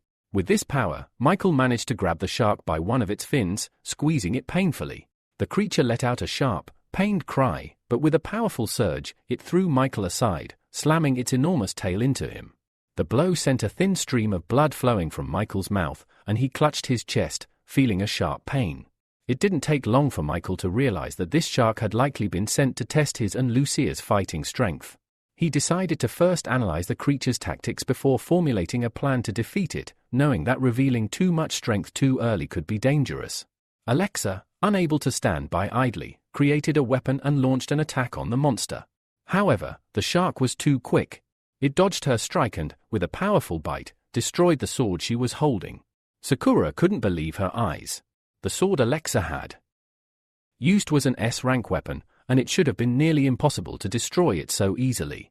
The shark retaliated with a vicious lash of its tail, sending Alexa flying, much like it had done to Michael earlier. Sakura, deeply concerned, glanced at Alexa and asked if she was all right. Just then, Anna, who had been standing nearby, spoke up, warning everyone to look ahead. Lucia stepped forward, positioning herself to block the shark's path. She activated her ability, directing streams of water toward the creature. Almost immediately, the shark was encased in a massive block of ice, and it was pulled deep into the abyss. The guests, who had been watching in suspense, sighed in relief, believing the danger had passed. But to their shock, the shark somehow managed to break free from the ice and emerged from the depths, charging straight at Michael.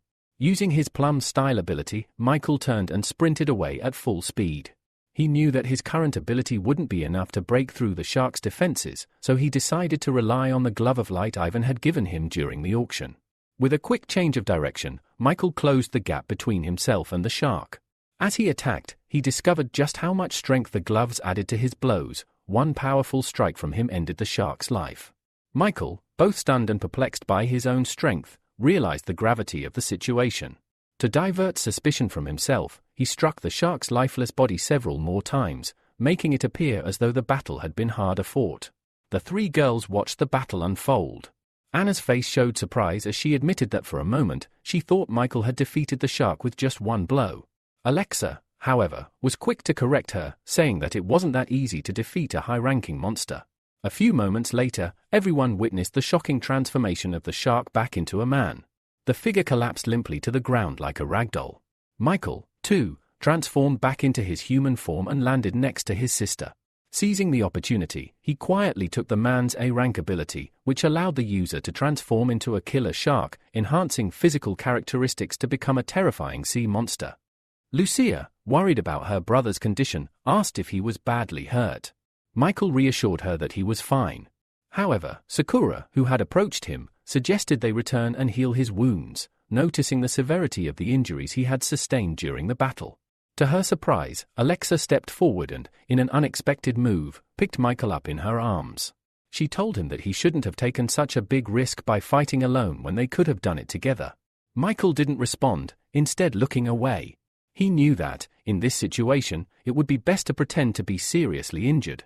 The next morning, Ivan paid a visit to Michael's room. As Ivan stopped beside him, Michael was about to tell him that his wounds had already healed, but Ivan smiled and stopped him, saying he didn't need any explanation. Ivan already understood everything. He also mentioned that since there were people trying to uncover Michael's true power, they couldn't allow it to happen. Michael sighed in relief, but then asked who had sent the killer shark after them. Ivan, taking a pipe in his mouth, remained silent, but Michael knew the answer would soon come. Ivan paused thoughtfully before speaking. He explained that there were many security agencies behind the man who had sent the killer shark, making it almost impossible to pinpoint exactly who was responsible. As he slowly approached the window, he continued, revealing that when they reached the Island of Love, they would fall under the control of the organization of the same name. This would also bring them into the territory of the Rook family. Michael's thoughts immediately raced back to the incident at the auction, where the troublemaker had been from that very family. Ivan stood by the window for a while longer, then turned to leave. Before exiting, he told Michael that the Florence family would spread the word about Michael's serious injuries, so he would need to continue pretending to be sick for a few more days. A few hours later, with the sun beginning to set, Michael decided to step out of his room and join Lucia. They lay on the sun lounges, enjoying a rare moment of peace. Suddenly, Lucia shot up from her seat, exclaiming that she had seen another vision of the dark blue race. Concerned, Michael removed his glasses and asked her what she had seen. She smiled at him, her face brightening, and explained that she had recalled even more details this time. When she felt better, she would be able to locate their base. Michael shook his head seriously and warned her to forget about helping him with this. He only wanted her to be safe and healthy. Lucia sat down beside him, taking his hand in hers. She told him that since he could read her memories, he might be able to discover something new. Reluctantly, Michael sighed and decided to use his control ability on his sister. He entered her subconscious, quickly searching through the memories until he finally found something that caught his attention. He saw a man with a silver ring on his left thumb killing someone. The man then mixed some blue liquid with water, and the test subjects nearby looked on in horror, covered in cold sweat. Michael pulled himself out of his sister's subconscious, rising from his seat and walking away.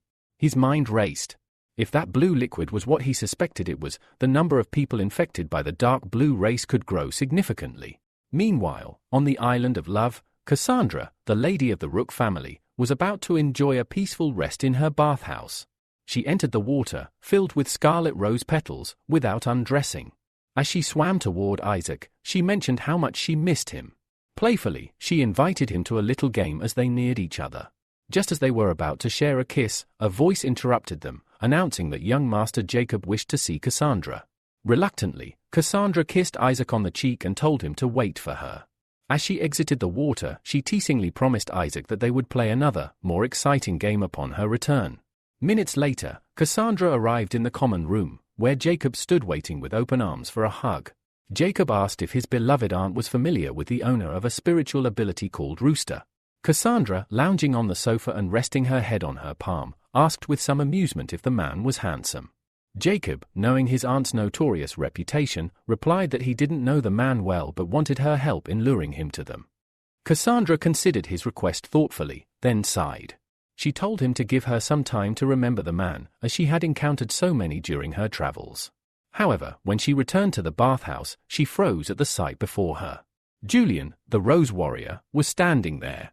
He had killed her lover and was now staring at her with intense anger. With a sword pointed at her, he demanded to know how she dared to cheat on him when they were already engaged.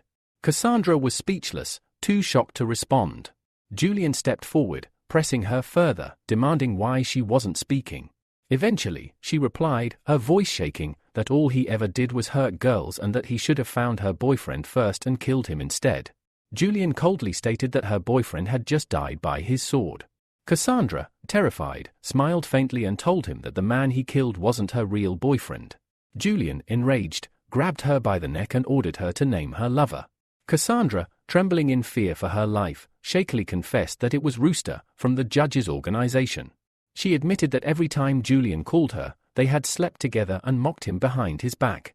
Just as Julian was about to tighten his grip, blood suddenly began pouring from his mouth. He released Cassandra and staggered back, collapsing as the blood continued to pour. Cassandra watched in stunned silence, realizing that someone, or something, had intervened at the exact moment she had spoken. The undead mage looked at Cassandra and spat, warning her that she had gone too far and swearing that one day, he would kill her. Meanwhile, Michael was feeling a bit tired after pretending to be sick all day. The eerie fog surrounding the ship only added to his unease. He could sense that something was amiss, but couldn't quite figure out what. Just moments later, he saw a boat approaching their ship, and Alexa appeared on board. She called out to Michael, telling him that they needed to head to the captain's cabin immediately. The pirate ship was drawing near. Following her lead, Michael entered the captain's cabin, where Vincent, the captain, was briefing everyone. He revealed that the approaching pirates were known as the Shooting Star Pirates, led by an S-rank user, the Undead Mage. Vincent further explained that the pirate leader had 3 important subordinates, the Charming Fox, the Seaweed Monster, and the Tyrant of the Deep Sea. Vincent bowed, asking the heroes for help, as the entire ship and its passengers would be in danger if the pirates captured them. Ivan, thinking carefully, noted that the pirates were likely testing the strength of both the Florence family and the judge's organization. He warned Michael to be extra cautious.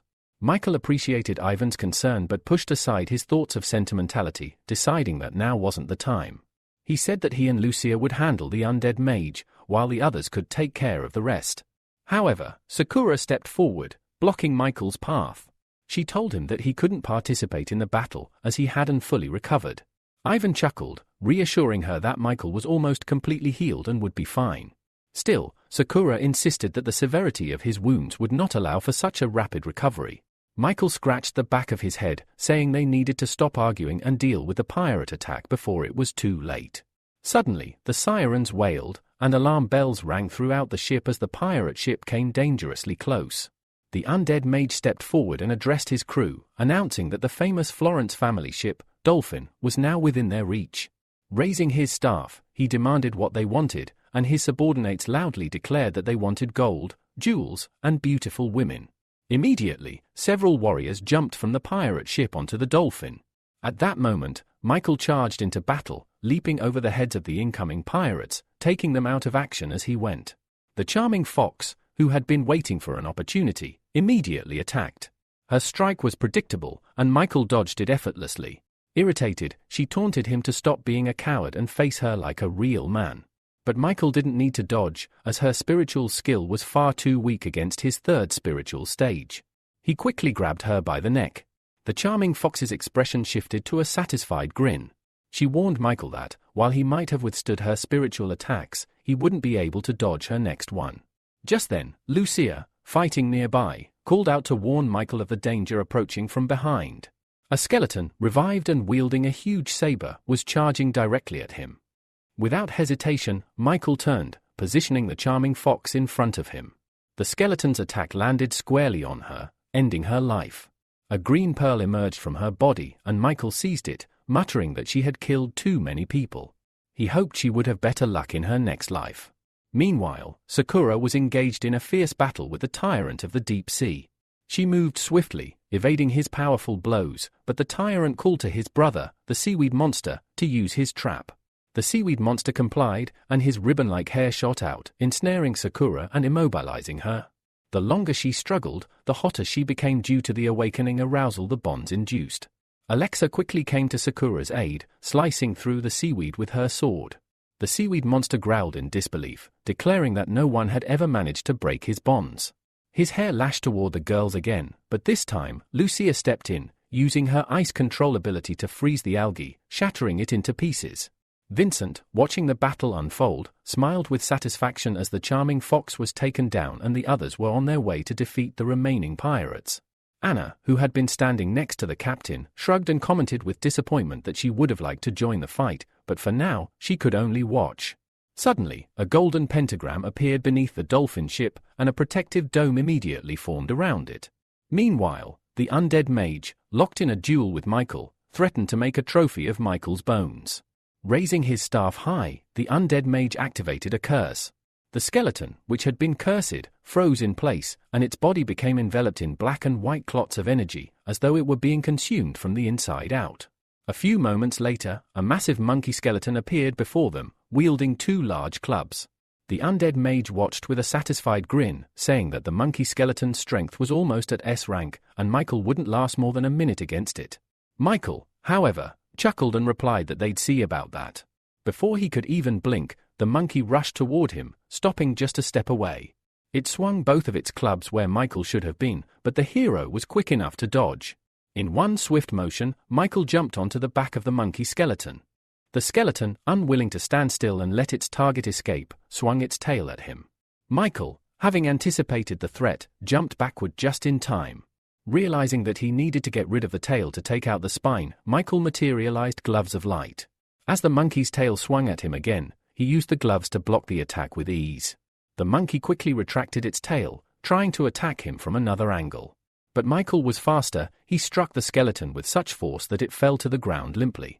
Pleased with his success, Michael shook his palms and mockingly asked the undead mage to repeat his earlier words.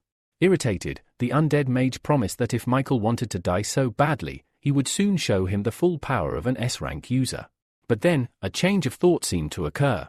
Instead of killing Michael, the undead mage decided to turn him into a knight, one of his undead warriors, to use against the others. He raised his staff, enveloped it in dark energy, and a massive pentagram appeared above the water. The crew of the dolphin ship watched in awe and fear as a giant dragon skeleton emerged from the pentagram, ash pouring from its mouth. The overwhelming power of despair instantly gripped the hearts of everyone present. They all understood that their chances of survival had just dropped drastically. But Michael remained calm, his interest piqued. With a smile, he clenched his fist and said that he'd be glad to fight such a strong opponent. The others, watching this unfold, were puzzled. They couldn't fathom how Michael planned to deal with the undead mage and his summoned monsters, as even the strongest heroes from all 4 seas would hesitate to engage him. The dragon made its first move, sending a thick clot of ash toward Michael. He easily dodged with a jump, but instead of running, he quickly turned around and jumped into the air, closing the distance between himself and the dragon. Finding himself behind the creature, he concentrated all his power into his fist, preparing to strike. The undead mage, however, merely smiled, saying that it wouldn't help. At that moment, the dragon's head twisted 180 degrees, and it released another clot of ash. Michael reacted swiftly, creating a shield in front of himself just in time to endure the torrent of ash. As the dragon continued to emit the ash, Michael remained steadfast behind his shield. Confident in the strength of his defense, he began to walk toward the dragon.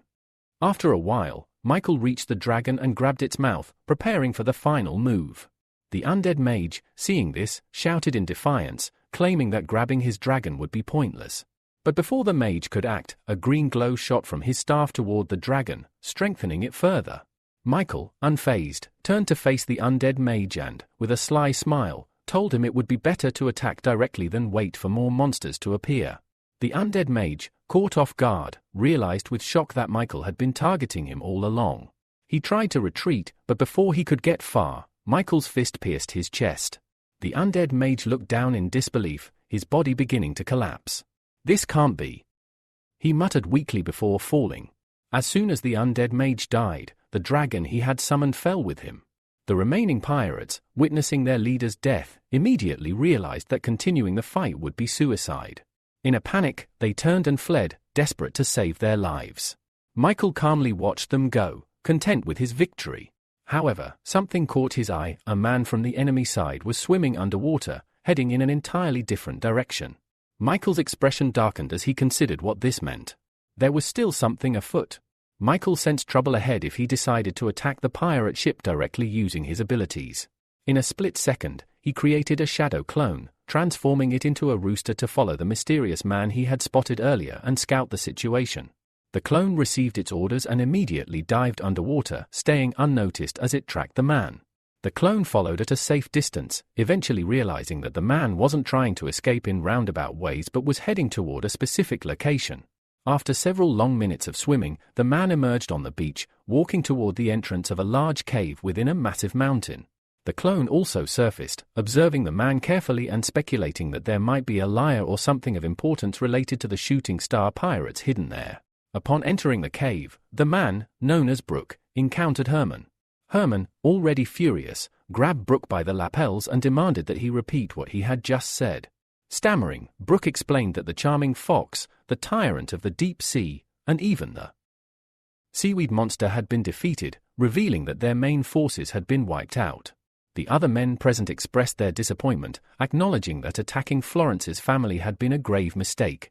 After hearing this, Herman threw Brooke to the floor in a fit of anger. He told his crew that the deaths of their comrades didn't mean they should give up. Instead, they should get stronger and avenge their fallen brothers.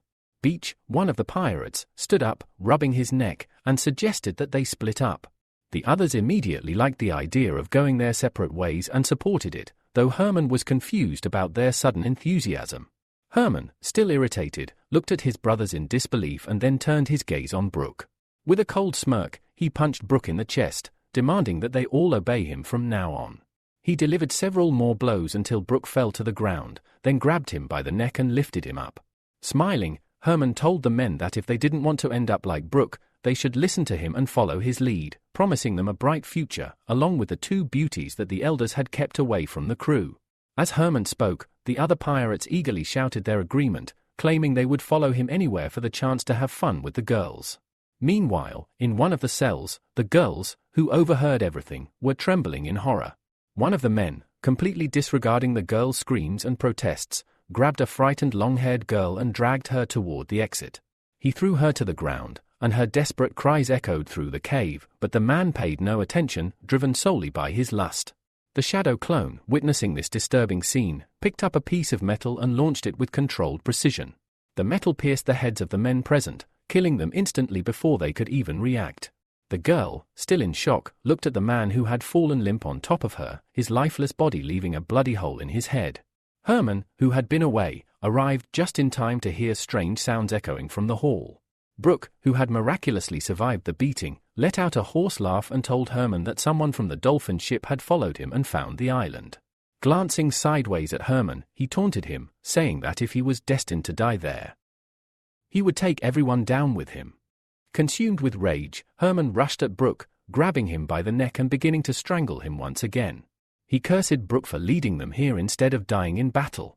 Finally, after Brooke's life left his body, Herman released him, his hands resting on the icy floor, tormented by questions about who exactly had infiltrated the island and how strong this unknown enemy was. Rising slowly, Herman spoke with fear in his voice, declaring that if the intruder was listening, he would be willing to submit and follow them if it meant gaining protection and a good future. But before he could finish his plea, the clone, having watched the entire scene, pierced Herman's body with its blade, silencing him. As Herman crumpled to the ground, Michael approached, his expression calm. He told Herman that he had no need for new subordinates at the moment and to forget his offer. Blood oozed from Herman's mouth as he whispered with regret, lamenting his failed attempt to become the most famous hero of the 4 seas. But by the time Michael drew his sword, life had already left Herman's body. Michael stood over the fallen man and used his ability extraction. To his surprise, he successfully obtained a B-rank ability, Red Copper Armor. This ability enhanced stats like strength, agility, physical damage resistance, and elemental power. Michael was intrigued by the potential of this new skill, wondering what it would mean for his future battles. After improving his abilities and spending a few dozen units of dark energy, Michael achieved an incredible upgrade. He received the S-rank ability, Golden Armor of the Fire God. This new skill granted him unimaginable power, high speed, and nearly impenetrable protection. Additionally, it provided 2 extra skills, flight and the golden eye of the god. Excited about this new power, Michael absorbed the ability, feeling a surge of strength course through him. His next task was to free the prisoners. With a simple motion, he opened the cells and announced their freedom. He also informed them that they would be given 1/3 of the treasure, enough for the girls to survive and rebuild their lives. For the first time, the hostages couldn't believe it. They wept tears of joy, realizing that they were truly free. After freeing the prisoners, Michael climbed to the peak of the mountain, gazing thoughtfully into the distance. He reflected on the fact that even an S-rank ability didn't seem as powerful in the vast expanse of the 4 seas. With that in mind, he decided to improve some abilities to SS rank. Without hesitation, he began experimenting and eventually acquired the golden armor of the demon god, an SS rank ability.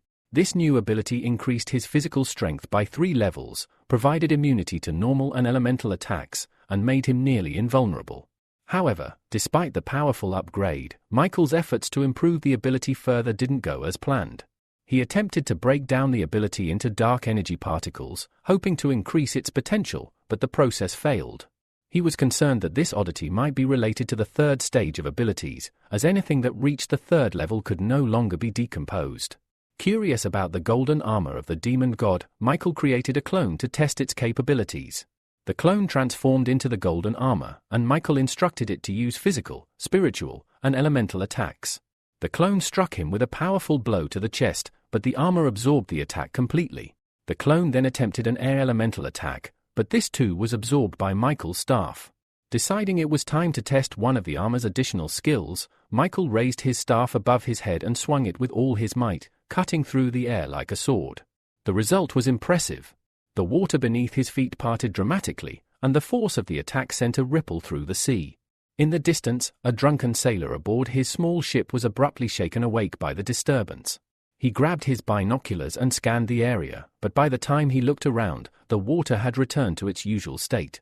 He attributed the odd event to his drunkenness, unaware of the immense power Michael had just unleashed. Michael, thoroughly impressed by the results, decided to try his flying abilities. With a swift motion, he put away his staff and propelled himself into the air, diving into the sea like an arrow.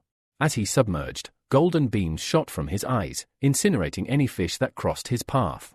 Meanwhile, the drunken sailor continued observing the ocean, still clueless about the events unfolding beneath the surface. The next day, the dolphin ship arrived at one of the islands in the 8th archipelago. When Michael asked about who was in charge, Ivan informed him that the K-Union ruled this region, led by their powerful leader, Julian, the S-Spring Sword. Ivan cautioned Michael not to underestimate Julian's power, as the K-Union had often sought to take Florence's position after their fall. Upon reaching the port, Julian and his daughter were waiting for them. After shaking Ivan's hand, Julian expressed his honor in meeting a member of Florence's family. Michael noticed the intense gaze of Julian's daughter, Vivian, and when their eyes met, she blushed. Michael, confused by her attention, quickly turned to Julian, who asked Ivan to introduce his companion. Ivan explained that Michael was his gifted student. Julian, sizing Michael up, commented that the young man appeared to be very strong and would likely carve out his place in the 4th Sea soon. He then introduced Vivian, who was ranked 43rd in the 4th Sea. Julian, ever the matchmaker, suggested that the 2 young people should get to know each other, and he linked their hands, causing both Michael and Vivian to feel awkward. Julian further explained that the K-Union had prepared a banquet and a comfortable hotel for them, where they would be taken next. With a smile, Julian released their hands and led them toward the hotel, his gaze sharp and calculating.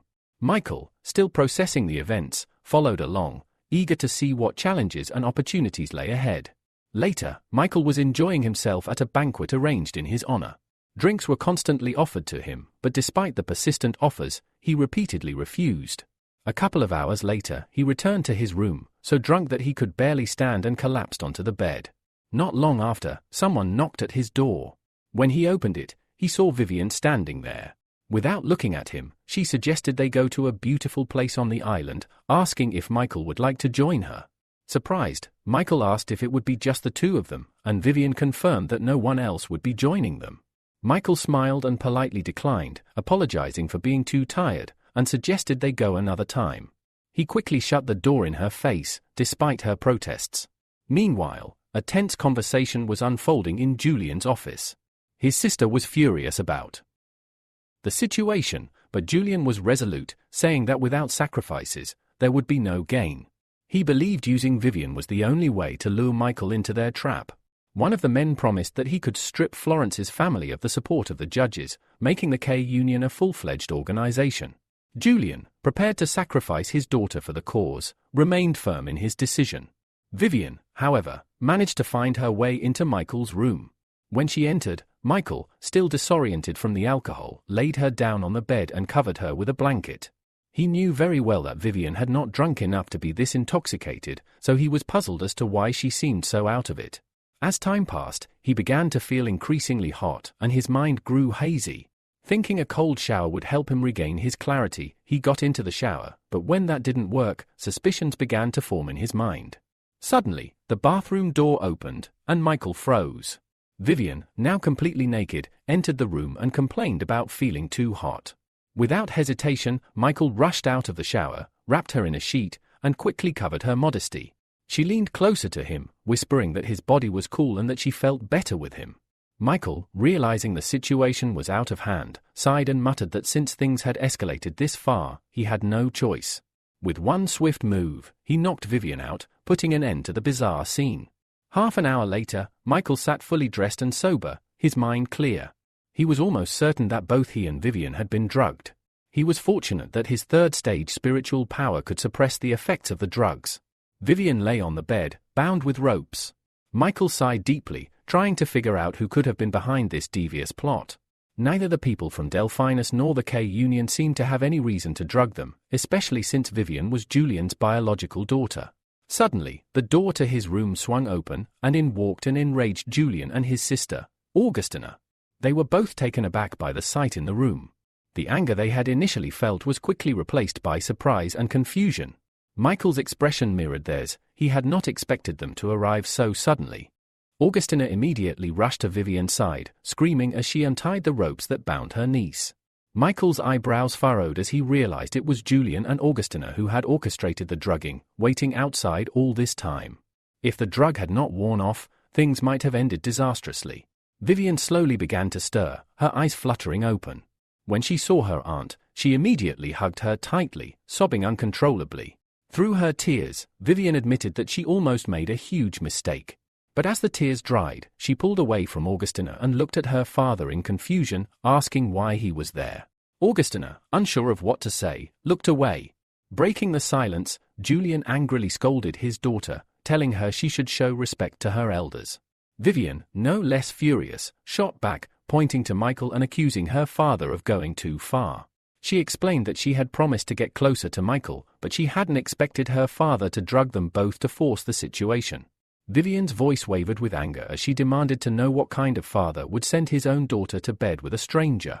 Augustina, now visibly distressed, pulled her niece close and looked at her brother with a mix of anger and disappointment.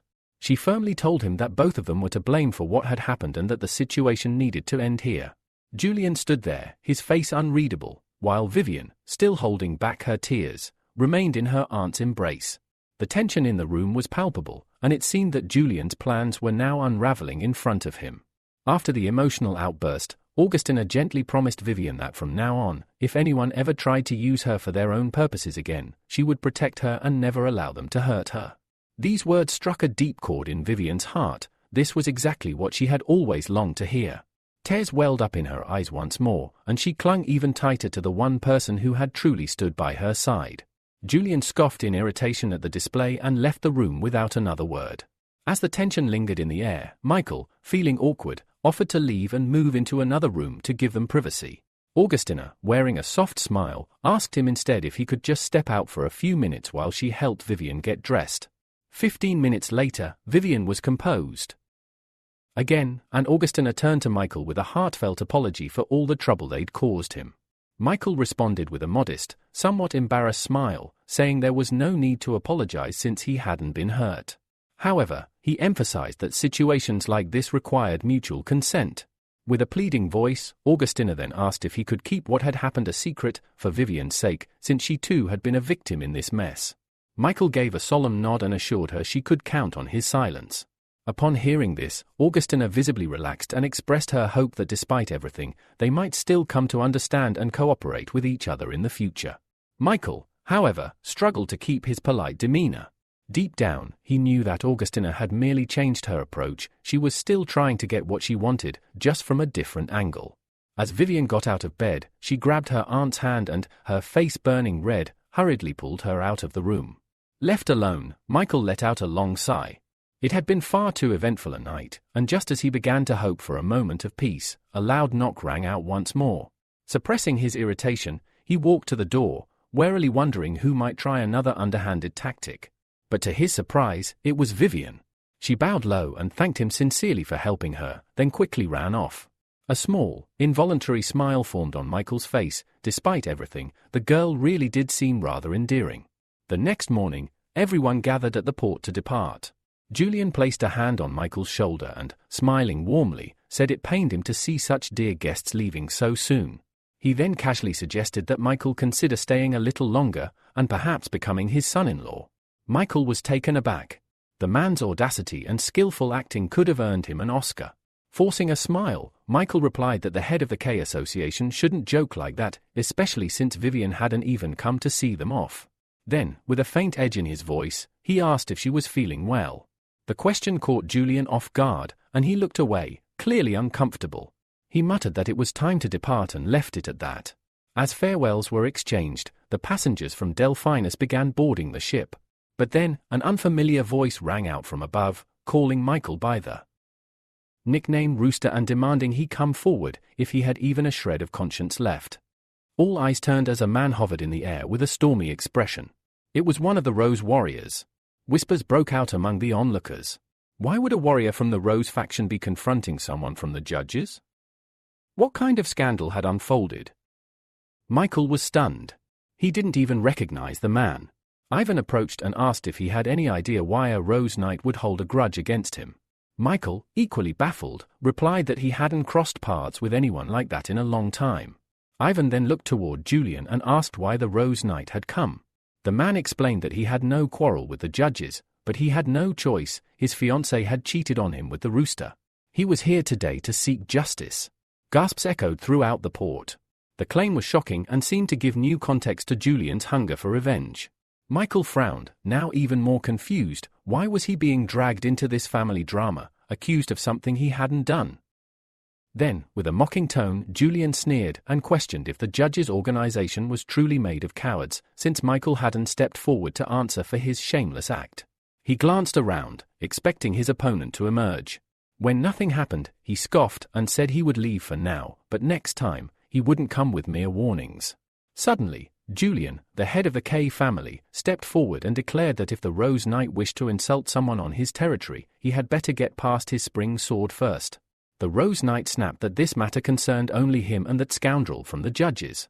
No one else needed to interfere. But before he could finish speaking, Julian unsheathed his sword and attacked. The Rose Knight blocked the blow with little trouble, then looked at Julian in disbelief, asking why he was getting involved in someone else's quarrel and risking even more trouble for himself. Julian responded firmly, declaring that he would never allow anyone to lay a hand on a member of the judges while he stood there. Then, turning sharply, he shouted to Ivan to set sail immediately. He would hold off the intruder himself and buy them time to escape. The Rose Knight narrowed his eyes, a smirk forming on his lips. "Then I guess I have no choice," he muttered darkly. But before he could act, a chilling voice rang out inside his head, his master's voice. The command was absolute: bring the Rooster to me, alive or dead. Waste no time on irrelevant trash. Fail, and none of you will escape the consequences. A cold sweat broke across the warrior's brow. The order was clear: eliminate the target, no matter the cost. If he wanted to continue his life as a knight, and avoid the wrath of his master, he had to deal with Michael right now. Suddenly, he felt something odd at his feet. Looking down, confusion spread across his face. A small golden dragon had coiled itself around his leg, its scales gleaming with spiritual energy. But before he could react, Julian had already launched himself toward Michael, sword raised high and killing intent blazing in his eyes. Michael didn't flinch. With practiced speed, he summoned his spiritual gloves and clenched his fist, gathering energy until it buzzed in the air. When Julian brought the blade down, Michael met it head-on with a powerful punch.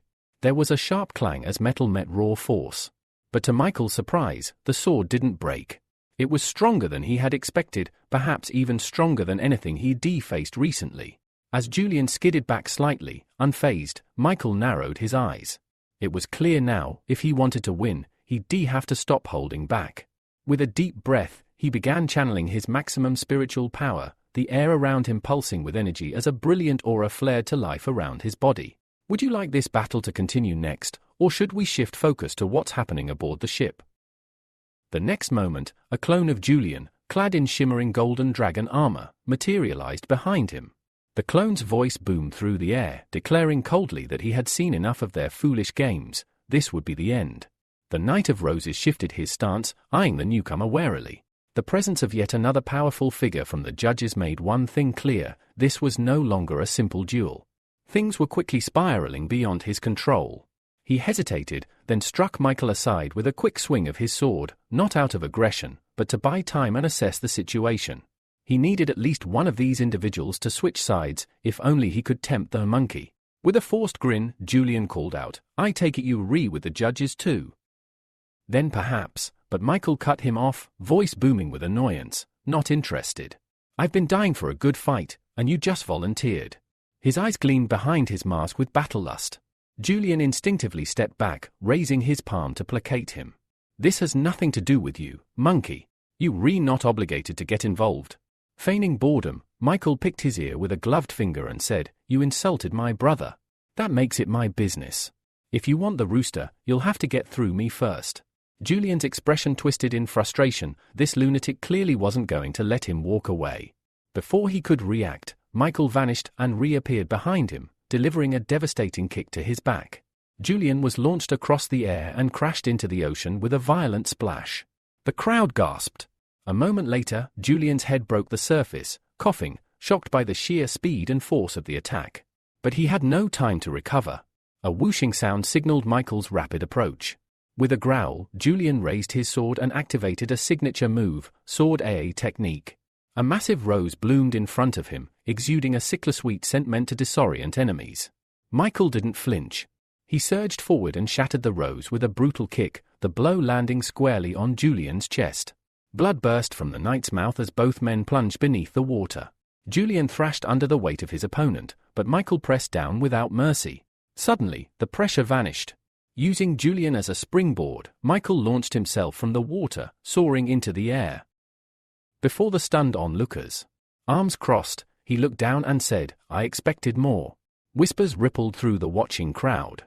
No one could believe how easily Michael was tossing around the famed Knight of Roses like a training dummy. Julian, still coughing beneath the waves, finally understood. The rumors were true, the Zodiac warriors of the judges were monsters. And if even one of them was this powerful, opposing their organization could be suicide. High above, a hidden figure stirred among the clouds, the Dragon of Fury. He had watched silently so far, but if the man with the serial numbers was truly in danger, he would be forced to intervene. Back on the battlefield, Michael taunted Julian again, daring him to show his true power. Driven by rage, Julian erupted from the sea and roared, "I'll show you a technique that'll burn the arrogance right off your face." He raised his sword, and his entire body burst into scarlet flames. A column of fire surged skyward and struck something. A dragon. The Dragon of Fury, caught in the blaze, snarled as he was forced to shed his draconic form and return to his human body. He descended toward the battle below, smoke rising from his back. Julian sneered. "You do all the hard work, and he gets the benefit. What a pathetic deal." The man landed calmly on the water, clapping his hands together as if he'd just arrived. "What a coincidence," he said smoothly. "I was just passing by when I saw Julian bullying someone weaker. Figured I'd teach him a lesson. But looks like you beat me to it." Michael raised an eyebrow behind his mask. The lie was embarrassingly transparent.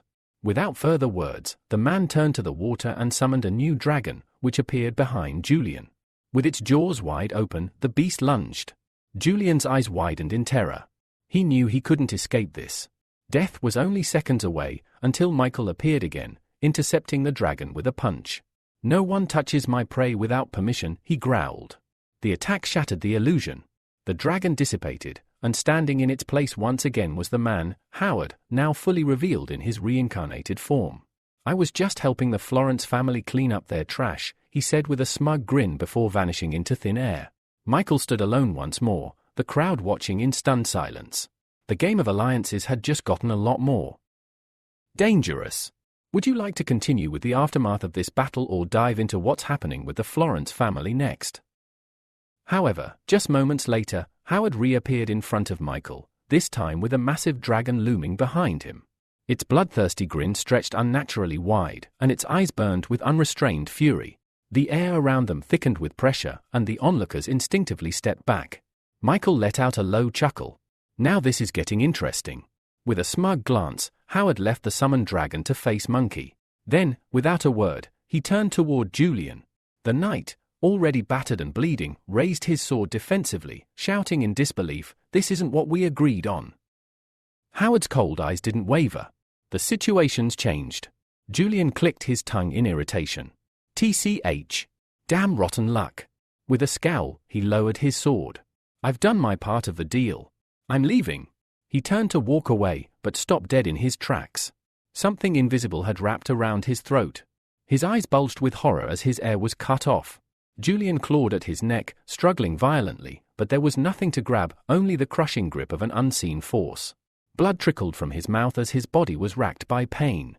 Panicked and desperate, the knight raised his blade with a trembling hand and pointed it at himself. With a final shout, he declared, "Then I'll drag this monster to hell with me." Without hesitation, he sliced his own neck, along with the invisible entity strangling him. Blood sprayed into the air, and his sword fell with a metallic clatter. Julian collapsed lifelessly to the ground. The once proud Knight of Roses was no more. Nearby, Alexa watched in stunned silence.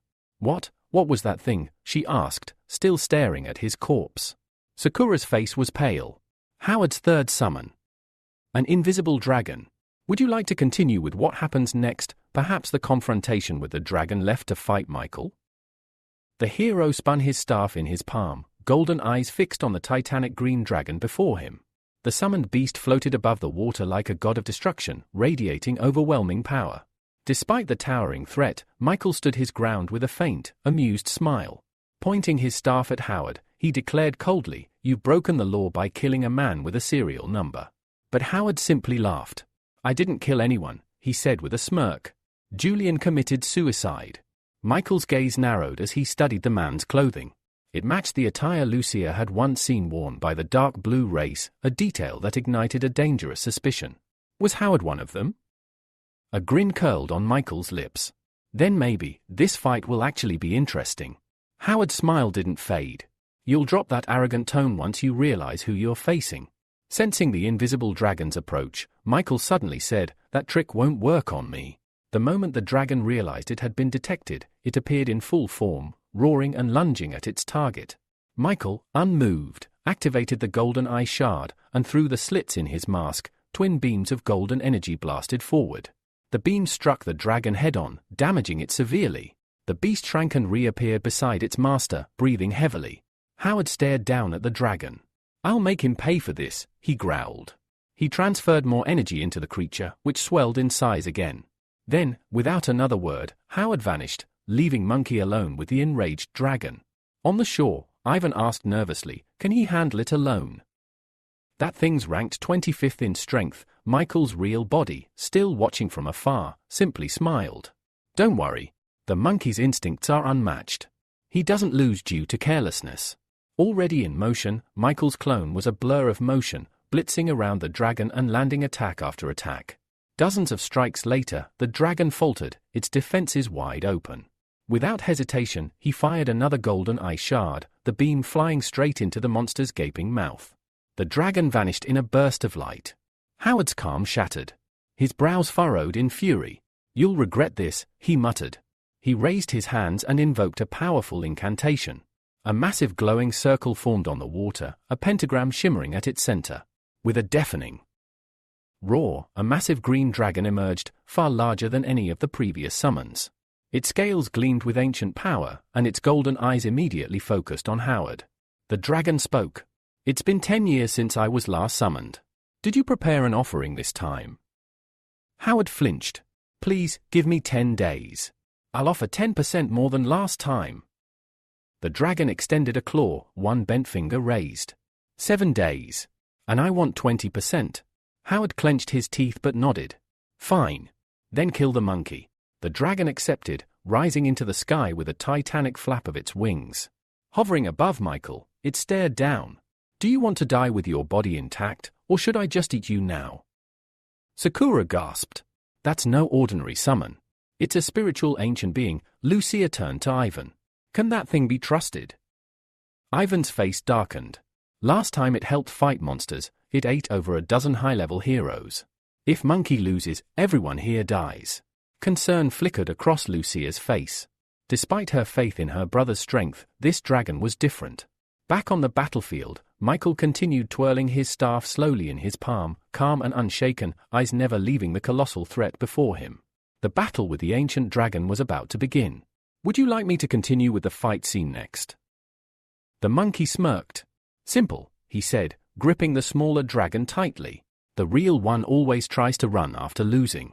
A flash of fear crossed the dragon's eyes as Michael tightened his grip. The clone had served its purpose, but the real target had never escaped his gaze. With a flick of his wrist, Michael flung the creature into the air, his golden eyes shining with power. A moment earlier, the battlefield had echoed with the roars of the ancient green dragon, a mighty force not seen in a decade. But now, silence. The dragon was gone, dissipated by Michael's final devastating strike. The staff, now glowing faintly from the energy it had absorbed, shrunk back to its normal size and settled calmly in the hero's palm. Michael turned back toward the others as the sky began to clear. It's over, he said simply, his voice echoing across the now still waters. Sakura exhaled the breath she had been holding. He really did it.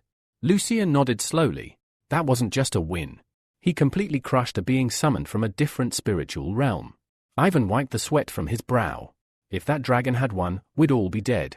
But Michael didn't bask in the praise or victory. His gaze remained fixed on the spot where Howard had vanished, splintered into a dozen fake dragons to escape. He'll be back, he muttered. And next time, he won't just summon something. He'll come in full force, with the powers of the dark blue race. Still, he cracked his neck and rested the staff on his shoulder. Let him come. His eyes narrowed with determination. I'll be waiting. Would you like me to continue from here with what happens after the battle, or focus on the dark blue race's next move? Michael calmly replied that he not only knew the man's location but also his true identity. Then, without hesitation, he asked what it felt like to be a traitor. The moment those words hit, the man, Howard, instantly transformed, slipping free from Michael's grip. Desperation surged through Howard as he looked at Michael and shouted that he was just an ordinary man fighting for the people. His voice tried to sound confident, but a flicker of doubt passed across his face, and it was enough to betray him. Michael wasn't fooled.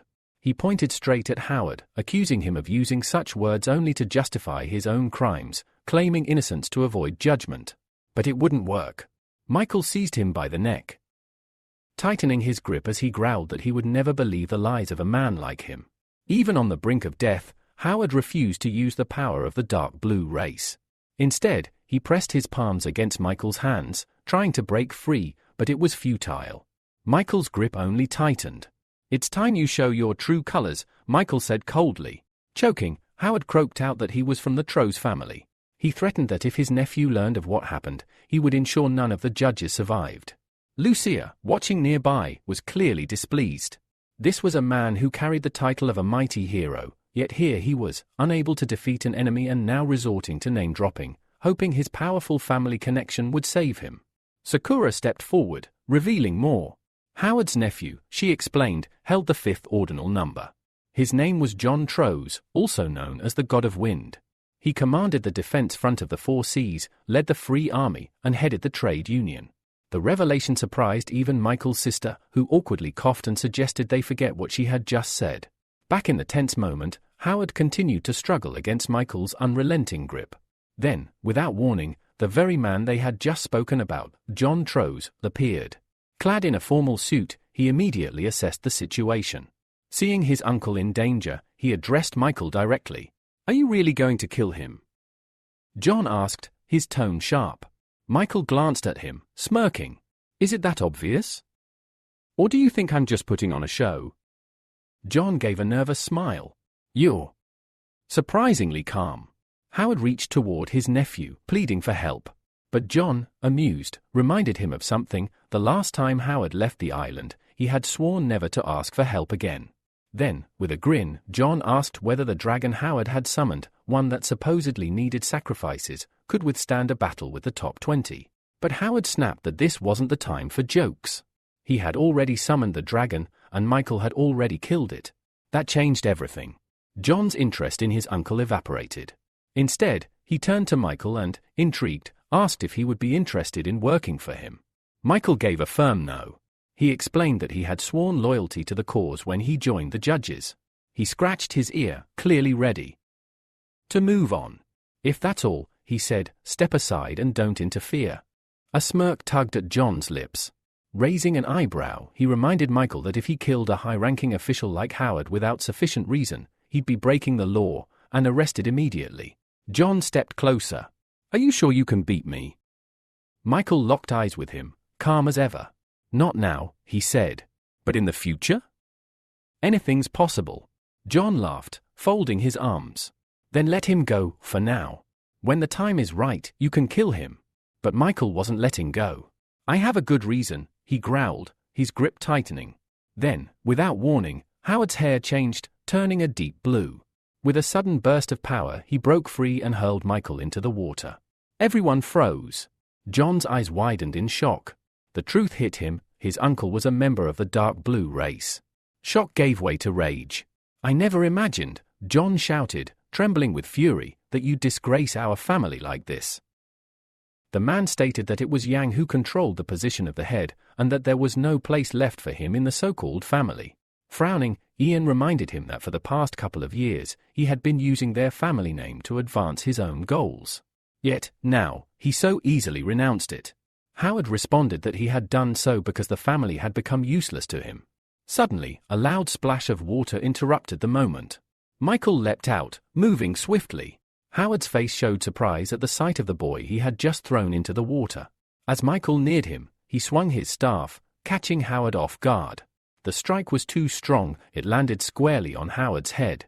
The blow knocked the man unconscious, causing him to fall back into the water. Michael, glancing at Ian, who stood nearby, said that now Ian should understand why he had been justified in killing the old man. Ian nodded, acknowledging this and replying that he wanted to propose a deal. He would forget everything that had transpired here, and in return, the judges would take control of the seventh island of the defensive front. The condition seemed favorable to Michael, and without hesitation, he agreed to the proposal. After parting ways with Ian, Michael boarded his ship. Approaching his original, he tossed him a mask, remarking that he had performed well and successfully completed the star path. From this day forward, he would be called Raven. As Michael looked down at the mask, he saw the image of a black raven, symbolizing the position he now occupied. With that, the monkey left the ship, which was now free to continue its journey. Lucia and Ivan raised their heads and waved goodbye to him. Sitting atop one of the clouds, Michael reflected on the future of their organization. He realized that in order to deal with the territory of the four seas, they would need to expand. To achieve this, he would need to recruit new members. Not wanting to delay, Michael decided to move towards the Heavenly Palace. He understood that his organization was unlike any other force. While others resembled traditional markets, his judges were more like an online trading platform, selling abilities, elixirs, and searching for new members. The reward for this was certainly worthy. As Michael materialized one of the ability pearls in his palm, he decided to first upgrade the contract ability to S rank before seeking out new members. In just a few minutes, the upgrade was complete. He now held an S-rank pearl, which allowed him to use spiritual power to distract enemies and contact individuals from a distance. It also contained 2 skills, a seal for creating contracts and a spiritual space. Next, Michael took one of the empty masks. Using the seal, he planned to create new masks and compel all members of the judges to wear them. These masks would grant them the right to enter the Heavenly Palace.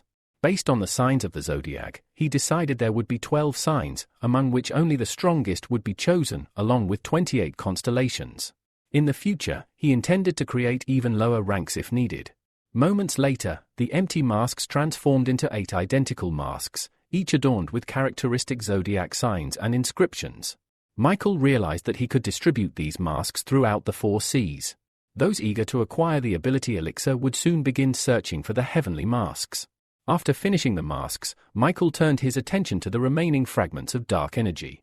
Satisfied, he saw that there was enough energy left to improve some abilities to SS rank.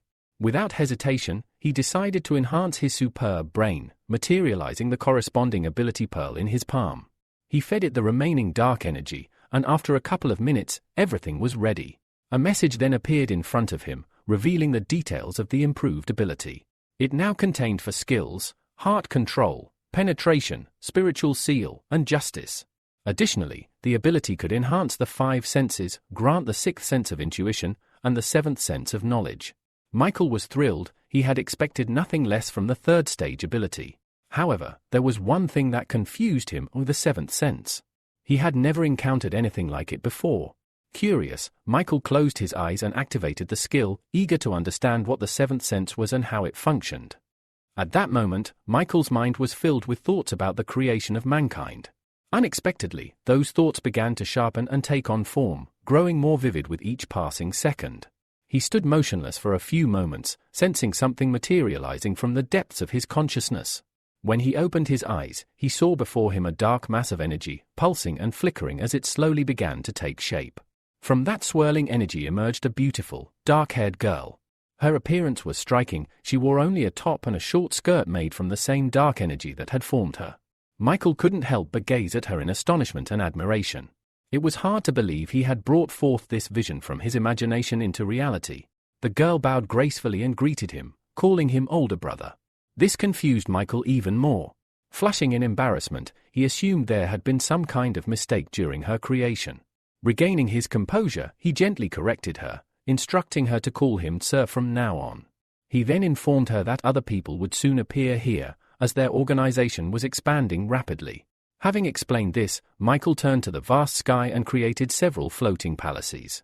He designated the Green Dragon Palace to oversee the Iron Blood Sea territory, the Phoenix Palace to govern the Heroic Lands, the White Tiger Palace to control the Free Alliance, and the Mysterious Turtle Palace to take command of the Mixed Waters.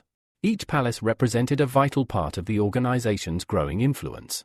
He then revealed to the girl that each palace would house 7 constellations, though for now, there would temporarily be 9 heavenly spirits. After laying out his plans, he asked her which palace she wished to belong to. Smiling, the girl replied that she was a part of him, and therefore, his thoughts were her thoughts. She requested to be made the Phoenix. Michael nodded in agreement, blushing once again. Lightly rubbing his cheek, he awkwardly asked her to wear something more appropriate. In the next moment, the transformation was complete. A golden mask appeared over her face, a dark dress flowed down her form, and her hair shimmered with orange highlights. She rose into the air, flying gracefully toward the Phoenix Palace. Watching her depart, Michael thought with a touch of regret that such perfect girls did not exist in the real world. Turning away, he muttered that someone was calling for him and that he needed to return. As she flew off, the girl, and now Phoenix, assured him that he could always rely on her. Meanwhile, Lucia was banging persistently on her brother's door, urging him to hurry. She informed him that the dolphin ship was about to depart and that the head of the Florence family had personally requested his presence at the upcoming sea ceremony.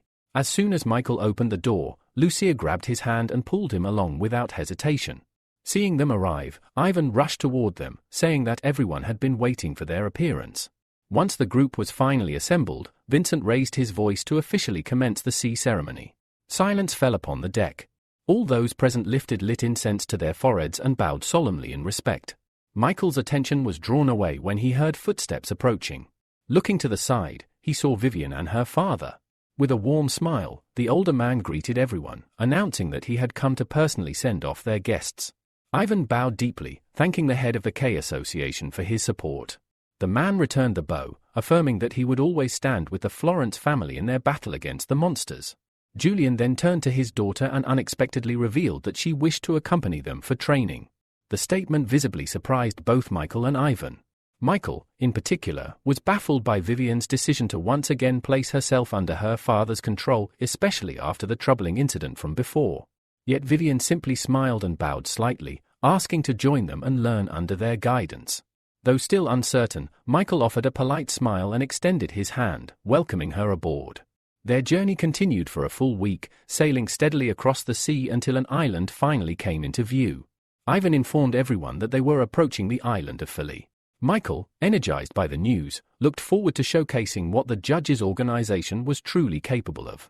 Half an hour later, the ship docked. As the people at the port recognized the banner of the Florence family, emotions overwhelmed them. Tears of joy streamed down their faces. They understood now that the Florence family had regained its strength. Ivan stepped off the ship and apologized for the delay. He declared proudly that they were now allied with the organization of judges, and a bright new future awaited them. In the crowd, Anna and Sakura also wept with joy. Soon after, the group moved to the Florence family estate. There, Ivan and Michael began to discuss the next steps. They agreed that once a representative from the judges arrived on the island, they would begin the first stage of their plan. Michael, holding a teapot in his hand, knew that the real work was only just beginning. The man asked who exactly would be visiting them and whether the Florence family needed to make any preparations for the guests' arrival. Michael calmly responded that it would be Phoenix, a figure who held a rank even higher than the zodiac signs and supreme judges. He explained that every elixir of ability used by the organization had originated from her inventions. Ivan's eyes widened in shock. This revelation clearly surprised him. Michael added that this visit would also serve another purpose. They would need Florence's influence to gather a few journalists. He wanted to make a public statement and give the people of the Four Seas an opportunity to grow stronger. A sinister smile crept across his lips as he declared that this would be the first step in their heavenly spirit's grand plan. The man nodded solemnly, handed Michael a cup of tea, and promised that they would prepare a fitting press release by the end of the day. Later, Michael traveled to the Heavenly Palace and visited Phoenix in her domain. As they began discussing the internal structure of the judges' organization, Phoenix proposed introducing 3 categories of missions: normal missions, information-gathering missions, and secret missions. Normal missions, she explained, would involve the daily collection of resources. These missions would resemble those undertaken by activist groups combating various monsters. The loot from these missions could be refined into ability pearls using dark energy. A portion, specifically 10%, could be converted into points, which would then be used to upgrade weapons.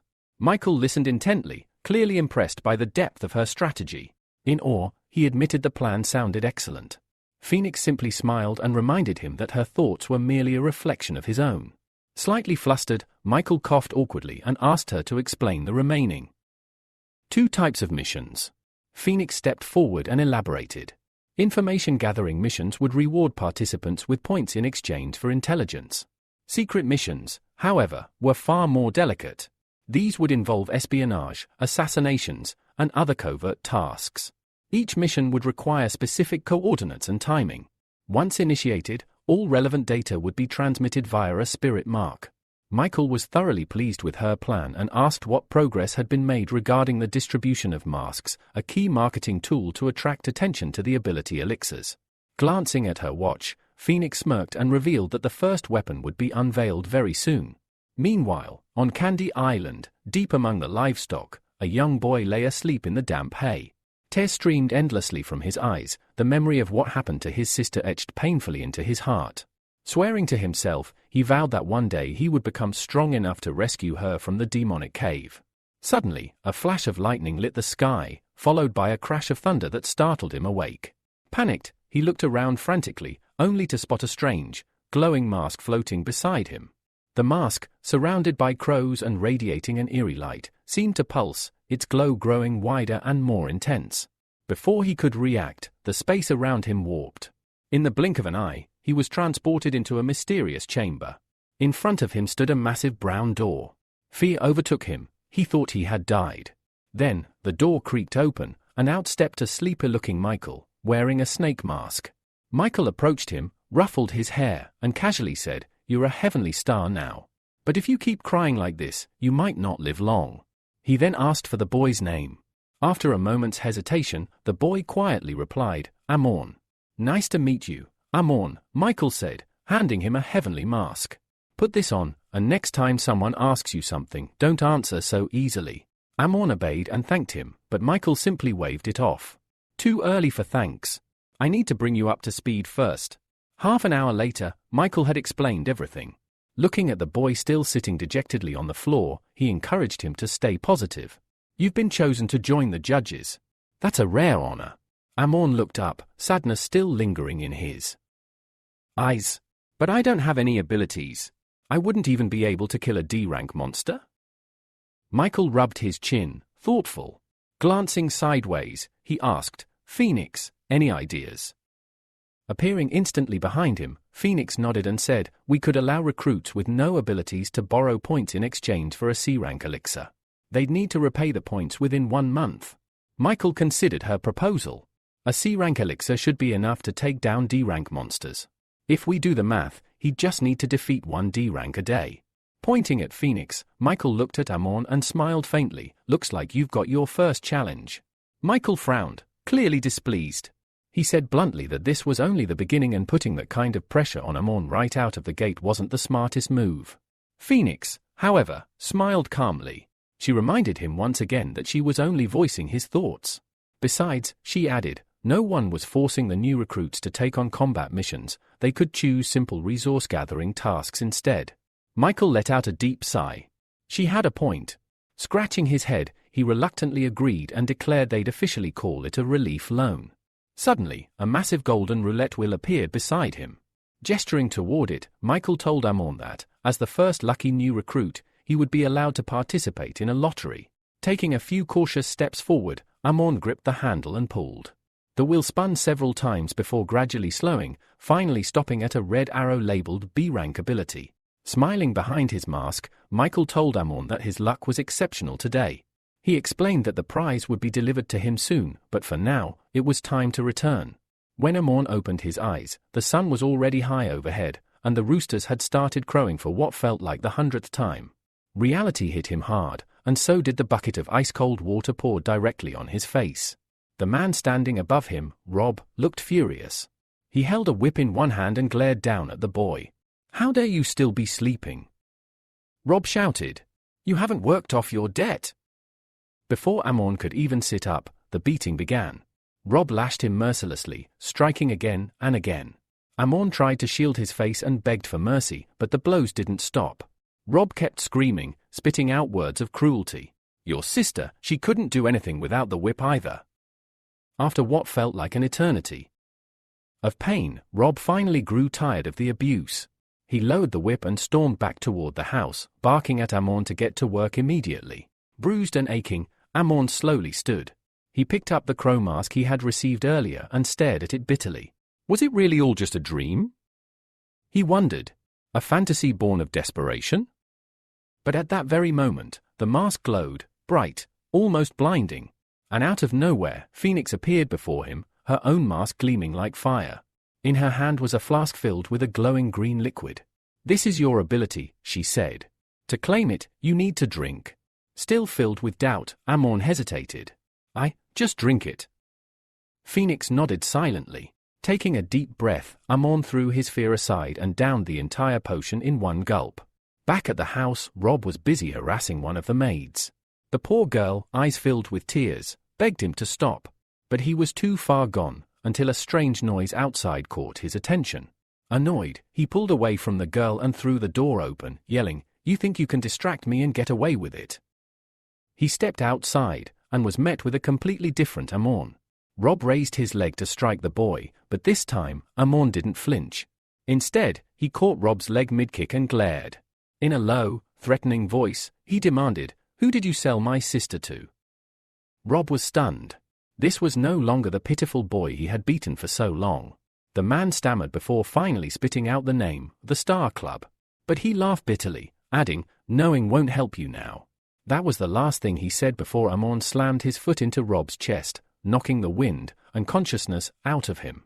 With one final look at the house he had suffered in, Amon set it ablaze, leaving it and its monster of an owner behind. Tracking down the Star Club didn't take long. And when he finally found his sister Julia, she pleaded with him to leave. "You can't save me," she whispered. "Just run." But Amon stood his ground. "I'm here to bring you home." Just then, a figure emerged, a man with the ability to transform into a cheetah. He sneered at Amon. "She's mine now. I paid for her." In a flash, he lunged and grabbed Amon by the throat, snarling, "Thieves don't deserve to live." But then, the cheetah froze. A look of horror spread across his face. A moment later, a smoking hole appeared in his chest, and he collapsed, dead. Gasps erupted from the bystanders. Whispers filled the air about the masked figure, about his impossible strength, and about the organization he might belong to. The rumors began to swirl. Was he the judge? Far above the chaos unfolding below, Michael remained in the heavenly palace, lounging comfortably with a drink in hand. A small, satisfied smile played on his lips. The first stage of the operation had gone off with a bang. But deep underground, in the shadows of a remote cave, another story was unfolding. At the center of that dark space stood a mysterious man, wrapped head to toe in a black cloak. Around him, several blue flowers had bloomed, grown through sheer willpower. His glowing red eyes burned with fury as he glared at one particular flower. "It's because of Howard," he muttered, irritation lacing his voice. "Now we have to completely revise our strategy for the Four Seas territory." He was furious. His once promising subordinate had failed him. Again. Then, the flower moved, and spoke. It smiled faintly and said, "It wasn't my fault. I was exposed by someone who should have been long dead." That only enraged the cloaked man further. Without hesitation, he fired a red laser beam from his eyes, nearly disintegrating the talking flower. "Don't argue with me, Casper," he snarled. Casper, clearly unnerved, sighed heavily. He already knew he'd need to find a new manager for Moonlight Island. Worse yet, it was time to unleash the true power of the sea territories. Still wearing his eerie smile, Howard, the man behind the flower, tried to salvage the situation. "Our plan is still on track," he said. "Besides, the little surprise is already in place." Casper nodded. "There'll be a press conference soon. Until then, keep watching. We can't afford any more surprises." Meanwhile, back in the heavenly palace, Michael reclined peacefully, still enjoying the calm before the storm. He sipped lazily through a thin straw and decided to use the downtime to learn more about a castle his sister had once seen in her visions. Closing his eyes, he activated his ability, control over another's consciousness. His target was Arthur, a middle-aged man with golden hair, sharply dressed in a grey formal suit. Arthur admired his reflection in a large mirror when suddenly he felt a familiar intrusion. He instantly recognized it as Michael. In his mind, Michael's voice echoed, "Report your current situation." Arthur responded calmly, saying he was just on his way to a family dinner. When Michael asked who would be attending, Arthur listed them off: his brother Chris Green, also known as Number 37, and his sister Elizabeth, a seasoned B-rank user. Pleased with the answer, Michael told him to look at a photograph of the castle he had previously sent. After that, he let Arthur continue with his evening. About an hour later, the family had gathered in a lavish dining hall, all waiting for the final two members to arrive. Arthur entered first, lost in thought, and made his way toward his seat. Just as he was about to sit, Elizabeth, his sister, entered after him. She curtsied with a smile and greeted him sweetly. At that moment, Arthur's voice echoed in Michael's mind, asking him to kiss Elizabeth on the forehead as a polite gesture. Michael paused. The request caught him off guard, but Elizabeth was now standing beside him, waiting. With a reluctant sigh, he leaned in and kissed her on the forehead, pushing past the awkwardness. Once seated, Michael relinquished control, handing the body back to Arthur. But he wasn't done yet. While Arthur chatted with his siblings, Michael used the time to scan and analyze each guest at the table. One by one, he assessed their energy levels, their power signatures, until he landed on Chris. The readings were off the charts. Turning back to Arthur, he asked if his brother's strength could possibly exceed level 3. At that same moment, Chris furrowed his brow, clearly sensing someone probing his aura. Michael immediately warned Arthur to be cautious around his brother, then quietly withdrew from his consciousness. Back in the heavenly palace, Michael stretched, his body relaxing again after the mental excursion. Right on cue, Phoenix appeared beside him, holding a file. She handed it over and said, "We have information on a new member of the White Tiger Palace." Michael flipped through the pages quickly. "Who's attending today's press conference?" he asked. "All the major media outlets and big-name organizations are sending representatives," Phoenix replied. "The only ones missing are the Trose family." Michael raised an eyebrow. "They may not have received an invitation," she added. "Or maybe we were simply too far off their radar." After Phoenix finished her briefing, she informed Michael that the press conference was about to begin. 10 minutes later, he stood at the massive doors of a grand hall, poised for his entrance. Placing both palms on the doors, he glanced sideways and smiled. "Ready?" Beside him, his clone in the form of a monkey folded its arms and replied confidently, "After today, no organization in the world will dare to stand in our way." With a shared nod, they pushed open the doors and stepped inside. All eyes turned skyward as the two figures descended toward the stage.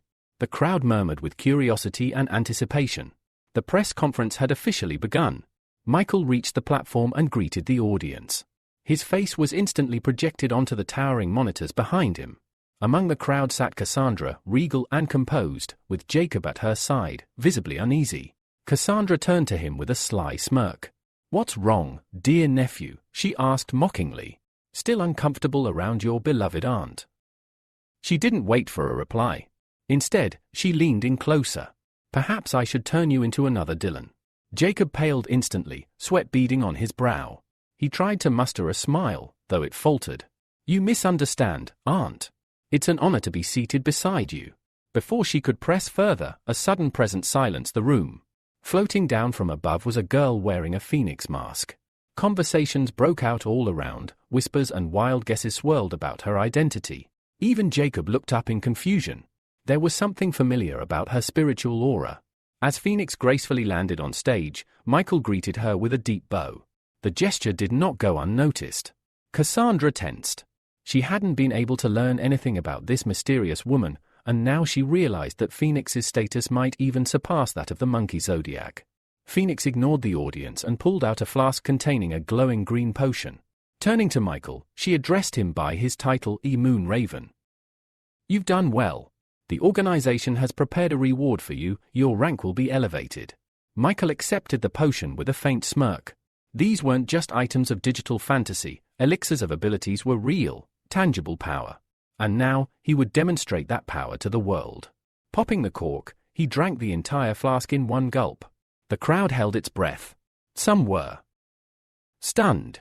Others leaned forward, captivated by the idea of a potion that could grant such strength. This was more than a display, it was a declaration.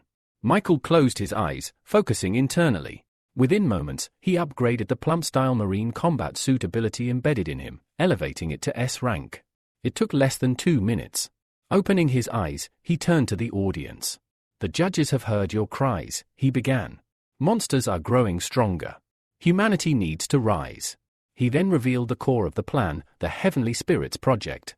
36 vacant positions would be made available, each granted a Heavenly Spirit mask. These were sacred artifacts imbued with unique abilities. The offer sent shockwaves through the room. Eyes lit up with desire.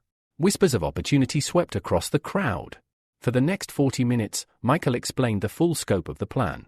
Cameras captured every word, and the broadcast streamed live, reaching millions. The public's reaction was overwhelmingly positive. The judges, already revered, now stood even taller in the eyes of the world. They weren't just protectors, they were generous benefactors, willing to share their most powerful tools. As Michael neared the conclusion, he lifted one of the starry celestial masks, its surface etched with an intricate scorpion design. He declared that the remaining 35 masks would be sent across the 4 seas immediately. But this mask, this special one, would only be awarded to someone who could win a series of battles in the arena. That's when it happened. A young man leapt to his feet and shouted, "I'm against this. Ordinary rookies have no chance against seasoned warriors who've fought monsters their entire lives." The crowd gasped. All eyes turned to Michael, waiting for his response. Michael raised his hand calmly, his voice composed and reassuring. "There's no need to panic," he said. "I've prepared something for everyone." With that, he took a single step forward, his demeanor shifting, his eyes grew serious. "Each of you will have a chance to obtain B-rank abilities." A murmur rippled through the crowd. Beside a dark-haired girl stood Jacob, who smiled slightly and gestured toward the stage. "Go ahead," he offered. The girl, Agnes, nodded confidently and walked to the center of the platform. Standing before Michael, she drew her sword, the metal glinting under the lights. "Six-fold blade mirage," she shouted. In a flash, her energy surged into the weapon, and the blade multiplied, 6 copies slicing into existence. With a mere thought, she directed them at her opponent. Then, she too launched forward, charging straight at Michael. Yet Michael didn't flinch. With his hands clasped behind his back, he effortlessly evaded the barrage using Mistigate, which let him float and glide through the air with uncanny grace. One blade came straight at his face, and he caught it with just 2 fingers, mere centimeters from his eyes. He flicked it aside like a toy. Gasps filled the hall. Even against the 5th strongest young fighter present, Michael fought without drawing a weapon. The crowd was stunned. But Agnes smiled. That expression made Michael pause. Suddenly, a blue haze pulsed from her blade again, and more phantom blades began to form, this time faster, deadlier. Michael dropped her sword and instantly leapt aside as the next wave of attacks whistled past, dissolving into thin air. In the blink of an eye, he appeared at Agnes's side. She barely had time to register his movement before he raised his leg to strike. Despite her shock, Agnes swung her sword upward, using it to block the blow. A massive shockwave exploded outward from the impact, blasting a towering gust of wind that rattled the entire arena. The sound alone made the audience cover their ears. And when the dust settled, Michael stood on top of her sword, completely unharmed. He bent down slightly and looked her in the eyes. "Thank you for the duel," he said with a calm smile. Then, he jumped off and landed lightly on the stage. Agnes, visibly shaken, wordlessly stepped back and returned to her seat, though her gaze lingered on Michael with a mix of awe and disbelief. Now came the second challenger. A young man with a bold grin approached the platform. This was Dominic. Without a word, he activated his ability. Long, jagged claws sprouted from his right hand, crackling with small arcs of lightning. The energy surged around him as he prepared for an all-out strike. Suddenly, he charged, aiming his deadliest technique, lightning heart attack, straight at Michael. It was a move usually reserved for high-level monsters. Still, Michael didn't move. He simply raised his palm, catching the electrified strike with ease. The onlookers were stunned. Dominic, meanwhile, was still smirking. "You won't be able to hold that for long," he said mockingly. "My body holds enough energy to destroy even a judge." Michael said nothing. Instead, he began to absorb the attack, pulling in the energy itself. The realization hit Dominic like a brick wall. "What?" he gasped. Michael's grip suddenly tightened around Dominic's wrist. The young man cried out in pain and dropped to his knees. It felt like his bones were about to snap. Having made his point, Michael slowly turned to face Chris, who sat in the front row. "Would you like to give it a try as well?" he asked. Chris didn't answer right away. Instead, he said quietly, "Elizabeth always wanted to know what it felt like to fly, so, as her brother, I'll do whatever it takes." For a moment, the two locked eyes. Michael could sense it. Chris's spiritual energy was far beyond the third stage. He couldn't let this opportunity slip. His plan was clear: draw Chris into a duel and implant an ability pearl into his body to track him afterward. Chris didn't hesitate. Moments later, he stood on the stage, having already transformed, his power radiating ominously. Michael's smile returned. With a flick of his hand, he summoned the gloves of enhancement, slipping them on in preparation. He knew his opponent's ability, the bloody Viscount, was vulnerable to holy light and garlic-based energy. Holding a small F-rank ability pearl between his fingers, Michael lunged first. His goal was simple: to slip the pearl into Chris's body without him noticing. Just as Michael struck, Chris leapt back, narrowly avoiding the sneak attack. Michael's attempt to implant the ability pearl had failed. Unfazed, he chased after Chris at terrifying speed, closing the distance with ease. But Chris was just as quick, darting away each time, so fast that only glowing trails of energy marked their passing. For minutes, their chase continued in a blur of motion. Then, without warning, Michael deactivated his gloves and returned to the center of the stage. He was clearly annoyed. Chris hadn't landed a single hit. All he'd done was dodge. Enough was enough. Activating the Sea Blast ability, Michael raised his leg and brought it down like a guillotine toward his opponent. Just as the blow landed, Chris's body shifted into a mass of red slime, his head vanishing before the foot made contact. The resulting shockwave surged forward, knocking an old man's gray hair clean off and slamming into a far wall with a booming echo. The slime spread across the floor and then began to rise as a red haze, a sign of Chris's regeneration. Seconds later, he reappeared, completely intact and unharmed. Seizing the opportunity while Chris was still reforming, Michael stepped in quickly. He struck a gentle blow to Chris's chest, catching him off guard, and in that instant, he transferred the ability pearl. It slipped in without a trace. Not even Chris noticed. Michael knew the man was concealing his true strength. But he, too, was a master of deception. He raised his arm again and swung, this time toward Chris's head. Chris recovered just in time to block the strike, raising his arms instinctively. Michael was blasted backward, skidding across the stage and landing on his feet. Holding his chest, he coughed theatrically and said with a smirk, "I expected nothing less from the strongest in our territory." Chris had managed to sell his power perfectly, and Michael, playing his part, took out a flask of elixir and held it out. "You've earned this," he said. "A fair reward for a fair fight." Chris looked at the flask in confusion. He hesitated, glancing over to Elizabeth, his younger sister. Then he called out to her. "If you still want to, you can drink this." Michael stood silently, arms crossed, watching intently. This would be a first, someone not on the judging committee drinking the ability elixir. Without hesitation, Elizabeth uncorked the bottle and drank every drop. A few seconds passed. Then, she floated into the air, wide-eyed, her mouth open in disbelief. She was flying. Joy and wonder radiated from her as she soared above the stage. The audience watched in stunned silence. No one could believe it, the elixir worked. Michael turned back to the crowd and spoke with pride. "You've all witnessed it. The effectiveness of the ability elixir, with your own eyes." He paused, then extended his arm toward the seats. "Let's move on to the next stage. Casper of the camping family, you're up." Casper rose immediately, laughing as he soared into the air and landed on stage with flair. "I'll be the one to claim the mask," he declared boldly. But before he could begin, another voice interrupted. A man stood up from the crowd and shouted, "Dylan of the Chamber of Commerce deserves to go first." The audience began murmuring in confusion. Michael's gaze turned toward the man who had spoken. Something about him was off. His eyes were vacant, his presence cold and strange. Even Cassandra, observing from the side, muttered in disgust, "He looks like a puppet with that stupid expression. But whatever, he'll be dead soon anyway." Meanwhile, Casper activated his ability and charged straight toward Dylan, who hadn't even taken a step.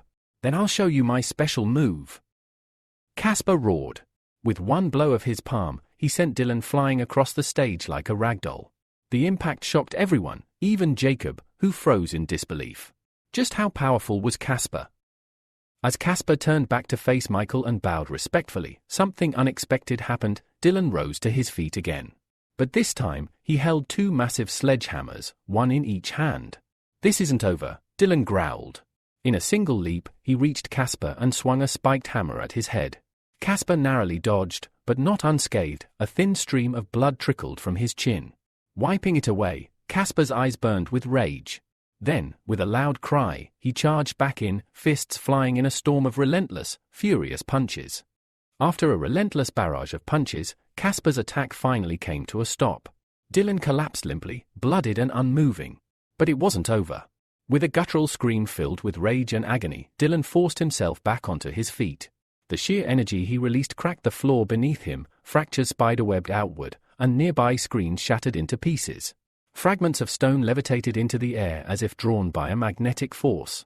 Then, without warning, a dark blue slime began creeping across his face, coating his head, then rapidly spreading down his body. A heartbeat later, he vanished. Before Casper could even react, Dylan reappeared in front of him, fully transformed. The blue-coated monster drove a brutal punch into Casper's chest, hard enough to make him cough blood. Casper staggered, his eyes wide. He had no idea what Dylan had become, or what this slime-covered form even was. Then chaos erupted. The audience panicked, scrambling from their seats in a desperate attempt to flee the growing threat. As the blue creature turned its gaze toward Phoenix, it lunged, preparing to strike her down. But Phoenix didn't move. She stood still, completely calm, even as the monster closed the distance. Just as the attack was about to land, a figure intervened, a blur of motion stepped in front of her. Monkey had arrived. He caught the strike meant for Phoenix with one hand and, in a single fluid motion, hurled the slime creature across the stage. A golden staff materialized in his grip, and without pause, he hurled it like a javelin. It struck its target, pinning the creature to the ground with immense force. From behind Monkey, Cassandra stepped forward, smiling coldly. "The judge organization is useless," she scoffed. Her gaze lingered on Monkey. "You're all pathetic." Just then, the slime creature exploded into several blue shards, breaking free from the weapon's hold. The pieces reformed into a massive fist that wrapped around Monkey, crushing him in its grip before slamming him into the floor with a deafening crash. While the stage shook, black, flame-like markings appeared across Cassandra's face. She turned her attention to Phoenix. With a smile that didn't reach her eyes, she stepped closer. "I think you'd be perfect for my little flock of night ravens." Before Phoenix could respond, two black beams shot from Cassandra's eyes, striking her head-on. Phoenix tried to block it, but the darkness overwhelmed her and dragged her into a dream realm of Cassandra's creation. Suddenly, Phoenix found herself surrounded by floating skulls. One bit into her hair. Then, she opened her eyes. A wave of blinding light pulsed outward from her body, scattering the skulls like dust. Cassandra frowned, now visibly unnerved. Even third-tier elite heroes can't break my illusions. And yet you. Before she could finish, Phoenix fell hard onto something solid. This time, she was in a sunlit meadow, wildflowers stretching in every direction, clouds drifting slowly overhead. Peaceful. Serene. But it didn't last. The flowers around her morphed into carnivorous monsters, mouths wide open, lunging for her. They wrapped around her, trying to consume her completely. In the sky, the image of Cassandra's grinning face appeared, clearly pleased by Phoenix's apparent helplessness. But again, her expectations were shattered. Phoenix's body ignited with golden flames, burning through the monstrous plants in an instant. Cassandra's smile faded. Her voice cracked with disbelief. She sent Phoenix into another dream, this time dragging her deep into an ocean abyss, falling endlessly into the cold dark. Phoenix somehow broke free. Then came fire, an illusionary world consumed by flame. But Phoenix was untouched, unbothered by the searing heat. Then, ice. She was frozen solid in an instant, encased in a massive block of ice. It looked final. Cassandra smirked, convinced she's D1. But the ice cracked open, and Phoenix emerged once more. Cassandra's confidence crumbled into horror. Nothing worked. No illusion could hold her. And that's when Phoenix struck back. The dream world collapsed around them, disintegrating like glass. Cassandra, stunned and breathless, asked in a trembling voice, What kind of monster are you?" A moment later, Phoenix returned to reality. Before her sat Cassandra, now completely drained, slumped on the floor in exhaustion. Phoenix stepped closer and, without anger or arrogance, asked simply, "What's your real name?" There was silence. Then Cassandra, hesitant, whispered her name. Phoenix gave a small nod. "Then listen well. What you've done, it's a grave offense against honor." She narrowed her eyes. "Your trial begins now." Phoenix raised her hand, her voice steady as she commanded, "Fire torture." Instantly, flames engulfed Cassandra's entire body. The fire raged, relentless and unyielding, as Cassandra's cries of agony echoed through the air. Her skin charred and blackened, burning alive in a merciless inferno. But then, something strange happened. Cassandra's body transformed into blue slime, her form dissolving and rising from the fire. Soaring into the air, she shouted in defiance, "One day, I will have my revenge." But Michael, watching from the sidelines, only chuckled darkly. He had already anticipated her escape. With a quiet whisper, he revealed the truth: he had sealed her in with his spiritual power. Every attempt to escape was futile. Meanwhile, Chris wasn't about to let her go either. Without hesitation, he threw down his stretchy cloak, which enveloped the slime in a sweeping motion, trapping it within. Desperate, Cassandra writhed within the fabric, but Chris controlled the cloak with precision, ensuring she couldn't break free. However, the situation suddenly spiraled out of control. Chris's cloak vanished, leaving him staring in shock and horror. Before he could react, Michael stood before him, holding the cloak tightly, the slime prisoner still inside. With a deep sigh of relief, Michael remarked, "The hero is truly a force to be reckoned with." Cassandra, now trapped and running out of air, began to change her appearance again. The lack of oxygen soon forced her into a deep, unfeeling sleep. Michael eyed the man standing before him with growing suspicion. Why hadn't he used his vampire energy to finish this? The question gnawed at him, but his focus shifted. He turned to the cloak with the blue slime inside. A thought crossed his mind, a new experiment. Without wasting a moment, Michael activated his ability extraction. Moments later, a green pearl materialized in his palm, the S-rank ability of the dark blue slime race. Its potential was overwhelming, its attacks vast and varied. Michael smiled to himself, pleased with the results of his experiment. Meanwhile, Phoenix, her task complete, reported back. "The problem has been dealt with." She glanced at Michael, her voice cool as she added, "Now, I'll take my leave." From the wreckage, the monkey emerged, still covered in sticky slime. With a look of distaste, he wiped his hand off, clearly disgusted by the residue. He tossed a casual arm over Michael's shoulder and grinned. "Time to go, my friend. You can handle the rest." Casper, still unable to rise, was left sitting on the floor, clutching his bruised chest. Michael approached him, offering a scorpion-designed mask. "This mask is now yours," Michael said, his tone firm. Use it wisely. Casper took the mask in shock, his eyes wide with disbelief.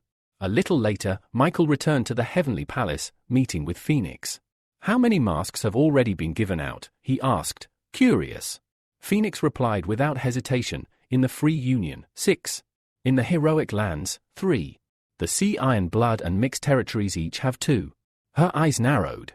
Among the heroes of the 4 seas, there's an old acquaintance of ours, the Black Dragon. Michael raised an eyebrow in surprise. When did he move to the 4 seas? Phoenix smirked. I can think of a way to get rid of him. Michael shook his head. No need. He may be useful to us. And there's still room for him within our ranks. He then materialized an ability pearl and held it out, the gleam of satisfaction in his eyes. We've collected quite a few S-rank pearls. It's time to upgrade the parallel world cube to SS rank. Without another word, he moved swiftly to upgrade the ability. Some time later, the pearl in Michael's palm ascended to SS rank, granting him the ability to store and move objects across parallel worlds. However, when he read the details of this ability, he was confused. The information stated that living beings could not enter the parallel world, but it was unclear whether this meant that organisms would die if they entered, or if they couldn't enter at all. Determined to understand this better, Michael activated the skill and decided to conduct an experiment. He took a live fish and, after a brief moment of contemplation, threw it into the parallel world. Within mere seconds, the gate spat the fish back out, now lifeless. Michael frowned as the realization dawned on him. The parallel world seemed to absorb life energy, making it incapable of sustaining living beings. This revelation sparked a new idea. Taking another live fish, he tried attacking it with the same gate, but this time, the gate appeared smaller in size. To his surprise, the attack was absorbed by the gate, along with the fish itself. Michael quickly realized that this was a space-type skill capable of absorbing both enemies and their attacks. He deactivated the ability and decided to pass it on to Pig, knowing that it could provide substantial combat power. Some time later, a clone of Pig, dressed in his image, stood before Michael. Just then, Phoenix appeared behind him, startling him momentarily. However, the girl paid no mind to his surprise and reported that the Hero Association had begun capturing other worlds in an effort to acquire the status of mediator. Pig, deep in thought, turned to her. He mused that the dark blue race also came from another world, and thus, a mediator might not be necessary for them. He speculated that the people from other worlds and the dark blue race could form an alliance. As Michael pondered this new information, Phoenix added that Alexa, Anna, and others had already arrived at the Turtle's palace. This news caused Pig to react with frustration, questioning why he hadn't been told earlier. Meanwhile, at the Turtle's palace, Alexa and Anna eagerly discussed the numerous missions available to earn the ability Elixir. Anna noted that, by the rules, she would need to kill about 18 monsters to acquire the S-rank Elixir. Sakura, with an indifferent expression, stated that it sounded too difficult, while Alexa tactfully remained silent. Lucia, standing nearby, pointed out that Sakura shouldn't be so certain, as there were also missions for collecting resources, rescue operations, and special assignments. These, though easier than monster hunting, still offered generous rewards. Their conversation was abruptly interrupted when a portal materialized before them. Michael emerged, now clad in a raven costume.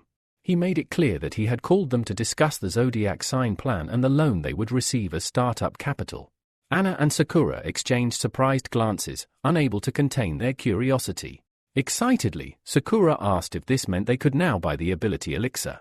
Michael confirmed that this was indeed the case.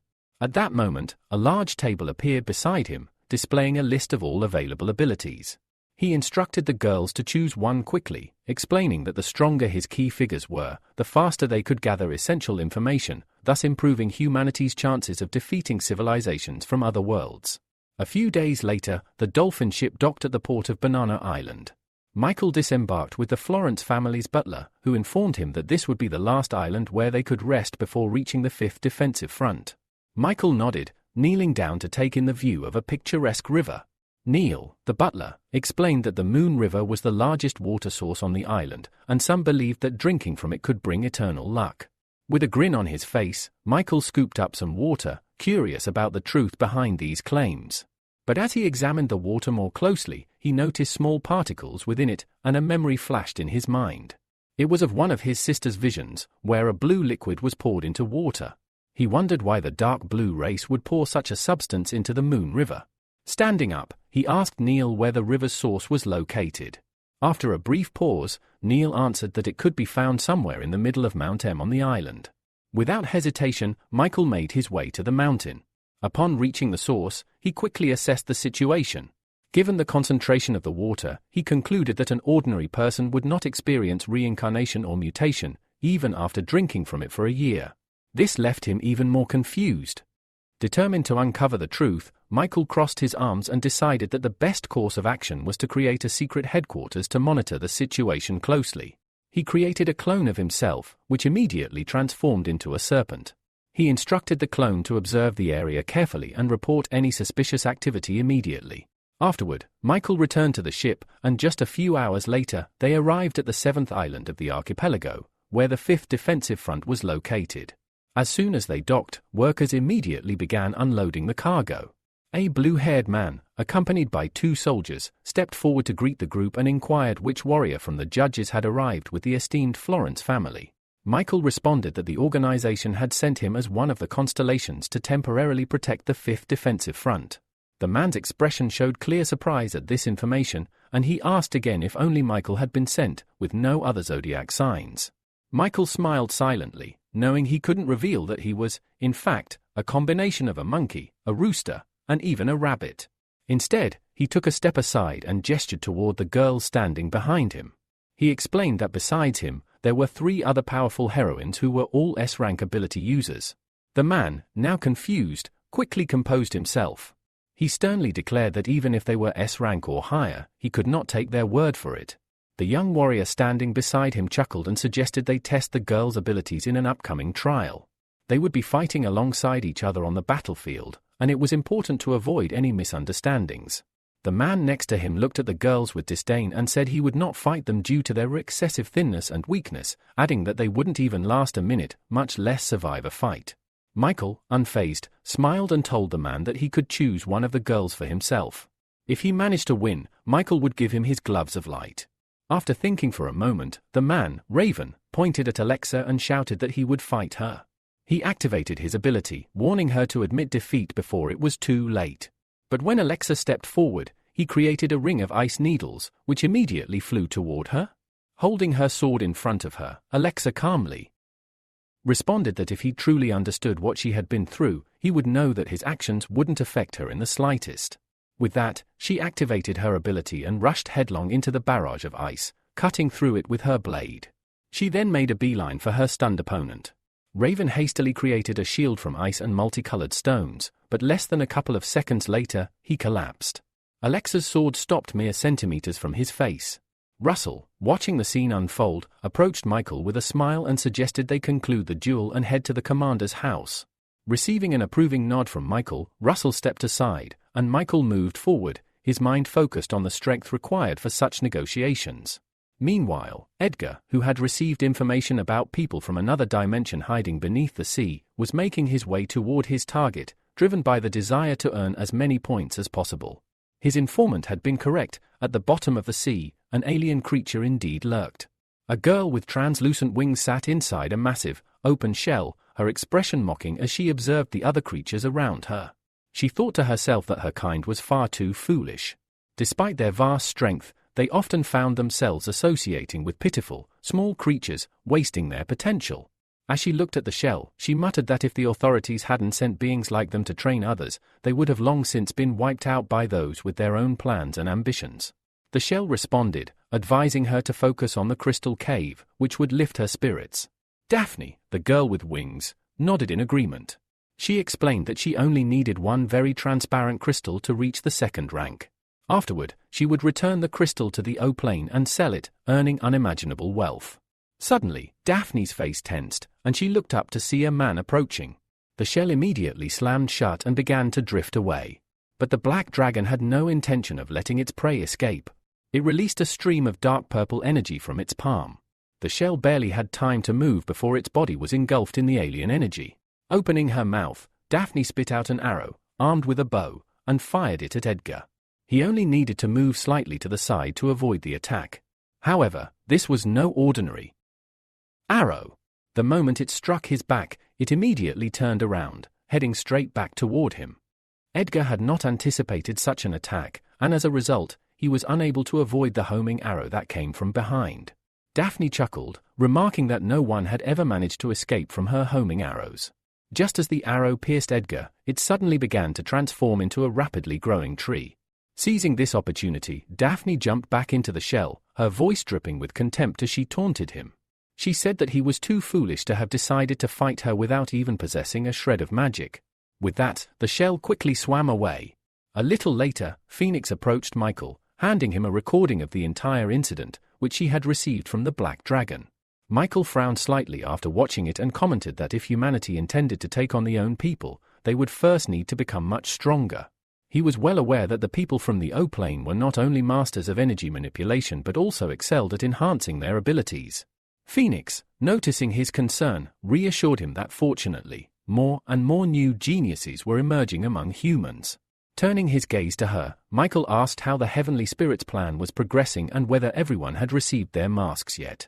Phoenix replied that 3 sea otters had already donned their masks, but the scorpion mask had been stolen by members of the Tro's family. Meanwhile, Yang stood amidst the scattered limbs of a slain monster, holding a scorpion mask. He turned to the girl standing next to him and told her that he was leaving the mask for her. He also cautioned her not to cross the boundaries of the Judges Aran organization. Adele took the mask, eyeing it with a thoughtful expression. She hesitated before saying that if the judges had acquired the technology to create ability elixirs, they needed to conquer this organization to prevent the technology from falling into the hands of other families. Yang, turning his back to her, replied that they shouldn't rush. He suggested they wait for the right moment when the judges' organization would be most vulnerable. Adele, still holding the mask, asked if she could bring him the ability elixir she had recently exchanged. He shook his head and replied that there was no need for that, as he still had matters to attend to within the clan. Meanwhile, one of the strongest warriors of the 4 seas, ranked among the top 3, was meditating in solitude, putting his thoughts in order. Adele approached him, stopping beside him, and explained that although his father had given her the mask, she was now giving it to him so that he could verify the authenticity of the elixir of abilities. She placed the mask next to Stefan and added that he should not wear it, as he was the heir to the Tro's family's trading legacy and should not risk himself by involving the Iron Blood Army headquarters. At the same time, another significant conversation was taking place in the Commander-in-Chief's office at the headquarters of the Iron Blood Army. RY, a member of the Tro's family, had been tasked with dealing with the judges. He nodded weakly, accepting the order. Meanwhile, the Hero Association was on high alert, sitting around a game of Go, as their leaders discussed how the people from another world were becoming increasingly powerful, while their own heroes were growing weaker. If this trend continued, they feared humanity would soon find itself in a hopeless situation. Looking at his friend, Maurice commented that he believed the man was right. He noted that meditation seemed to be the only way to save humanity, but they could not teach this method to others, unlike the people from another world who had somehow managed to do so. Miles, not taking his eyes off the board, pointed out that the much-discussed elixir of abilities could potentially replace the need for meditation. Maurice, having been observing his friend's progress, thoughtfully replied that while he had heard of the elixir, they still did not know if it could create masters equal to their own strength. Miles, with a laugh, suggested that it would be even better if they could surpass them. That way, they would have no reason to worry. As they continued their game, they decided not to intervene for now, leaving the matter of the judges' organization to Maurice's student. Michael received the recording of the incident as well. After watching it, he concluded that they too needed to focus on learning more about how people from other worlds were leveling up and adopt their methods. Later, Stefan called his younger brother to him. Without getting up from his lotus position, he asked if his brother had managed to obtain the ability. Leon responded enthusiastically, stating that he had chosen the Dragon Messenger ability. Afterward, Leon scratched the back of his head, expressing his gratitude. He said he never would have imagined that, thanks to Stefan, he would have such an incredible opportunity. Just then, Phoenix appeared in front of them. Stefan immediately tensed up, clearly concerned that he hadn't sensed her approach. Without acknowledging him, Phoenix turned to Leon and asked if he was ready to take the elixir of abilities. Surprised, Leon nodded slightly. In the next moment, a flask containing the potion appeared in his hand. He looked at his brother uncertainly and asked if he should drink it now. Stefan gave his approving nod, and Leon, steeling himself, drank the unpleasant-tasting potion in one swift gulp. He discarded the empty flask, eager to test his new ability. He quickly drew a summoning circle on the floor and focused his energy. As the circle absorbed some of his power, a small dragon emerged from the portal. Leon's eyes filled with tears of joy, overwhelmed by the fact that he had just summoned a real dragon. At that moment, Stefan called out to Phoenix and said he had a question. He stood up from his seat and stated that the task of the heavenly spirits was to kill monsters, and he knew that some of their corpses were used as ingredients for the ability elixir. Wanting to confirm his suspicions, he asked if this crucial element was the so-called activator in alchemy. Phoenix replied that in their organization, they didn't call it an activator but an ability gene. Hearing this, Stefan frowned slightly, sensing there was more to learn about this process. Michael, observing the exchange, found Stefan intriguing. He saw potential in him as a promising subordinate. Meanwhile, Snake, who was carrying out his mission, was reading a book in his secret base when Michael suddenly appeared beside him. Smiling, Michael commented on how cozy the place was. Afterward, he handed Snake an SS-rank plasma ability pearl that would allow him to control plasma. This pearl contained 3 skills: Plasma Storm, Plasma Worm, and Plasma Apocalypse. Suddenly, Snake sensed something and closed his eyes. He told Michael that the F-rank ability pearl had detected activity in Chris's body on Banana Island, and that he would need to investigate what had happened. By activating his human control ability, Snake transferred into Arthur's body, where he found himself at an internal meeting with the members of the 7 Greens. Standing in front of everyone, Chris expressed his displeasure that after the Florence family's defeat, the organization had lost the chance to obtain a 3rd-tier elite. He hoped that now, his family members could become worthy masters of the dark blue race. He argued that only by making sacrifices could they save humanity. Michael listened carefully, trying to understand why Chris was trying to present humanity's betrayal in such a noble light. His thoughts were interrupted when a boy suddenly jumped up from his seat, shouting that he didn't want to become a monster and begging to be let go. Chris immediately lost his temper at the boy's boldness and demanded to know who dared to call him a monster. The boy, undeterred, frowned and replied that he was afraid of Chris. In a swift movement, Chris grabbed the boy's hand, seething with anger. He warned that since not all family members agreed with him, he would have to take extreme measures. Chris stood up and grabbed the boy by the chin, stating that any sacrifice was worth it to preserve the human race. He then squeezed the boy's neck, causing the child to fall limp to the floor. Chris, glancing at the rest of his family, coldly asked what they would say now. Michael, controlling Arthur's body, replied that he would follow Chris to save humanity. Another man sitting nearby also agreed. Chris, overjoyed by their support, smiled and declared that it was time to go to Banana Island to pick seasonal fruits. Later, Michael moved to the VIP room of the hotel, his mind troubled. He had only about 3 hours left, yet he still had no idea what the people of the dark blue race were planning. Meanwhile, Peter, who was tied up tightly with ropes, asked in confusion what they hoped to achieve by kidnapping him. Smiling, Chris, sitting in his chair and filing his nails, replied that he hadn't brought Peter here for friendly reasons. Afterward, Chris stood up and gazed out the window, casually mentioning that one of the reasons Peter was there was to witness a great show. The bound man, confused, asked what he meant. Just then, a truck outside collided with a passing cargo vehicle. A disgruntled man got out of his car, angrily shouting that the truck driver was obliged to pay for the damage. However, when he noticed the driver's strange behavior, his suspicion grew. As he started to approach, Luke, the truck driver, backed away, holding his hand up to signal him to stay back. But his pleas went unheard, and the strange man continued walking toward him. Suddenly, Luke's appearance changed completely, and where the man had been, a green monster now stood, snarling fiercely. Peter, who was watching the scene unfold, gasped in horror as he realized that Chris was spreading the virus throughout Banana Island. Chris, however, chuckled and casually dismissed the idea, saying they didn't resort to such low tactics. Instead, they used 3 driving forces for the dark blue mutation. He explained that the island's inhabitants had been drinking water laced with tiny blue particles for several months. While the concentration had been small, he was certain that with the 3 provoking factors, the island's inhabitants would immediately grow to the 3rd rank. Meanwhile, the monster killed Luke, absorbing his energy. Michael, watching this from a distance, tried to think of a way to stop Chris before it was too late. Just then, Peter managed to break free from his ropes and shouted that he was willing to die but would never allow Chris's plans to succeed. He charged at Chris, but Chris quickly leapt up, dodging the attack. Then, Chris launched a counterattack, sending a blue bolt of energy flying from his palm. Peter didn't seem to notice the attack until it pierced his hand, like an arrow, leaving him in pain.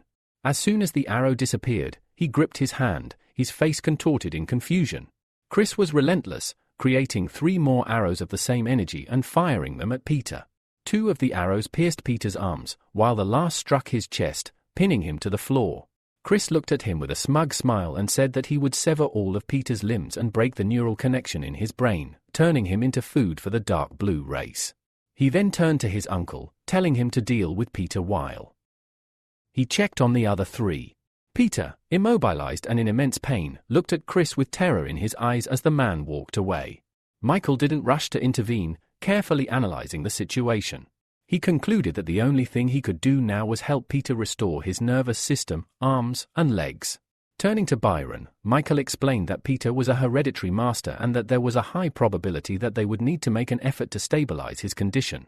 Byron responded confidently, saying everything would be fine, as Chris had already injured Peter, and only the spiritual power of the 3rd stage could stabilize his condition. Arthur, holding the rope that had been on the floor, grinned and said that for safety's sake, he would play it cautiously. Peter, staring at him angrily, asked how they could sit by and calmly watch humanity being destroyed. Michael's voice was laced with disdain as he responded that food should remain food. Without saying another word, he began to cleanse his right hand of the blue particles, feeling the sensation of being able to move his hand again. Peter looked at Arthur in confusion, unable to understand why he was doing this. A few moments later, Arthur stood up and announced that he was finished. Peter, pretending to be exhausted, acted as though he had passed out. Byron, rising from his seat, approached them with a satisfied smile, praising their success. But as soon as Chris left the building, he froze, sensing something had gone wrong. Realizing that his uncle had died, Chris turned around with a puzzled expression and looked at the hotel building. Transforming into a swarm of bats, he flew into the building and reformed his human shape inside. There, he found his uncle's body and, after inspecting it closely, realized that the wound on his uncle's body had been inflicted by Peter. Just as Chris absorbed the information, something flew past him, and he quickly ducked, trying to locate the source. He frantically searched the area, but failed to notice the shadow slipping behind him. Peter, seizing the opportunity, attacked Chris from behind. At that very moment, Chris's form scattered into many dark clots. Michael, pulling himself away from the wall, focused on the situation. Chris appeared before him, saying with frustration that he never would have expected to be so wrong again. This was the 3rd time he had felt the spiritual power of the Phoenix. Then, his tone shifted, and he yelled that when he arrived on the island, Arthur was already completely under the control of the judges. Now, he was convinced of it. Creating a blue blade in his hand, Chris stated that it was for the best because the leader was planning to deal with the organization anyway, and Phoenix's death would be an important step toward that goal. In a flash, Chris charged toward Arthur. Michael, thinking quickly, realized that the snake had been sent to eliminate the 3 causes of mutation, so he couldn't rely on that. Instead, Michael created a shadow clone to switch places with him, jumping aside as he shouted that if Chris killed him, he would also kill his precious little brother. Chris stood frozen for a moment, stunned by the unexpected move, but he quickly regained his composure. Dark stripes appeared near his eyes as he looked at his opponent, replying coldly that even if his brother died, he would die with honor. With those words, Chris used the same ability as Cassandra, an army of night ravens. 2 dark beams intertwined into one, flying straight at Arthur.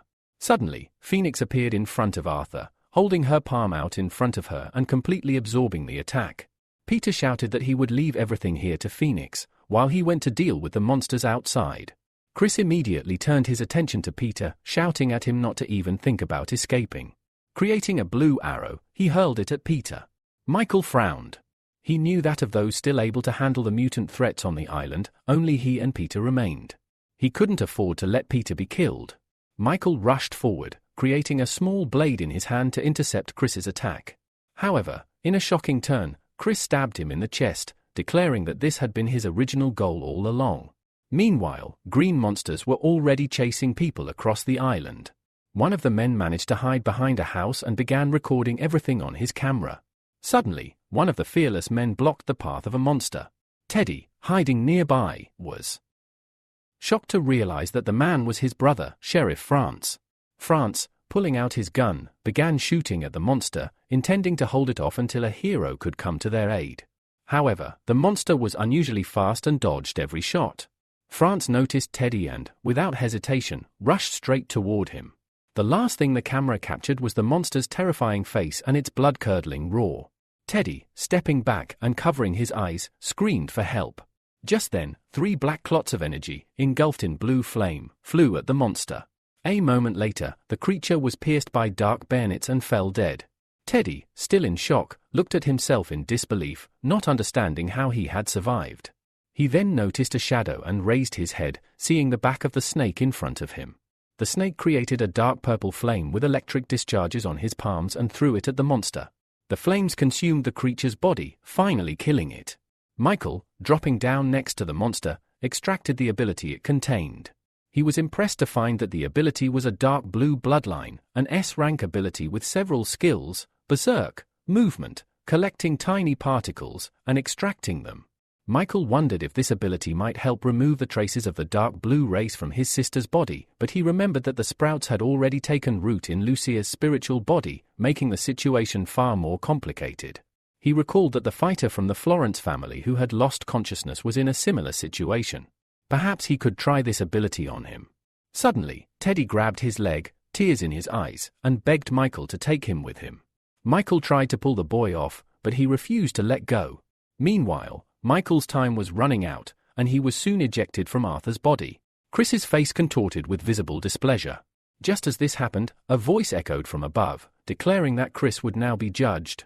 Chris looked around frantically, trying to locate the source of the voice.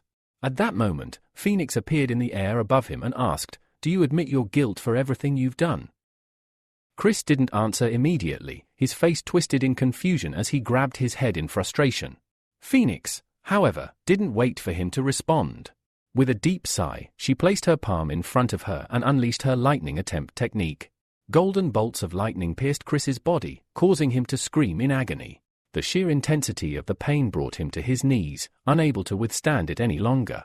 He hissed in displeasure, barely managing to mutter that if this continued, he would be forced to abandon this body. Phoenix, unmoved, remained silent and flew out through the broken window. The lightning disappeared shortly after, and Chris, recovering from the excruciating pain, crawled toward his dead brother. Grief and rage consumed him as he held his brother's lifeless form in his arms. His anger seethed, and he swore vengeance.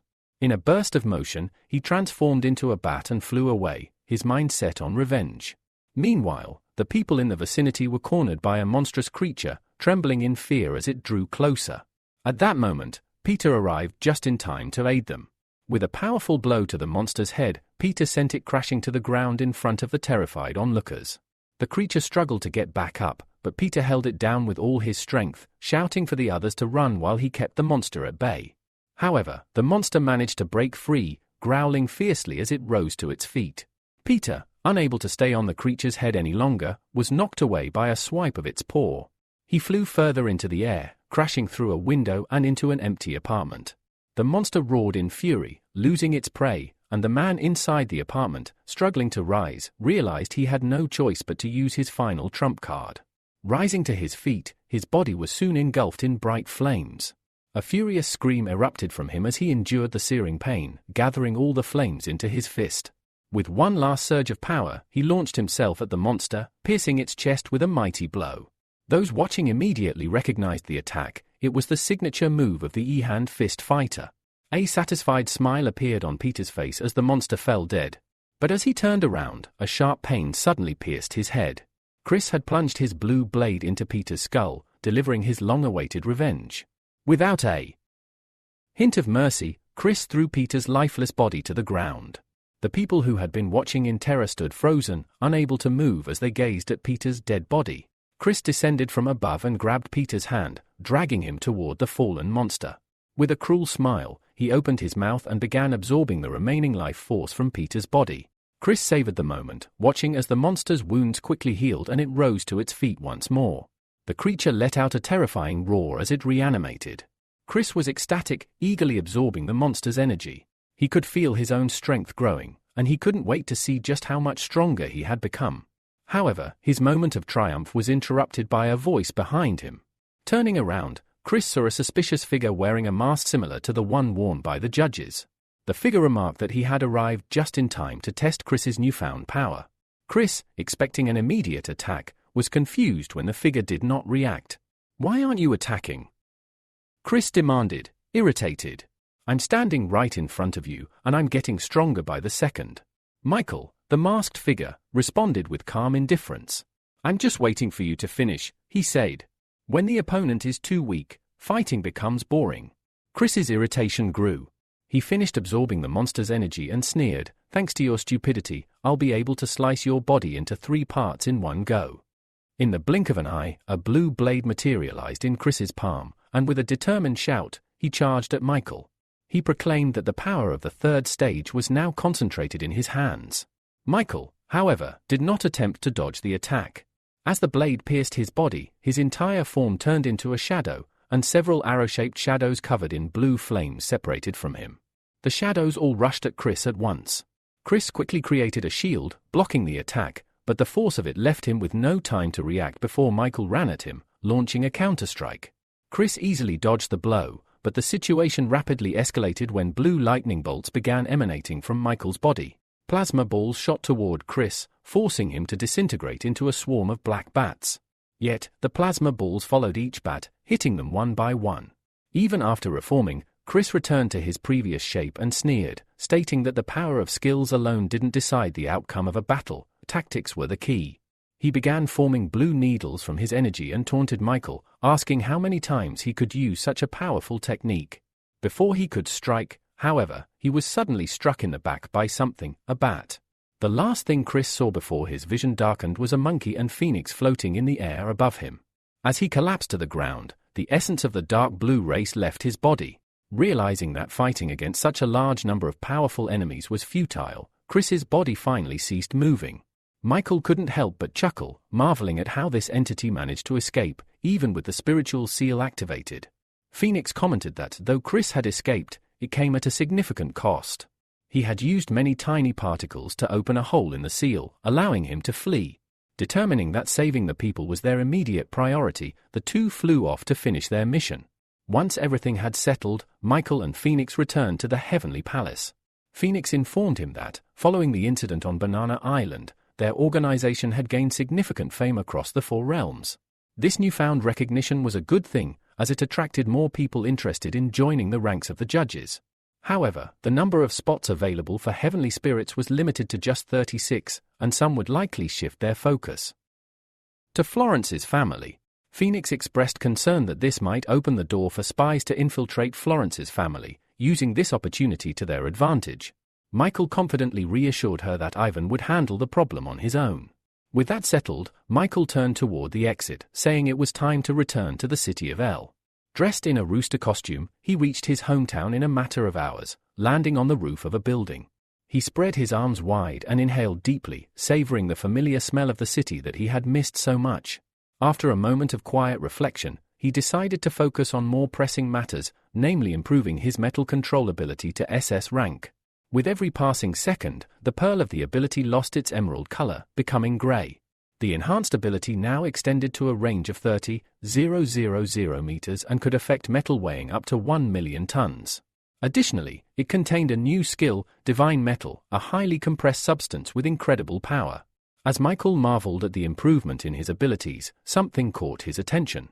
He looked down and saw a massive black fox with 3 tails on the roof of a neighboring building. The creature had just destroyed a window and was now searching inside for its prey. A girl inside the house trembled in fear as the monster's fanged mouth loomed dangerously close to her. Suddenly, the monster leapt toward the girl and ran downstairs. At the same moment, a man fell from the broken window, screaming in terror. A drone hovering above the building announced that their city was under attack by an S-rank monster and that all available A-rank heroes were needed to eliminate the threat. The man plummeting to the ground had already resigned himself to his fate, but as he fell, a stone slab appeared beneath him, cushioning his fall and saving his life. Below, a red car had parked near the building, and 2 figures emerged, Austin and Pavel, both armed with swords. Without hesitation, the lazy swordsman charged at the monster, while Austin began transforming into a werewolf, his t-shirt tearing as he did so. The battle for the city was about to intensify.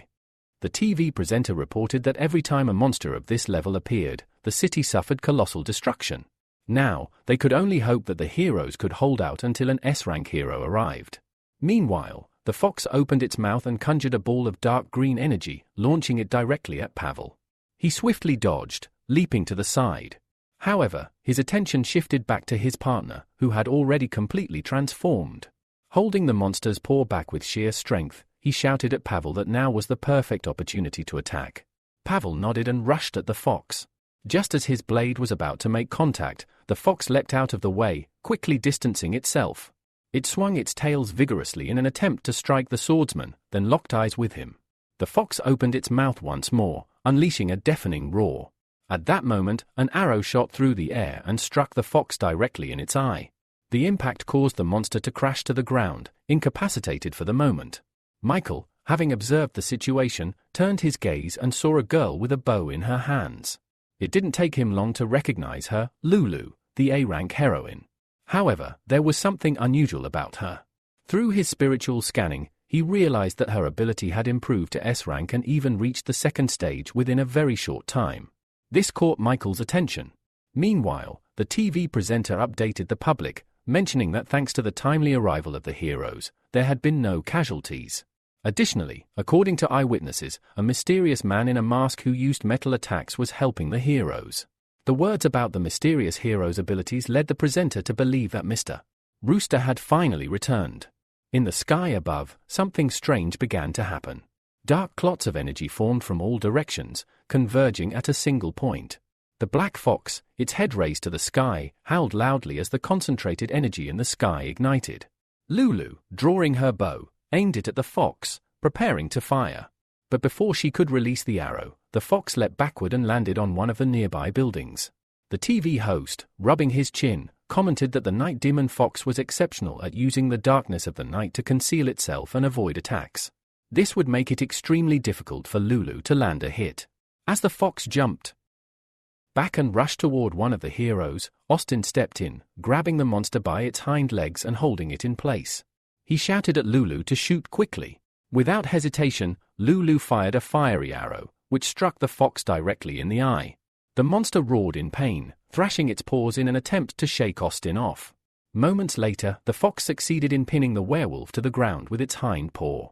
As the fox's paw pressed down on him, tears welled up in Austin's eyes. Bitterly, he murmured that he would soon die without ever having the chance to meet his godfather again. Just then, a voice shouted, calling Austin an idiot. With confusion in his eyes, Austin slowly raised himself on his hands, asking who dared to insult him. At that moment, a metal plate flew toward the fox's head, hitting it with full force. Michael, dressed as Mr. Rooster, hovered in the air above the fallen monster, looking down at it. Tears of joy filled Austin's eyes as he realized that his godfather had answered his prayers and come to save him. Michael descended to the ground and approached Lulu, complimenting her on her excellent shot. Without waiting long, he flew back into the air, soaring away to continue his mission. Meanwhile, in the television building, the presenter, Cooper, called Valaria over. He placed his hand on her shoulder and praised her for her work on the report about the metal savior, saying it was crucial for their coverage. Flustered, Valaria awkwardly thanked him for his support, stating that if there was nothing else required of her, she would leave. Just as she turned to walk away, the presenter called out to her once more. He approached her and said that Valeria had been doing very well lately and would undoubtedly become the chief reporter soon. Smiling, the girl thanked him again for the praise. To this, the man replied that instead of thanking him, she could simply have dinner with him. Valeria hesitated a little, apologized, and was about to refuse when suddenly, Michael appeared next to her. Before she could say anything, he told the man that she wouldn't be able to share the meal because he had already promised his girlfriend a romantic dinner. The confused girl looked at Michael and asked what he was doing there. He quietly replied that he had come to pick her up. Tears of gratitude welled up in her eyes, and she nodded weakly at him. After that, they turned and headed toward the exit. While walking, Valeria asked how long he could stay in town this time. Hugging her a little tighter, Michael replied that she shouldn't worry because this time, they would have enough time to be together. Valeria beamed with happiness and suggested going to a new Japanese store that had opened nearby. Michael watched the pair from the sidelines, deciding that it would be best to leave his clone with her for now. Meanwhile, Austin had already returned to the Olympus office. When he saw Michael sitting in his chair, a happy smile appeared on his face, and he said he had missed him. Michael nodded and asked if Austin would like to go with him to the territory of the Four Seas. Surprised, Austin asked if he had misheard. Michael replied that they were going to where the Masters and the Elite lived, then turned to Austin and asked what he thought about the proposal. Austin knelt before Michael and bowed low, thanking him for his concern. Michael lifted him to his feet and told him that there was no need for thanks. However, he warned Austin that his current ability rank might become an issue because it was too low. Michael offered to lend him some of his points to exchange for an S-rank ability elixir. Austin agreed, and they made their way to the Turtle's Palace. Once there, Michael asked Austin which S-rank ability he would like to obtain. Without hesitation, Austin answered that he wanted the werewolf bloodline. He explained that quality was much more important to him than quantity, so it was better to develop an existing ability and sharpen it to the limit. Michael nodded, telling his godson that he was acting very wisely. He touched Austin on the shoulder and asked if he remembered the promise he had made to him. Austin didn't quite understand at first, but then a thought flashed through his head: maybe Michael wanted to become his real father. Contrary to his expectations, Michael took out a mask and said that the mask of the constellation of the Timberwolf now belonged to him. Austin, feeling a bit frustrated, accepted the mask. He thought they would only become a real family once the judges had fully completed their formation. This idea consoled him slightly.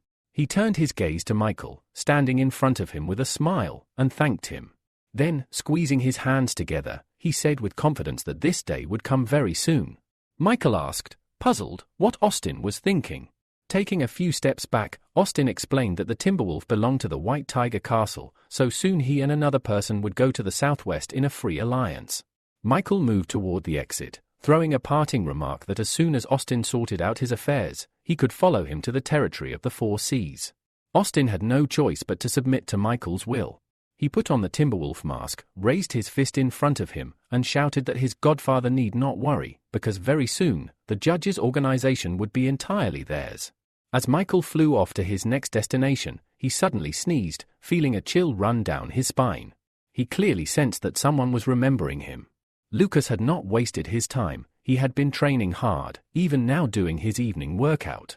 At some point, he was distracted by the feeling of someone else's presence. When the rooster appeared before him, Lucas immediately knelt and greeted his master. However, Michael decided to skip the formalities and get straight to the point.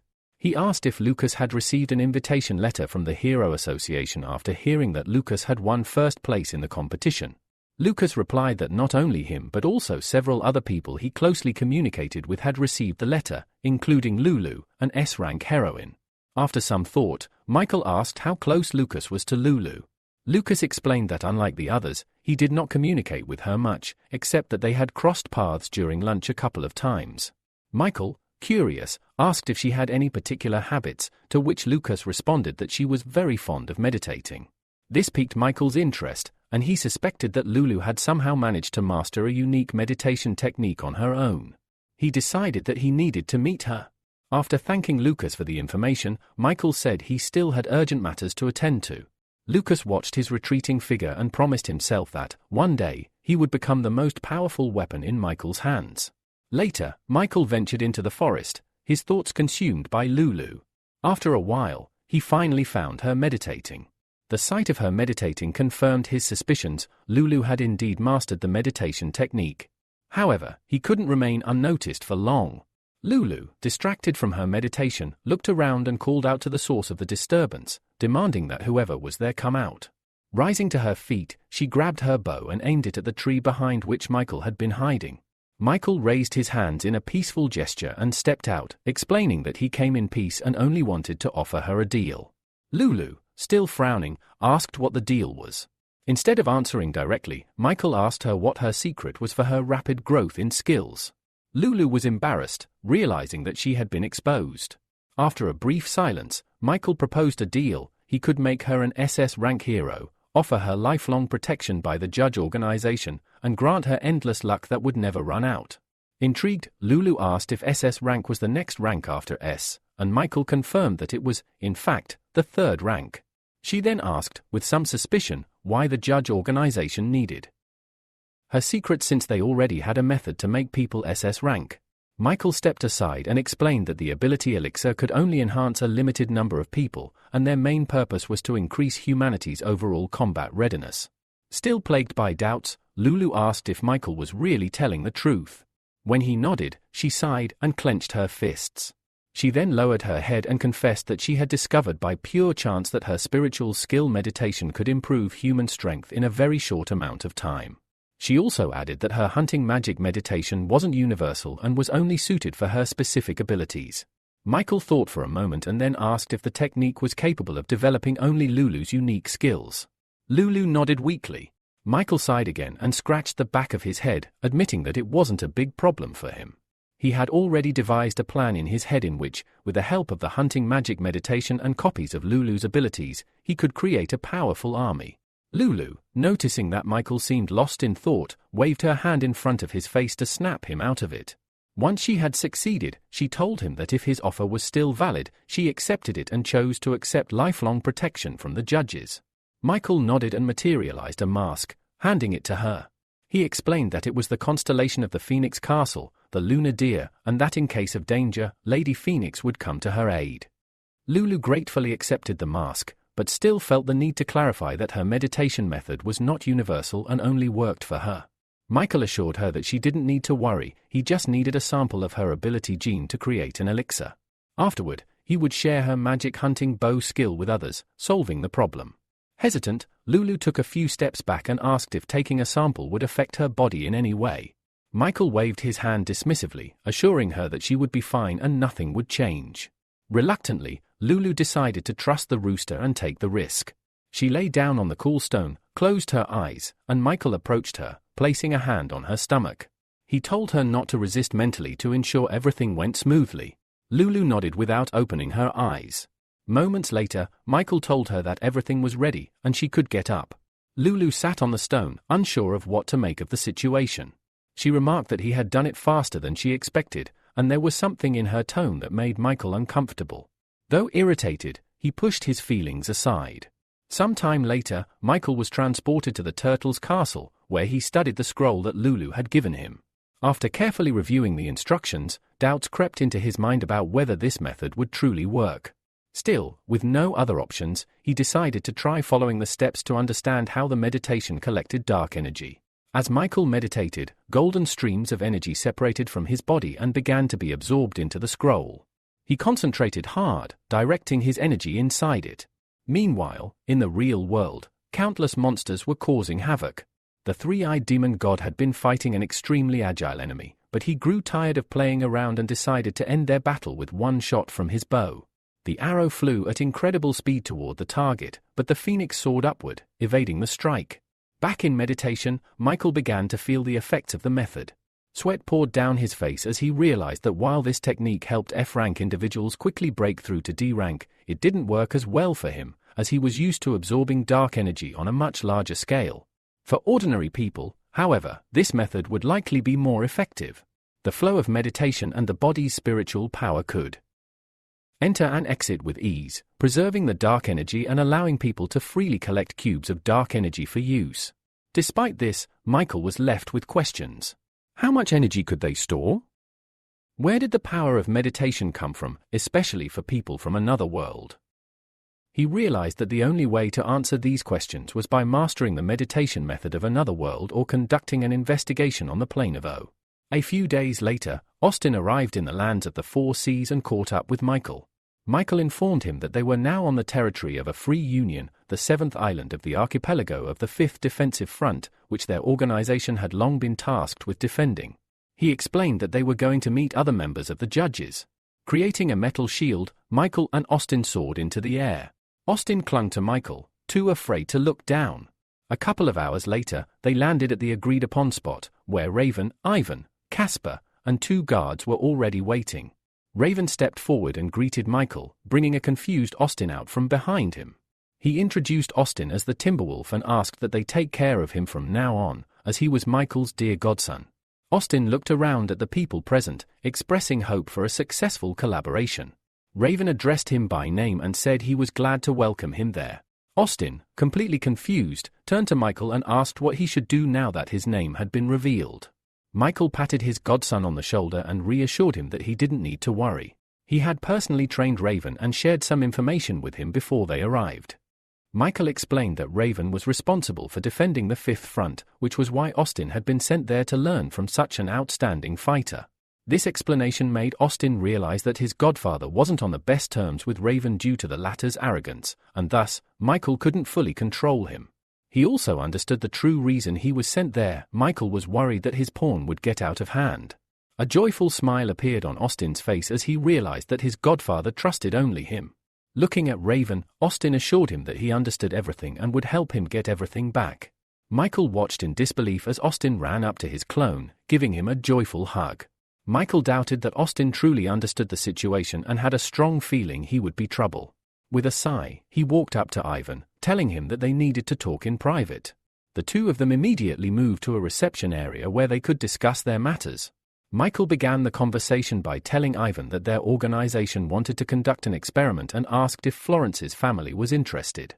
Ivan wasn't quick to give an answer, asking for more details before making such an important decision. When Michael asked if Ivan knew anything about meditation, Ivan's face showed surprise, and he asked in disbelief if the judges were familiar with the method. Michael didn't directly answer but deduced what was going on.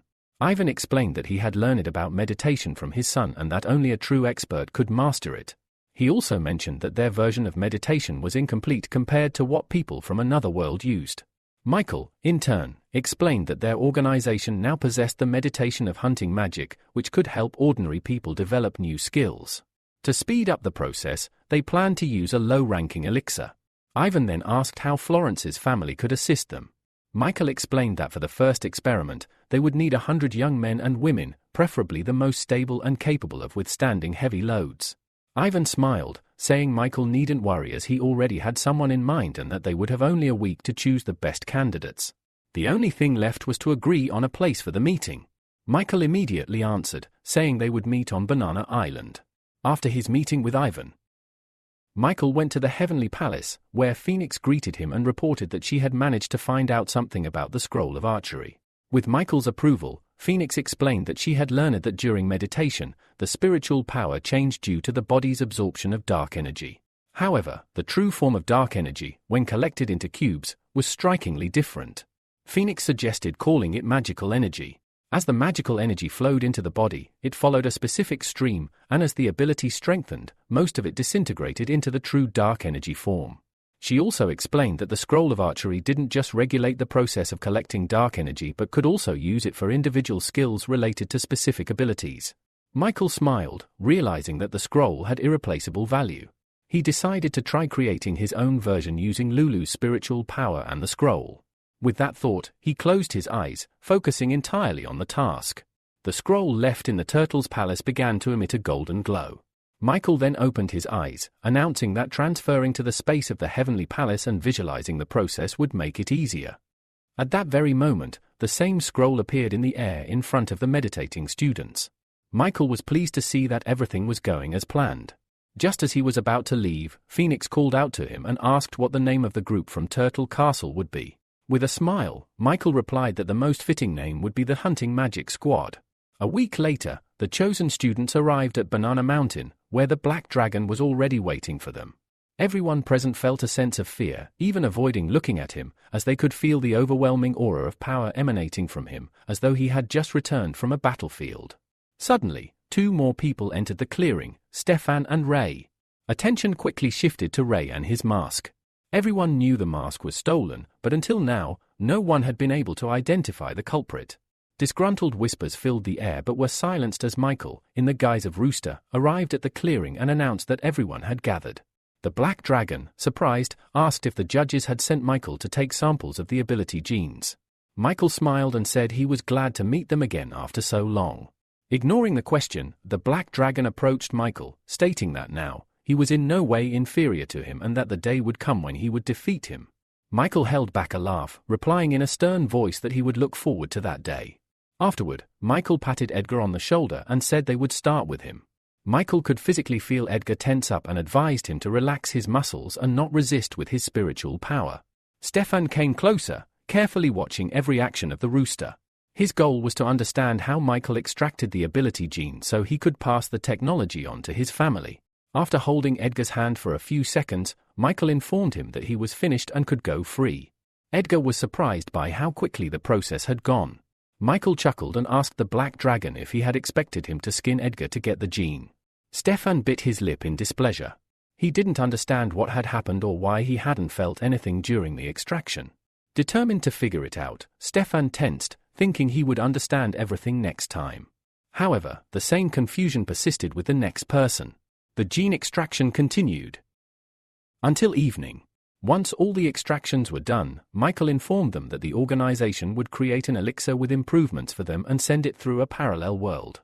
As Michael prepared to leave the island, Stefan raised his hand, calling out to him. He shouted that he still had some questions about the study of ability genes. Michael stopped and looked at him, explaining that he couldn't answer any further questions because the genes were closely connected to the elixir, which he couldn't reveal. Stefan stood up, swearing on the honor of his family that he would not tell anyone about what he heard. He then whispered that he had some secret information and offered to exchange it.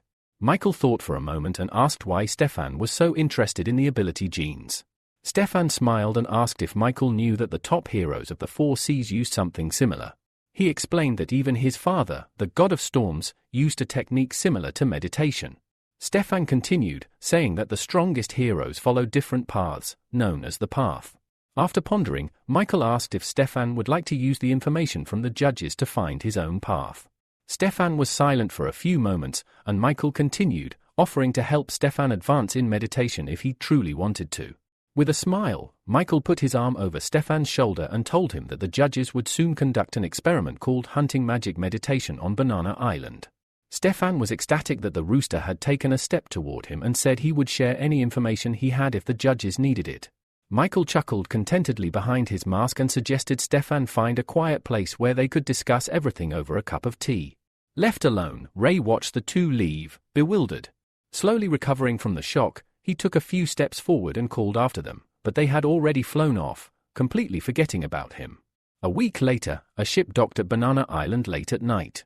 Emma woke up the guy who had fallen asleep on board and told him it was time to get up. She briskly walked off the ship, and Ethan, who had just woken up, hurried after her, asking her to wait. As he caught up, he introduced himself and asked her name, noting that they had been on the same ship for so long but still didn't know each other's names. Emma glanced over her shoulder at Ethan and, with a hint of displeasure, commented that although they had been sailing together for days, the thought of introducing themselves only seemed to come to him once they had arrived. Sighing, she turned to him and revealed her name, Emma Lupin, adding that she was likely related to the well-known Michael Lupin. Ethan, with a mischievous smile, leaned closer and whispered, "In that case, you might even turn out to be Michael's brother's aunt." Emma laughed at his playful remark and, teasingly, replied, "If you recalling Michael Lupin your brother and me your aunt, should I address you as my grandson?" Ethan smiled wider and jokingly responded, "In that case, you'd have to call me grandma." Suddenly, both of them fell silent as they felt the weight of a heavy gaze upon them. Ethan turned his head and met the eyes of Rooster, who stood nearby. However, Rooster quickly lost interest and turned away. Emma, with a relieved sigh, said, "I almost got scared, thinking he might have heard everything." Ethan reassured her, "Don't worry, it's just a joke. It has nothing to do with the judges." Michael, holding back his irritation, took note of the couple, his adopted aunt and the arrogant boy. He waited for everyone to disembark the ship before stepping forward and asking, "Do you all want to become stronger?" In unison, everyone shouted their agreement, declaring that they would do anything to gain power. This was enough for Michael to test their resolve. He released a wave of spiritual power in their direction, and many immediately collapsed to the ground, losing consciousness. Ethan, struggling with an overwhelming weakness, barely managed to stay on his feet. He glanced at Emma, who was also fighting to stay conscious. But soon, both their stamina gave out, and they fell onto the cool ground, unconscious. Stefan, one of the few who still managed to hold on, felt a great strain. He had not expected such a cruel method of selection. He fought to stay conscious but, eventually, fatigue overtook him, and he too collapsed. Michael announced that the 18 people who fell last would pass this test. The next day, the 18 chosen disciples gathered at the Heavenly Palace. Michael congratulated them on passing the first stage. His tone turned serious as he explained the importance of the experiment they were part of. The future of all humanity depends On this, he stated. Everyone listened attentively, understanding the gravity of the situation. Michael continued, abilities are usually awakened randomly, but now the judges have developed a new method that will help even ordinary people receive and develop abilities. This method is called the meditation of hunting magic. Ethan, filled with excitement, asked, can even the most ordinary people really gain abilities? Michael confirmed, that's correct. To test the meditation's effectiveness under different conditions, Michael explained, the participants would be divided into 2 teams. 9 would receive an F-rank ability, the magic hunting bow, while the others would attempt to awaken abilities from nothing. He asked those who could cultivate abilities and wanted to practice the hunting magic meditation to step forward. The group hesitated, uncertainty written on their faces. No one stepped forward. Seeing their reluctance, Michael decided to use mind control. The individuals he had chosen from the previous day were compelled to move forward, and as one, they declared, for the future of humanity, we choose meditation. Once everyone was divided into groups, Michael smiled under his mask and said, in that case, we can begin. He gave the command, and the participants sat in the lotus position, beginning their meditation. As he watched them, Michael reflected on how the universality of this meditation method was still too small. If anyone could develop it, the situation would have taken a completely different turn. Just as he thought this, he felt a simultaneous call from the island chain on the southern continent. The urgency of the call stressed him out. If nothing serious had happened, there would have been no reason for him to be contacted. And now we are on latest chapter that dubbed in English, so now we start to explain it direct from original language. We try to make it perfect, but maybe there is some naming issues. Now let's begin. The scene then shifted to the monsters launching a full-scale assault on the BF defense line, and every warrior prepared for battle. Most of the fighters on the front lines were young warriors, eager to prove themselves. Among them was Michael, who was thrilled to slaughter monster after monster. Every kill made him stronger, but he knew brute force alone would not be enough. If he wanted to grow even further, he needed to find a monster that perfectly suited his next objective. Without warning, Michael deliberately took an attack and dove deep beneath the water. There he spotted a massive crocodile and smiled. This couldn't be more perfect. Just then the same mysterious girl who had previously attacked the dragon appeared underwater. She looked at the crocodile suspiciously and asked why it was hiding there. Michael immediately decided to disguise himself as a creature from another world, considering himself incredibly lucky that fate had handed him such an opportunity. Activating his mind control ability, he quietly took control of the crocodile. The girl frowned as she examined it. What happened to this Vax crocodile? There isn't a single wound on its body, yet it's pretending to be dead. Moments later, Michael successfully invaded the girl's mind. Excited, he realized he had finally reached her consciousness. Now he only needed to locate the memory containing the meditation technique. After searching through her memories, he finally found it. However, the instant he reached out to touch that memory, it shattered into countless fragments. A hidden kill switch immediately activated. The girl calmly explained that her meditation-related memories were protected by a special safeguard. Whenever anyone attempted to access them, the kill switch would trigger automatically. If someone from another world tried to steal the meditation technique or tamper with her memories, they would instantly be turned into stone. The scene then shifted back to the defense line, where everyone shouted for the monsters to stay away and flee. The girl quietly announced that she would be leaving this place for a while before saying goodbye to everyone. The story then moved to Nine Chain Island and Red Forest Island. Someone who had entered the girl's body struggled to breathe, commenting that even surviving in this place was incredibly difficult. Soon afterward, the scene shifted to the Mercenary Guild on Red Forest Island. A young woman asked Lord N. Otis if he truly intended to claim his reward. She presented him with a level 10 Gamma rank magic crystal, and Otis examined it carefully. It contains 100 units of dark energy, but I still don't know how to release its power. How am I supposed to use it? After thinking for a moment, he decided not to waste any more time on it. Forget it. I should focus on finding the Sage Stone. I can already sense its presence. The scene faded once again. The story opens with ants venturing into a cave system in search of the Sage Stone. The area was crawling with monsters, but she pushed forward regardless, determined to find it. Young explained that the people here had mastered a technique that let them communicate with monsters directly, a skill he desperately wanted to learn if he hoped to stand a chance against the beast army. Ants moved deeper into the cave, searching corner after corner for any sign of the stone. Suddenly a fragment surfaced from her memory, a puzzle. The moment she recognized it, the puzzle resolved itself on the spot, and a hidden door swung open in front of her.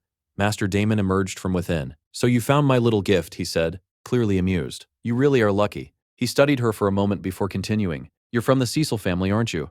I take it your people found my book. I was almost hoping the Star Blue line would pull off something more miraculous this time." That was when Young dropped his disguise and revealed his true self. "I'm from Blue Stars," he said. "I'm the one who recovered your book." Damon raised an eyebrow, visibly impressed. "Your ability is quite something. "What's your name, boy?" "Yuen," he answered. He introduced himself with wrong name. Yuen felt a pull as if someone were calling out to him. "Who could possibly be looking for me now?" he muttered. Damon's voice answered. Before handing over the sage stone, he wanted to talk, just the two of them, for a few days. Michael frowned. "You're nothing more than a projection, and you still want to have a conversation?" Damon insisted anyway, and so they talked. An hour passed. Michael grew visibly exhausted from the exchange. "Master," he finally said, "the sage stone." Damon studied him for a long moment, then smiled. "I think you're someone worth trusting. Get ready. It's time." That was when he opened the box containing the legendary sage stone. "This is the sage stone. It's overflowing with miraculous power." Young immediately reached toward it, but the stone slipped through his fingers as if rejecting him entirely. Damon laughed. "Don't tell me the sage stone actually hates you." Before Young could answer, he sensed someone approaching. "Someone's coming. Hide." Damon refused. "I've waited far too many years for this." Young cautiously headed toward the disturbance, only to find his path completely blocked. He was forced to disguise himself as Ants. At that moment, someone recognized her. "Miss Ants, what are you doing here?" Standing before her was Dent Cath, the son of Bright Bay City's lord. He proudly declared that he admired Ants and intended to marry her. Ants coldly asked what that had to do with her. Cath blocked her path and demanded that she stop ignoring him and listen. Without hesitation, he transformed into his dragon form. Ants immediately attacked, but Cath's dragon fire effortlessly neutralized her assault. "If you cooperate, I'll let you leave safely," he offered. Ants refused without hesitation. "I'll never let you control my life, even if it costs me everything." With those words, she threw herself directly into the flames. Cath was stunned.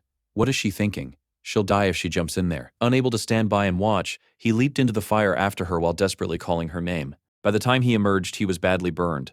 One of his companions muttered that people from their city were unbelievably reckless. Watching the situation unfold, Young decided it was time to impersonate Cath instead. He sighed, believing the entire ordeal had been a complete waste of time. Suddenly another man appeared. "You traveled all the way here, failed your mission, and even got Ants killed." Cath glared at the stranger. "Who are you, and why are you interfering?" The man casually replied that he was nothing more than an ordinary mercenary. However, Michael immediately recognized him. According to the memories he had seen, the man's name was Dual Blade Killer, a notorious criminal from Bright Base. Dual Blade smiled coldly. "I'm here to take revenge on you." One of Cath's companions guessed that Dual Blade had already reached rank 3. Before anyone could react, Dual Blade vanished from sight and instantly appeared in front of Cath, launching a deadly strike. Fortunately, Michael's incredible reflexes allowed Cath to survive. Dual Blade looked surprised. "So you can actually follow my movements?" Cath calmly replied, "That's called prediction." Before either of them could continue, the entire ground suddenly began shaking. Cath looked around in confusion. What is happening now? At that moment, Damon slowly approached while smiling confidently. Nearby, Stone also appeared and declared that he intended to kill everyone present. Cath's companions quickly formed a plan. One volunteered to hold Stone back while ordering Cath to find Petriars. Another insisted that Cath escort their master away, reminding him that his younger sister was still waiting for him at home. Meanwhile, Damon couldn't hide his excitement. This is going to be a wonderful battle. 2 rank 3 fighters and 2 rank 2 fighters now stood on the battlefield. During the chaos, Dual Blade tried to seize the Sage Stone, but no matter how hard he tried, he couldn't lift it. Cath smirked. "So it rejected you too. The Sage Stone only accepts its rightful owner. It's my family's legacy." Cath's companions transformed into their dragon forms and launched a coordinated attack against Dual Blade. Unfortunately, rank 3 strength proved overwhelming. Dual Blade completely dominated the battle and severely wounded one of them. Another teammate desperately blocked one of his swords and shouted, "Master, now." Cath immediately unleashed a powerful blast of dragon breath. However, Dual Blade effortlessly dodged the attack. At the same time, Damon quietly absorbed all the surrounding energy before pointing a single finger toward the sky. An enormous explosion erupted high above the battlefield. Damon gazed upward with satisfaction. "It's been such a long time since I last looked at the sky." Then he laughed. "Greedy humans, come to me. The more of you that gather here, the better." The massive pink pillar of energy shot into the heavens. Far away, countless mythical beasts suddenly changed direction and began rushing toward the explosion. People quickly realized that such overwhelming energy could only mean one thing. There must be an incredible treasure there. Even the beasts are being drawn toward it. Damon then turned to Cath. "Listen carefully, otherwise I'll remind you just how insignificant humans truly are." Cath realized that Damon had been responsible for everything surrounding the Sage Stone. Damon admitted that he wanted everyone to fight one another. The greater the number of deaths, the happier he would become. Michael quickly understood Damon's true objective. Damon intended to absorb the power of the dead before escaping this place, and strangely enough, that plan perfectly aligned with Michael's own goals. Cath's companion reassured him. "Just hold on a little longer. Lord Snake is on his way. Once he arrives, they'll kill him. He's only rank 4. The moment Dual Blade heard Lord Snake's name, his expression changed. "You people are lucky today. He decided to withdraw instead of continuing the fight. Just as everyone thought the battle was over, Stone suddenly attacked Dual Blade from behind. Kath's companions wondered whether they should confirm if he had actually died. Michael, however, understood Stone's real intention. Stone wanted to turn Dual Blade into his own weapon by granting him tremendous power. Moments later, Dual Blade stood back up. His wounds regenerated instantly. I now possess unlimited regeneration. He laughed confidently. With this power, I'm no longer afraid of any of you. Come at me together if you dare. I'll destroy every last one of you. One of Kath's companions suddenly threw a special knife high into the air. Like a mythical weapon, it circled through the sky before flying back. Kath caught the returning blade and immediately hurled it back toward Dual Blade. An enormous surge of lightning exploded upon impact. One teammate nervously asked, "Can he actually survive something like that?" Kath never looked away from the battlefield. "We'll find out soon enough." Meanwhile, Dual Blade stood proudly within the storm of lightning, completely fearless. "I'm standing here today, and I feel absolutely unstoppable." Just then, the White Snake Sword Master arrives at the scene. He says, "Who dared to trouble my nephew, Duran Kath? I'll finish them off." Kath says, "Don't worry, I'll finish him off." Dual Blade says, "All of you attack me together, and I'll kill every one of you today, and I'll show you what an expert really is." White Snake tells his companions, "There's no need for any of you to attack him. I'll turn him into nutrients for my White Snake Sword." After that, White Snake uses his sword and summons a massive white snake, which immediately attacks Dual Blade with its poison. Dual Blade explains that the venom's fangs carry a confusion effect, and under its influence he starts attacking himself with his own blade, trying to snap out of it. But he still can't come to his senses, and the white snake wraps around him completely. White Snake asks, "Nephew, is this purple crystal the legendary Sage Stone?" Kath replies, "Whatever treasure this is, it belongs only to my uncle White Snake." White Snake says, "Don't worry, once I get this treasure I'll share it with you too." We then cut to the demon, who holds the Sage Stone. He says, "This Dual Blade killer is completely useless. I gave him endless recovery HP, and he still couldn't beat these people." The demon says, "I gave you a chance and you still couldn't do anything, so now I'll have to handle you personally." He then shoots a beam into the snake's eyes, after which Dual Blade tears the White Snake to pieces. White Snake says, "You're quite lucky today, so I'll show you what an ultimate move looks like." He lifts his White Snake sword into the air and casts a spell called Snake Waterfall, summoning many white snakes that begin attacking everyone there. A beast fires a beam attack at the snakes to wipe them out, but that attack ends up heading straight for Kath, and his companion jumps in front of it, taking the hit instead. They watch their friend die right before their eyes, and they cry out, "Manhwa." After this, Kath's other friend becomes furious and transforms. He shouts, "I'll destroy you." Kath tells his companion, "Don't be so hasty, or you'll be killed too. I promise you I'll kill that bluebell and avenge him." Kath's companion says, "Look at all those corpses, they're vanishing." An alchemy circle then activates, and all the dead there begin converting into pink particles. Everyone there grows delighted, saying this will boost their combat ability. One man's combat ability rank jumps to rank 2. Michael narrates that whenever an expert dies, everyone nearby grows stronger from it. This is the form the Sage Stone takes. White Snake tells Kath, "Nephew, stay close to me, because the situation here has gotten a little complicated." He explains that whenever an expert dies, they release energy that helps low-ranked rank 1 and rank 2 experts grow. He says it won't take these people long to reach rank 3, and if they do, the combat gap between them and us won't be that large anymore. It'll shrink a lot, and after that we won't know who ends up with the advantage. The demon laughs and says, "None of you have anyone to fall back on now. You have to fight and kill everyone. The more people you kill, the better it is for me." We see White Snake killing everyone there, causing people to flee from him in fear. White Snake tells Kath, "Stay behind me, I'll finish all of them off." Kath says, "I know, Uncle, you must have a reason for killing these people, because even you don't actually want to kill them." White Snake says, "Kath is very loyal. I think our Kath family has found a successor." Dual Blade shouts, "Have you all gone insane? Quickly kill the rank 2 people, because our combat ability is about to reach theirs. Otherwise, when he attacks us, we won't even be able to beg for our lives." Dual Blade then absorbs that energy. The people there say, "These people are killing us to turn us into their nutrients."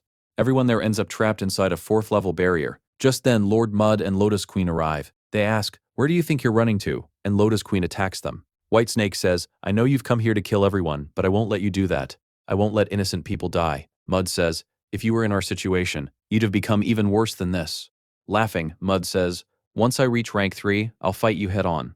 White Snake uses his poison across that whole area and casts a spell called Explosion, causing a massive blast that badly injures both Mud and Lotus Queen. Mud says, "Have you lost your mind?" We see that in the explosion. White Snake also loses an arm. White Snake says, "I have my own plans, Dual Blade." Just then, Dual Blade attacks White Snake, but White Snake uses his reflexes to counterattack and kill him. Dual Blade says, "Did you forget I have unlimited recovery?" White Snake replies, "Is that really so?" Dual Blade then notices his wounds haven't healed. We then see White Snake's arm regenerate. He says, It seems the Sage Stone has chosen me. Dual Blade shouts, "No, the Sage Stone chose me," after which White Snake kicks him aside. White Snake says, "All of you are as strong as me, but you're forgetting that I have unlimited recovery, so none of you can beat me."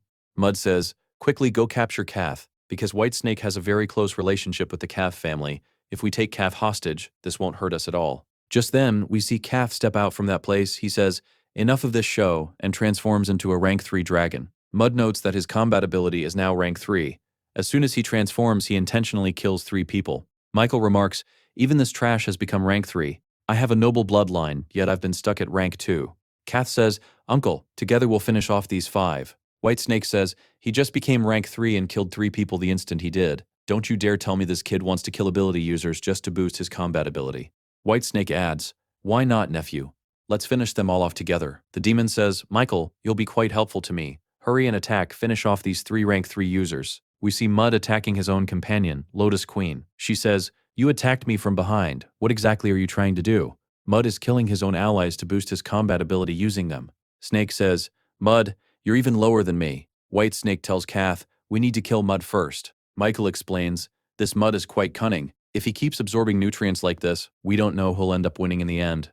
Mud then says, "White Snake and Kath, it's now us 3 against those 3 foolish beasts first." White Snake tells Kath, "Nephew, don't fall for his words. Kill him." We see Mud move forward to kill a beast, saying, "I don't have time to waste on you."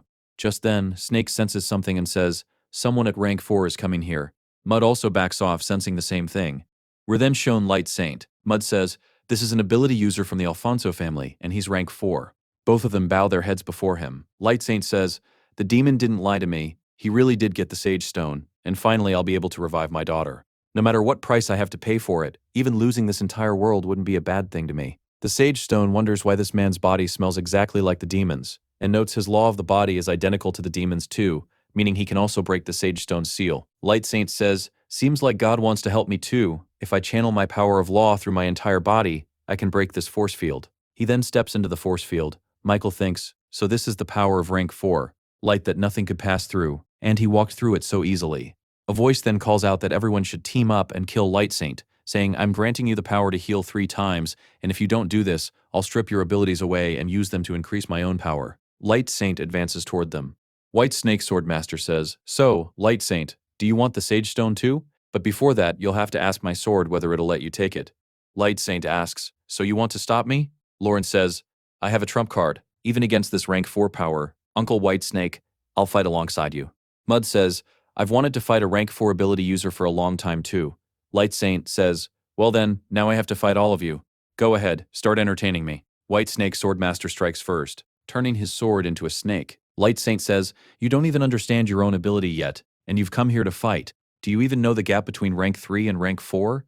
A move like that only needs one of my fingers to stop." He forms a light ball and sends it toward the snake. The moment the snake swallows the light ball, it explodes, and the impact hits White Snake Swordmaster's arm. His arm is blown off, but with the Sage Stone's help, it regenerates.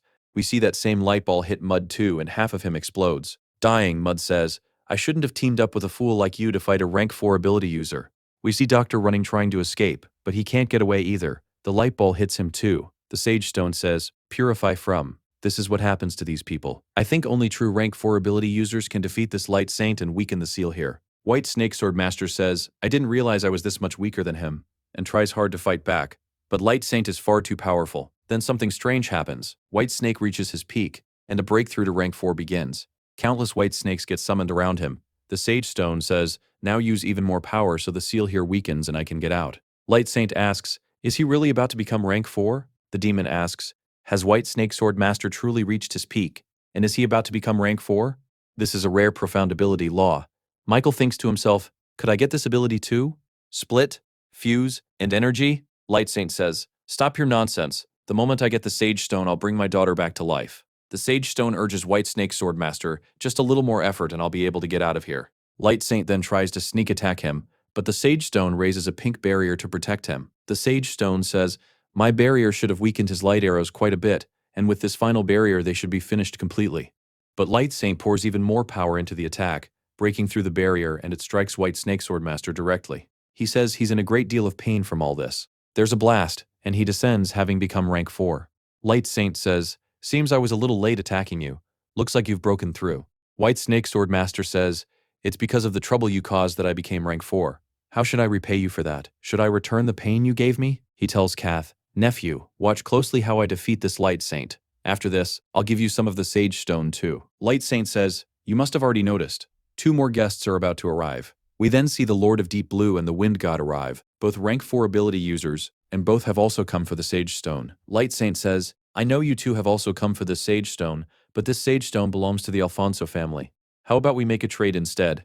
In exchange for the Sage Stone, I can give you an enormous amount of wealth." The Lord of Deep Blue says, "Stop joking. I know the Alfonso family is rich nobility, so why would you want to plunder the Ossid Plains treasure?" Light Saint says, "Who asked for your opinion?" One of Deep Blue's underlings, Wind God, says, "Why are you all talking so much? This thing belongs to us." The Sage Stone wonders, "Are these 4 just going to keep talking? Aren't they going to fight?" And provokes the Wind God, telling him that White Snake here is from the Ossid Plain and has caused them a lot of trouble, urging him to kill him quickly. Wind God, enraged at the mention of the Ossid Plain, immediately attacks White Snake Sword Master with his fist. And just as he's about to be finished off, Light Saint uses his power, Light Protection, canceling both the Wind God and his attack, saving White Snake Sword Master. White Snake Sword Master tells Light Saint, "You've done me a favor. Why don't we let bygones be bygones?"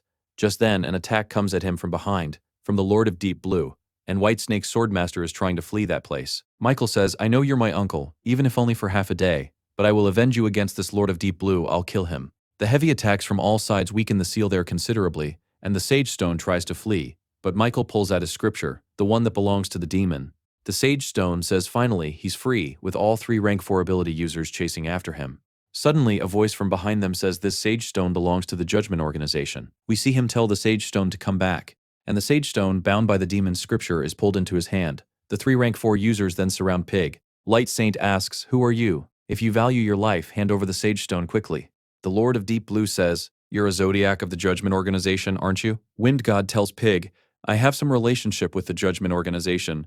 If you let me share this Sage Stone, I can help you get out of here." Pig says, "Wind God, I have to refuse you this time, because this could be extremely useful for the Judgment Organization." Wind God asks, "How exactly do you plan to use the Sage Stone?" Pig replies, "Do you remember the story of the dragon? We're going to use the Sage Stone to revive him." Wind God asks, "So this ordinary-looking stone can bring people back to life?" The Lord of Deep Blue explains that reviving someone is a common thing for the Sage Stone, since it's also called the Miracle Stone, or I'll finish you off, along with your entire Judgment Organization. The Lord of Deep Blue says he'll help the Alfonso family because he has some old scores to settle with the Judgment Organization too, and killing a Zodiac isn't a big deal for him. Wind God says, "This Sage Stone belongs to humanity. How can you even think of stealing it?" Pig says, "Wind God, I really appreciate your offer, but these 2 mere rank 4s can't do anything to me." Wind God says, "He just called these 2 mere rank 4s. Well, if you're that confident, I'll just stand here and watch. You two can do whatever you want with him." Light Saint and the Lord of Deep Blue then team up. Pig asks, "If none of you plan to attack me, can I leave now?" Light Saint then attacks Pig, but Pig teleports the attack away. Pig says, "That attack did nothing to me, and yes, I'm leaving now, but the Judgment Organization will be waiting for all of you." Pig then leaves. Wind God says he didn't die despite such a heavy attack. The Lord of Deep Blue says, "So a Zodiac is this strong?" And that was just Pig. The scene shifts to BO5 Commander's mansion, where Pig teleports in very battered, holding the Sage Stone inside a virtual cube. Michael thinks to himself, "After everything that's happened, after watching so many ability users die, I've finally gotten the Sage Stone, and now I'll make full use of it." Wind God says, "The Sage Stone is now in the Judgment Organization's hands, so I'm leaving." Light Saint says, "Only that Sage Stone can bring my daughter back to life. I will find the Judgment Organization." The Lord of Deep Blue says he can help him find judgment within his forces. Light Saint says, "After this incident, I hate judgment and worms like you from Deep Blue even more," and then vanishes. The Lord of Deep Blue then looks toward Durand. Michael thinks to himself, did this bard just act helpless the whole time? Could he see everything? The Lord of Deep Blue tells Doctor that he can take his uncle's body away and give him a proper funeral, since he was a rank 4 ability user. As he leaves, the Lord of Deep Blue says, "Among countless people, only a few ever truly understand the meaning of profound, and rank 4 is just one peak of it," before leaving as well. Michael says, "Old man, stop pretending to be dead and answer my questions quickly." But the Sage Stone doesn't move. Michael says, "So you want to keep pretending to be dead," in a rather creepy tone. The Sage Stone says, "Wait, I'll answer all your questions. Please don't kill me."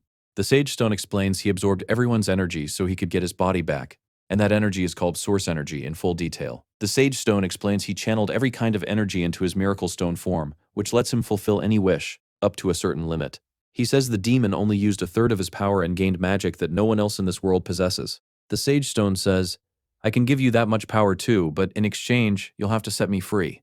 Michael says, then grant me one small wish. And the Sage Stone asks, should I boost your talent or your capacity to learn anything? I can help you with anything. Michael says, I want to become the strongest person on this planet. Hearing this, the Sage Stone is left speechless. Michael then adds, then also make sure the people of the Osid Plane can never set foot on Azura planet. Hearing this, the Sage Stone turns to stone. He asks, are you asking for world peace or to become the strongest in the Azura Plane? Michael says, all right, enough, I was just joking anyway. If anything happens to me, I'll grind you into powder and drink you in my tea. Michael then says, this is my little sister, turn her back into a human. The Sage Stone agrees, and with his help, Lucia turns back into a human. Michael says, don't worry, I'll make you human again, and this time there's no mistake in the process. Lucia becomes human again, and her hair turns back to its natural color. But afterward, Lucia passes out. Michael asks the Sage Stone what happened. The Sage Stone explains he removed the deep blue particles from her, which took a lot of his energy, but there's nothing to worry about. She's just sleeping for a while. Michael says, Lucia, your brother's wish came true, but I still have a long road ahead of me. I need to avenge us against the Deep Blue and Osid Plane people. Otherwise, humanity will never truly be happy. The Sage Stone says, I turned your sister back into a human using a third of my power. Isn't it time you let me go now? Michael asks, did you really use a third of your power? The Sage Stone replies, we're not liars like you humans. We Miracle Stones always tell the truth, and removing those deep blue particles took a great deal of my energy. Just then, the Sage Stone notices something strange. Michael has grabbed him very quickly and begun making another wish. Michael wishes to learn every kind of law, and he doesn't mean just this one. Michael says, just as I thought, you can't reject our request. The Sage Stone is forced to grant it, saying, you've turned out just like that dog of a demon. We see Michael start receiving various kinds of laws, split law, fuse law, and energy law. Michael notes he's only used 5% of his power and has already become rank 4, but he doesn't stop, and keeps learning more with the Sage Stone's help. The Sage Stone grows completely pale in the process. Among Michael's abilities, Steel, he learns a new one called Grasp Steel, letting him steal things even more effectively. After this, Michael gains so much knowledge that he passes out. When Michael's eyes open, he asks, Lucia, what are you doing on my bed?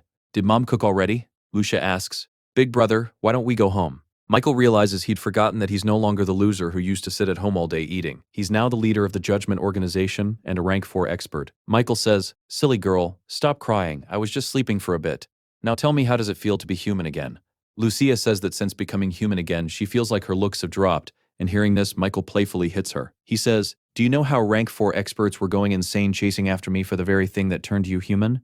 Lucia asks, so does that mean you've become a rank 4 expert too, big brother? Michael says that, to be precise, he hasn't actually become rank 4 yet. Michael explains that his steal ability can't steal the threads of fate laws, which is why he hasn't become rank 4.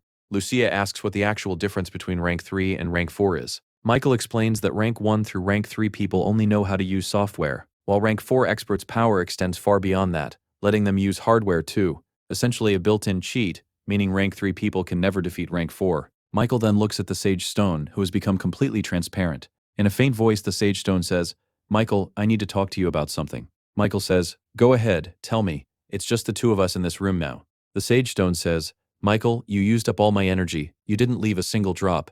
And now I'm going to bite you, and you'll die. Michael places his hand on the Sage Stone's forehead and says, if you don't want to disappear, come with me to Cloud Peak Palace. We'll talk about the rest there. And don't worry, as long as I'm alive, you won't die either. He then absorbs the Sage Stone's source energy and consciousness. As Michael absorbs his consciousness, the Sage Stone splits into 2 pieces and scatters away from that place. The scene shifts to Cloud Peak Palace, where Michael says, old man, I'll give you some things, and along with that, I'll give you freedom too. The Sage Stone asks what kind of thing he's about to give him. Michael says he can choose a position, dragon, white tiger, black turtle, or vermilion, and after that, Michael will give him a body in whatever form he wants, and he'll be able to go anywhere in this world with it. The Sage Stone asks if he's telling the truth. Michael says, I'm the leader of judgment. Why would I lie to you? The Sage Stone's image grows much larger, and he thinks to himself, this kid is quite cunning, and in the future he'll have such power that no one could have ever imagined. If I side with him, it won't be a bad thing. The Sage Stone says, from now on, I'll forget I was ever a Sage Stone. And yes, I choose Black Turtle. Michael agrees, gives him a costume, and the Sage Stone leaves. Michael says, now I can get on with my work. In the next scene, Michael approaches White Snake Swordmaster's body. He says, I'll use your body for research, because I'll put it to good use. It'll benefit humanity. And I know that if you were alive, you would have agreed with this too. So what if you were from the Osid Plane? I know you were a good person. Michael then steals his ability orb. We see that this rank 4 ability orb is quite different. Michael finds that along with White Snake Swordmaster's steal ability, he also steals his law and names this new combination Law Chain, which he then absorbs. But it causes him a great deal of pain, because he didn't learn this knowledge himself. He's forcefully cramming it into himself, and his body struggles to handle absorbing all that knowledge and experience at once. Michael says, just as I thought, becoming a rank 4 ability user isn't so easy, and tries to dismantle that ability gene. But this time something different happens. Instead of turning into dark energy after dismantling, it turns into law fragments, which Michael then absorbs. He says that after learning and absorbing so many laws, he feels a lot better. And this time Michael gains a different kind of ability called Ethereal World Cube ability. Michael says, I used Pig's clone in front of all those rank 4 ability users to show off. First, I should upgrade Pig's clone to rank 4. And yes, now that I've also learned the law of the Ether World, I can change the Ether World to check its limitations. He explains there's a separate space within it, along with a force that's always ready to tear him apart, constantly pulling at his life force, and that no living thing could survive within the Ether World because of that power. He's only able to survive because he's learned the law of the Ether World. Otherwise, that power would kill him. Michael says, this place is quite empty, and I feel very strange, and then gets to work. Through a lot of effort, Michael builds a safe base, calling it his safest base, one that no one else can enter. He says he feels quite lonely here, since he's the only one who can survive in this place. Normal people can't even breathe here. But he thinks, what if I put a strong ability user in here? That would turn into an ultimate skill. He decides he now needs to find an enemy to try this out on. We're shown a scene on a random island, where an outer member of Judgment, named Sky Mass Wang, is being attacked by an A-rank monster. She can't fight it off and takes a lot of damage. We see the girl throw all her strength into trying to knock the monster out, but since it's an A-rank monster, her attacks barely affect it, and it's about to finish her off. When Pig arrives, Pig uses his new ability, Ether Swell, which cuts the monster's tongue, and saves the girl. He tells her she should leave this place because it's very dangerous and full of monsters. The girl leaves, saying goodbye to Pig, and we see the monster take the opportunity to attack Pig, but Pig teleports the attack right back onto it, and then pulls it into his ether world. We see Michael relaxing in that place, and it takes only 3 minutes for that A-rank monster to die there. Michael says he's grown bored being alone in this place, and next time he comes here, he'll add oxygen so he can invite other guests too. Michael says, I'm forgetting something important, and then remembers he promised the Sage Stone he'd get him a physical body. In the next scene, Michael goes to meet Ye Fan, who hasn't visited in a while. Ye Fan bows his head. Michael asks him what's still bothering him about staying at Force Territory. Ye Fan, a bit embarrassed, says he's been thinking of settling down here with Wenju. Michael says, I don't know much about your girlfriend. Could you bring her here for a while? Ye Fan wonders what exactly Michael means by that, and we can clearly see his reaction. Michael clarifies, it's not what you think. I just need to extract her ability gene, nothing else. And don't worry, your girlfriend won't be harmed at all in the process. Ye Fan agrees to call her over. Wenju arrives and asks who this man is. Michael introduces himself, explaining he's Ye Fan's leader. Wenju asks if he's the leader of his association, and Ye Fan says he can't tell her more about it right now. Michael says, you can tell her, and now we should go somewhere quiet to talk. Michael tells her, you're Ye Fan's girlfriend, so you can know some of his secrets. Wenju asks, secrets. In the next scene, they enter the Ether World, where Michael has built an ecosystem for ordinary people. Wenju asks him to tell her about this secret. Ye Fan says, I've been hiding something from you and I never told you that secret. Just then, Wenju notices something and says, this can't be right, looking back and forth between Michael and Ye Fan. She says, these two look exactly the same. Ye Fan thinks to himself that this crazy girl must be thinking something wrong about them. Just then, a voice from behind them says, welcome to the Ether World. Wenju asks, Lord Yoji, is that you? Lord Yoji says Ye Fan is a member of the Judgment organization. Wenju asks if he's from Judgment, and Ye Fan says he didn't want to hide this from her. Wenju becomes very excited, saying she's a huge fan of Judgment and hadn't told him that before. Yoji says he needs a favor from her, and Wenju asks what it is. Yoji explains her ability is quite impressive, so the organization wants her ability gene so they can research it. He says they won't take it for free. In exchange, they'll give her an upgrade ability medicine that will raise her ability to S rank, but Wenju refuses. Yoji thinks to himself that if Ye Fan's girlfriend turns out too greedy, it could cause a lot of trouble for the organization, and wonders under what conditions she'll agree. Wenju says, Lord Yoji, I don't want the ability medicine. I want to join the Judgment organization so I can go on missions together with Ye Fan. Yoji wonders what she'd been thinking about all this, then transforms into Michael and says, so the flirty couple is done. Now it's time to research this new ability. Michael explains that Wenju's ability works in such a way that as long as the user knows the structure of an object, it will appear before them. Michael then summons a very useful book, saying I got a little sidetracked there, and tells himself to focus, then tries to summon a weapon, but fails. Michael explains that the more powerful an object is, the harder it is to summon. He then upgrades the ability to rank 3 and tries again, saying, "Let's try one more time," while attempting to summon that object again. He says, "This works exactly like a 3D printer." We then see Michael successfully summon a body. Michael wonders if the Sage Stone will like this body and creates a spirit contract with it, solidifying the body. The scene shifts to Cloud Peak Palace where the Sage Stone asks if he can try it. Michael says, "Sure, go ahead," and the Sage Stone enters the body, merging his mental soul with it. The Sage Stone then opens his eyes and says, "Finally, I have a body. Now I want to give you a hug." Michael says, "First you should put some clothes on." We see the Sage Stone getting dressed, and from now on he'll be called Black Turtle, since he now holds a judge's position. Michael asks if he likes this body. Black Turtle asks what this feeling of wanting to cry is, and why his nose hurts. Michael explains he's given him a water-type ability and a dragon fire bloodline ability, which is a fusion ability fitting his identity quite well. Black Turtle says, "After everything you've done for me, and now that I've been reborn, I could call you my father." Michael says, "Don't get too happy yet. The organization has more in store for you." Black Turtle asks what that is. Michael says he knows some people from the Acid Plane who don't live together, and he wants Black Turtle to find out about them. The organization will use this opportunity to invest in the 72 demons, entering the Chao Tik Sea and becoming a Deep Star for some time, after which he'll get the D Project. Michael explains that Deep Star is the third most powerful powerhouse inside Chao Tik Sea, and if he does this well, it will confuse outsiders about exactly how much power they have. Black Turtle asks if Michael wants to send him into Chao Tik Sea, and Michael asks if he has a problem with that. Black Turtle says no, he'll complete the mission quickly, and he already knows the girls there. Well, never mind that. The scene shifts, and we're shown one ability user brutally beating another in the Freedom Union Sea territory. We see it's none other than Light Saint, finishing off many ability users there, along with a number of monsters he's brought with him. We see Wind God watching all this news, saying he never expected him to come this far. Wind God's secretary reports that at the 22nd front line, many monsters have invaded, killing a large number of people. Wind God says he's a rank 4 elemental ability user that other ability users can't stand against, and luckily, he knows exactly where he's headed. Not the 22nd front line, but the BO5 defense line, the Judgment Organization. The scene shifts to Cloud Peak Palace, where Phoenix explains the rebirth service setting. When a member is about to die, they can request help by paying 100,000 points. Michael says that's quite a good system, and asks if there's a plan for it. Members can send their spirit body to Cloud Peak Palace, but for that they'll need to pay 90,000 points. Michael says this system is fine, and rank 2 and below members won't need it. He tells Phoenix to become a cute little spirit and handle all the work here.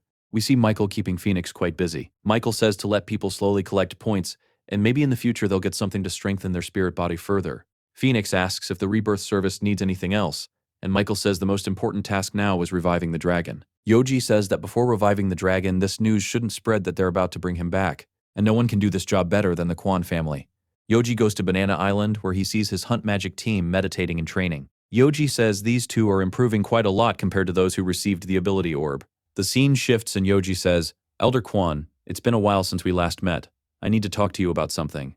Elder Quan says it's been quite a while since he last saw Lord Yoji too. Yoji says he has a very important task today. Elder Quan says as long as there's no problem he can do anything for the Judgment Organization. Yoji says, "We're going to bring our Zodiac Dragon back to life." Elder Quan can't quite believe this and asks, "You're going to revive the dragon? Is it possible for us to revive anyone?" Yoji explains that no, they only have enough treasure to revive the dragon once. This treasure exists only once in the entire world. Elder Quan says, so only the lucky ones can be brought back to life. Elder Quan says, "Lord Yoji, don't worry. I'll spread this news as soon as possible." We're shown that the news of the dragon's revival becomes hot news, growing quite popular among people. The scene shifts to a watermelon beast monster attacking people, and a girl running away falls down. She shouts loudly that in 5 days, when Judgment revives the dragon, they should revive her too. The watermelon beast monster stops in its tracks because Light Saint appears before it. He asks what it just said about the Judgment Organization, and the monster becomes enraged and tries to attack Light Saint, but he finishes it off with just one hand. He says, "You're making quite a lot of noise," and then asks the girl again, "Where were we?" One day before the press conference, Michael is relaxing and wondering why 2 rank 4 ability users are coming here. Yoji welcomes them. We see Wind God and Babel have arrived. Wind God says, "Lord Yoji, I want to witness the ceremony with my own eyes." Yoji says they'll be delighted to have an elite sequence member present. Yefan says something big must be about to happen here, since sequence members and rank 4 ability users are all gathering together. We see Demon Dragon and Fist Fighter have also arrived at the ceremony. Fist Fighter says Judgment is quite scary, because they're about to bring someone back to life. But the dragon was quite cute, sacrificing himself to save Lugang City, and today she just hopes Judgment succeeds in this task. Yoji asks Wind God why they came here so early. Wind God says he needs to tell him something, that Pig should know that Light Saint is rank 4. Yoji asks why he's telling him this. Wind God explains that Light Saint is rank 4 and has arrived here, and this is an opportunity for them to finish him off. Babel says he can help finish him off too, but on one condition, that they give him the Sage Stone so he can revive someone. The Judgment Zodiacs get worried and say, "This Babel seems a bit crazy. Has he come here to cause trouble? Didn't they already settle who they're reviving?" Yoji says they can't give him the Sage Stone since they need it for their own purpose. Babel says, "I hope you don't regret this decision." The next scene shows the Deep Blue camp on Moonlight Island, where their lord says they make Deep Blue even stronger in this camp, and it's here that they can strengthen their body and spirit significantly. He says today is the day he'll test them, and they'll all compete with each other. Those who lose will become supplements for the winners, and those who win could become great potential for the Deep Blue race. He presents Crystal, Oyang Kagel, and Ross, telling them to choose from among these bodies. We see 3 Deep Blue mutants choose new bodies and begin controlling them. The first mutant says, "My name is Oyan Konglu, and my ability has increased considerably." The second mutant says, "My name is Crystal, and my ability has reached the limit of rank 3. The third mutant says, "My name is Bruno." Oyang Kagel says, "Ross lost. She was so useless. Their lord says he'll give them one day to learn how to use these bodies, and tomorrow they'll head toward the BO5 defense line to watch Judgment." On Revival Day, Light Saint takes the girl to the place where Judgment's event is about to happen, and she guides him there. We're shown that Quan is hosting the Revival Day event. She says that with the Heavenly Spirit plan becoming so popular, Judgment has decided to introduce a new plan called the Earth Friend Plan. Today, Judgment will give out 5 Earth Friend masks to people, and B rank, A rank, sequence members, or any outside members can participate. And today, there's something special. No one has to fight for it. Today they can win the mask through a lucky draw. Today's first lucky member is number 4396, a girl named Ifam. She says, "Brother Jing, finally I got it." He explains that a B-rank fight is about to happen, where she'll need to win 3 rounds in a row, and if no one challenges her, she'll automatically get the mask. Today's first challenger is Victoria of the Green family. People say she's the Miss of the Green family, and that she's the one who received the ability medicine that day. Oyang Kagel asks Crystal if his sister can win. Bruno says this body originally belonged to Crystal's real sister. We see Victoria fighting an ability user telling her opponent she shouldn't cry today because her big brother won't come to save her. And we see Crystal listening to all this from below. We're shown Ifom easily winning an A-rank mass fight. Michael tells her she did a great job and the girl thanks him. Michael thanks her for joining Judgment. She says she'll work very hard and her father says he can help her without her even knowing. Oyang Kang Lu says the future belongs to all these new people. Just then, Oyang Kagel senses something and says he's really arrived. Babel says if they give him the Sage Stone, he'll help them. Yoji says there's no need for that, since this is just a single rank 4 and they can handle him easily. We see Light Saint has arrived, and he says, "Pig, come fight me now." Pig says he's been called to fight, so he's going there. Wind God says, "Let's see who gets there first, Pig." They both arrive at the same time, Wind God with his speed, and Pig with his ether swell. Pig says, "We already finished our fight over the Sage Stone on that island. You've come into forced territory, aren't you afraid of dying?" Light Saint says, "I'll do anything to revive my daughter." Wind God says, "If you want to fight me, come on. I'll finish you off right here today." Their clashing power creates so much disturbance that everyone nearby gets headaches. Babel uses his power and summons his immortal sword, ordering it to protect everyone there. The sword forms a shield to protect them all. Light Saint says the man above them must also be an expert, and wonders why he's protecting all these ants despite being rank 4. Wind God says it would have been easier to defeat him if he'd fought them directly. Pig says, from another angle, at least Wind God can fight him more comfortably this way. Light Saint says, "Now all of you get ready to die," and attacks them all first. Pig uses his ether swell and reflects the attack right back at him. Wind God says he didn't expect this to end so quickly. We see the deep blue forces begin attacking people too. Their lord says he'll finish off Pig first, then Yoji. Using his extra vision, he spots Pig's lifeline and attacks it, severing it. After the cut, Pig's body splits into 2 pieces. Everyone there wonders if this Zodiac is dead again, if this was the end for Pig. Pig wonders what that severed line meant, and then falls into his ether world. The Lord of Deep Blue laughs and says, "Judgment is nothing in front of him." Wind God asks if Pig has really died. The Lord of Deep Blue says not to worry about him, and to worry about themselves instead, whether they'll survive today. Light Saint asks where he learned the lifeline secret art. Michael says because of this secret art, he just felt something strange below his waist, and this new attack could kill any judge. He thinks, what if I block this attack and redirect it? I could win quite easily against him. The Lord of Deep Blue says, "Yoji, your rank 4 expert was just killed. If you don't give me the Sage Stone right now, I'll kill every member of Judgment." Yoji asks if he's threatening him. Babel says, "Yoji, you can't fight him. He's far too strong. Give me the Sage Stone and I'll help you fight him." Yoji says he doesn't need help fighting a few minor ability users. Yoji says, "Both of you can beg me for mercy. If I start, it'll be too late for you." Light Saint says, "Mercy? After Pig just died? Yoji, have you lost your mind?" The Lord of Deep Blue says he never imagined Judgment's Yoji would be foolish enough not to understand reality. He thinks he shouldn't kill him just yet. Light Saint says, Yoji, if you give me the Sage Stone, I'll spare your life. Yoji pulls out the Sage Stone, saying, this is what all of you want, isn't it? Come and take it from me if you dare. Babel says, this is the very stone that can bring anyone back to life, and with it, I can definitely revive Arming. Yoji says, very well, while everyone believes this is the real Sage Stone. Light Saint moves forward using his light speed, saying, give me that stone quickly, Yoji. Yoji then creates his metal weapon. Light Saint says, you're using rank 3 power against me, don't you know I'm rank 4, and everyone below that rank is just an ant to me? The Lord of Deep Blue laughs and says how cool he's acting, using only rank 3 power. Michael says, let me pour 1% of my metal control power into this. And we see his needle grow much stronger. The Lord of Deep Blue says Yoji fooled them, making it look like he was very weak. As their attacks clash, Yoji's attack proves far more powerful. Light Saint says, Yoji, you're a monster, and then snaps his fingers. Behind him, Pig appears. Yoji says, once I've revived the dragon, none of you will be able to escape anywhere. The Lord of Deep Blue is enraged, saying he cut Pig's lifeline. This shouldn't be possible. Yoji then makes his wish, using the fake Sage Stone to revive the dragon. Light Saint moves forward to take the Sage Stone, saying, that Sage Stone is mine alone. But Pig uses his Ether Swell to stop him right there. The Lord of Deep Blue attacks Yoji, but Yoji swiftly counterattacks him using his metal creation. We see the dragon begin to revive. Light Saint says I've delayed this far too much, and grows extremely angry, calling them all insects and vowing to destroy them all at once, preparing to self-destruct. Wind God warns that if he self-destructs, the entire BO5 defense line will be blown apart, and only rank 4 experts will survive it. Wind God uses his wind power to try to contain the blast and succeeds, suppressing the impact considerably with his wind power. Wind God says he succeeded in what he wanted to do, and tells Light Saint that no matter what he does now, he can't get out of this barrier. We see the dragon come back to life.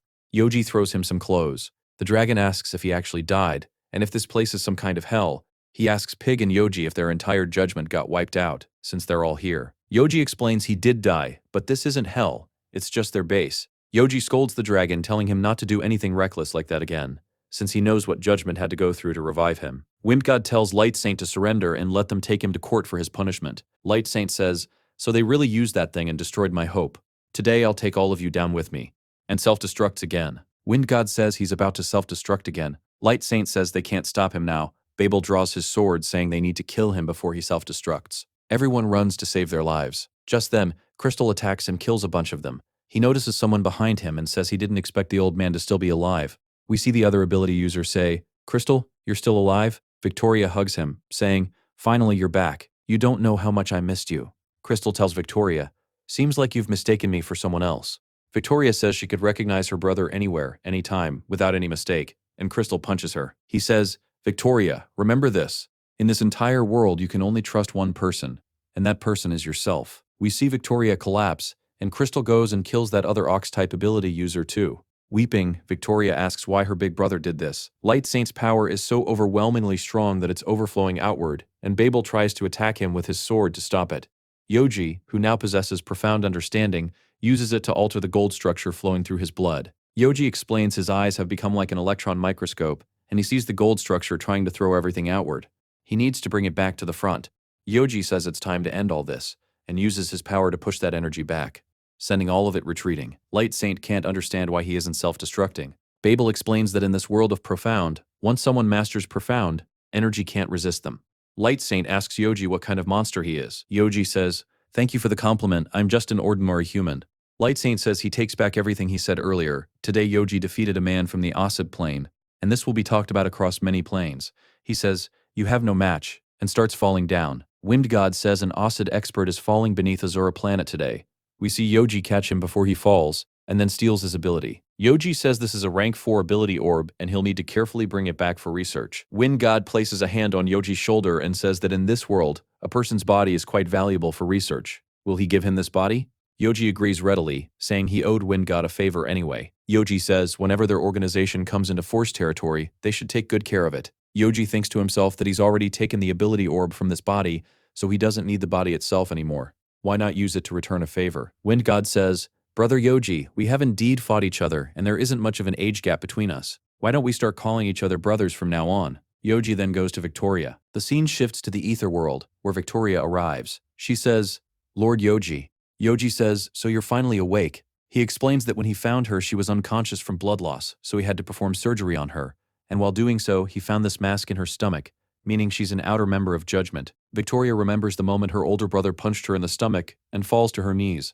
She explains that her older brother killed her grandfather, and she saw it with her own eyes. She asks Yoji to bring her brother back to her, saying she'll pay any price and do anything he wants. Yoji tells her to get dressed quickly and explains that her brother is from the Deep Blue race and is in fact originally an enemy of Judgment. Yoji says the Green family has now completely fallen and explains what he needs to do next. First, he needs to stabilize her family with Judgment's help, and they will assist her in that. Victoria says, "Lord Yoji, you may turn around now, and if you help my family, I'll do my best for Judgment." They then shake hands, agreeing to help each other. At the start of the next chapter, Lucia runs straight to Michael and hugs him. Michael pushes her back gently and says, "Lucia, you're not a kid anymore. Don't do things like this." Michael says he called her here for something very important, and Lucia asks if she can become rank 4 too. Michael gently explains that reaching rank 4 isn't easy at all. It takes a lot of hard work. We see Lucia try, and she does reach rank 4, which makes Michael quite proud, and Lucia teases him about it. Michael asks which law and profound she mastered. Lucia says she learned about a 2% revival cigarette. Michael says that's a great thing, that she's learned about the healing law and profound. We see Michael also upgrading himself when he suddenly feels shockwaves, the kind that only occur at rank 4. On the other side, we're shown the Lord of Deep Blue asking Crystal what exactly he's doing. Crystal says, "My lord, I've been waiting for you here."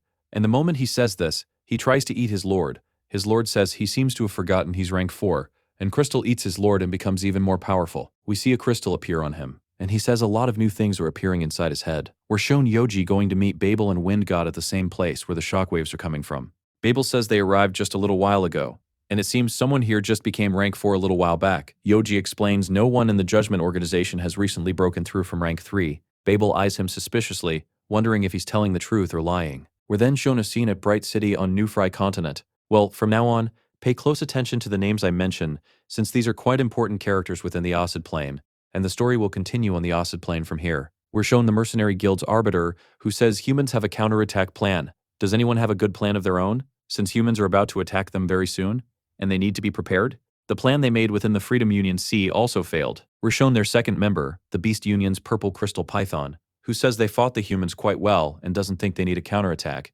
since the humans won't be able to break through their defense line. We're shown their third member from the 100 City Alliance Federal Federation, Platinum Deacon Oakham, who tells Crystal Python that the Freedom Union C isn't what it used to be, and if their strongest force gets there, they'll have more rank 4 users than them. Crystal Python asks if he thinks so-called Judgment will join this battle, and points out that their beasts have a rampage seal placed under their eyebrows, which makes them attack recklessly without regard for their own lives, asking if, even with such an invincible army, they think they should still be worried. If Oakham still feels that way, he can go ahead and execute his secret plan. The Arbiter says the Judgment organization could be a wild factor for them, and suggests that they each send one rank 4 ability user of their own. We're then shown General Tower from the Brandon Empire, who says his Lord of the Red Empire has ordered them not to interfere in Freedom Union matters.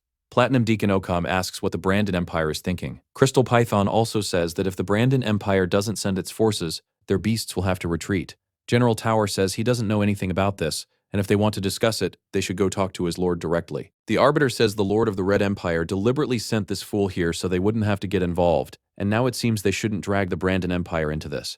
The Arbiter says if the Brandon Empire doesn't want to join, they shouldn't argue about it. Instead, he wants to introduce them to someone. We see Crystal arrive and introduce himself, saying his name is Crystal. Platinum Deacon Oakham says this is a deep blue worm. Crystal Python says he's brought this deep blue worm here, and he doesn't want him stealing his companions' bodies at all. The Arbiter calms them down, saying that if the Brandon Empire won't help them, their deep blue friend can help instead.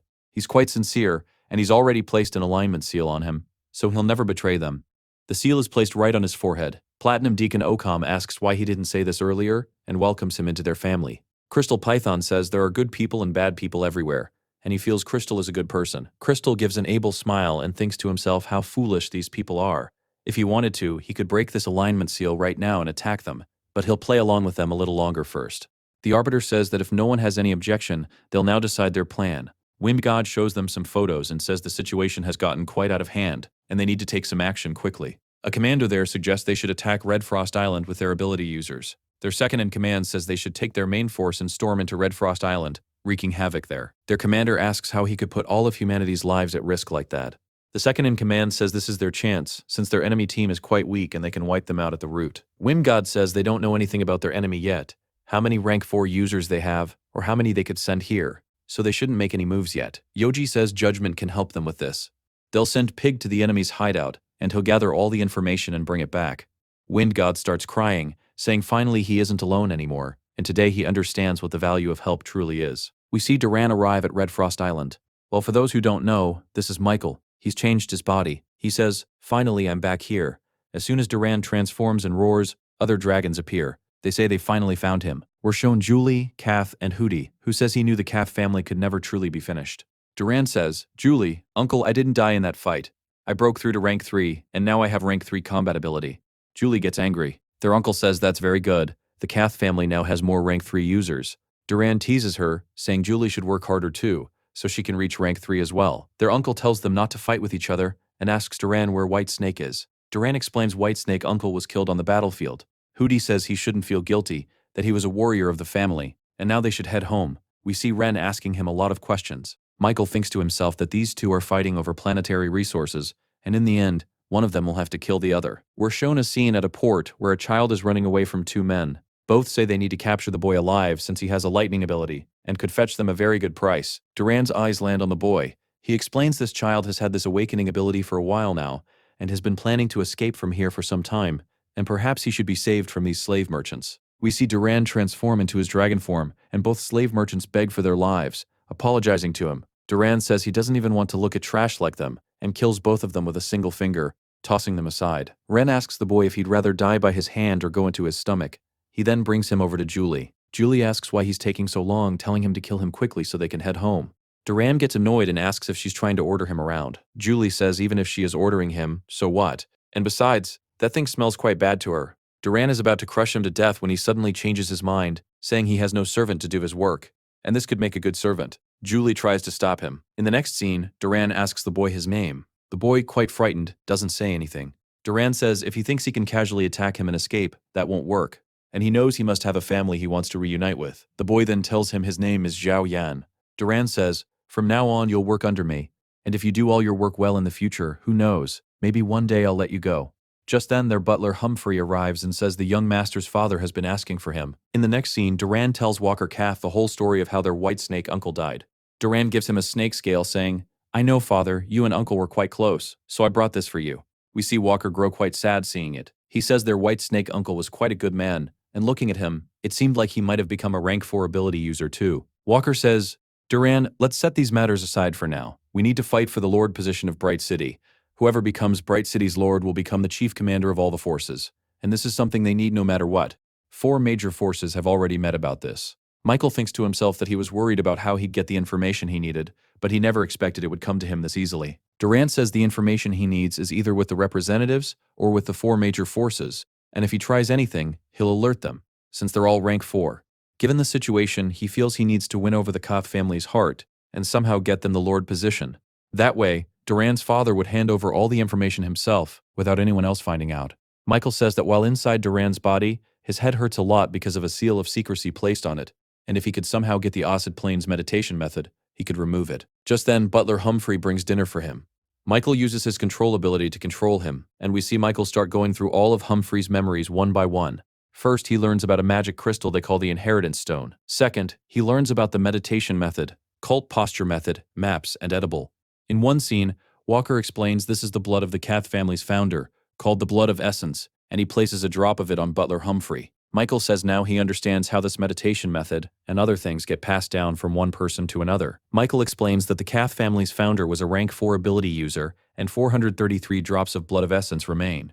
Michael wishes he could find something to complete his body's circuit without the pain. Just then, Michael learns about the Magic Crystal Excite method, which gives an effect exactly like the Blood of Essence, and with its help, his body's circuit can be completed. Michael says this is quite easy for him, and now he can complete his body's circuit with it. Michael says he's gotten so much information about the Acid Plane today that he can now trade it with the 3 major forces and get whatever he wants with it. And the day has finally come when Judgment will rule the entire world. The scene shifts to the Clark family, where they've organized a family dinner. We see Joy Clark cling to Duran, asking him everything. We see this was all arranged by Julie, who tells her brother to answer whatever Joy asks. We see Duran somehow manage to slip away. Since the Kath family is running late, the head of the Clark family sends a car to see them off. As they head home, their car is suddenly attacked. We see 4 mysterious figures who have come to kill Walker. Walker asks who they are and how they dare attack the Koth family, and he transforms into his dragon form. Hootie tells the children to leave the area, saying he'll fight these people alongside his brother, and he also transforms. Duran tells Julie to leave and send someone for help. Julie agrees to leave and send help.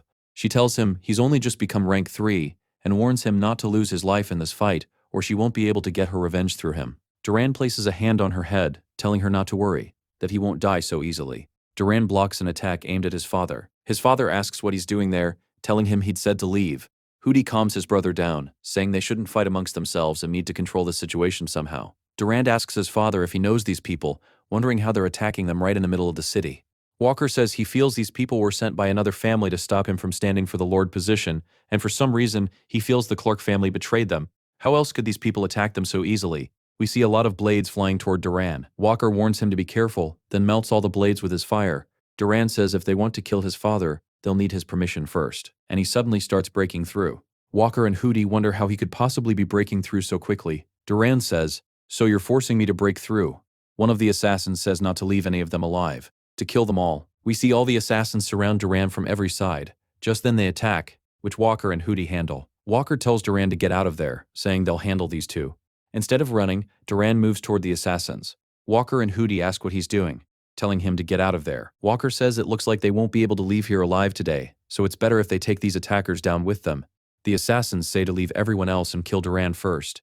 We see them surround Duran from all sides. Duran charges forward saying, "Father, Uncle, watch. Today I've become so invincible that nothing can stop me," and unleashes a blast, transforming into a super fire dragon.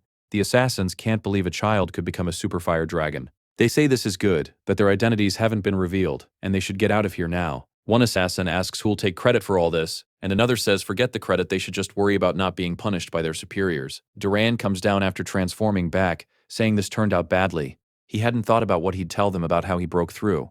Duran says he'll explain the rest later, and first needs to pretend to pass out, which he does. Hootie says maybe this was his first time breaking through with such power, and that's why he passed out from the strain. But there's nothing to worry about, he'll recover quickly. So this series is about to end soon, maybe 2 or 3 more episodes and I'll upload those quickly too. At the start of the next chapter, we see Walker sitting beside Duran. He asks his son if he knows how exactly he broke through. Duran says he doesn't know, that maybe in that situation his body just reacted on its own and he broke through. Walker says, "Just as I thought, son. Now I'm going to tell you something I haven't even told my own brother." He explains that many large families are fighting for Bright City's Lord position, but in reality, all of them are just pawns in a much bigger game. Actually, 4 major forces are fighting for it. First, the Mercenary Guild. Second, the Beast Union. Third, the Brandon Empire. And fourth, the 100 City Federal. The current Lord belongs to the 100 City Federal, and the other forces don't want the same Lord to win again. So they're trying everything to take that position. The force helping them is called the Mercenary Guild, and they're only temporarily working together. Once they become Lord, they'll give the Mercenary Guild whatever they want in return, and in exchange, the Calf family will become the city's Lord, giving them a great deal of wealth. Michael gives an evil smile to himself, thinking, "I'm this family's spy, and if things keep going this way, my victory is certain." Duran says, "Father, if things keep going like this, we'll succeed very soon." We're then shown a meeting of the Calf family, where Hootie says he won't let his brother go alone, reminding him there was just an assassination attempt on them recently. Walker says he's quite confident nothing will happen to him, and he doesn't want a large group accompanying him. He's going to meet Platinum Deacon Ocom. Duran thinks it seems the Mercenary Guild has given Walker something special that he's about to use, and if things keep going this way, their family will get the Lord position very soon. Just then, we hear a dragon's roar, and everyone transforms into their dragon forms and rushes there. We see Walker has been killed. Hootie goes mad seeing this, saying he won't let whoever killed his brother live, and heads straight for Platinum Deacon Ocom.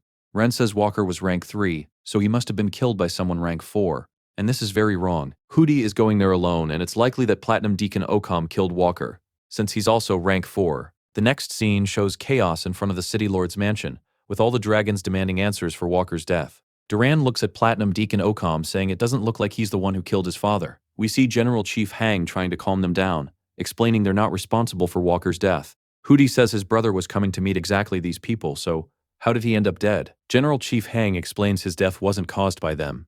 Hootie says if they didn't kill his brother, then Ocom must have, for the Lord position. Ocom uses his power, saying how dare they accuse him.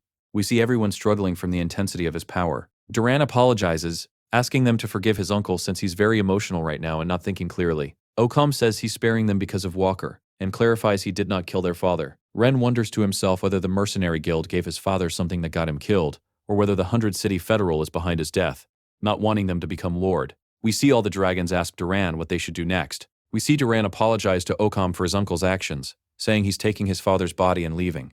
Everyone there says the Kath family isn't what it used to be, and that Duran is the most sensible one among them. The next scene shows Walker's funeral, and we see the Kath family quite devastated, since they have very few people left. Hootie approaches Duran and says the Kath family's clan had his father as leader, but now they need a new leader, so from today he's naming him the new leader of their clan. Duran refuses, saying his uncle should be the leader instead, since he's not fit for that position. He's just their son, how could he possibly qualify for that role? Hootie says Duran knows he can't control his emotions, and a leader always needs to stay calm, and since Duran can use super fire dragon powers, he'll make a great leader. Duran says, "As you said, uncle, I'll prove you right." We see Hootie take them to a place revealing it to be the Kath family's ancestor hall. Hootie explains that thousands of ability users from the Kath family have given their lives to get here. They then meet their old leader's butler, named Evans. Hootie tells Duran he should get to know him. He's the oldest generation butler of their leader, holding all the powers of this ancestor hall. And yes, Evans knows where the inheritance stone and blood of essence are kept. He says he brought him here in advance so that if anything happens to him, Duran will know its location. Evans asks the master if something is about to happen. Hootie says he feels the Kath family is being targeted by many major forces and doesn't know how long they'll remain safe.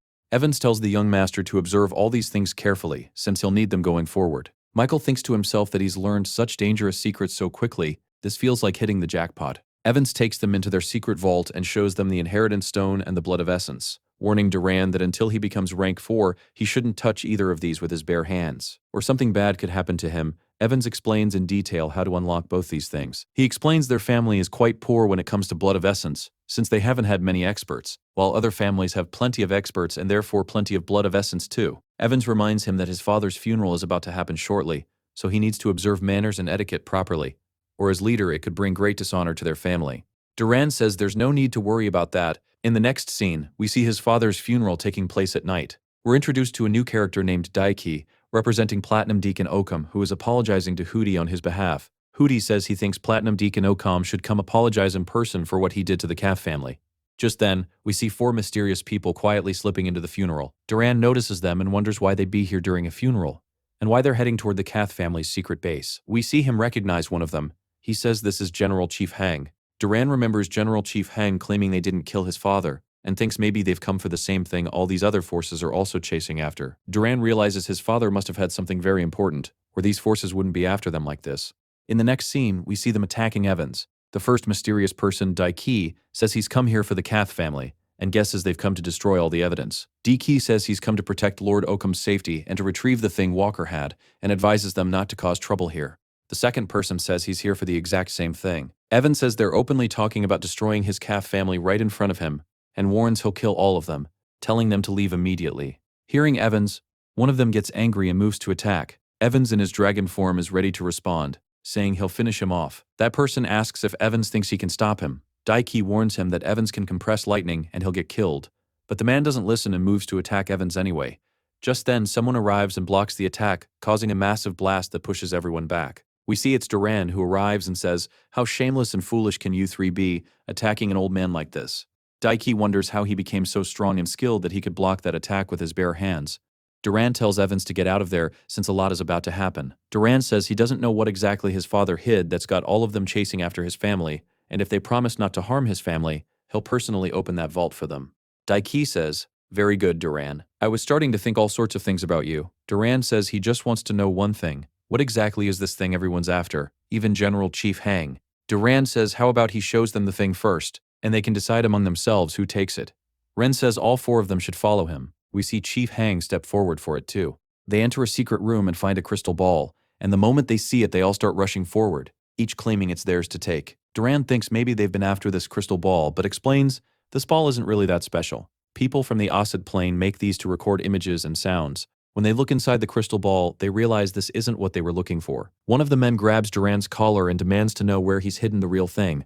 Duran gets angry at all 4 of them, saying he opened his family's secret vault for them, and this is what he gets in return. They still suspect him? Daiki apologizes, saying he couldn't control his anger. The other man apologizes too, saying he was just trying his luck, and since it's not here, he's leaving. Evans tells Duran these people won't leave at all. Duran asks Evans if he knows where his father hid that thing, and Evans says he doesn't think the master would have hidden it in the secret vault. Michael thinks to himself that these 4 won't leave his clan's land, and notices the mercenary guild's man heading straight for their study room. with D-Key quietly following him. In the next scene, we see that thing is indeed in the study room, and one person finds it and reaches to take it. Just then, Daiki arrives and says he already knew the mercenary guild was siding with Walker, and tells Harvey to quietly hand it over, or he'll tell Lord Occam, who will punish and kill him. Harvey says now that he has it, he'll trade with Lord Occam instead. He'll tell Occam to kill Daiki, and Daiki knows Occam would never refuse. Daiki gets ready to attack him with his shadow warrior. We see Harvey is actually a half-human, and he readies himself to attack with his poison arrows. Harvey's arrows can't do anything against the shadow warriors, and we see the shadow warriors capture Harvey from all sides, causing that ball to fall into Duran's hands. Duran says he'll take this now. Harvey says it's his and demands it back, but Duran kills him and knocks him down, saying he wants to see what's inside. He checks the ball, and we see footage of Platinum Deacon Occam brutally killing a lot of people, and after killing them all, taking all the treasure and leaving. Duran wonders why all these forces are fighting over such a useless fighting clip. Just then, one of them says this is quite interesting. Now he knows who killed the 100 City Federal Chairman's wife and daughter-in-law. It was Platinum Deacon Occam's own man. Just then they say, Lord Occam has arrived. He says he wants to apologize to all of them, because today he's going to kill all of them. Deki asks how he could do this, saying he was always loyal to him. Harvey says he's a fool. Only dead people can keep secrets forever. Occam says he forgot to ask Harvey one question. Why did the Mercenary Guild do all this? Did they want Bright City's Lord position? Harvey says he doesn't understand the question. Duran says he understands. The Mercenary Guild wanted to use this video to make Occam their puppet, but it didn't work out. When Walker died, they didn't want this video exposed, so people sent Harvey to retrieve it. We see Occam attack them. Harvey shouts that he can't do this, that he works for the Arbiter. We see someone protect Harvey with a shield. The Arbiter tells Occam he's always wanted to kill low-ranked people. The Arbiter says Harvey has been lying this whole time. The Mercenary Guild actually created that crystal, and they're the ones who sent Walker so they could talk to him. Occam asks what exactly he wants to say. The Arbiter asks if he killed Walker. Occam says, does he think he's that kind of person? Maybe he was killed by another rank 4, and there aren't many of them in Bright City, meaning the suspects left are quite limited. Ross says, Occam, are you saying I killed Walker? I'm working with the Mercenary Guild, and I have no reason to kill him. Michael thinks to himself, when did he arrive here, and when did he become rank 4? The Arbiter says Crystal is working with them and wouldn't do that. Maybe it was Crystal Python or Iron Tower God, and tells him to set that aside and talk about the crystal instead, since he doesn't want the video leaked either, asking him to give one of their spies a high-ranking position within his organization. Occam refuses, saying instead he can bring him 10 pieces of crucial information about their organization, and the Arbiter agrees to that. Just then, someone attacks them with fiery fists, and it's none other than the 100 City Federal's chairman, named Northern. Occam pleads with him to hear him out first.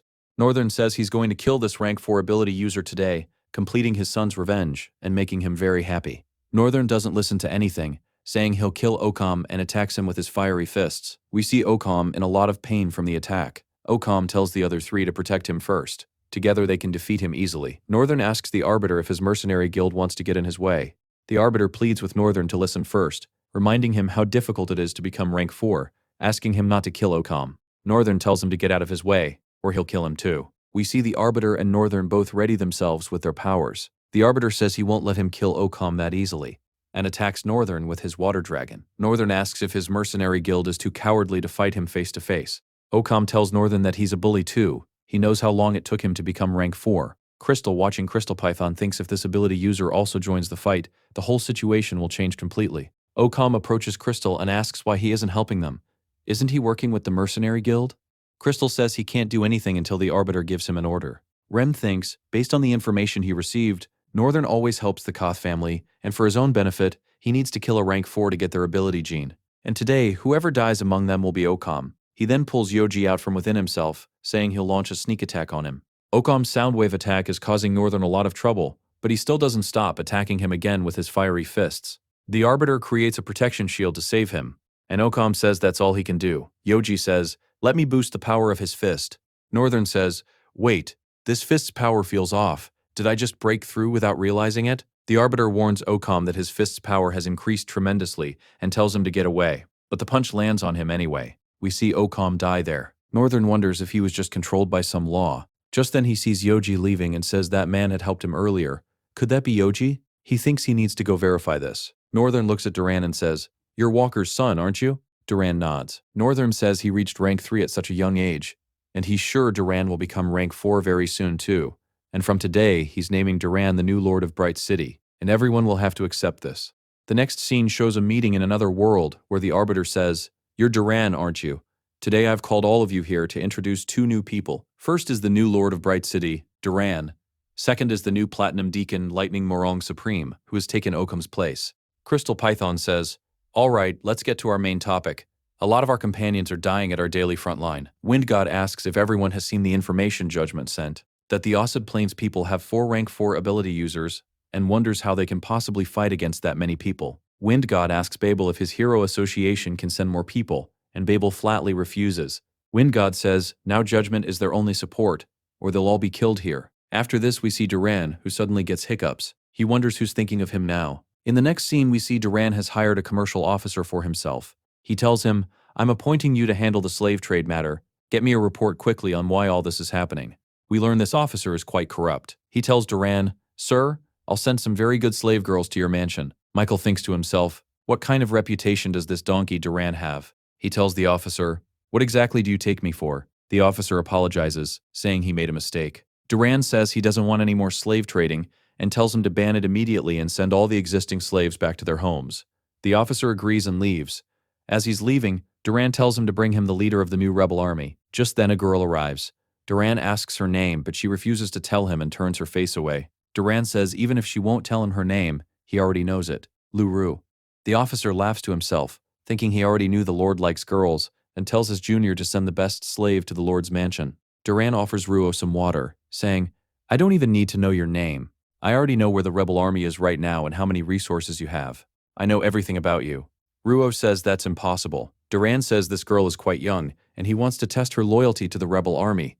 Duran says nothing is impossible for him. Should he give her the details? Duran then tells her everything, that her rebel army is hiding inside the Gamma 5G mines, 50 miles from this city, that they have 678 people left in total, and their resources include 1 rank 3 user and 7 rank 2 ability users. Ruo says, "Stop, don't tell me anymore," and grabs Duran's collar, demanding to know which traitor among them gave him this information. Duran answers, their deputy leader, Chan Kui, who's from Bright City, and behind every attack the rebel army launched on Bright City in the past that failed, it was his doing.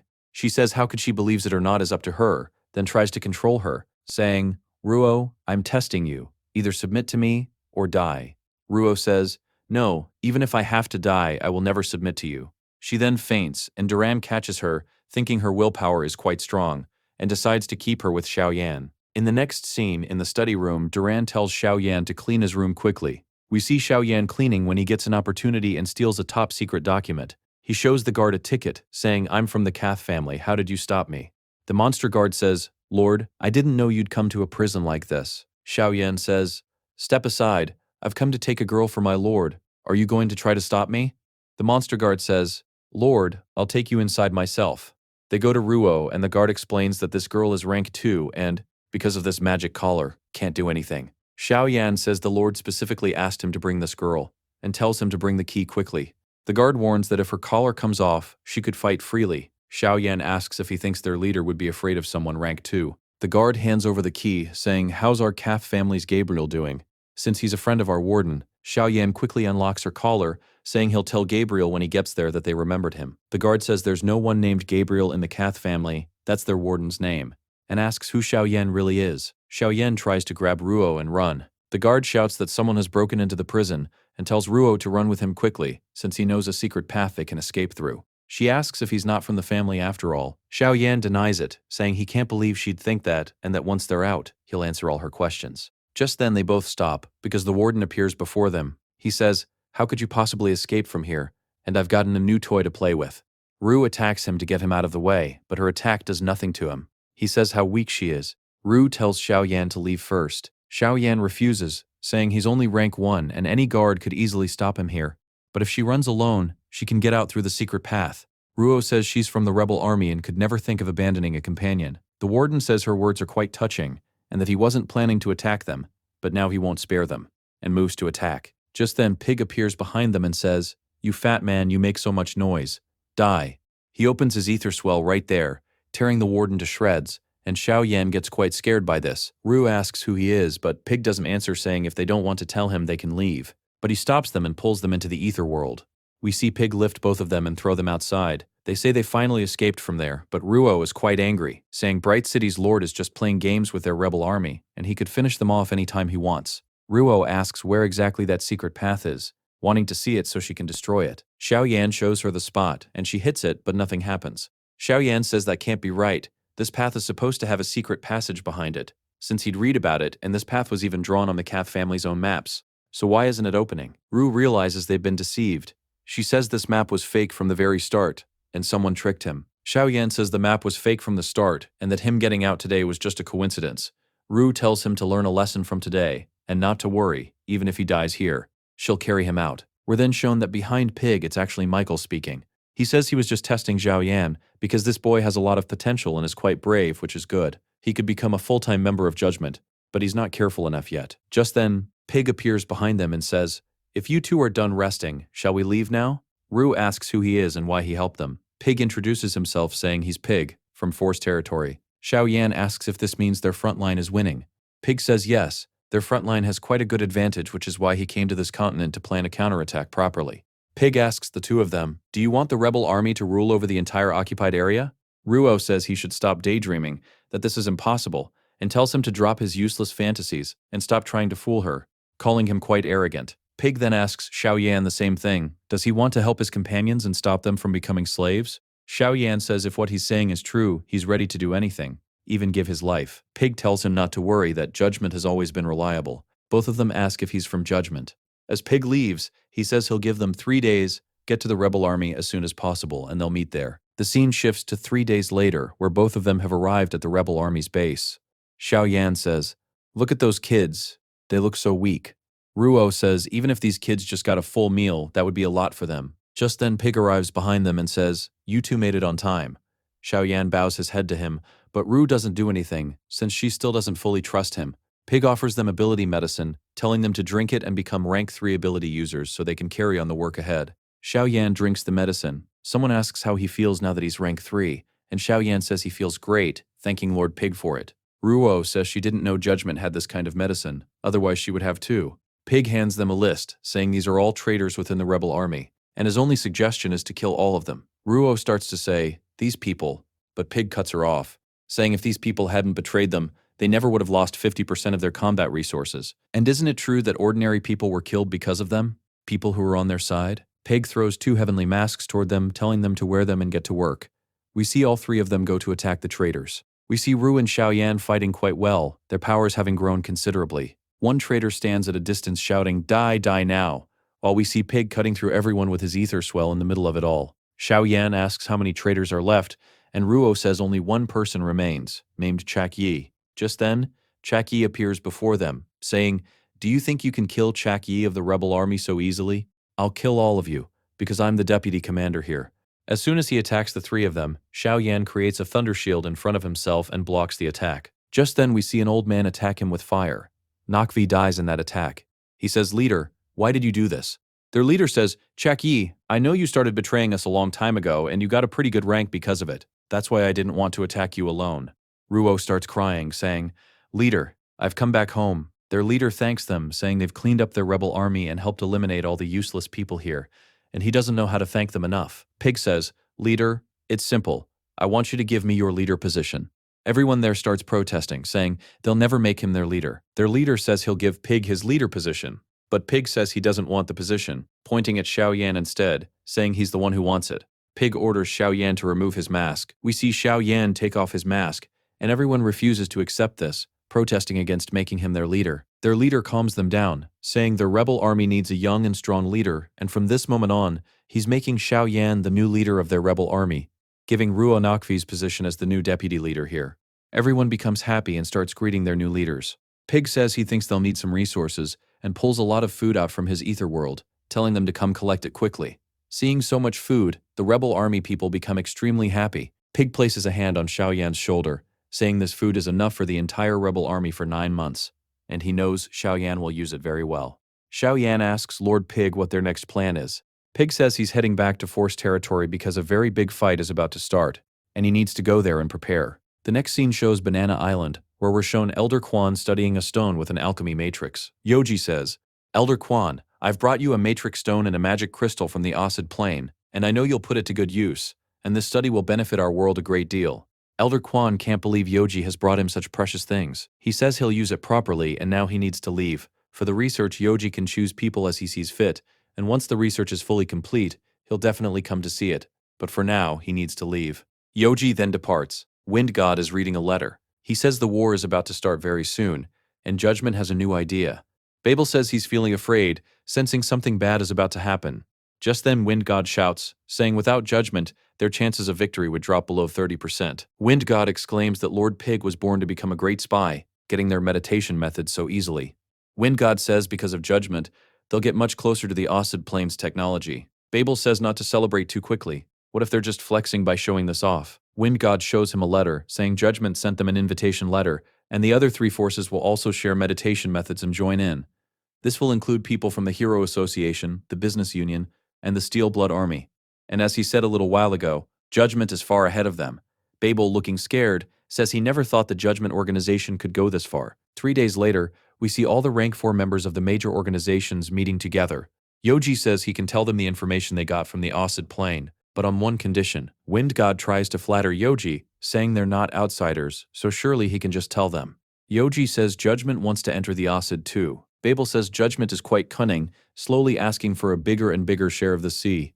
Wind God says, Brother Yoji, 15 of our islands are already in Judgment's name. What will Babel and Jinan give to Judgment? We're then shown Jinan, who says she can give them control of Chase C for some time, and during that time, Judgment can do whatever they want there. Yoji asks how much time she thinks Judgment should get. Babel says how about a year, since Chase C's Lord will give them a lot of trouble. That person has nothing to do with the outside world and only likes beautiful girls and a lot of money. Jinan explains the people of Chase C weren't like this before, but ever since they got that Lord they've started becoming like him too. Yoji asks if their countdown has started now. Wingcoat says first they should finish this fight, and only then will their countdown begin. Janine, looking concerned, asks what they'll do if this fighting continues. Yoji tells her not to worry, a year is plenty for Judgment. They'll only need half a year. Babel says a year is a year. Once this war ends, they'll start Judgment's countdown. Janine says all this is fine, but they know Chase C's Lord will give them a lot of trouble. Well, that's not her problem, and now they should talk about payment. Yoji shows them the blood of essence, saying Pig brought this for them, and with it they'll be able to learn their meditation method. Seeing the blood of essence, they all get quite excited, since it could give them a lot of power. Yoji says along with this, he'll also give them the meditation method. Is that enough for them? Jinan says last time he called her for a fight and she helped him. Wingcoat agrees she's right. Jinan says now he needs to pay her for that too. Wingcoat says, Jinan, don't treat me like a foreigner. How did you get so greedy? Jinan says he can't trap her with words like that. Babel takes the opportunity to start blackmailing Wind God too, saying he now needs to reward him with a blood of essence as well. Wind God gets furious at both of them, saying Babel has also learned to warm his hands by a burning fire. We see the two of them team up and rob Wind God, leaving him with only 2 blood of essence. The scene shifts, showing the Osid Plains people beginning their attack, with Duran keeping watch on them. General Chief Hang says the battle has started, and the Mercenary Union says they can go ahead if they want to advance. Duran says he needs to do something that will cause the Osid Plain heavy losses. He orders them not to rely on the Mercenary Union. They should maintain their own rhythm and advance at the same speed. Duran says he knows the Mercenary Union wants to save its own people, and very soon the city's Lord will send an elite team to rescue them. General Chief Hang says, Lord Duran, now I understand what you mean. Duran cleverly sends the Mercenary Union into Red Frost Island, so they'll die there, taking their strongest ability users with them. We see battleships heading for Red Frost Island. The scene shifts to a monster named Grantham, who mocks humans, saying whenever they face beasts, it takes them a lot of power to beat them, and they're quite weak too. We're then shown another monster named Patrick, who says, Lord Grantham, we've reached that place. Should we start killing them now?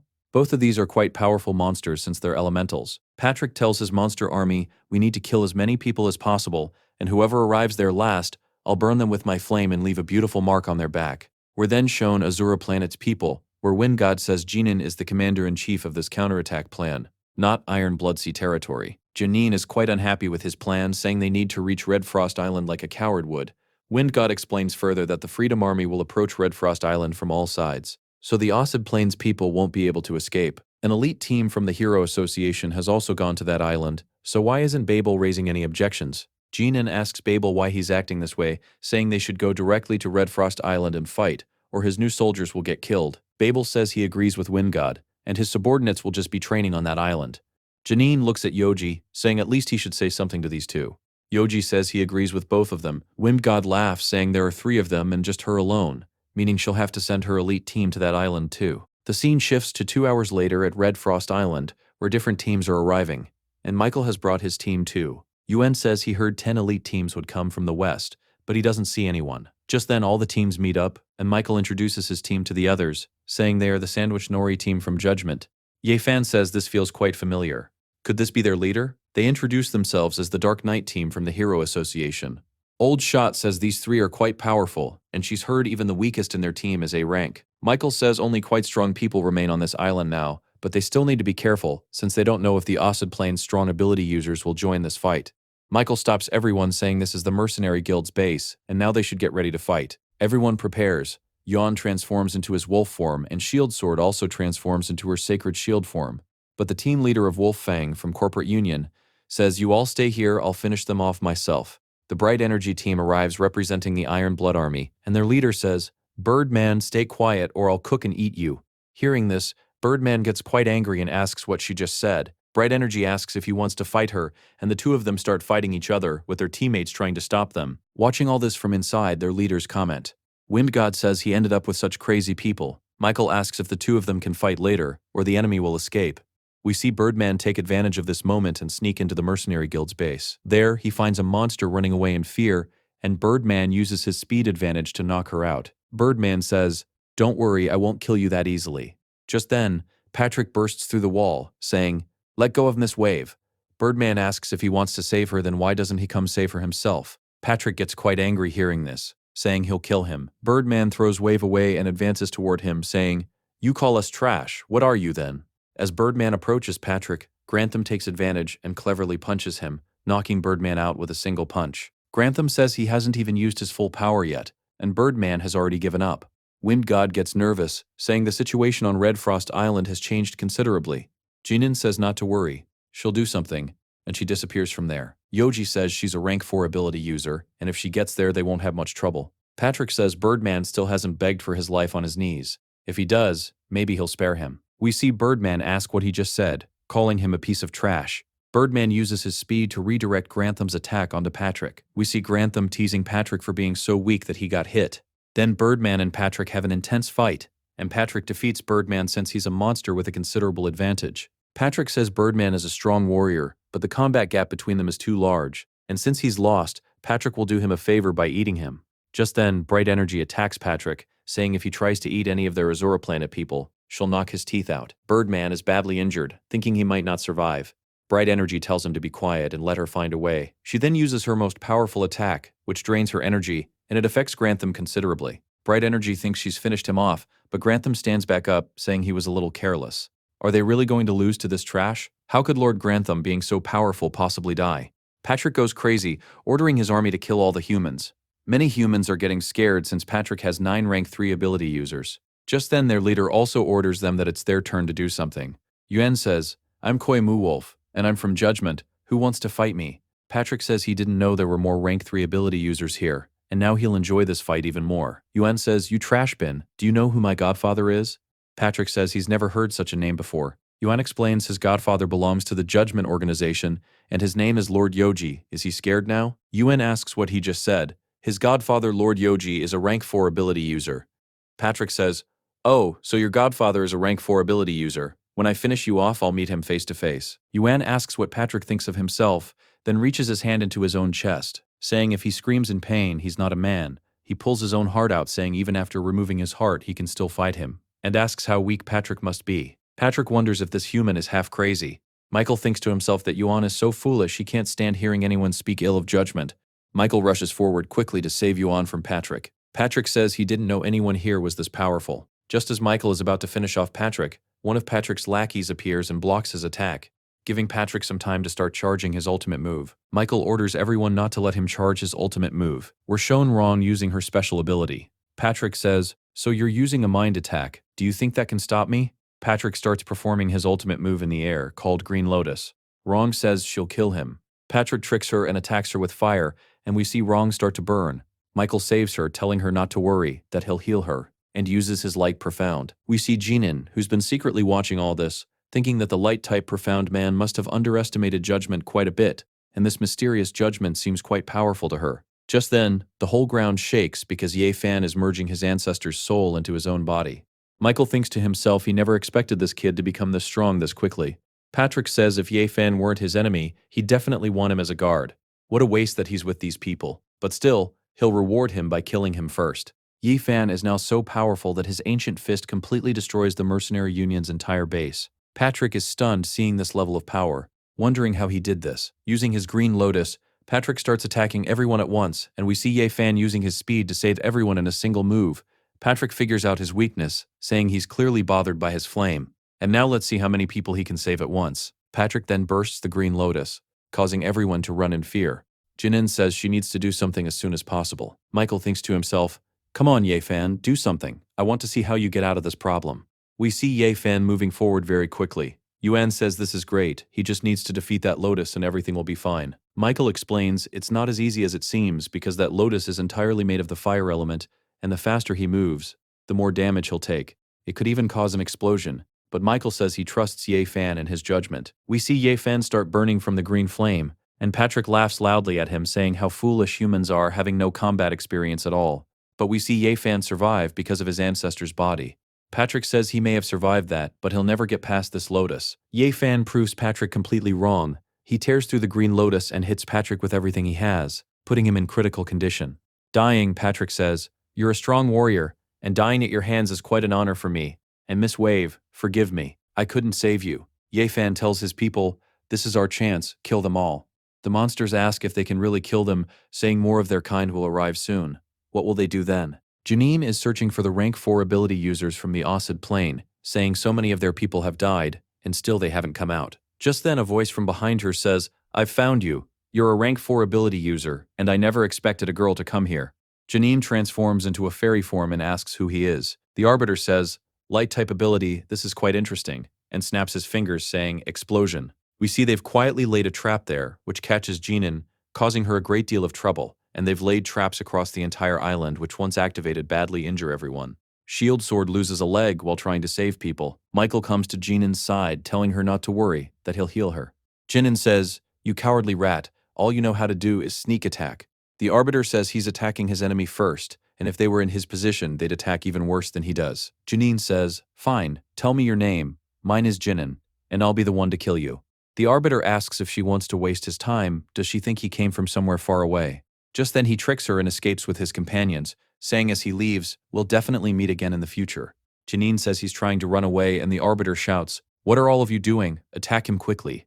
As Janine turns around, the Arbiter slips away and fools her again, saying, "I'll meet you here again in 3 days." Jinin says he's tricked her again, and there's no other rank 4 here. The other rank 4s arrive there. Babel asks if he ran away. Should they chase him? Wind God says there's no need, but they should be very careful tonight. Janine tells them he said he'd come back to this island in 3 days, meaning in 3 days he'll attack them again. Wind God says this could be a lie, but they should still be careful and clean up the battlefield first. Yoji says he agrees with Wind God. They shouldn't trust the enemy's words. The next day, we see Michael taking a walk on the beach when Rong comes up to him. She says, "Brother Michael, you didn't sleep all night." Michael says he couldn't sleep, so he came out for some fresh air, and asks what she's doing there. Rong explains she just came out for a walk and didn't expect to run into him. Michael says because of her, people's lives were saved yesterday. Otherwise, Patrick could have caused a lot of destruction here. Hearing this, Rong starts crying, saying she couldn't protect anyone, and even Shield Sword got badly injured and she couldn't save her either. Michael comforts her, saying Shield Sword was injured by a rank 4 ability user that no one else could even fight. So how could she possibly have fought him? Hearing this from Michael, Rong's heart starts pounding hard. She says, "Sorry, Captain, my clothes are dirty, I'm going to go wash them." Michael says not to worry, he'll wash her clothes in the washing machine later. And hearing this, her heart beats even faster. Michael asks if she's okay, and Rong runs off, saying, "Captain, I'll see you tomorrow." Just then, someone approaches Michael from behind, and it's none other than Lixie. As soon as she sees Michael like this, she starts crying because she saw him with Rong, and runs away crying. Michael wonders why everyone is running away from him crying today. The scene shifts to Duran, who says in his own style, "Man, being handsome is such a hassle." Just then his junior arrives, saying, "Commander-in-Chief, the higher authority has called you to the rooftop garden." Duran agrees, thinking to himself, is this a sudden meeting because the Arbiter just got back? We're shown a scene on the rooftop of a building where all the Acid Plains lords are sitting. Duran arrives and greets all of them. The Arbiter explains he went to Red Frost Island and encountered a rank 4 ability user. Lightning Supreme asks if this matches Crystal's information. The Arbiter, spinning things a different way, explains he fought a light type ability user with quite limited combat experience and only briefly glimpsed the other 3 rank 4 ability users from a distance, but they should still be careful. Duran, through Michael's thoughts, thinks to himself this coward ran away and is spinning it so nicely. The Arbiter says the pig that Crystal mentioned didn't show up there. Crystal Python says even if they have more rank 4 ability users, they don't know more about Profound than they do. The Arbiter says fine, they'll attack again in 2 days, targeting the leaders who are rank 4 ability users. Lightning Supreme says because of this, they'll get plenty of slaves again. We see an evil smile automatically appear on Crystal's face.